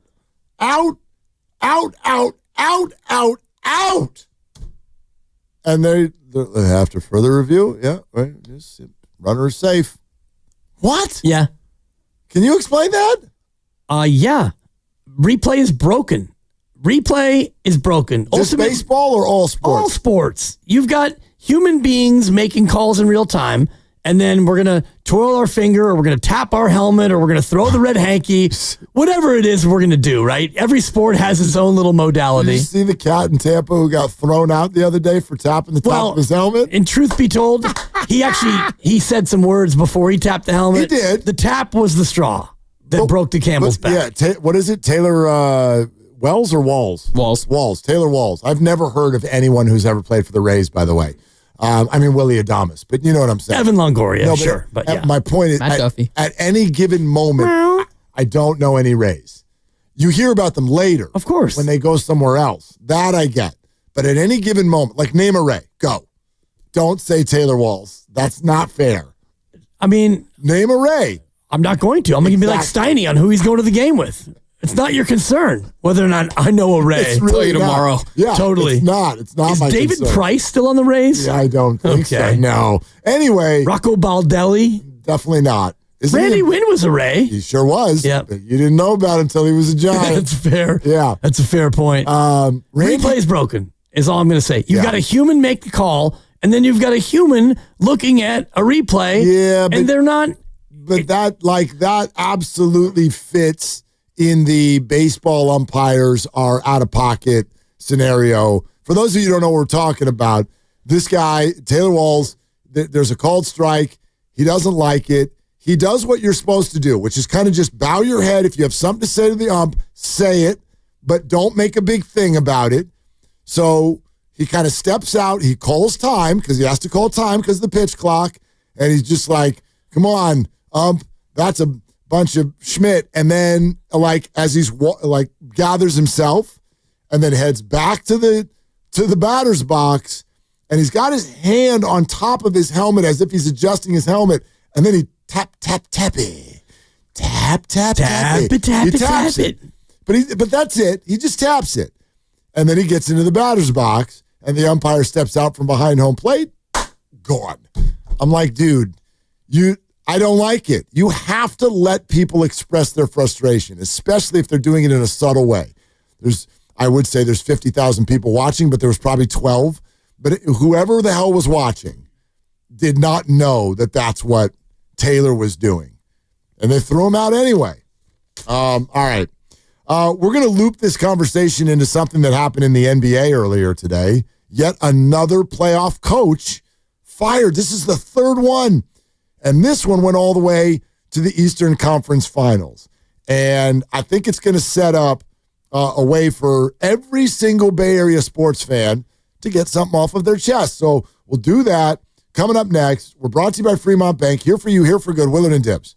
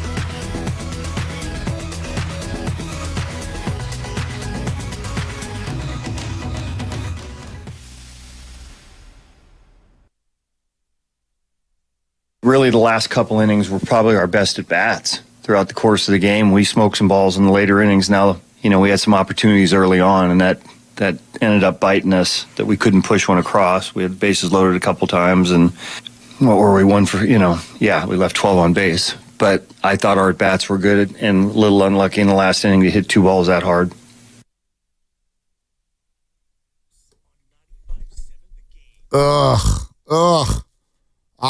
A little unlucky. I don't want to. I don't know. I get it. You're not wrong. I don't want to hear it.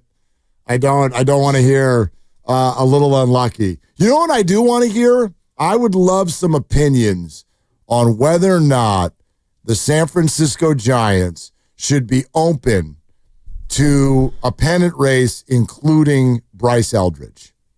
Now, I don't want to assume everybody knows the story behind Bryce Eldridge. This is the number one prospect in the Giants system. He is only 20.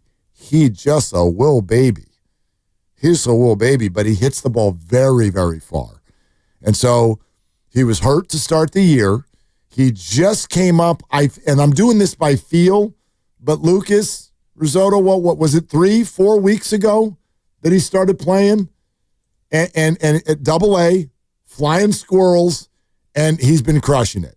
He had a wonderful May. Also, quick clarification, I wouldn't say a little baby. He's a big baby. He just 6'7". He's just a little baby? Big baby. Well, you know. Shout out Glenn Davis. There's boss baby, there's big baby, Will baby, whatever. He a baby. He no drinky drink yet. No, not allowed. 6'7", 240. Right. He's not a little anything. Well, he could be a little help. I don't know. So anyway, he had a wonderful May. I didn't look at the stats, but OPS was floating around above 900. 862 on the year. And what about for May? Just May. I feel like it was like 950 going into his last few days of the month of May. So he's really doing well. He's really doing well. And the Giants called him up to AAA today. So here comes Bryce Eldridge. By the way, guess what position he plays? He plays first base.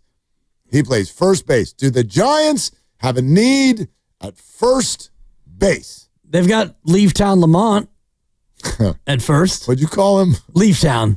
And that's a little too dismissive. That's pretty mean. I'm sure he's listening on his way to the ballpark. Oh, for sure. Big sports radio guy. He should probably already be there. So, with the game coming up in 3 hours and 40. But I would think. I don't know when the guys arrive. Yeah, I don't either. But I'm open to his inclusion. But I also like the idea of just making a trade, make a trade soon for Ryan O'Hearn, who is just checking the notes. His OPS is 952. You're talking about the Orioles first baseman, who, by the way, is not expiring. He's under team control again next year. I thought that it was just an $8 million deal and he was going to be up. That was my understanding. Ryan O'Hearn has a club option for 2025. So, yes, he'll be up, but at that price, which would be an $8 million club option next year, you'd probably want to keep him. He's very, very good hitter.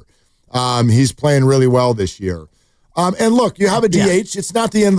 Fine. It's fair. Yeah, you can have more good hitters. That you always find a place for it. But I do think they're hesitant on the Bryce Eldridge blocking idea. I have your Eldridge May stats. Yeah. Month of May stats. What do you got? Slash line 307 average, on base 360, slugging 554. That's a 915 OPS.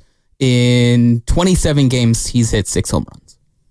Pretty good. Very, very good, and that's not a great hitters league. Yeah, exactly. The Double-A. So you go to Sacramento, and the weather gets warmer, and you spend however long there, and you think maybe around the deadline or even before that, you get him up here because you're going to need the help. I just think about Baltimore being a team that is probably leaning toward selling. They're in a for sure. They're in a free fall, and they just fired their manager, if I'm not mistaken.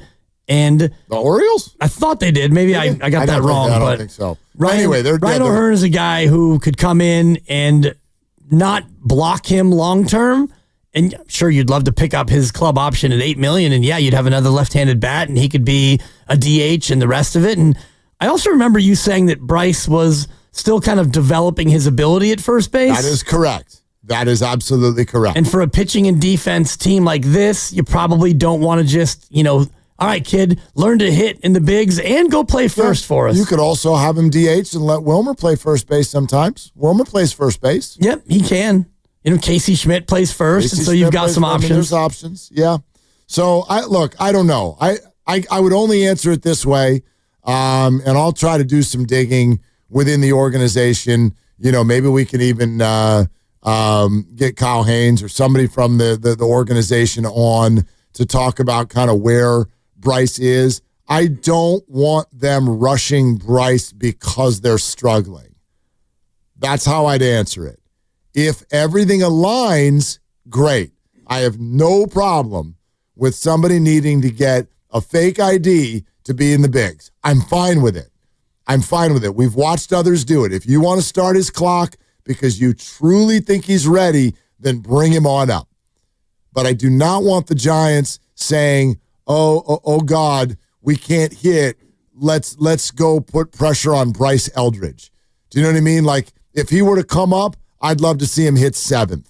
Do you know? I do not. Right. I do not want them grabbing him and going, "You're our future. Here's the 3rd spot in the lineup. Go get him, kid."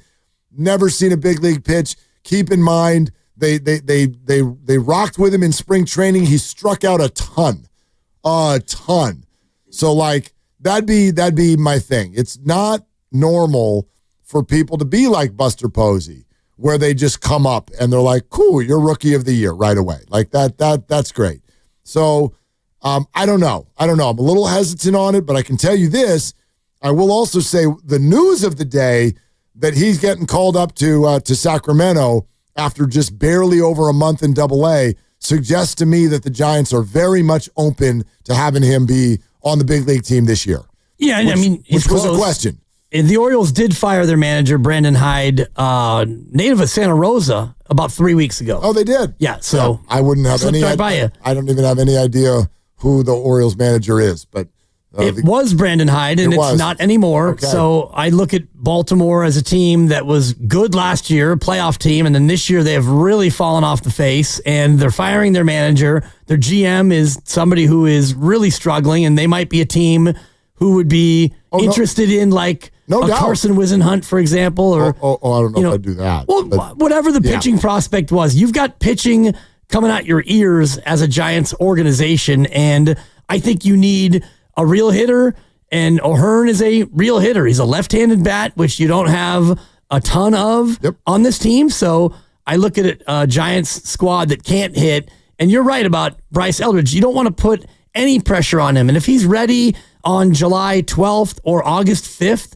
yeah, come on up and be a part of this, but you don't want to call him up and have to, quote, rely on him. You're absolutely right. I don't want a lot of pressure on him, but I wonder how Giants fans are feeling about this. Bryce Eldridge has been called up to AAA, so he is one step away in a number of facets here. Obviously, geographically, he is one step away. There's nowhere else to go. They're calling him up for a reason. It's an organization that believes in rewarding players who force their way up to the next level. And there was a lot of talk about Bryce before the season even started, and then he got hurt, and so he kind of missed at least the first month and a half of everything going on, and then he joined Double-A, and he mashed. He just walked right in there and mashed. He is not 21 yet. So he's already been called up to Sacramento. He is the number 1 prospect. He plays a position that the Giants sorely need. And when people wondered, for example, and I heard a caller do this earlier today on 95.7, when people go, why didn't they do Pete Alonso? That's why. This is why. This is why they did not sign a first baseman. This is why Lamont Wade still has this leash, because they're just kick the can down the road, kick the can down the road. Let's put Casey Schmidt over there. He can hang out for a few weeks, buying time until this position, they hope, belongs to Bryce Eldridge for a decade. That's what they hope. Right. And, if he does in Sacramento what he's been doing in Richmond, then he'll be called up probably before the middle of August, and maybe even before that, Sure. Last year in Sacramento, really small sample, wasn't great. He only had 31 at-bats, so you can't judge it off of an 8-game stint. But now you go to Sacramento, and he'll be in Sugar Land, Texas. They got a 6-game series starting today, just outside of Houston. Hot with rain in the forecast, which is my favorite combo. So, yeah, I'd imagine maybe not today, but tomorrow he'll get some AAA at-bats and get a chance to really show what he can do. Yeah. I wonder. I wonder how they're going to play this, because, again, the guy running the Giants is obviously now somebody who knows a thing or two about being a hot prospect and being called up. And everybody I've heard from over there kind of suggests, Buster's going to want to slow play that thing. But I don't know if they've got that luxury. I don't know if they have that luxury if he's going to keep hitting the ball like this, because the other thing that I know the Giants, they're feeling this. They're feeling this. You cannot have this kind of extended lack of production from so many spots on the diamond, and first base is clearly one of them. All right, 888-957-9570. Let's get Matt in Oakland in here. Hey, Matt, thanks for calling. What's up? Hey, guys. How you doing? Good, man. Thanks for calling. Full disclosure here, I'm an ex-Ace fan, so expect a little bitterness. I hate to burst your bubble, but this is a 6 to 8 team league, and the Giants aren't one of them. And unless they're going to start spending $150 million more, they simply don't have a chance against a Dodger team whose salary is, twice theirs?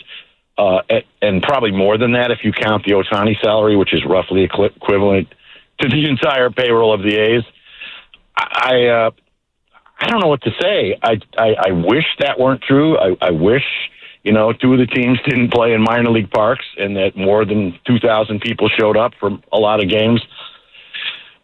I don't know what to do. Unless they're willing to spend another, $100 to $150 million a year, they just cannot compete with the Dodgers or the Mets. That sounds kind of futile.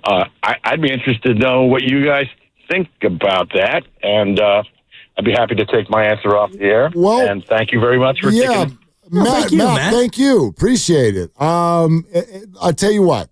We'll go into a little bit more of an extended answer about that coming up next, because the Giants' payroll is currently number 11 in baseball. But yeah, it is about $150-160 million behind the Dodgers and behind the Mets. I don't know about you.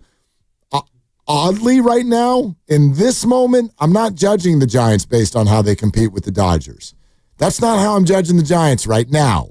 Not right now. No, in October, I'll worry about that. Right now, I'm judging them based on who they are right now. And right now, over the past 15 games, they have not been good enough offensively. Let's get into that a little bit more coming up next. 888-957-9570.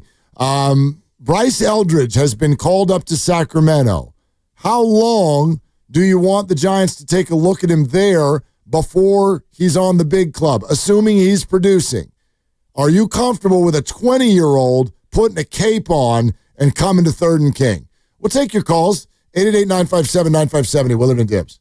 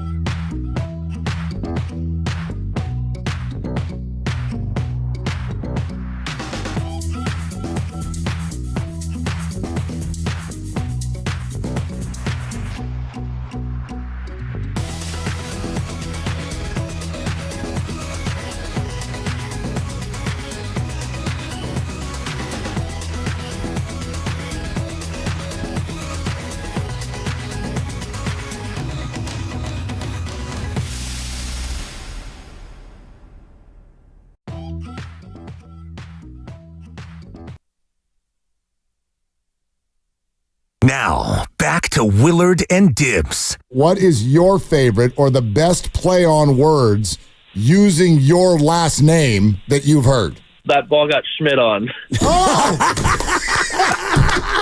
On 95.7 The Game. Why are you making that face, Matt? Why? You act like you just heard that for the first time. We play that like every single day. Do you listen to our show? Matt just goes, he swore. Yeah, he did. He swore. And here I sit on June 3rd, 2025, triggered by the entire conversation because no one's schmitting on any balls anymore. No.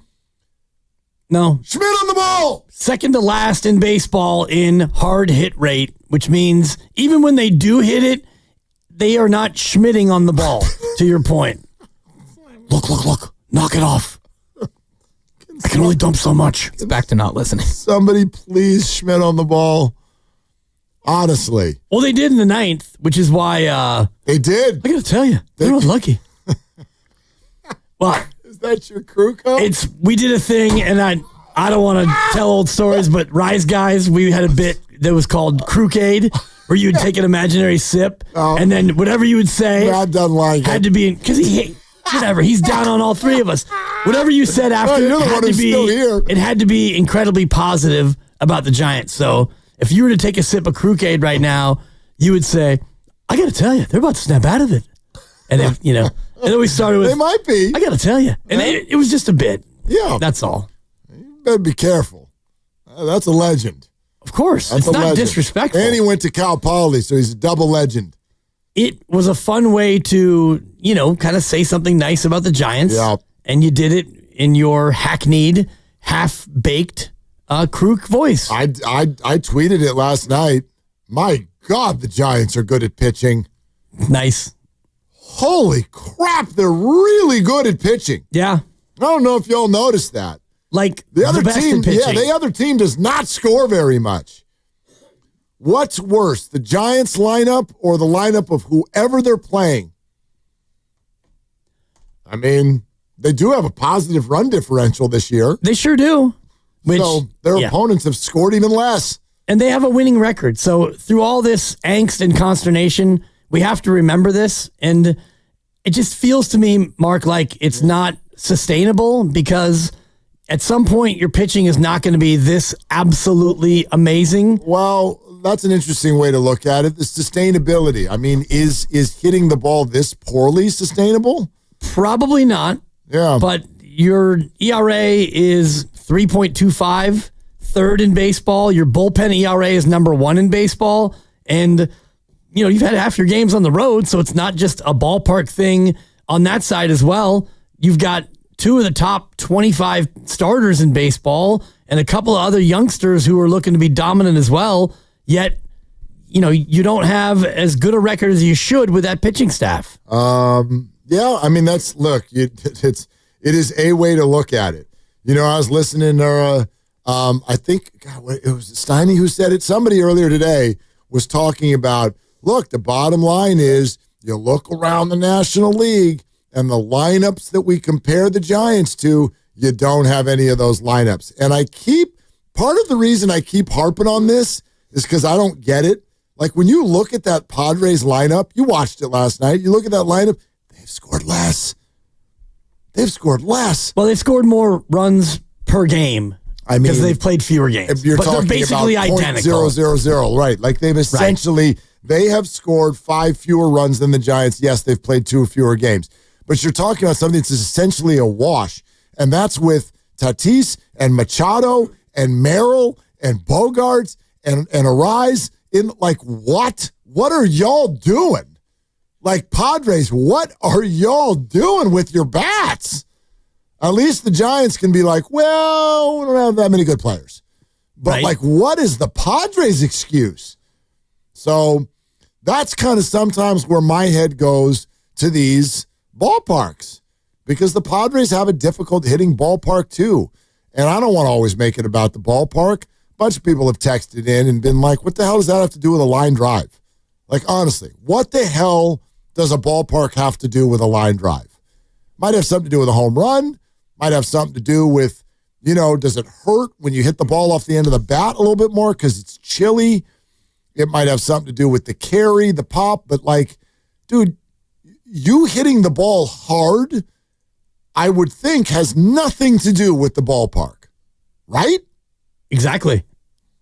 And that's where you look at the Padres, and I mentioned that the Giants are 29th in hard hit rate, balls that travel 95 miles an hour or more off your bat. The Padres are 27th. So even with their, wow, look at us lineup of multiple $100+ million total salary guys, they don't hit the ball hard either. Where are the Dodgers on that list? They are number 5. Number 5. Number Okay. 5. The Dodgers are a game ahead of the Padres. Right. They're 3 games ahead of the Giants. The Giants are 3 games out of first place. Yeah, and the Dodgers pitching staff has been, in shambles. I'm walking around here trying to yank hair out of the side of my head. And 60 games into the season, the Giants are 3 games out of first place. And 6 above, right? 6 games over 500. The 3 games out of first place. And they pitched their arses off. Mm-hmm. But I'm frustrated. It's just a frustrating experience. So, I don't know about you. I live right now somewhere between, who do we blame? We got to criticize. The organization is not doing it right. I'm actually, I think they are. Speaking of Matt Nahigian, he calls me this morning and he brought up somebody, I don't even know who he read on Twitter because Matt reads everybody on Twitter. Yep. Your name can just be I'm Joe. I live in Pittsburgh. He's be like, Joe in Pittsburgh said, but okay, somebody was like, honeymoon is over with Buster Posey. I'm like, what? No, it's not. They haven't even left the reception yet. No, it's not. They've played 60 games. They're at the after party right now. They've won most of them. And whether you as a fan, and this might be something we get, whether you like it or not, this is how they have to build their team if they want to win.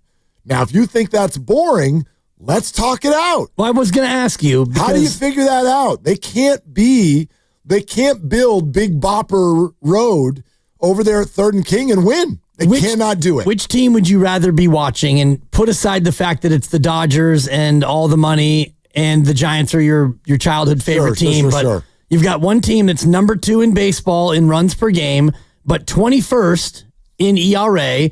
And you've got another team that is, the Giants, which is basically 19th in runs per game, but number 3 in ERA. I mean, obviously watching the Dodgers is more fun. That's a more fun But they're only 3 games better. They're only 3 games up, and I would argue that if they are still in this state when they get to the playoffs, they are screwed. The Dodgers. Oh, yeah. They are hosed. Well, especially, in postseason baseball, you're not going to be able to roll out 8 to 10 runs a game. No. It's about winning 3-2. Totally.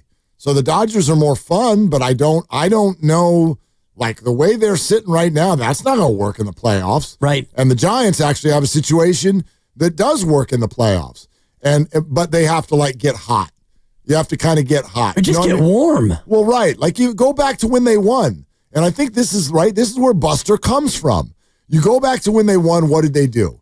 They had huge definition in the bullpen, a very good bullpen and defined roles. They also had the starting pitchers that you would want to roll out there. Lincecum, Kane, Bumgarner, and then we can keep going. Vogie. Right? They had starters that you wanted to throw out there in a big game. Then you look at their lineup and you're like, okay, there's a couple hitters in there. So who are our playoff hitters? Oh, some guy named Cody, who we grabbed off of the street 3 months before the playoffs. Our current hitting coach, who was jettisoned from his previous stops. And I know Pablo. Pablo obviously had one of the years where he was the big dude. But, this is who the Giants are. Pitch your faces off and hope you get a little heat and magic come October. So what's more fun? I don't know. The Dodgers are dessert and the Giants are vegetables. So which one lasts longer? Exactly. Which one's going to make you feel good into the October of your life? I don't go to the ballpark and see concessionaires walking around going, asparagus! Broccoli! We got zucchini, roasted zucchini! No one's doing that. Kale! Right. Kale, right? You're like, so I get it. That's not fun. You want Dippin' Dots or do you want a kale salad? All right, but which one's gonna make you wake up earlier? Which one's gonna make you get further into your life? Whatever. Which one's gonna do that? That's kind of how I look at the Giants and the Dodgers right now. Right. Well, the Dodgers have the pitching when healthy to be both. They Maybe. have, I don't know that these guys, but Glasnow and Snell, I don't know if they're going to get healthy. Snell. Glasnow just got put on the 60. Yep. That's like not they're good. not coming back. That's true. I just think about the Giants and, can it be sustained? Sure. And I'm looking at their 3 World Series years, and 2010 in the regular year, they were number 1 in ERA with a 3.36. This team right now is at a 3.05. So this team is pitching like that team pitched. That team in 2010, they were number 2 in bullpen ERA. This team is number 1 in bullpen ERA. So there are similarities. The one difference is, that team was able to survive with very, very good starting pitching that all stayed healthy. They only had 6 guys start the majority of their games. 6 guys started all 161 of the 162. So if this staff can remain healthy, and you've got Verlander as the wild card, and you may not even need Verlander. I don't know. I don't know. But that for me is, if this pitching continues to be that, well, then you can, talk about getting to October and doing something special. Hey, Lucas, get your microphone. Do you want to change your snooty, snarky bet from yesterday? Over under total runs scored in the series, 20.5. You laughed at us. You laughed at us. You laughed at me. You laughed at him. Like, can I get some of that action? You want to No, change I'm it? good. Now, because now we're down to 3 games and 19.5 runs. Well, now is just where it should have been. Well, 3 games left, about 7 a game. I'm good. Okay. You still want the over? Yeah. Okay. Thank you. All right. Yeah. I mean, good luck to you, dude. Yeah. These teams don't hit the baseball. No. They do not. 2 of the worst 4 in hard hit rate. They do not hit. Well, when they do hit it, the baseball, it's with a wet newspaper. Right. It's not swinging a drive. It's a 7-hopper to third. It's a short bloop to second. Neither of these teams really drives it. I'm looking at, someone's starting for the Padres tonight who's never started a game in his life. Who's this dude? Who's Ryan Bergert? Why, Risotto, what's going on? Who is this person? And why are you laughing? What's happening right now? I'm laughing because it just sounds like somebody that's going to shut out this lineup. Of course they will. Of course they will. You got no answer for Bergert. His ERA this year is 0. It's 0. Yep. His ERA is 0. He's not given up a run all year. Now, he's only pitched 4 innings all year, but he's only given up 1 hit. Just got called up from AAA. It's his first major league start. Well, that's exciting for him. 6th-round pick out of West Virginia. Okay. Is his family going to be in the building tonight? You would I imagine. hope we get some cutaway shots to his young wife and child who are ready to cry at the first strikeout. And the good news is it'll happen fast. Take a look here at it's coming quick. Betsy and Barney Bergert. The Bergerts are here. There's the Bergerts. They're hoping for a strike. Oh, there it is. Okay, there's your first strikeout. Throw the ball up to Betsy Bergert. He's got 2 punchies already this year. Yes, he does. Yes, he does. That's 1 every 2 innings. But I bet he won't get out of the first inning without 1 tonight. That's my bet. And then we got Roop going. Roop's been pitching pretty good. You know, watch out for the 6th inning sometimes. But I like Landon Roop. Yeah. Okay. Good Lord. The over-under for tonight's got to be 6.5, I would imagine. Maybe 7. I bet it's 7. I bet it's 7.5. Yeah. You look it up, Lucas. What's the over-under in tonight's game? Bergert versus Roop. See, I don't want to feel like this. It's Tuesday night. There's nothing else going on. I'm making pasta. Yeah, and they're wearing the City Can't Hits. I bought bread today. I bought bread. I'm making pasta. We're probably going to do some of the zucchini. I'm going to grill it. I'm going to grill the zucchini. Pasta, some meat sauce, and some bread. And I want to go home and make the pasta and the bread and the kids, and we're going to eat, and we're going to be like, let's watch the game together. And you're like, we're bringing up Burgert versus Roop, and I'm sitting here with a wry, annoyed grin shaking my head. Steven Risotto is over here. I bring up some dude named Burgert, and the first thing you do is start laughing and shaking your head. And I didn't even know what you thought was going through your mind, and you turn your mic on, and you're like, yeah, he's going to shove. He's going to shove. I don't want to feel this way. No. That's my thing. I don't. It's like I get it.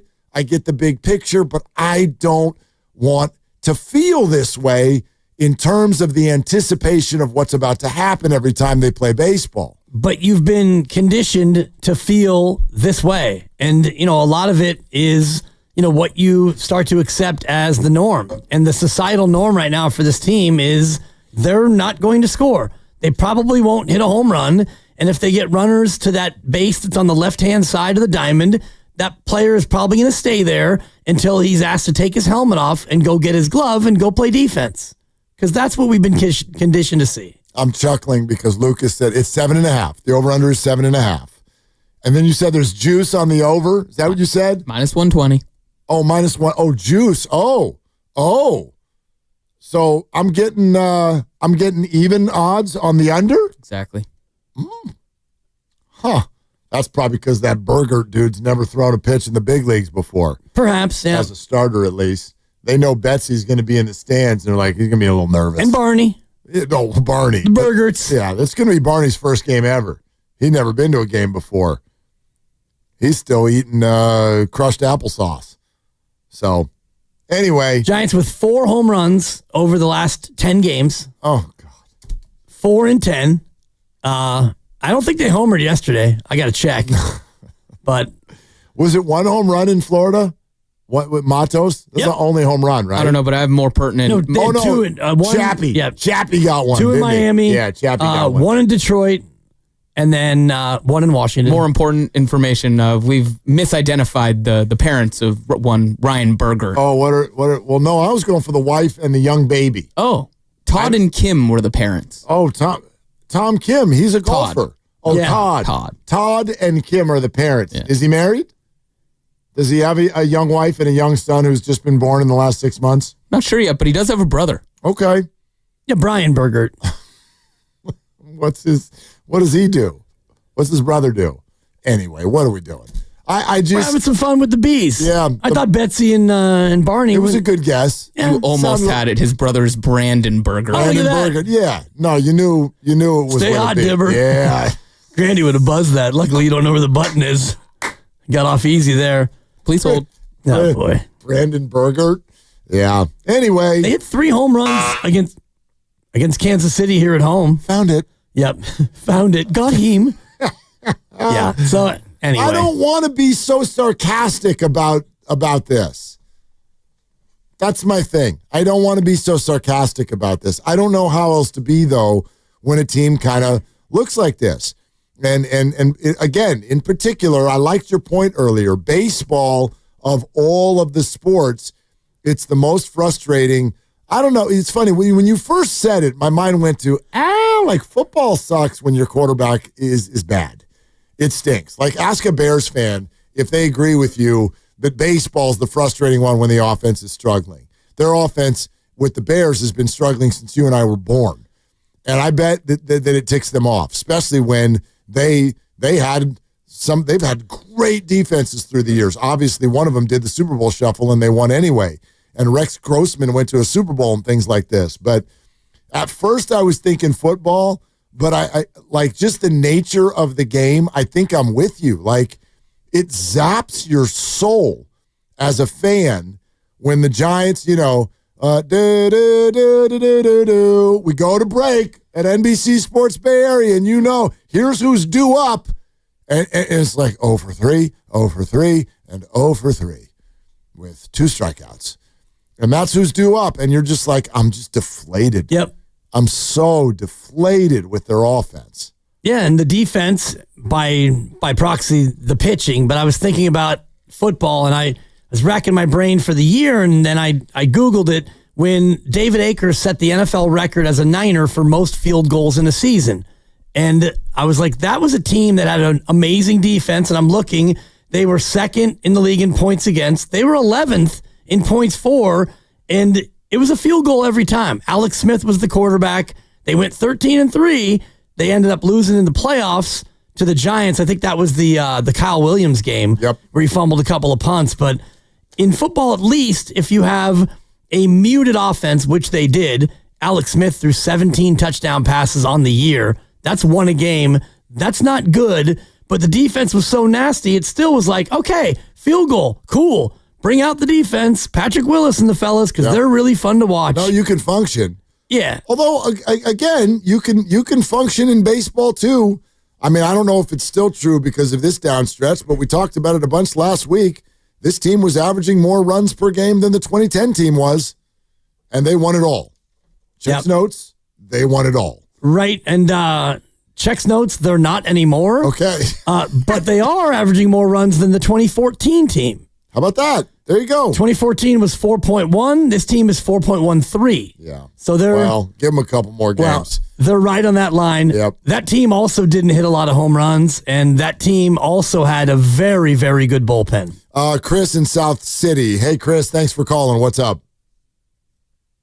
No, I'm just very disappointed still after last night. And honestly, like, what was really, like, the low point was just seeing how easy it took San Diego to manufacture that one run in extra innings. And, you know, they always talk about situational hitting and blah, blah, blah, but it's just like, we're not even seeing that. You know, if we get a double down the line, great. But, like, the fact that you can't easily run a guy over and somehow get a ball, you know, into the outfield deep enough to where you can score the runner from third, like, even that is painful in its own way. So we'll see what happens tonight.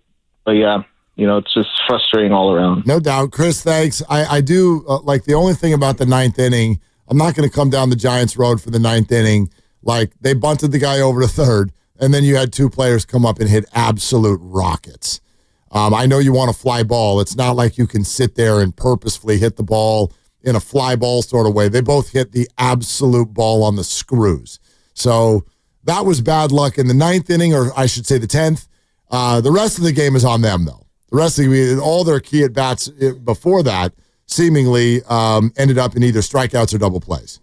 Yeah, which is, you know, the most frustrating thing for me was the second inning where you had them loaded with nobody out. Like, okay, go ahead and put up a crooked number early, and let's see if you can't, I don't know, give Logan Webb a lead to work with. Yeah, we're brought to you by Fremont Bank. Here for you, here for good. 888-957-9570. Do you want the Giants to turn to Bryce Eldridge soon? We'll take your calls on that. Plus, want to try something. Want to set the table a little bit with what happened with the New York Knicks earlier today. We'll explain as their coach has been fired right after a trip to the Final Four. That's coming up on Willard and Dibs.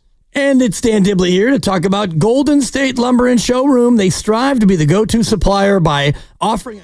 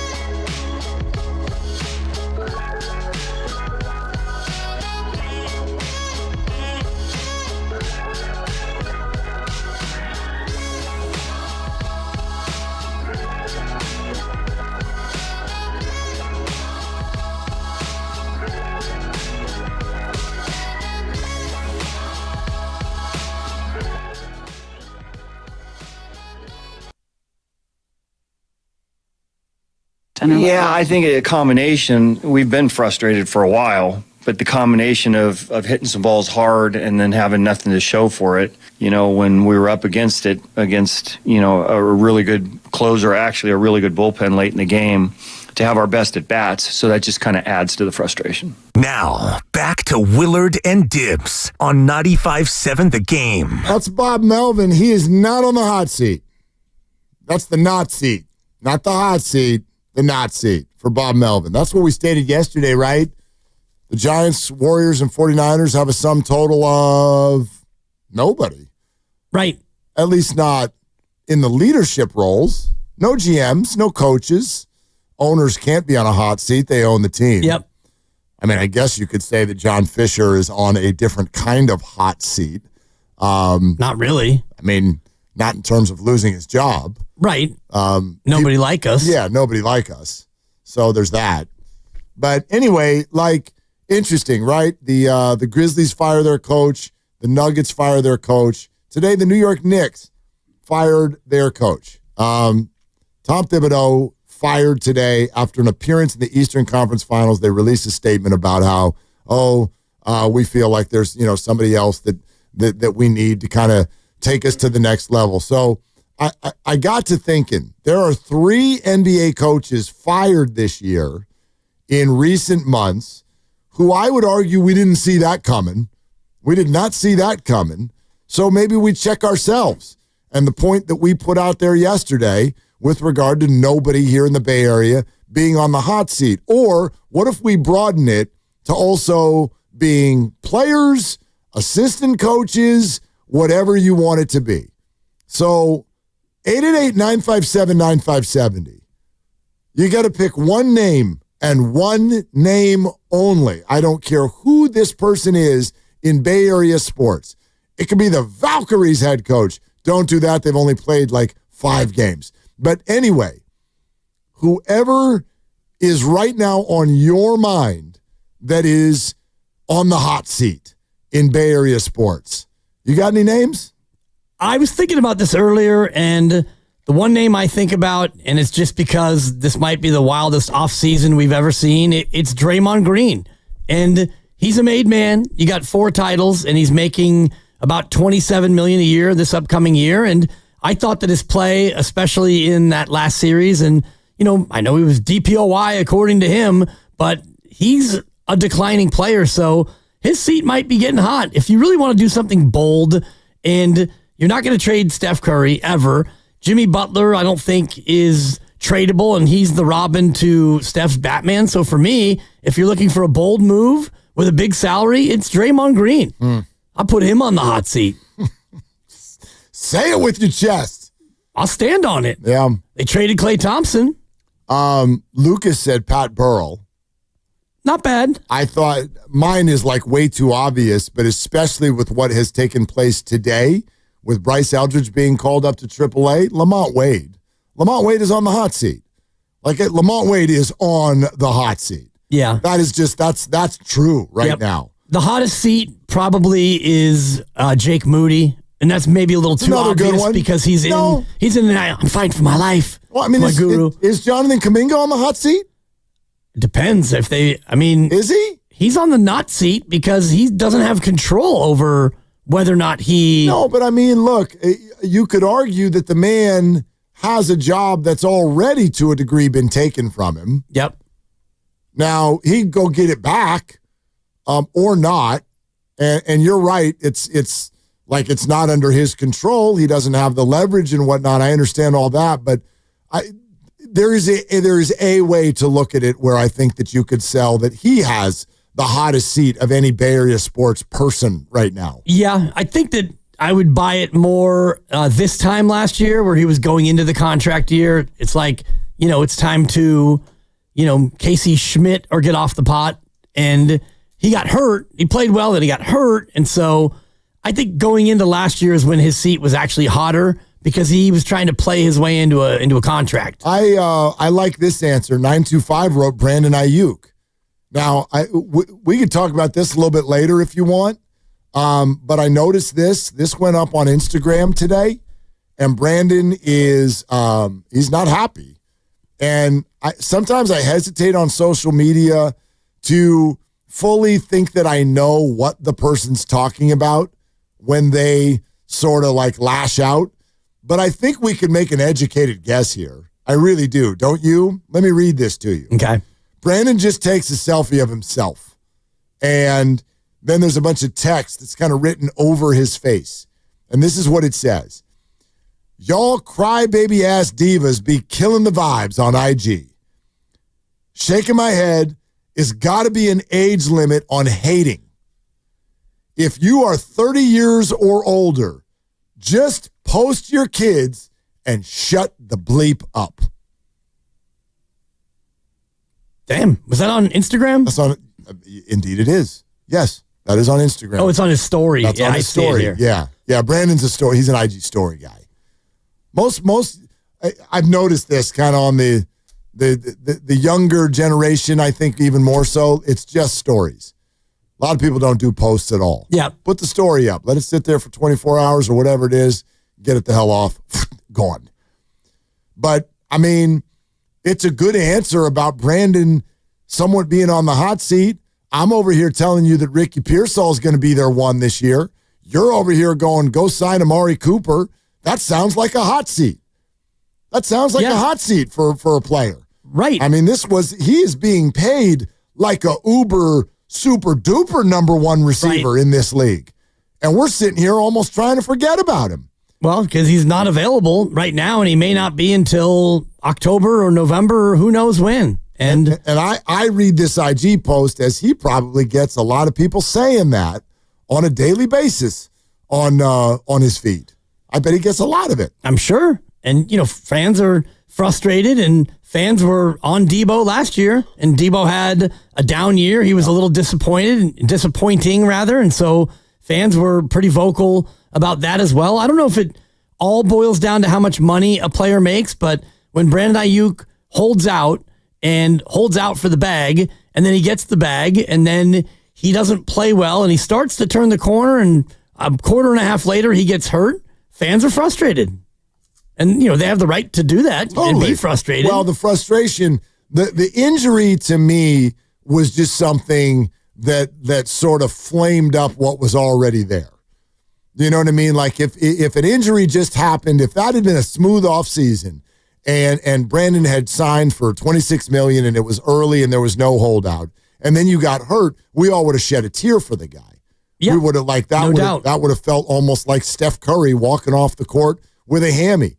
But because it came in the shadows of a prolonged holdout, it was filled with some angst at one another. Obviously, it got talked out on these airwaves ad nauseum all summer long. And then you showed up and started dropping balls. You weren't performing. And then you blow your knee up. And so the only taste right now that's left in people's mouths is an incredibly negative one. But I wonder where your head goes when we ask this. Like, who do you kind of want to be on the Bay Area hot seat right now? Maybe not even are they. Who do you want, though, to be on that hot seat? 888-957-9570. How about Big Smooth in Oakland? Hey, Smooth, thanks for calling. What's up? I don't know. I wasn't going to call today until I heard the dibbler says, Draymond Green, let's get rid. So I'm thinking, okay, great idea. Let's get rid of the best defensive player we have on our team that really is not a great defensive team. 8 or 9 time defensive player of the year. First time all defensive team past his mid-30s. Yeah, let's get rid of that guy. In fact, let's get rid of the coach as well, 4-time champion. I mean, some of this stuff makes no sense at all. And I know last year everybody called for Draymond's head. I get it. Even to say, I'm not going to watch any more Warrior games until they get rid of Draymond. Although they lied, they came back. But I'm just saying, why would you get rid of the best defensive player that we have? And another point, how come McCaffrey doesn't hardly get any criticism? He was fine until he held out, and then all of a sudden he can't play for the whole year. But he rarely gets criticism in the Bay Area.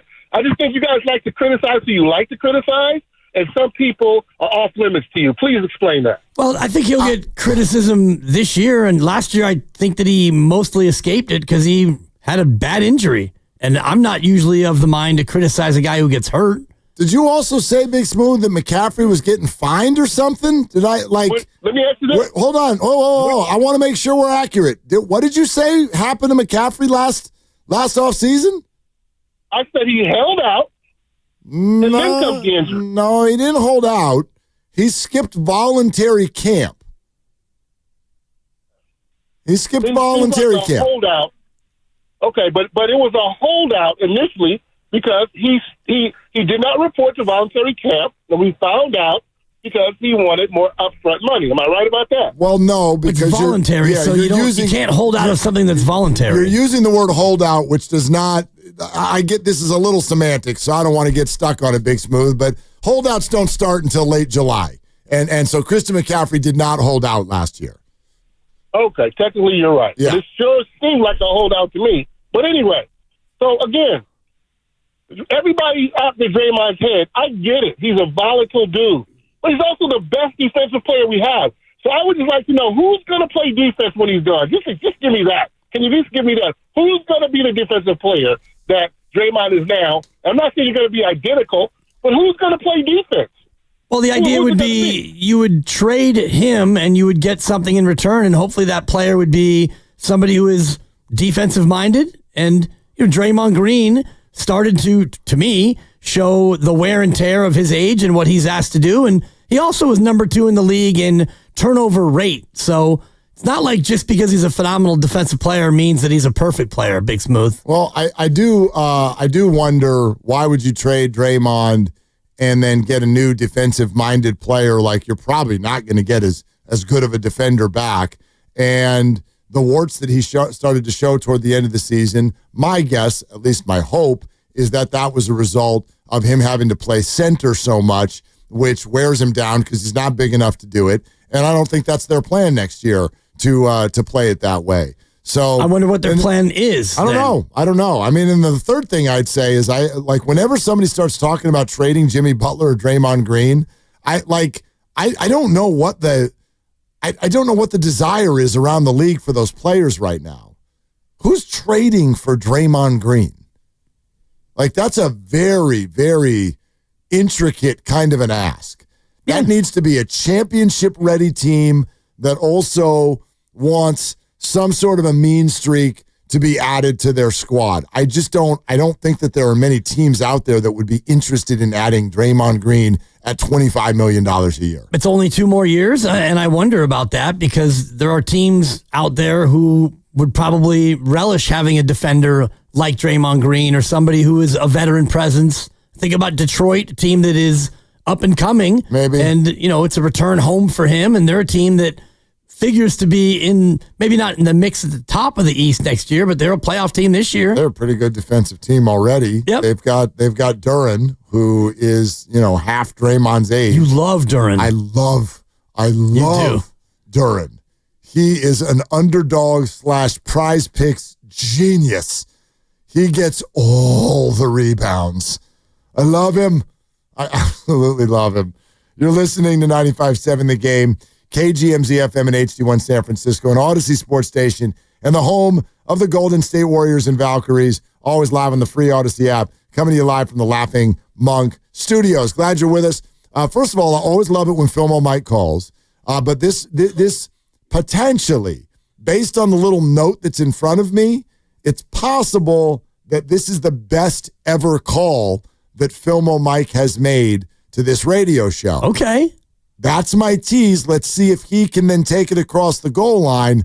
Let's go live to Filmo Mike. Filmo, what's going on?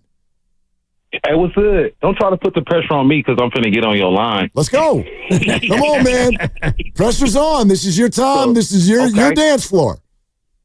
I know. So, I went viral with y'all. I be telling people, man, I went viral with 95.7 The Game. I'm on another station. Anyway, though, but listen, you're on the hot seat, Mark Willard. You're on the hot seat Stand for on being it. a homer. For being a homer. Being a homer. Uh-huh.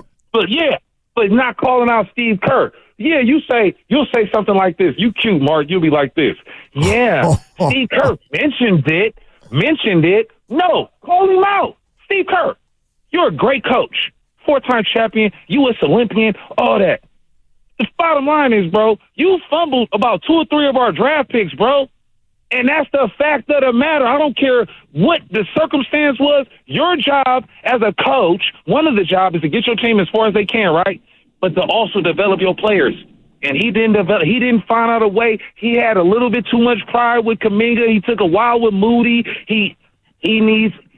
So you're on the hot seat for loving Kerr so much, bro. Now what we gonna say? I'll tell you exactly what I'm gonna say. You want to know when I'm gonna call someone out, Filmo? I'm gonna call someone out when I feel like I should call them out. But I categorically disagree with what you just said. First of all, you put draft picks on him. He didn't even make the draft picks. Second of all, I loved this conversation earlier today.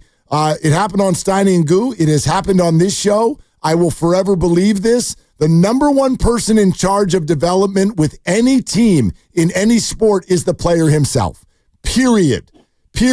No, it is not Steve Kerr's job in the middle of trying to win championships to grab the hands of Jonathan Kuminga and Moses Moody and mold them together to be perfect players. Do you blame him for James Wiseman as well, or are we ready to say that he can't play? Is it Kyle Shanahan's fault? Is it Kyle Shanahan's fault that he didn't develop Trey Lance, or is Trey Lance just not a very good player? So that's my opinion on it, and I'll call Steve Kerr out when I agree with you, Filmo, but my man in charge of the morning show rejoined, which is brilliant, so I love you, but I disagree with you wholeheartedly. I love you for that, but you're moving the goalposts a little bit. Trey Lance is trash. Yes, you are, because Trey Lance was trash. It was proven that he was trash in the game. Kuminga came in with zero playing time, hardly ever, and asked to just help the team. And guess what he did? He was the leading scorer for those games. So I'm not saying that the plight for Kuminga's the perfect player. I'm not saying that. What I am saying is Kerr's job was to make it work a lot better, and he failed at that. So you better believe that. You better agree with that. But I don't. I couldn't disagree with it more, Filmo. You're the one moving the goalposts. You don't get to pick 4 games at the end of the year that don't have their best player. Tell me he was their leading scorer, even though they lost all of the games, and then somehow decide that means Jonathan Kuminga should this, that, or the other. I'll never understand why people like you can't see what Steve is saying, which is that it's not just about points. There are tons of guys who can go score 22 points in an NBA game, but do they fit with what's going on around them? And Jonathan needs the ball in his hands, and that job is taken here. Filmo, you know this. No, because Steve Kerr's job, you keep moving the goalposts, is to make it fit. No. You have a player he that was can hurt. Score. No, he was hurt. You have a player. Filmo. You have a Kerr's job. He was Kerr's hurt. job is to recognize greatnesses and undermine weaknesses. And he didn't do that. No. He put him in a situation where, okay, you're gonna score a lot, but you're gonna do this. You got to reel him in. You got to tell Kuminga, bro, you ain't finna play straight to his face. I need 10 rebounds rings right now. Oh, I can promise you, Filmo, they've done that, and he does not want to hear it. He does not want to hear it. You know darn well about the report in Portland, which was the last straw for Steve Kerr, which is Jonathan Kuminga looked off a wide-open Steph Curry, wouldn't give him the ball. So why don't we open ourselves up to the stubbornness of Jonathan Kuminga's style? Because that's a real thing. That's part of this conversation. Plus, he can't work him into the system because he was hurt. And then when he came back, Jimmy Butler was there, and the whole team was different. Filmo, you know this story. We've all lived this. I'm gonna say this. I'm gonna be out. All right, my man. You tripping on one missed shot? You know how many open threes Steph them be missing? I'm not tripping on one missed shot. Real. He's the greatest shooter, but he missed open threes too. Of course he does. You gotta empower the player to say, bro, Steph may be there, but bro, go. You shot your shot, okay? Don't trip. Next time, if you see him open, hit him. You don't kill the player. You don't kill the player, Mark. Yes, you do. He killed Kuminga. No, he did not kill Kuminga. Filmo, I love you. Thank you, brother. There's others who want to get on in here. Look, the bottom line is this isn't about one shot. This is about strategy. This is about a style. This is about a way that a team approaches it. Let me give you an example that happened in Little League over the weekend. Oh, boy. Okay? And it drove. I'm going to leave all the names out of this. I hope so. The kid's probably 11. I will not. Well, but the coach is not. And I'm going to leave. I'm not going to tell you the team. Okay. And I'm not going to tell you the coach. I'm not going to ask. But I saw this in a Little League game over the weekend where I live. Okay? What I watched was a player who happens to probably be the best player on said team decided to break a team rule right in the middle of a playoff game in a very, very important moment late in the game. Now, whether you like that rule or not, whether you agree with it or not, that's a team rule. And what that player did was he swung on 3-0. This coach has that as a team rule. That's a no-no. And again, doesn't matter if you agree or disagree. No green light. No green light. 3-0 is a take. Because we're teaching kids to take walks. But is Lamont Wade Jr. the coach? No. Okay. But this player decided, I'm really good and I don't want to walk. So, by the way, I swung 3-0 at not a strike. Didn't hit it. And I hit it right back to the pitcher. Oh, boy. He got lucky because there was a runner over at second base. The pitcher turned around and wheeled and threw it to second base, and the runner got back in time. And so then the runner was safe at first, and we ended up in the exact same situation as if there was a walk. Said coach, though, then was, and I will not talk about what happened in the dugout next, very angry. Oh. He was hurt. He was angry. He was frustrated. He was all of these things because a fundamental strategic approach of that team had been broken by one of the players. And I see that as exactly what at least the insider reports have said has happened at times with Kuminga and most recently in Portland, which is what led to Jonathan starting to get DNPs. And this Little Leaguer did not then get a DNP, nor did he get taken out of the game. The season ended. Right. They lost the game and the season ended. He didn't just straight up pinch run for him in that moment. He did not. Send out little Timmy to pinch run for little Logan. It took said coach a period of time before he realized that it was a 3-0 pitch. Oh. He thought it was, but he wanted to check with the rest of his staff, confirmed that it was a 3-0 pitch. That didn't come until, 10 minutes later, and the team is already out on the field. Gotcha. Yeah. But no, I don't think there were any immediate consequences. So are you going to put this Little Leaguer then on your hot seat list? Well, yeah, because the season's over anyway. Right. Turn in your jersey, kid. You swinging 3-0, you go on the hot seat, little Timmy. Yeah, Sorry about that.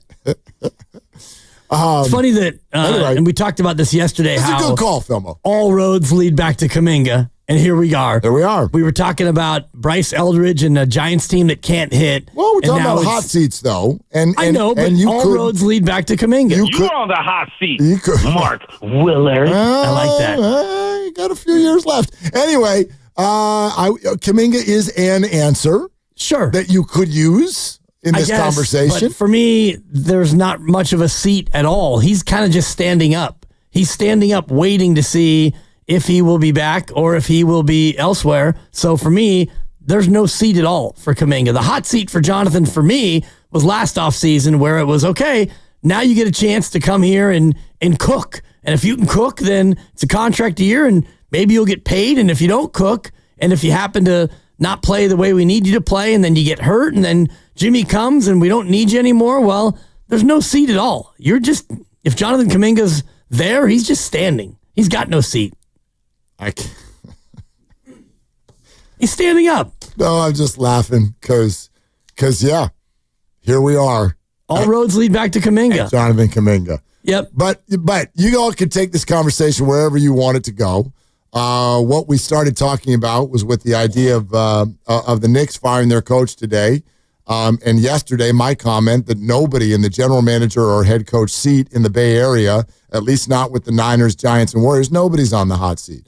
But in Bay Area sports, who would you put on the hot seat? And Welcome players to this conversation as well. Willie Adames should be on the hot seat, but he's got 6.5 years left on his deal.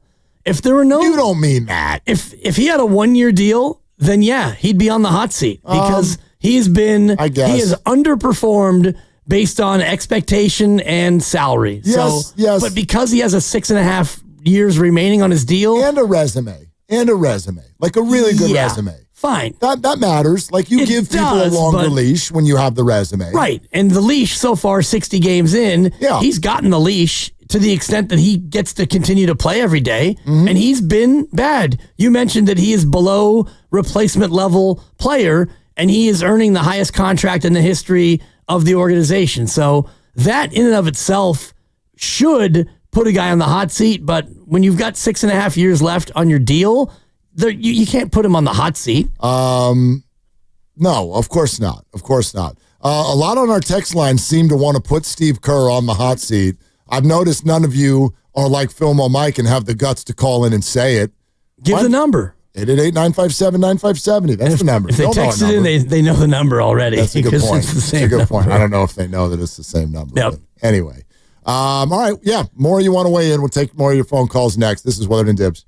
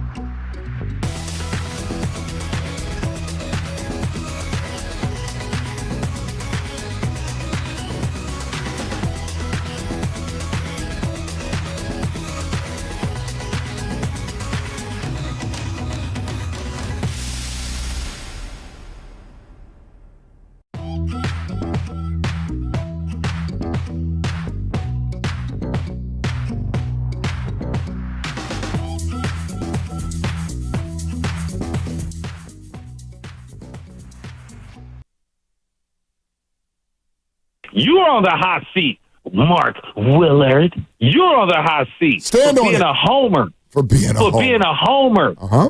But not calling out Steve Kerr. Yeah, you'll say something like this. You cute, Mark. You'll be like this. Yeah, Steve Kerr mentioned it. No, call him out. You're on the hot seat, Mark Willard. Now, back to Will and Dibby on 95.7 The Game. I like it. I like it a lot. You got served. Oh, okay. You got straight up. Do you know what? Served. Can someone help me with this? True, genuine question now. If someone loves Kuminga and someone else really loves Steve Kerr, why is the Steve Kerr supporter the homer? Don't they both play for the Warriors? Because Steve Kerr is the puppet master, and Jonathan Kuminga is having his strings pulled by Steve Kerr. Oh. That's why. And Kerr's part of the establishment. Yeah. He's been here longer. Do you understand how disrespectful I feel those takes are to Jonathan? Do you understand? Well, Jonathan's the player. He can't go. Right. He can't go to Steve and say, "You know what, Steve? You're going to get a DNC tonight. Do not coach." You just made it sound like a player literally cannot function in this society without a coach having his back. No, what I'm saying is a player cannot function in this society without being given the opportunity to play basketball. Of course he's been given the opportunity. How many games has this man played for the Warriors? When he gets a DNP. Yeah, that's the prisoner of the moment. That's the point, though. He's been here for 4 years. That's the point of the relationship. Do y'all believe he's not had an opportunity? He has had an opportunity. That's what we're going to go with. When he doesn't get put in the game, then he doesn't get an opportunity. Right. So that's the point. Right. That's just the last month and a half. Other than that, that's not been the case. And I would argue in professional sports, you can't be held down if you're awesome. You cannot be held off of the field if you prove that what you do on the field or court or whatever is so valuable, because there are billions of dollars at stake. And this is the fundamental thing that I always get into with people about whether it's Steve Kerr or Mike Dunleavy or Kyle Shanahan or any quote-unquote establishment person out there. Their entire world is centered around one thing only: winning. But if they don't win, then perhaps it's because they made a mistake with this player. It's possible. It's possible. Right. There is zero evidence to that to date. And there's zero evidence the other way. Of course there is. Well, of course there is. Of course there is. He literally came back from injury and the team got worse. He literally had 4 games as the lead dog. They won none of them. Right. That's not evidence? That's his fault, right? No. See, don't do that. No. It's not his fault. You're drawing a line between 2 points that is not straight. It's a crooked line based on your own convenience. No, it's not my own convenience. Jimmy Butler played all 4 of those games. What the hell does that have to do? Draymond Green played all 4 of those games. And what do those two have that Jonathan doesn't? They have a track record of winning. Well, Draymond does. Yes. Jimmy's never won a ring. Okay. I mean, he doesn't have. Jonathan has record. more rings than Jimmy Butler, so we can talk about track record of winning. And my line's crooked. You're going to mine's intentionally wriggly. Mine's all over the place, but it's just a fact. You're on the hot seat. Why would you, Mark Willard? Thank you, Philmo. Why would you make this about my convenience? What the hell do I have? This has not got anything to do with me. I don't care. I'm a Warrior fan. Right. I've said this the whole time. Sure. Thank you. I mean, I do. But anyway. Right. I just wonder why you're making this big of a deal out of I'm not making a big deal out of it. I wasn't the one who called the show. You're the one who put Kuminga on the hot seat. No, I didn't. My pick was Lamont Wade. And then you did say, though, that... because people texted it in. And you're like, yeah, you can see it. Yeah. I don't see that, yeah. Okay. Yeah. I'm not making a big deal out of anything. At all. But I will forever not understand how we make opportunity in life about this. To me, this is a loser's mentality. Opportunity in life based on whether or not someone else will grant it to you. Make it. This is professional sports. It's a meritocracy. Nobody is holding you down. If you fit perfectly and you're awesome and you do XYZ, you're in. You're in. Now, we're all adults here. We can all see that a lot of this is circumstantial. And nobody has ever said that Jonathan is not a good NBA player. Steve Kerr included has always said this is about fit and timing. That's all. That's all. I'm not the one making this an offensive topic. It's not offensive to me. I'm not offended at all. I find it very understandable and without blame and fault the whole time on anyone's side. Right. It's kind of unfortunate. Yeah, and I see opportunity in different ways. And yes, if he's amazing, then he'll probably be given more opportunity. That's easy. And if he's not very good, then he won't have any opportunity. And that's all of professional sports. But if you're somewhere in between, like Jonathan Kuminga, you can look at it. If you're somebody who thinks he deserves more opportunity, and you could be frustrated by the fact that he doesn't get as much opportunity to play as you think that he should. Of course he can be frustrated, and he is. And that, I think, is where... But I don't think... I'm not going to speak for Phil Mike, but I think that's where the point is derived. That's fine. The Kuminga fans are frustrated because they don't think that he's been given enough opportunity by Steve Kerr to go out there and be awesome. And that's fine, and I understand the point, and I will forever be confused why those fans can't see Steve's point that the timing didn't line up based on an unfortunate injury that happened, followed by a major acquisition, followed by a tremendous amount of winning. I don't understand why everyone wants to ignore that, as if that's supposed to be something that you can be flimsy with. I'll never understand it. That's fine. You don't understand my point. I don't understand yours. This is sports radio. That's what we do. That's great. I'll never understand why the point that Steve has made ad nauseum is not accepted by more people, because it makes absolutely clear as day sense to me that Jonathan got hurt. And then when he came back, they were awesome. Yeah, they were winning. And they didn't want to mess with that. They tried a little bit, didn't like it. Right. And then said, you know what? We got to go try to win in the playoffs. The same people who want Jonathan to have this runway are usually the same people that think everything should be about maximizing Steph Curry. And I believe that's exactly what Steve was trying to do. He's like, we don't have time for exploration. Right, and they didn't have time to practice and integrate. I understand that, but for me it goes further down the road when you look at Jonathan Kuminga, who just was not allowed to play at all. And that's where fans who love Kuminga, and I'm a big Kuminga fan, I understand what Steve was doing. I also was a little surprised that he didn't play at all in those games in the Houston series, because I thought he brought a dimension, and you and I actually had this discussion. I think I put the over-under on him playing at like a minute. A half a game right, or something like and that. I took the under. Yes, and you were right. And, outside of garbage time, of course, and he ended up not playing in those games, and I didn't understand it. And Steve explained it, and he's the coach, and I get it. And if you're Kuminga, you're frustrated, and if you're a big Kuminga fan, you're like, why aren't you playing him? And there are games that he didn't play, and they lost, and, that's where fans get to fan the way they want to do it. Of course. I mean, that's why many people on the text line, I think, are putting Steve Kerr on the hot seat. Yeah, that's fine. I mean, the Steph Curry injury is just so damn unfortunate, because it led to all of this. It led to all of this. It activated so many opinions that didn't even make sense because they were winning. Well, it makes it even more activated because Kuminga comes in and cooks for 4 games. Right. And they lost all 4. And they go 0-4. Like that, what gets forgotten is that I understand you may be frustrated that he wasn't in the game, but what gets lost is they were winning.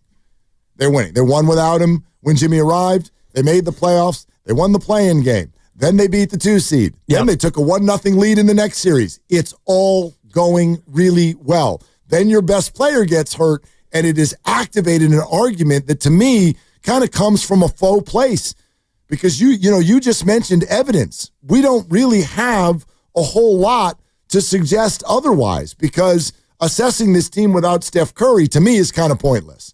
It's kind of pointless. So then doing the whole hey, I could sit here and go, hey, they lost all 4 of those games. And then you could go, but he averaged 23 points a night. And I'm like, they're both kind of faux points. They're flimsy. It doesn't matter.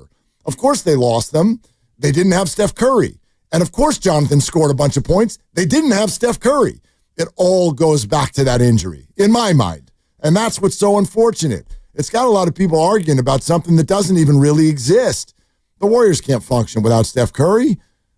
I don't believe. Well, not at that level, certainly. And you saw it in the Minnesota series. And, Kuminga didn't play in 4 of the playoff games. And in those 4 games in the Houston series, they went 2-2. So if he would have played all 4 of those games, would they have automatically gone 4-0 or 0-4? We don't know. No idea. There's no evidence. And, he played a bunch in game 2 and he played a good amount in game 3. They lost game 2 and they won game 3. So I'm not going to sit here and say that, Kuminga not playing was their death knell and the reason why it went 7 and the reason why Steph got hurt. Steve made his decisions. I understand it.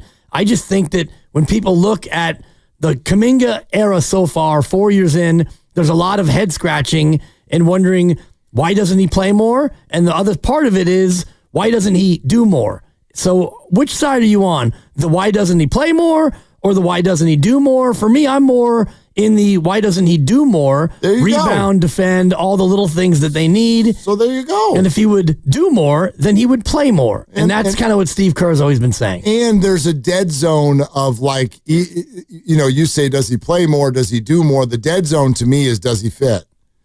Like, you know what I mean? And I think that that's a real place. That's a desert where he lives right now, and that's unfortunate.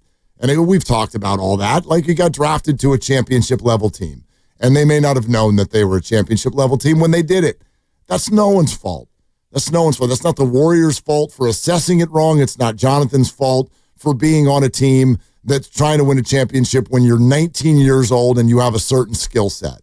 Like, I don't know. I do believe that at some point. I think this conversation gets so hot, and there's just nothing nefarious going on here. I think a lot of Warrior fans think there's something nefarious going on here. Yeah, Steve Kerr hates Steve hates him. He hates young players. Him. I'm like, really? I mean, that doesn't make any sense, does it? Not to me. And if you hated a guy, then you probably wouldn't play him in 258 games over the course of his 4 years. That's a lot of games. So if you truly hate somebody, then you're going to, bury them on the bench and you're going to give them all the DNPs in the world. You're not going to give him any opportunity. And you probably would ship him out of town. But he played 258 games through 4 years, which is almost a full rack of games. We're going to take some more calls. We're going to throw this into the conversation, though, since we've had some talk today about Bryce Eldridge getting called up to AAA. And our friend Alex Pavlovich sent out a quote from Buster Posey with regard to the call-up of Bryce Eldridge and what it means. And I would love to hear you translate this. Where do you go with this? Listen to what he said. Buster Posey said that it was time for Bryce to get a new challenge. So that's the starter.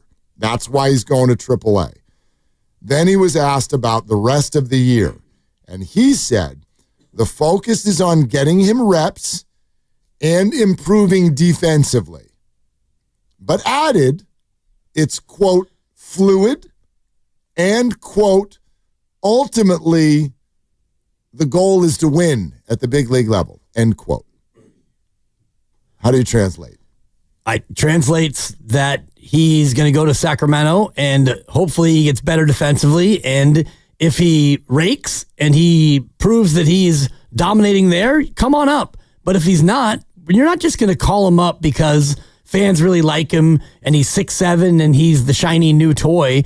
And you want to win. Job number one is to win. And I think about Buster Posey himself, and I was looking at this earlier, Mark, when he comes up in 2009, Buster does, gets a tiny little sip of coffee, 17 at-bats, starts the next year in Fresno, then the AAA team, and he goes out, and in Fresno, he has an OPS of 995 over the course of 47 games.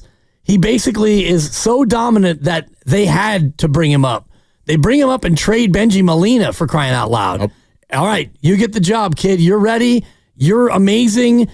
Come on up and be the guy. So if Bryce Eldridge goes to Sacramento now and has an OPS of 995 over the course of 47 games, which is about I don't know, 8 weeks. Come on up, kid.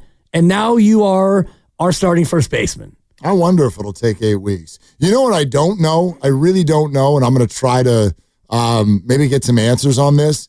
It is the defense thing. Like, I don't know where that stands. You know, he mentioned it. I know it's been a thing where they're talking about, I remember Will Clark came on with us a number of months ago. It was like, he's not ready defensively. He's going to rake he didn't say rake. He's going to hit. He's going to hit at the big league level. Can he play first base? Is he there yet? I don't know. I don't know where that's at. So when he says improve defensively, does that mean like, yeah, he is not big league ready yet? Or does it mean, no, it's passable, but we want this to look even better than it does? I don't know. I'll try to get that answer because I think that has a lot to do with whether or not they'd be open to having him on the team at some point this year. Yeah, because I think DH-wise, you're pretty comfortable with, Wilmer. And I do think that, especially with Wilmer's, I don't want to talk about his man's body, but he seems really suited to the DH where you don't have to go out there and play a lot of defense and get worn down. And Wilmer's had a great year as the DH. I agree completely, but I think there's a trickle down to having Wilmer be the DH, which right now also means Lamont Wade's the first baseman. Wilmer can play some first, for sure. And if you're able to do that and put someone else in the DH spot who might give you more production, then maybe there's that effect. But you're not wrong that to this point they won't do it. Like, for instance, tonight, Flores and Encarnacion are both in the lineup, but Schmidt will play first base. Now, I think they're facing a lefty tonight, I believe. Is that right? Is that guy a lefty? Their lineup tonight looks like they're facing a lefty. He's not?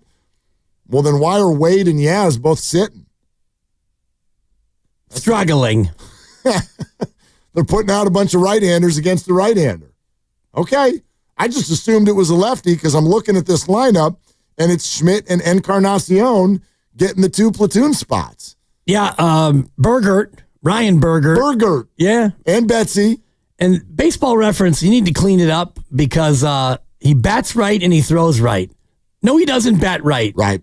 He no longer bats. He no longer bats at all. So, right. And yes, Lucas brings up Lamont got hit on the hand last night, so that might have something to do with it. Gotcha. But Encarnacion and right, Yaz out against a right-handed pitcher.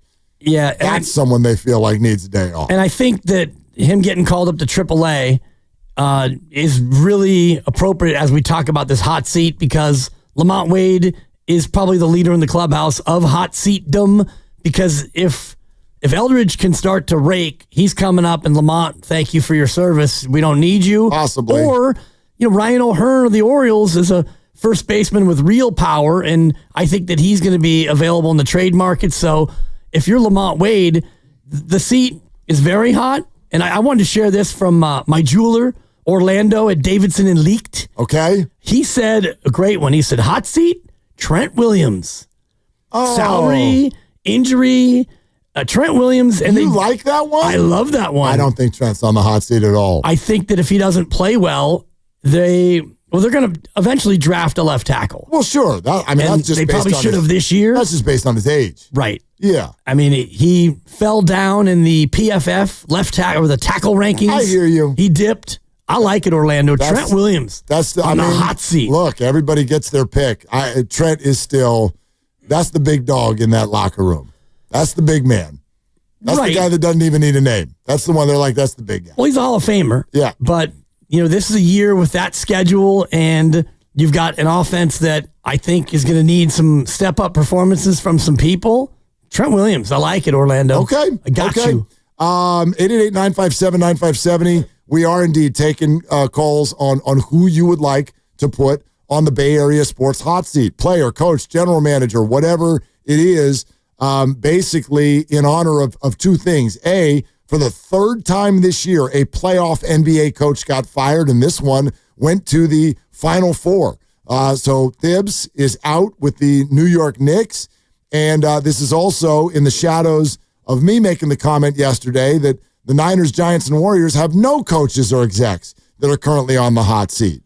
But if we welcome everybody to the party, who would you like to put on the hot seat? Maybe who we're not thinking about right now, because I certainly wasn't thinking about the Knicks and the Nuggets and the Grizzlies all firing their coach, but they sure went and did it.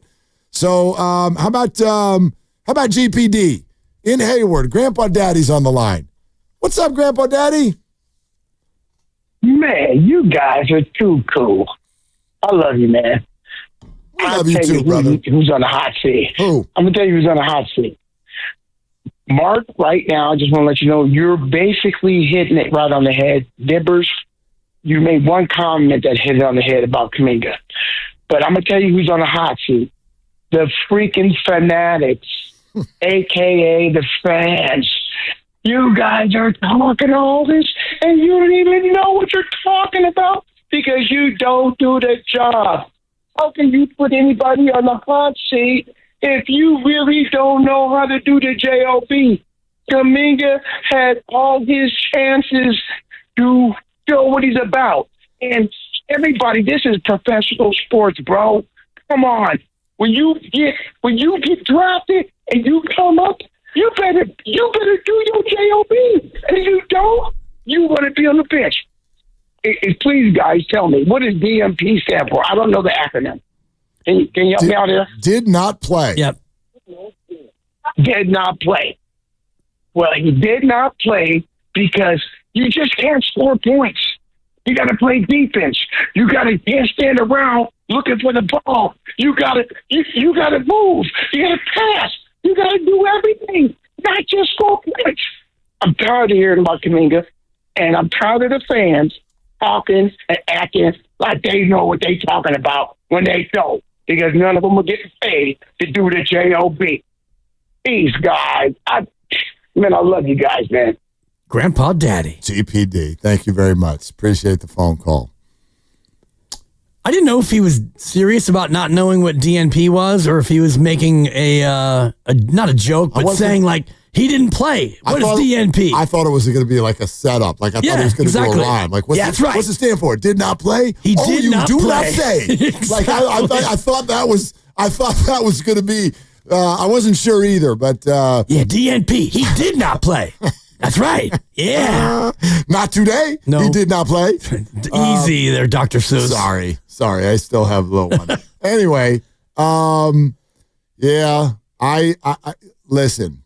I get all opinions when it comes to that whole thing. The part that I don't understand, and I never will. Like, if you want to not agree with the way Steve has played this, fine. Go ahead. Don't agree. But for some reason, where this ends up, it ends up down a path where something nefarious is taking place. Steve Kerr is discriminating against Jonathan, or he does not like young people. And by the way, those of you who, here's the other part that I'll never get. Y'all think Steve's making this decision by himself. That's the other one that I think is bananas. You think that he's got no assistant coaches. You think that he's not consulting Stephen, Draymond, and Jimmy. And you think that he's not consulting Mike Dunleavy. And you think you think that Steve is out there acting alone on this one. And I can promise you that he's not. I'll promise you that. So everybody have your opinion. If you think that the Warriors are wrong for doing this, that's fine. That's fine. But Steve does not hate anybody who's on the roster, and Steve is not making that decision on his own. And that's a fact. Whatever his personal feelings are about any individual on the team, I know this, he is there trying to win. And if you think that he's trying to win, and if you think that he's done well at winning, which he has, then for me, you give him a certain amount of grace in the decisions he makes, even if it comes at the expense of a guy who you think deserves more PT. That's just the way I look at a coach who has won at that level. It's like, okay, you've won 4 titles and you're one of the winningest coaches in the postseason ever. You're one of 6 with 100 postseason wins already. I'm going to go ahead and give you a little bit of a pass. I'm with you, and it doesn't make him automatically right. But again, it's not coming from a place of hatred, and it's not coming by himself. That much I know. I know that for a fact. We're brought to you by Fremont Bank. Here for you, here for good. Certainly here for your phone calls. Who do you want to put on the Bay Area hot seat? 888-957-9570. Bryce Eldridge is up to AAA. The Giants have reportedly discussed getting a hit tonight. All of this is on the table here as we head for the 5 o'clock hour on Willard and Dibs.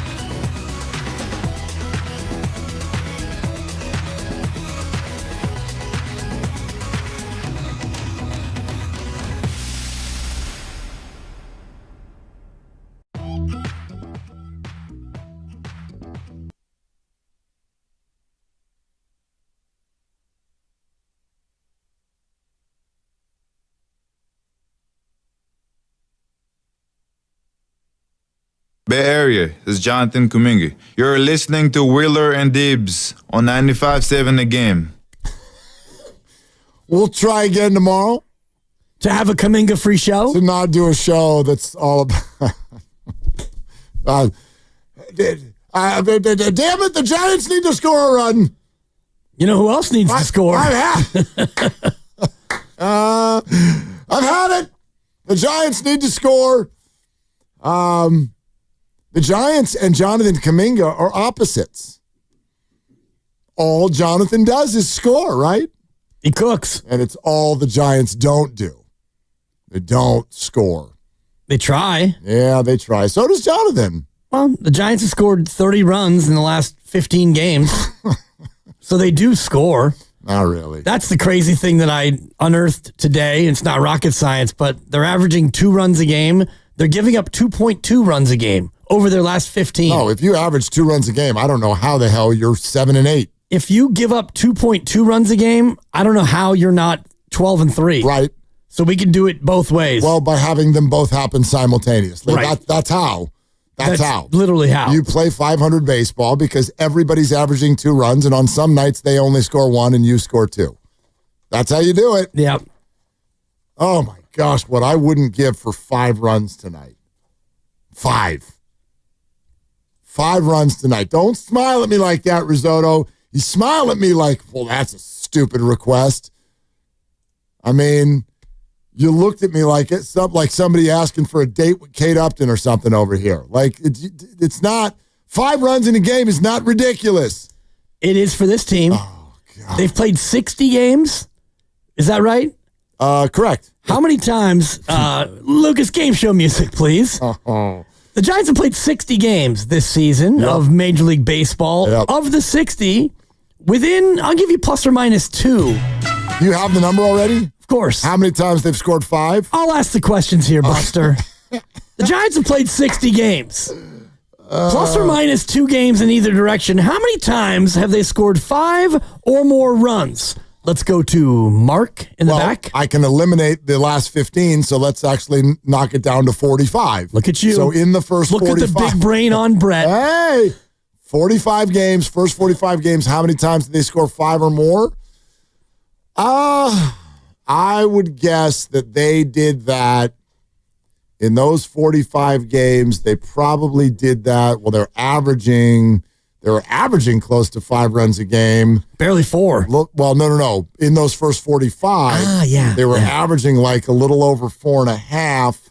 So I got to say that it wasn't an average game, but it was almost an average game. So I'll go a little bit less than 50% of those games, and I'll say 19. You can put it on the board. Yeah! The answer is 20. Oh! 20 of the 60. Let's go. Have they scored 5 or more? And in those games, they are 18-2. Mark? Oh, thank you. God. So, they lost. It's a win. They lost 8-7 against Arizona, and they lost 7-6 in 10 against Minnesota. 18-2 when you score 5. That's crazy. I mean, you're not asking for 8. They pitch their arses off. They're unbelievable on the mound. Yep. They're incredible. They are 1-13 when they score 1 run or fewer. They've only won the 1-0 game once? Yeah. How many times have they lost a 1-0 game? They've been shut They've done out it twice in the last 3 days. They've been shut out 7 times. So yeah, but how many times was it 1-0? Twice. Just twice? No. It was Saturday? Thrice. Okay. Thrice. Saturday, last night, and when was the other one? It was back on April 8th against Cincinnati. Huh. April 8th. It's annoying when you lose 1-0. They got 3 2-0s and a 3-0. They don't have like an 8-0 against them on their ledger. No, they don't give up those kind of runs. No. That's a week's worth of runs for the Giants. 8 runs. Damn. It's frustrating, brother. All right. We're going to be all. Who do you want to put on the Bay Area hot seat? We got a full board here. Let's work through everybody. I have a feeling this is going to go about 8 different directions. Well, probably just the one direction. You're a 1D fan? All roads lead back to Jonathan Kuminga. No, I do see some people who want to talk about other things. Let's do it. Yeah, there's some Giants. There's some Nick Bosa. I don't want to pull my hair out over the Giants. Someone wants to talk about the Knicks. I mean, we're all over the damn map. That one's been on hold a long time. Yeah. Oh, no, this is a new one. Okay. That one went away, and now there's a new one. All right, Gary in Indiana, you be first. Hey, Gary, not the city in Indiana, right? You're actually named Gary in Indiana, right? Hello? Yeah, Gary, are you there? Hi, Gary. Oh, yeah. No, not Indiana, Morgan Hill. Oh, all right. Well, somehow close, you got- Risotto. only about 2,000 miles off with that one. Well, Indiana, Morgan Hill. It sounds exactly the same. I totally get it. Hello, Gary and I know, Gary, Indiana. Yeah. No, but I love when you guys. Shout out to Jackson 5. Let's go ahead. Right. Yeah. I love when you guys do the. I know it's not Prices Right. It's Bob Barker, right? No, it definitely was. Price is Right. Yeah, you had it. You had it. Oh, no, I said I was thinking of Wheel of Fortune. My bad. Okay. Anyway. Yeah, too soon. I was kind of a pressure luck guy. But anyway, go ahead, Gary. I know this is messed up, but we got to put it on the kicker. Jake Moody. He's on the hot seat. Yeah, he definitely is. I don't like it. I don't like putting it like kickers. He's a rookie too. Like, come on, he was just living the life at Michigan the year before, But R.I.P. Mitch Wishnowski. I'm gonna miss him so bad. Are you really, Gary? Yes, I really am, because the way he was on special teams, like hitting people, like, oh my gosh, you can't love that. You can't not love that. I mean, I personally kind of don't love that. I don't think kickers should ever try to make a tackle. Literally, I do not believe kickers should try to make a tackle. Well, what if it's a rugby player, right? Well, right, but it's not. Like, I want my whole goal for the kicker is to still be available in the fourth quarter. That's kind of my thing. And he was in preseason when he would like light people up, but yeah, I guess it's preseason. But yeah, I saw when Jonathan Kuminga, he was lights out. He was balling out like one game when Curry was gone, and his dad loved it. And I just want to know who is Jonathan Kuminga's favorite player. I'm pretty sure it's LeBron James, because he's at the age and he's like a locomotive, and that's how he plays. Like, he wants to score, and maybe when Curry's not out there, maybe that's not the best way to play, Well, Gary, thanks. Thanks, Gary. I think when Curry's not out there, that is the way to play. It's when Curry's out there that it's. I think the Warriors feel it's not the way to play, and this is why this is so kind of difficult and touchy. Jonathan doesn't need to apologize for his skill set, but the way I see this is that he arrived at a team where he does something really well, but that job is not open. That job is not open. Like, if you want to liken this to at the start of the year, what was Camilo Doval's skill set? Well, he throws 100 miles an hour, and he's been a closer. Well, at the start of the year, the Giants are like, that job's taken, so we're going to pitch you in the sixth inning. And then he bided his time. He pitched really well, and now when Ryan Walker didn't pitch well, now that job's open, and so you can have that job. So I think the Warriors for a while, and this is probably how Joe Lacob sees it, because we all know he loves Jonathan Kuminga, that job might be open in 2 years. I just don't know if we can get there. I don't know if the Warriors and Kuminga can get there together. Maybe. Depends on what happens here. Yeah, that job might be open in 2 years, but it's not open right now. No, and it's not even open when Steph is not on the floor if Jimmy Butler is, because you want the ball to go through Jimmy Butler. So if you want to add up the minutes where Steph and Jimmy are both off the court, those are very few minutes. And so Kuminga doesn't even have the opportunity when Steph's out to take that job, because Steve Kerr has been very clear about, that's Jimmy. When Steph's not in there, we're going to run through Jimmy Butler. So it's up to Kuminga then to develop other skills. And your Doval analogy works because he got put in the sixth inning, not because he's no good, but because the job was taken. And when you do well at your job and then that job becomes open, now you get another chance. If Doval was bad in the sixth inning, well, they probably would be using Rodriguez as the closer right now instead of Doval. No, he might be the one who gets the job at some point down the road. He's unbelievably nasty. He's absurd, although, you know what, I kind of dig him not being the closer, because what they're doing instead, kind of making him a roving closer. In other words, we're just going to find the most leveraged point of the game, and we're going to go to Randy Rodriguez. Might actually be kind of a nouveau way of doing things out of the bullpen going forward, because I get it, the closer, it's the ninth inning, you want to win the game. But that's not always a leveraged spot. You could come in and get 1, 2, 3, and the game is over. Instead, what you're doing with your most important reliever is you're trying to pick the moment in the game that is the highest leverage spot and have that reliever in at that time. And so the fact that the Giants kind of have, in a way, you could make the case, they've got 3 closers that are all kind of roving around. But that's how I see Randy's job right now, is just like when stuff is really necessary, go to Randy. And sometimes that can be the 5th inning. Sometimes it's the 8th inning. And he's just been incredible. Yeah. Absolutely incredible. Guess who's on the line? Trevor in Roanoke Park.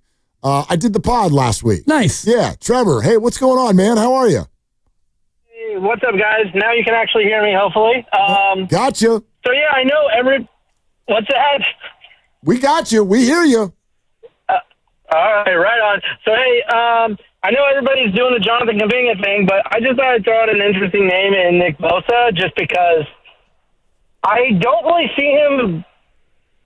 I don't see the production out of him unless it's garbage time, and it's been that way for a couple of years. And I can just see like a guy who probably there is trade value there, but I just don't see him coming through in the last few years like a big name like Bosa commands, you know? So I've kind of been disappointed with him. I would say if he doesn't have a big year this year, that maybe he's a guy that might be worth taking a look at trading. Trevor, that's an interesting one. You're not alone by any stretch. And I do think there's a fair conversation to be had with regard to Nick Bosa and production. I will admit sort of what I feel is kind of like a weak point on the Nick Bosa conversation. I can't seem to figure this out because I think he's a great player. It's a performance-based industry. Like our previous callers, like, I feel bad for Jake Moody. Don't. It's a performance-based industry. Yep. They all signed up for it. They know it. You have, like, your job, kick the ball between the uprights. If you don't, you lose your job. That's it, period. Okay, Nick Bosa. It's more nuanced. Nuanced, but Nick is caught somewhere between we want more sack totals, but then over here on the left side of the ledger is the analytics world that keeps telling us that Nick Bosa is one of the top 5 pass rushers in the game in terms of pressures and win rate and all of those things. And I'll admit it, I don't know what to do with this. I don't know what to do with it. The league is like, no, dude, offensive lineman, that's the guy they don't want to face. He's really tough. But then you're not getting the sack totals that you want. What are we supposed to do with that? I don't know anymore. Well, as a fan, you have to either trust the coaches and what the experts tell you, or you just go by what you look at when you look at sack totals. And I'm just looking at the edge percentage win rate last year, and he had a very good win rate percentage. And overall, he was ranked number 5 among edge rushers in, wins and plays and edge percentage with the wins and all the rest of it. And he gets double teamed a lot. And this year, I do like the hot seat talk for Nick Bosa, because now you got help. You got a 1st round draft pick, and you just paid a guy, or you traded for a guy in free agency. So it looks like you have more help this year than you probably did last year. In theory, but this time of year, we always think they just went and got Nick Bosa help. We thought this last year. Yeah, but you got a new fancy coordinator that you got back. Yes. So automatically that plus your team brought in a 1st round pick and you traded for another guy. So Nick should have more help, which would alleviate some of the excuses. I agree with everything you're saying. I just still think they're still just names. Michael Williams, 1st round draft pick. So it should work, but I don't know. Can you think of any 1st round draft picks that didn't work out? On the defensive line on this team? Not a one. I mean, Solomon Thomas? I can't think of any other names at any Javon position. Kinlaw? I'm just thinking about 1st round D linemen. Or have you seen any major free agency acquisitions on the defensive line that didn't work out? Javon Hargrave comes to mind. Exactly. Yeah. So, and Leonard Floyd was kind of a mixed bag, but I just, yes, I agree with you. In theory, this should now be better, but I don't know what kind of production they're going to get from those guys. I hope it's great. Optimism of June is always aplenty when it comes to that.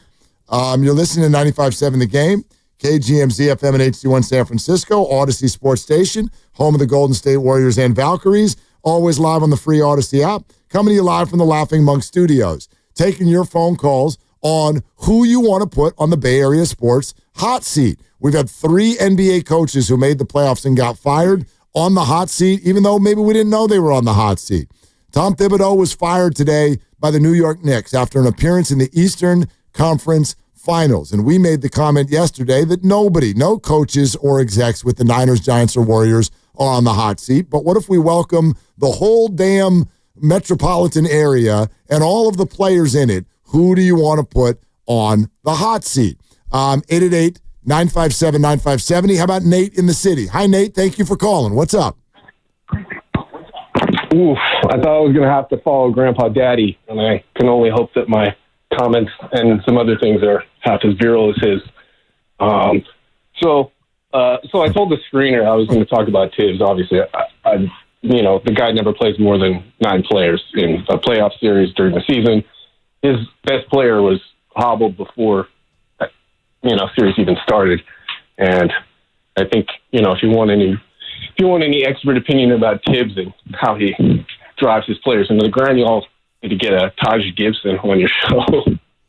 But I won't touch too much on the Kuminga topic. But I will say the only mistake I think Kerr made is I think maybe my time on throwing. I think we were down in game 2 big. He probably could have had him come in the third or fourth and gave him a little run when they were down 15 or 20. But I guess, we saw what his basketball IQ is. And, when Steph goes out and he comes in, I think maybe the first possession, he goes into the paint, does a little, foul draw, kind of throws hands up in the air. The rest of the Rockets have the ball and they take off, and he's sitting there wondering why the refs aren't calling it. And I think we watched the first 2 games pretty accurately. The refs are not going to call any of the calls that he wanted. And I think that was probably a steep learning curve for him. Nate, thanks. Yeah, appreciate it. I just, so Nate's point kind of as far as was there a different way to play it when maybe an opportunity arises because you're down 15 points in the fourth quarter or whatever. I always have a hard time with this because you and I have talked about it so much in the NBA. Leads are not what they used to be. And if we've got a team over here winning a basketball game in the playoffs on the road when they're down by 14 with 2 minutes and 45 seconds left, then being down 15 early in the fourth quarter, that's not garbage time anymore. That's not exploration time anymore. We can argue till we're blue in the face, and we have, with regard to how they were supposed to play it. But once they went with what they had, I continue to argue it went pretty well. It absolutely went pretty well. And even in those moments where maybe you're down 15 in the fourth quarter, I still want you to try to win that game. Yeah. I want you to try to go on a run. 25 is where you start to think about it. Sure. And he was referencing game 2 against Minnesota, and I'm just glancing at it to refresh. And Kuminga comes in. They're down 13-5. He makes a jumper, misses 2 free throws, turns it over.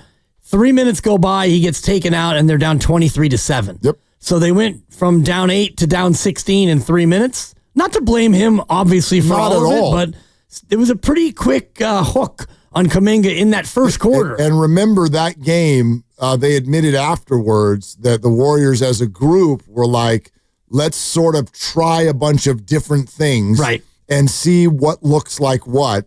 We may end up losing the game, but this is going to be our best opportunity to feel like we can put together a game plan because they're rebooting everything that they're doing because they got no Steph. Yeah. So that kind of speaks to that, I think. They played 11 guys in the first quarter.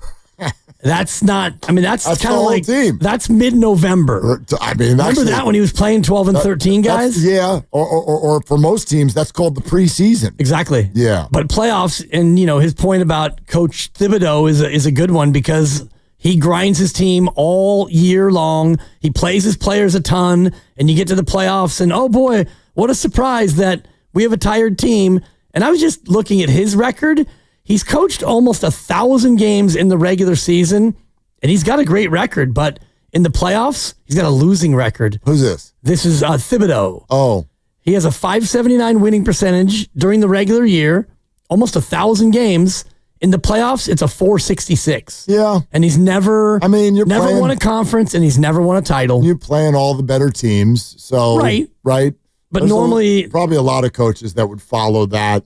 Like, unless you're the championship coaches, when you get to the playoffs, you're getting knocked out at some point. Fewer than you think. Maybe. Even a guy like Mike Brown, $5.99 in the regular, $5.56 in the post. A little drop off, and I think you're right about that. that. You have LeBron for some of those. He did. Yeah. Steve Kerr, $6.48 in the regular, $6.84 in the playoffs. Well, and championships. Yeah, Popovich is $6.21 to $5.99. So goes down a little bit. Yeah, just a skosh. Yeah. Anyway. Bay Area Brennan in Walnut Creek. Hi, Brennan. Thank you for calling. What's up? Hey, guys. How you doing? Good. Hey, I wanted to talk about Willie Adames. He's one of those guys that you mentioned could be on the hot seat, and hey, I can't really argue with that. His at-bats have been pretty painful to watch. I think he was intentionally walked in the later innings last night, and I was just like, what are we doing here? But anyway, I've got the numbers up right here. He is hitting .206 with a .618 OPS, which is very far from what you want from your $182 million shortstop. But I had a feeling that I'd seen this before from him, and I went back through his game logs, and I was right. In 2023, so 2 years ago, at the end of June, he was hitting .199. So, he's a streaky player, is I guess what I'm trying to get at. But towards the second half of that year, he finished the second half of the year with a .772 OPS. And then, of course, we know what he did in the following year, 2024, last year, 30 home runs, 110 RBIs around there. So what I'm really trying to get at is that, I think he can turn it around. He's shown that he gets off to a slow start and, it can continue for a long time, but I definitely don't think it's over for him by any means. He's not a career 600 OPS guy, and I think once he turns around, which I feel like will be soon, that's when the Giants offense can turn around. Brennan, thanks, man. I largely agree with you. I just don't think I'm not there yet on this conversation. You got to keep running him out there every day and see the ways this goes. I do wonder, though, if this experience might help some Giants fans recalibrate the thought process. Yesterday we were talking about hope versus expectation. Maybe move those expectations down just a little bit. The year that he referenced, 2023, where Willie Adames had 24 home runs, he drove in 80. He finished the year hitting .217. Yeah. Okay? So this whole oh, God, he's hitting .206. He's a career .245 hitter. The year before, in 2022, 31 home runs, 98 driven in. He hit .238. He's not going to hit .300. He's not a great hitter. He's a good hitter. He's a power bat. The power numbers are going to go down in San Francisco because they always do. So all I'm looking for out of Willie Adames is just more loud balls in play. More RBIs. I don't if he hits .230 this year, fine. Hit .230, but do more damage. Yeah. There needs to be more action when there's runners on base, more balls in play in those large situations, because that's been really bad so far. And that's where you get the S in OPS. It's on base plus slugging, and slugging is computed by how many bases you get when you hit the ball and you get a single, double, triple, or homer, and that's where he's really struggling this year. Yep. He's only slugging .325, and I'm with you on the batting average, .206. He's probably going to hit, .240? He's .245 for his career. He might hit .230. Doesn't matter, but you need to be able to slug like you normally do, which is .436 for his career. All of a sudden you do that, you become a positive batting force, and this year he's not hitting the ball hard, and when he does, he's not really getting a lot out of it. Yeah, he's a run producer, man. His RBI total the last 3 years in Milwaukee, 98, 80, and 112. This guy brings runs home. Not this year. No. 25 runs driven in this year. Who do you want to put on the Bay Area hot seat? It can be anybody. You get the marketing director of one of the teams if you want. Literally anyone. I don't want to do that to the marketing director, but you know what I'm saying? Take this anywhere that you want to go. Who you want to put on the Bay Area hot seat right now? 888-957-957. Let's go to Ryan in San Jose. Hi, Ryan. We appreciate your call. What are you doing, man?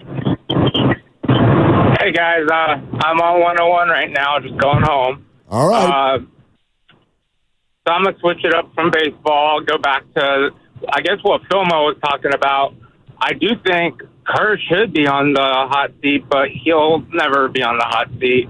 I think he's like so obsessed with the small ball stuff, and that's not going to work with the older roster that we have and with the league changing the way it has. And I mean, I think a good comparison is I think he doesn't adapt to the players he has. And like Rick Carlisle was fired at one point, and I think that's when he had Luka, and that's because he likes to do the pass first offense too. But they fired him, and I mean, and that's my point is that Steve Kerr always gets a free pass, and I do think he has a problem adapting to the roster and with the times. Thank you, guys. Okay, Ryan, thanks. Interesting. Steve Kerr. Well, Steve Kerr always gets a pass is a fun one for me. And the fact that he has fallen in love with the small ball approach, I think it's because it's won 4 different times. And that is adapting to your players. He doesn't have any big players. And it's chicken or the egg. Like, do you not bring in big players because small ball works, or do you use small ball because you don't have big players? Probably a little bit of both. And they've tried to have big players. When Jimmy Butler arrived, did they adapt to that? Did they adapt to Jimmy Butler? Did they adapt their game when Jimmy Butler came? Like, did Steve Kerr adapt to his players when Jimmy Butler arrived? That looked to me like things changed. And I don't just mean in the standings. I mean the way they were playing basketball. A little bit. I mean, they did things for Jimmy Butler. Yeah, through Jimmy with his ISO play, get to the free throw line late, create open looks for other. We talked about it for a few weeks. It wasn't just Jimmy.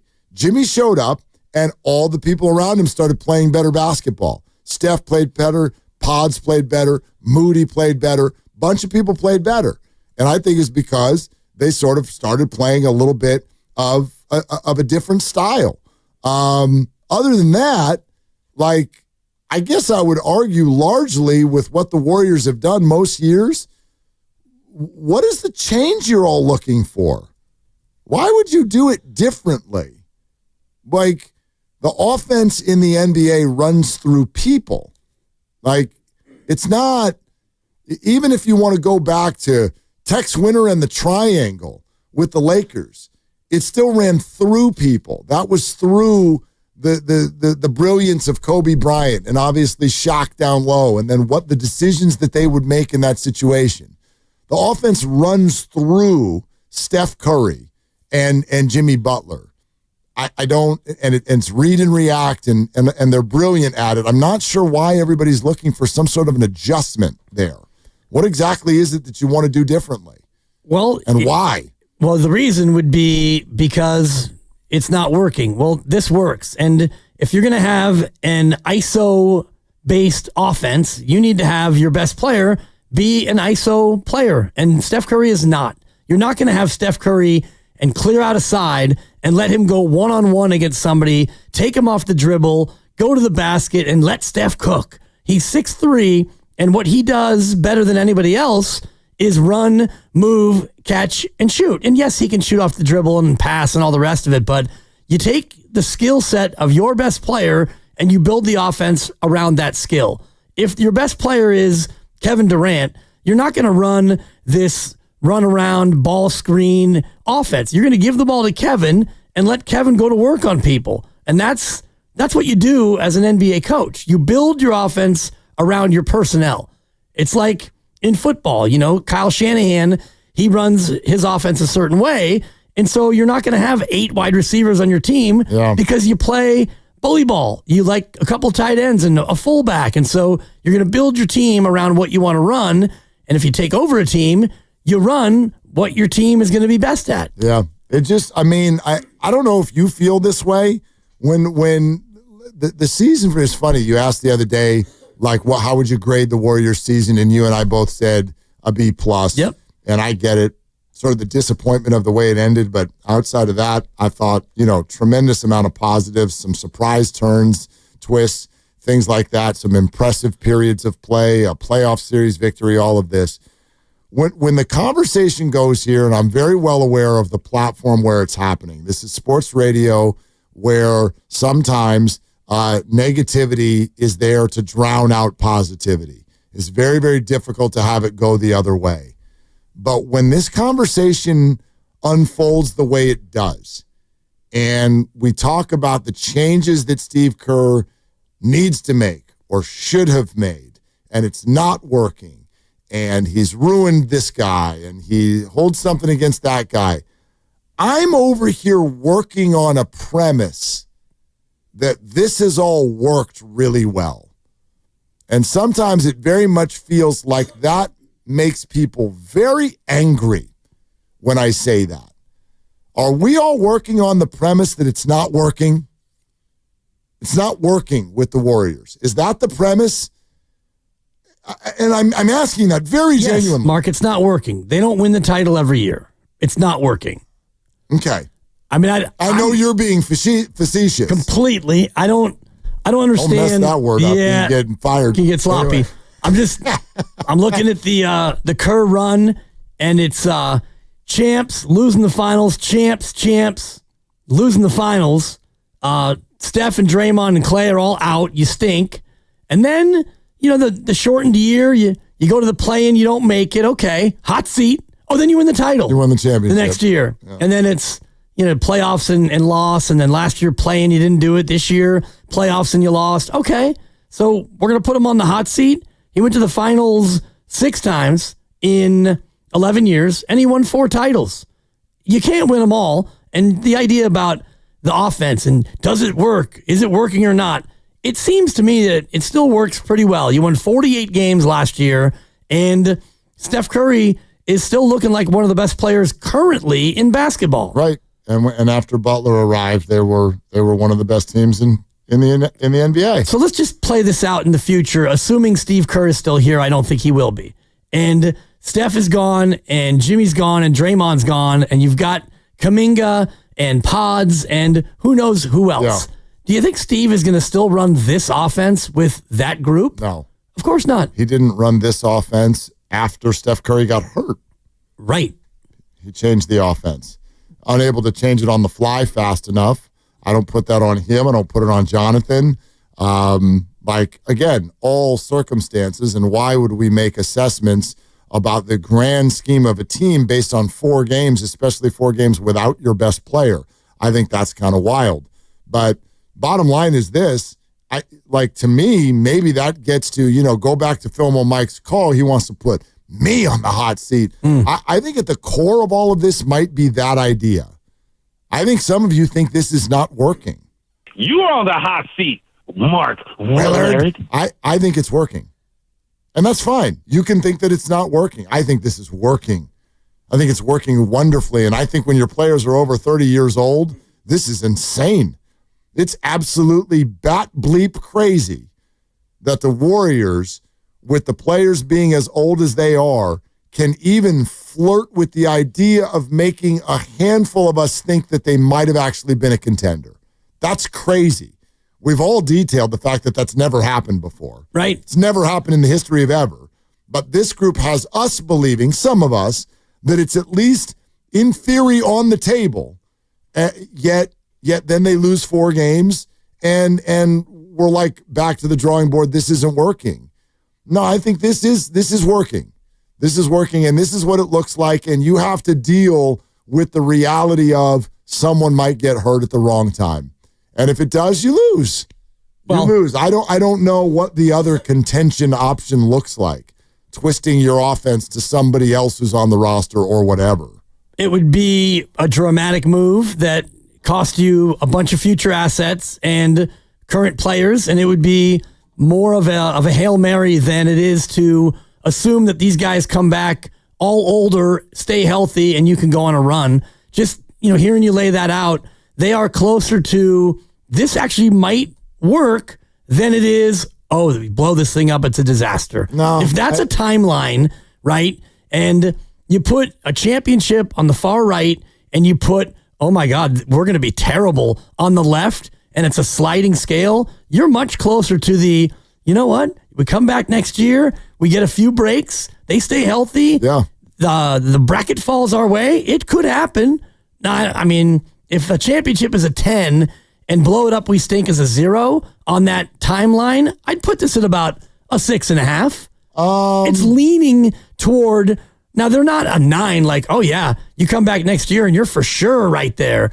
But this is definitely not a 1, which is like, oh my God, I can't believe they're running this thing back. Of course not. Yeah, one of the bigger bummers, and again, I just think everything revolves around Steph Curry's hamstring. One of the bigger bummers about that is that it feels like a lot of Warrior fans have sort of lost access to the feeling we had when Jimmy Butler arrived and then started playing the way he did. Like I think Jimmy Butler's arrival and the rest of the regular season has kind of become the password for that website you haven't been to in a year. Y'all forgot. You need that 2-factor authentication. Oh yeah, we gotta click the forgot password and then hope that email shows up. Lately, it doesn't. I've tried to do this a bunch of times lately. Okay, we've emailed you directions on how to reset your password. Nope. No, you didn't. I'm still waiting for that 6-digit code, because then you enter the 6-digit and then you reset the password and you're in. But I think that's a decent way to describe it, because when Jimmy came, they were stuck in the mud, right about 500, and we all were talking about, play-in, forget the 6 seed. They're not getting the 6, and I know they eventually didn't, but it was like, can they get to 9? Can they host that first play-in game, and then maybe you get a chance to go on the road and you win that, and you get the 8th seed, and heck, you take your chances from there. And Jimmy comes, and they start cooking. And then we were even talking about, you know what, Mark? Mathematically, the 4's not out of the question. 4 was it was in play. It was in play with about 5 games to go. It's totally. Like, so totally. I do want to keep remembering that. Yeah, the Warriors were good. They were good. They were really good in the second half of the year last year. Jonathan in Fremont. Hi, Jonathan. Thank you for the call. What's up? Hey, man. I first-time listener, long-time caller. What's up, Willard and Dibs? Nice. Woof. Yeah. What's up? Tough to call when you're not listening. That was already a hot take, Jonathan. Like that one kind of stopped me in my tracks. I got a hotter take for y'all, man. All right, I want to put big money Mike Greer, San Jose Sharks GM, on the hot seat for the season. Yeah, I mean, how much longer does he get? Because I'm just looking at his 3 years that he's been here, and they've won 22, 19, and 20. And now you've got the golden child, Macklin Celebrini. How good do they need to be this season for you? Well, I think they just need to take the next step. Like, right, this is the season that separates, the poverty franchises from the other franchises that take the next step to making the championship. I mean, he's done an amazing job so far, dumping all those extra cap, getting rid of the bad contracts and some of the older players. They got the second overall pick this year. I hope they take Michael Misa. But this is the season. This has to be the season that makes or breaks the team, where they, make that next step to being a championship team or being a competitor. Jonathan, I was going to ask you. You got there before I even asked. I was wondering who you wanted them. The draft is later this month, right? It's about 4 weeks away. Michael Misa, I want him. Yep. Michael Misa. I was going to say the same thing. Give me Michael Misa in that NHL draft coming up later this month. Yeah, it's interesting that you call with that, Jonathan, because we were talking yesterday about droughts, and the Sharks didn't win the championship, but just looking at their run, they made the playoffs about 12 or 13 years, and then, as Jonathan was saying, they kind of blew it up, and it's been 6 straight years of no playoffs. Right. So, and we talked about, 6 years for the Spurs it took, and, the Warriors went through 12 years and all the rest of it. So, 6 years now, that's been some time. It's not fun, is it? No. It's not fun. Well, then they win the lottery and they get their Victor Wembanyama in Macklin Celebrini. So, but then when you get that, though, and the number 2 pick coming up again this year, when you get that, then now you got to go through the process of hoping that that's your new core, and then they need to grow into that. They're babies. They're wee little babies. They're just like Bryce Eldridge. They're just a little thing. You got to wait. You got to wait. So I get where you're coming from, and my bet is that our caller probably knows a hell of a lot more about the intricacies of the San Jose Sharks than we do. I'm not going to fake the funk on that. Right. But to me, that feels a little early. It feels a little early to ask when you start getting these great draft picks and then you put them in the system. And I know hockey is one. Like, Celebrini was already a really productive player when he was out on the ice. It feels a little early to go then say the next season, this is where you've got to really contend. I think you've got to see growth. You have to see and feel like you're on the right track. And so that has to show up in the standings, but I'm not going to put some sort of deep playoff contention on the line next year to think that they've got the right people in place. That feels a little soon. It does, and just looking at the roster, and I'm not going to fake the funk either, but Macklin Celebrini, he's going to be 19 in 10 days. And 19, Mark. No, 19. He's younger than Bryce Eldridge. He's younger than my younger son. And then the guy they took in 2023 with their first pick, number 4 overall, Will Smith, he just turned 20. So your top 2 picks in the last 2 years are almost 19 and 20, respectively. So those guys are going to have to really grow into, being adults before we start to look at them and say, all right, carry your franchise, you two. I think the United States needs a new law. And that is if your last name is Smith, you can't name your kid Will. It's too much. It's too much. You cannot tell me the 2023 pick in the NHL draft, an actor who once slapped Chris Rock, a closer once upon a time for the San Francisco Giants, the catcher for the Dodgers, and I think maybe was there like a lineman for the Saints or something like that? It's too much. It's too much. And why, seemingly, if your kid is named Will Smith, why are they such good athletes? Holy hell. It's way too out of whack. And I'm sorry, there's no more room here. So if your name is Will Smith, you're now going by William or Bill. Billy? Or Billy. Wilbert? Wilbert, but not Will. Well. Wilmer. How about Willard? Fine. That's Will Smith's real name. Not the hockey player, not the catcher. Which one? Not the reliever. The guy who slapped Chris Rock. Oh, is his first name actually Willard? Willard Carroll Smith II. Didn't know it. Didn't either until I Googled it. Didn't know it. You got to Google it. Yeah, welcome to the family. Yeah. My man. Willard. Keep your hands down. Yep. Good Lord. Robert in Sonora is next up on Willard and Dibs. Hi, Robert. What are you doing? I am working and driving to Fremont now, so I'm happy, and I got you guys on. Wanted to talk a little bit, bring this back to the Golden State Warriors again. Okay. We're used to these Roosters championships, and we fell short, obviously, once he got hurt. Steph got hurt, so we all kind of knew that was going to come, and see if we can ride Jimmy Butler and see how far he can take us with a short year. But my question to you guys in the conversation I like to have is, which big do we pick up? I called in a month ago and talked to you guys about picking up a big. We haven't had a big since Bogut. That was me that talked to you about that. And that's kind of, there's a lot of speculation, a lot of talk. You got Porzingis out there, which I'm really hoping and praying we do not pick up Porzingis. The guy is just soft and hurt all the time. Yeah. Very talented. He's not going to play for us. I just don't see the playoffs coming, and we pick him up, and that guy's showing up. Okay. Yeah, so, Robert. Yeah, I feel you. Thanks, Robert. Appreciate it. I don't know. After talking to Bobby Marks like we did yesterday, and there's a piece of me that hopes that this is just kind of the perception coming out of the conversation, but my mind sort of immediately left anybody who is very, very high priced. What's the number on the last year for Porzingis? 30.7. Yeah, I'm out. Well, they can't afford it. They can't do it. They can't do it unless Jimmy or Draymond's not on the team. Or if they want Kuminga in a sign and trade and you throw in Moody and Buddy. That would get you to about 30. Somebody with the Dubs said to me, and literally the day, I think it was it the day after the Jordan Poole trade? Might have been the day after the Jordan Poole trade.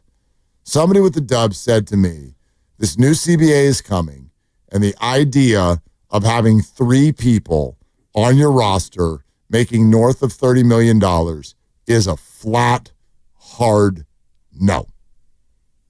Never, ever, ever going to happen. And Boston next year they have 4. Right. They've got Brown, who you're not trading, Tatum, who may not play all year with the Achilles.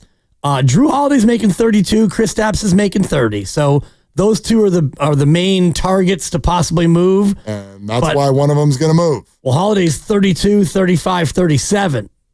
Porzingis is just one more year. One more year, yeah. That's why they got to trim this thing down. What's Derek White making?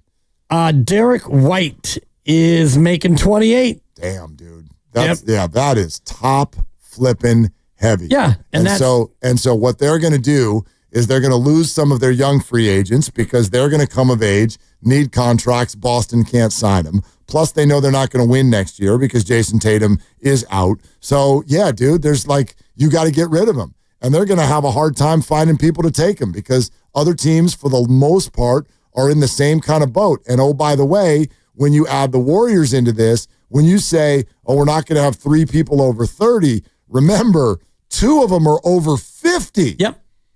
And then you already have one at 25. Bobby Marks, I think, said yesterday it's 85% of the Warriors' salary. It's about right. It's just those 3 people. And you're going to go, like, this is, I'm glad this came up. And if Steiny or Goo are listening, if either of you are listening, they did this thing earlier today, like, mythical, let's say the Warriors got the number 1 overall pick. What would you do? Would you keep it and draft Cooper Flagg? Or would you package it and go get Giannis? Probably won't surprise you. Goo wanted to package it to go get Giannis. And both Evan and Steiny wanted to keep it and draft Cooper Flagg. And as I'm driving around, I'm like, I can see both of your basketball points, but the point that never came up was money. The point that never came up was money. You can have Cooper Flagg immediately on this team. Like, Cooper Flagg, mythical now. If you had he can go you can just draft him and sign him, and he gets to play with Steph and Jimmy and Draymond. If you have another $50 million player come in, yes, it either means Jimmy or Draymond are gone, and it also means you have no ability to do anything else around them. So for me, I was like, Cooper Flagg is my answer, but not for basketball reasons, for money. So I just see the Warriors as out on anything that's north of $30 million. And even getting Cooper Flagg, that's going to cost you $13.8 next year slotted as the number 1 overall. So it's not like you're getting him for what you're paying Pods, which is like $2 million relative chump change. So you slapping 13.8 right away on Cooper Flagg. And, already they're in a dangerous spot because I'm looking at all the teams in the association, and there aren't many with 3 guys making more than 30. Phoenix is obviously one. And they're going to dump. They're in a world of hurt. Yep. And as I'm going through, I'm not seeing a lot of other ones. Cleveland is an interesting one because next year they're going to have 39, 46, and 46 in Garland, Mitchell, and Mobley. And one of them might be gone. Okay, because they're going to be in a spot where they're going to have to start shedding. Because if you're up above the apron in consecutive years, now you start to lose some of your things, your toys. Right. You get sent to your room and you lose your toys. And I'm always telling the kids, take care of our things. Right. Take care of our things. So yeah, I like that's just kind of how I'm looking at what the Warriors are doing. I think that inside the walls, this is unsatisfying, I know, but I think inside the walls, if you went over to the Warriors facilities and you're like, we need to make a big move, I think they would look at you and say, we just did. Right. End of conversation. Well, and the other answer is we can't, because you can't, keep, even if you send out Draymond and you bring in Giannis for just a hypothetical, now you got 3 guys over 50. Another team to keep your eye on as we get toward the offseason is Denver, because they've got 3 making that kind of money. And, like we said, that's why Porter is 38. That's why he's rumored to be on the block. Murray's making 47. The Joker's making 55. Naz Reid in Minnesota. That's why these people are available. They're good players. Teams want them. The only reason they're available is everybody's going to try to trim salary, and the Warriors have, 2 of the top 5 paid players in the league. Right. Phoenix has 3 of the top 9. Not for long. Houston's got Green, Şengün, and Fred VanVleet all over 30. Mm-hmm. And VanVleet's the guy that I'm sure, would love to shed, because he's making 44.9. Totally. All right. 888-957-9570 is the number. Here, we can do this one real quick. Kenneth in the city. Hey, Kenneth, thanks for calling. What's up? Hey, how's it going? First-time caller here, but I was wondering about the possibility of bringing back JP and then maybe offloading Draymond. I know Draymond and Thompson had some beef with him, but they'll be off the team, and maybe we can get our point guard back, JP Splash Brother, coming back into town. Okay, Kenneth, thank you for that. I would answer that by saying, look, even beyond the obvious complexities, when we say, just offload Draymond. Well, what does that mean? How do you do that? Where is he going? How are you, it would need to be some sort of a 3 or 4 team wheel where someone's getting Draymond, you're getting Jordan Poole back. But the next question would be, how does that help you? I understand from an entertainment standpoint, and for some fans from an emotional standpoint, you like that idea. I can only give you my opinion. Boy, you became a worse basketball team today if you give up Draymond Green in exchange for Jordan Poole. You became a significantly worse basketball team. I agree, and the number one reason, it's no shade at Jordan Poole, but I'm going to use the phrase that you've been using for a long time. That job is taken, because Jordan Poole is best at having the ball and looking to score the basketball, and that job is currently occupied by the greatest Warrior and one of the best players ever to do it. So if Jordan can't do that, what really high-quality good is he to you in place of Draymond Green, who does the one thing that almost nobody in the league does, and that's defend 5 positions at a very high level. Yeah, I don't know. Your defense would just crater. And the best teams, the teams who win the championship almost always, as you detail, have a top 5 defense. You would be a bottom half of the league defense unless you made additional moves, which, kind of cost prohibitive for sure. All right. Great stuff. Glad you're with us. Still time for your calls if you want to weigh in. Who are you putting on the Bay Area Sports Hot Seat? If you haven't already, make sure you subscribe to Willard and Dibs on the free Odyssey app or wherever you find your favorite podcast. Do it for the Morning Roast, Steiny and Goo as well. This is Willard and Dibs. And Dan Dibley here to talk about Abundant Life. How much weight do you want to lose? Because I lost 25 pounds in about 8 weeks with the program at Abundant Life Weight Loss. And you too can find out the secret to losing up to 1 pound of fat every day with this great program. There's no exercise required.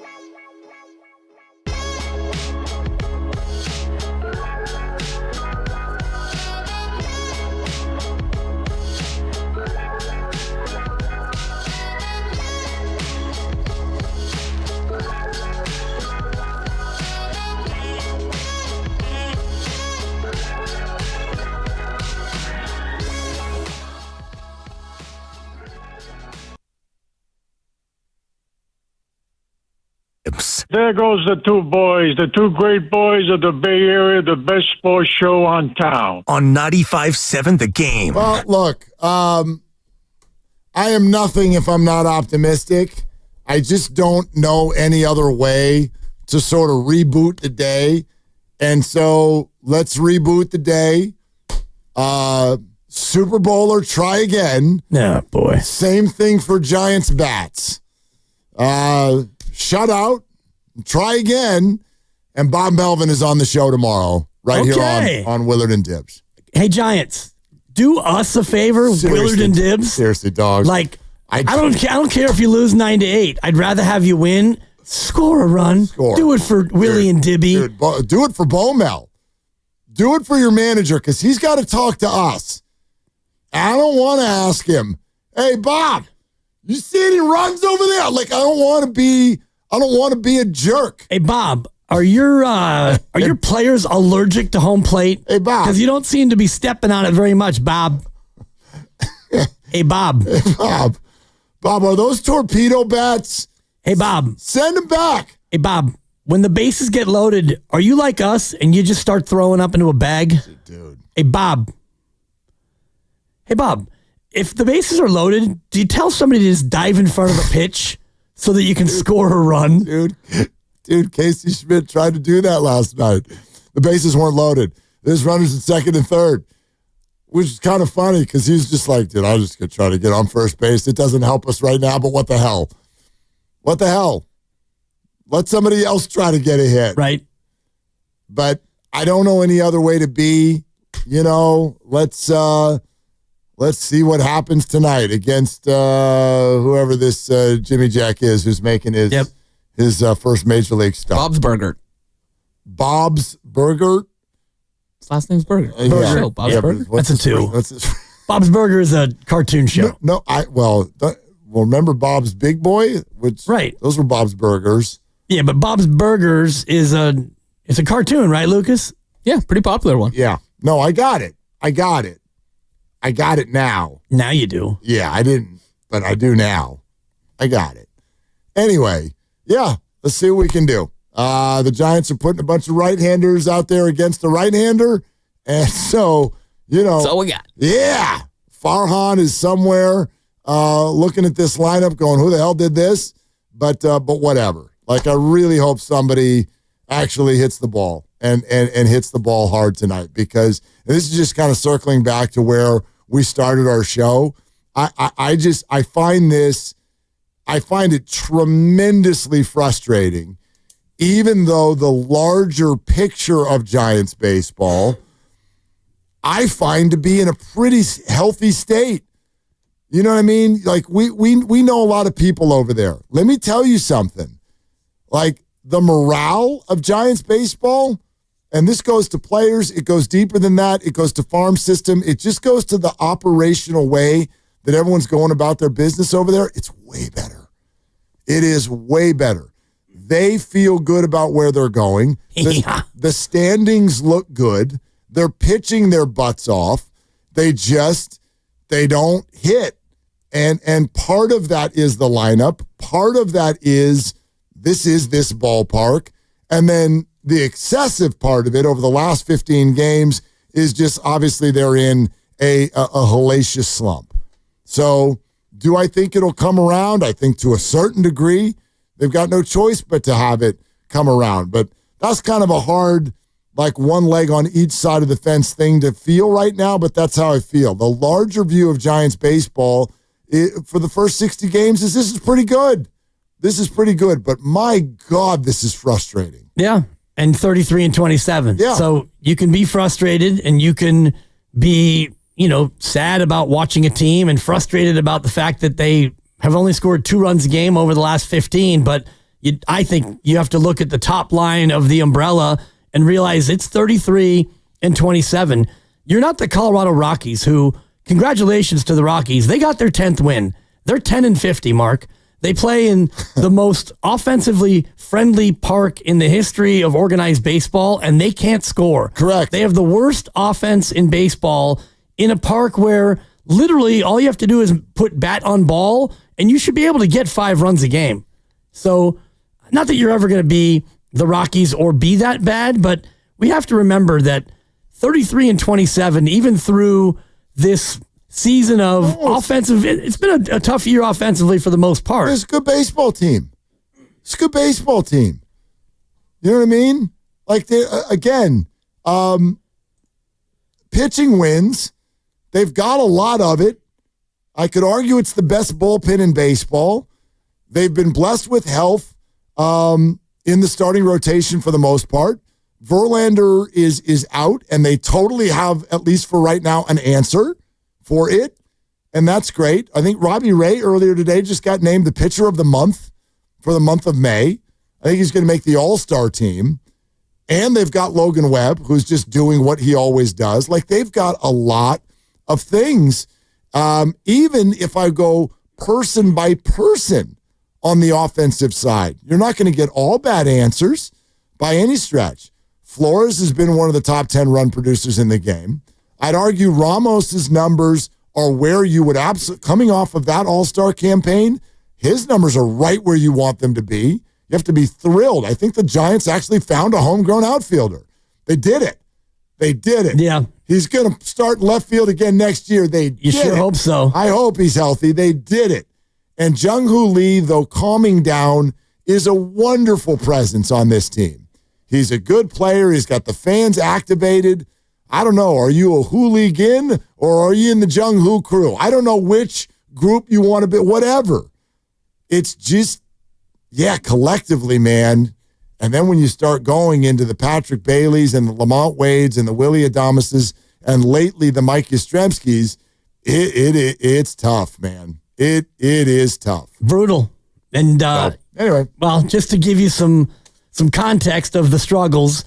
So I mentioned the Rockies 10-50. They've been shut out 8 times. The Giants are 33-27. They've been shut out 7 times. And I know being shut out doesn't count as 2 losses, but that gives you some perspective of just how much these struggles have hit the Giants, as opposed to a team that is 10-50. And the Giants are a better offensive team, obviously, yet they're in a real spot. And all those guys you just named, the struggles of Chapman and Adames and Yaz and Lamont Wade Jr. all year. Patrick Bailey, don't get me started. You might as well hit the pitcher and have your DH hit in place of the catcher. Oof. You could do that, right? You can designate any hitter to be the designated hitter, I believe. Right, but your catcher, I wonder. Yeah, I think you can. I don't know what happens when that pitcher then leaves the game, though. You probably lose your DH. Yeah, or something. I don't know. It just hit me. It was mean-spirited, but I thought maybe you would have that answer. Definitely mean-spirited, which makes it kind of funny. And it's just sad that that's kind of the spot you're in. So, I mean, you have so many automatic outs in your lineup that when your really good hitters start to struggle, now you're in a world of hurt. Yeah, I just need I just need the ball to get in play in those key moments. The ball's got to be in play. So here we go, and they're going to be wearing those. We're going to be wearing those uniforms again tonight that everybody loves so much. So that'll be fun too. I think that unless you start scoring runs in these uniforms, you can no longer call them the City Connect. I think that they've won the last 2 times they've worn them. Is that right? I think they've won the last 2 times they've worn it. At least the last 1 time. That was against the Diamondbacks, I remember. I think it's the last 2. Aren't they 2-2, Risotto? They beat Kansas City on Tuesday 3-2, May 20th. Yeah. It's a Tuesday thing, right? 2-2. They beat Arizona. Yeah. That's 2 in a row. 2 in a row. Right. And you can call them City Connects when you score 10 runs against Arizona. Yeah. If you don't score tonight, you got to start calling them City Can't Hits. City Disconnects? Yeah, City Swing and Miss. That was the nickname for when the A's launched a new uniform while they were fighting with Oakland. City Disconnects. So I don't want to take that nickname. That belongs to the A's. I'm trying to go back in time and see when the Giants lost those first 2 games. April 8th, they lost, of course, 1-0 to Cincinnati. And then they lost to Milwaukee 11-3. Yep. All right. I was hoping that the whole run scored thing was like we had like a little something going there, but in the connects. Yeah, but it was just that one game. Yeah. That one game where they scored 10 against the Diamondbacks.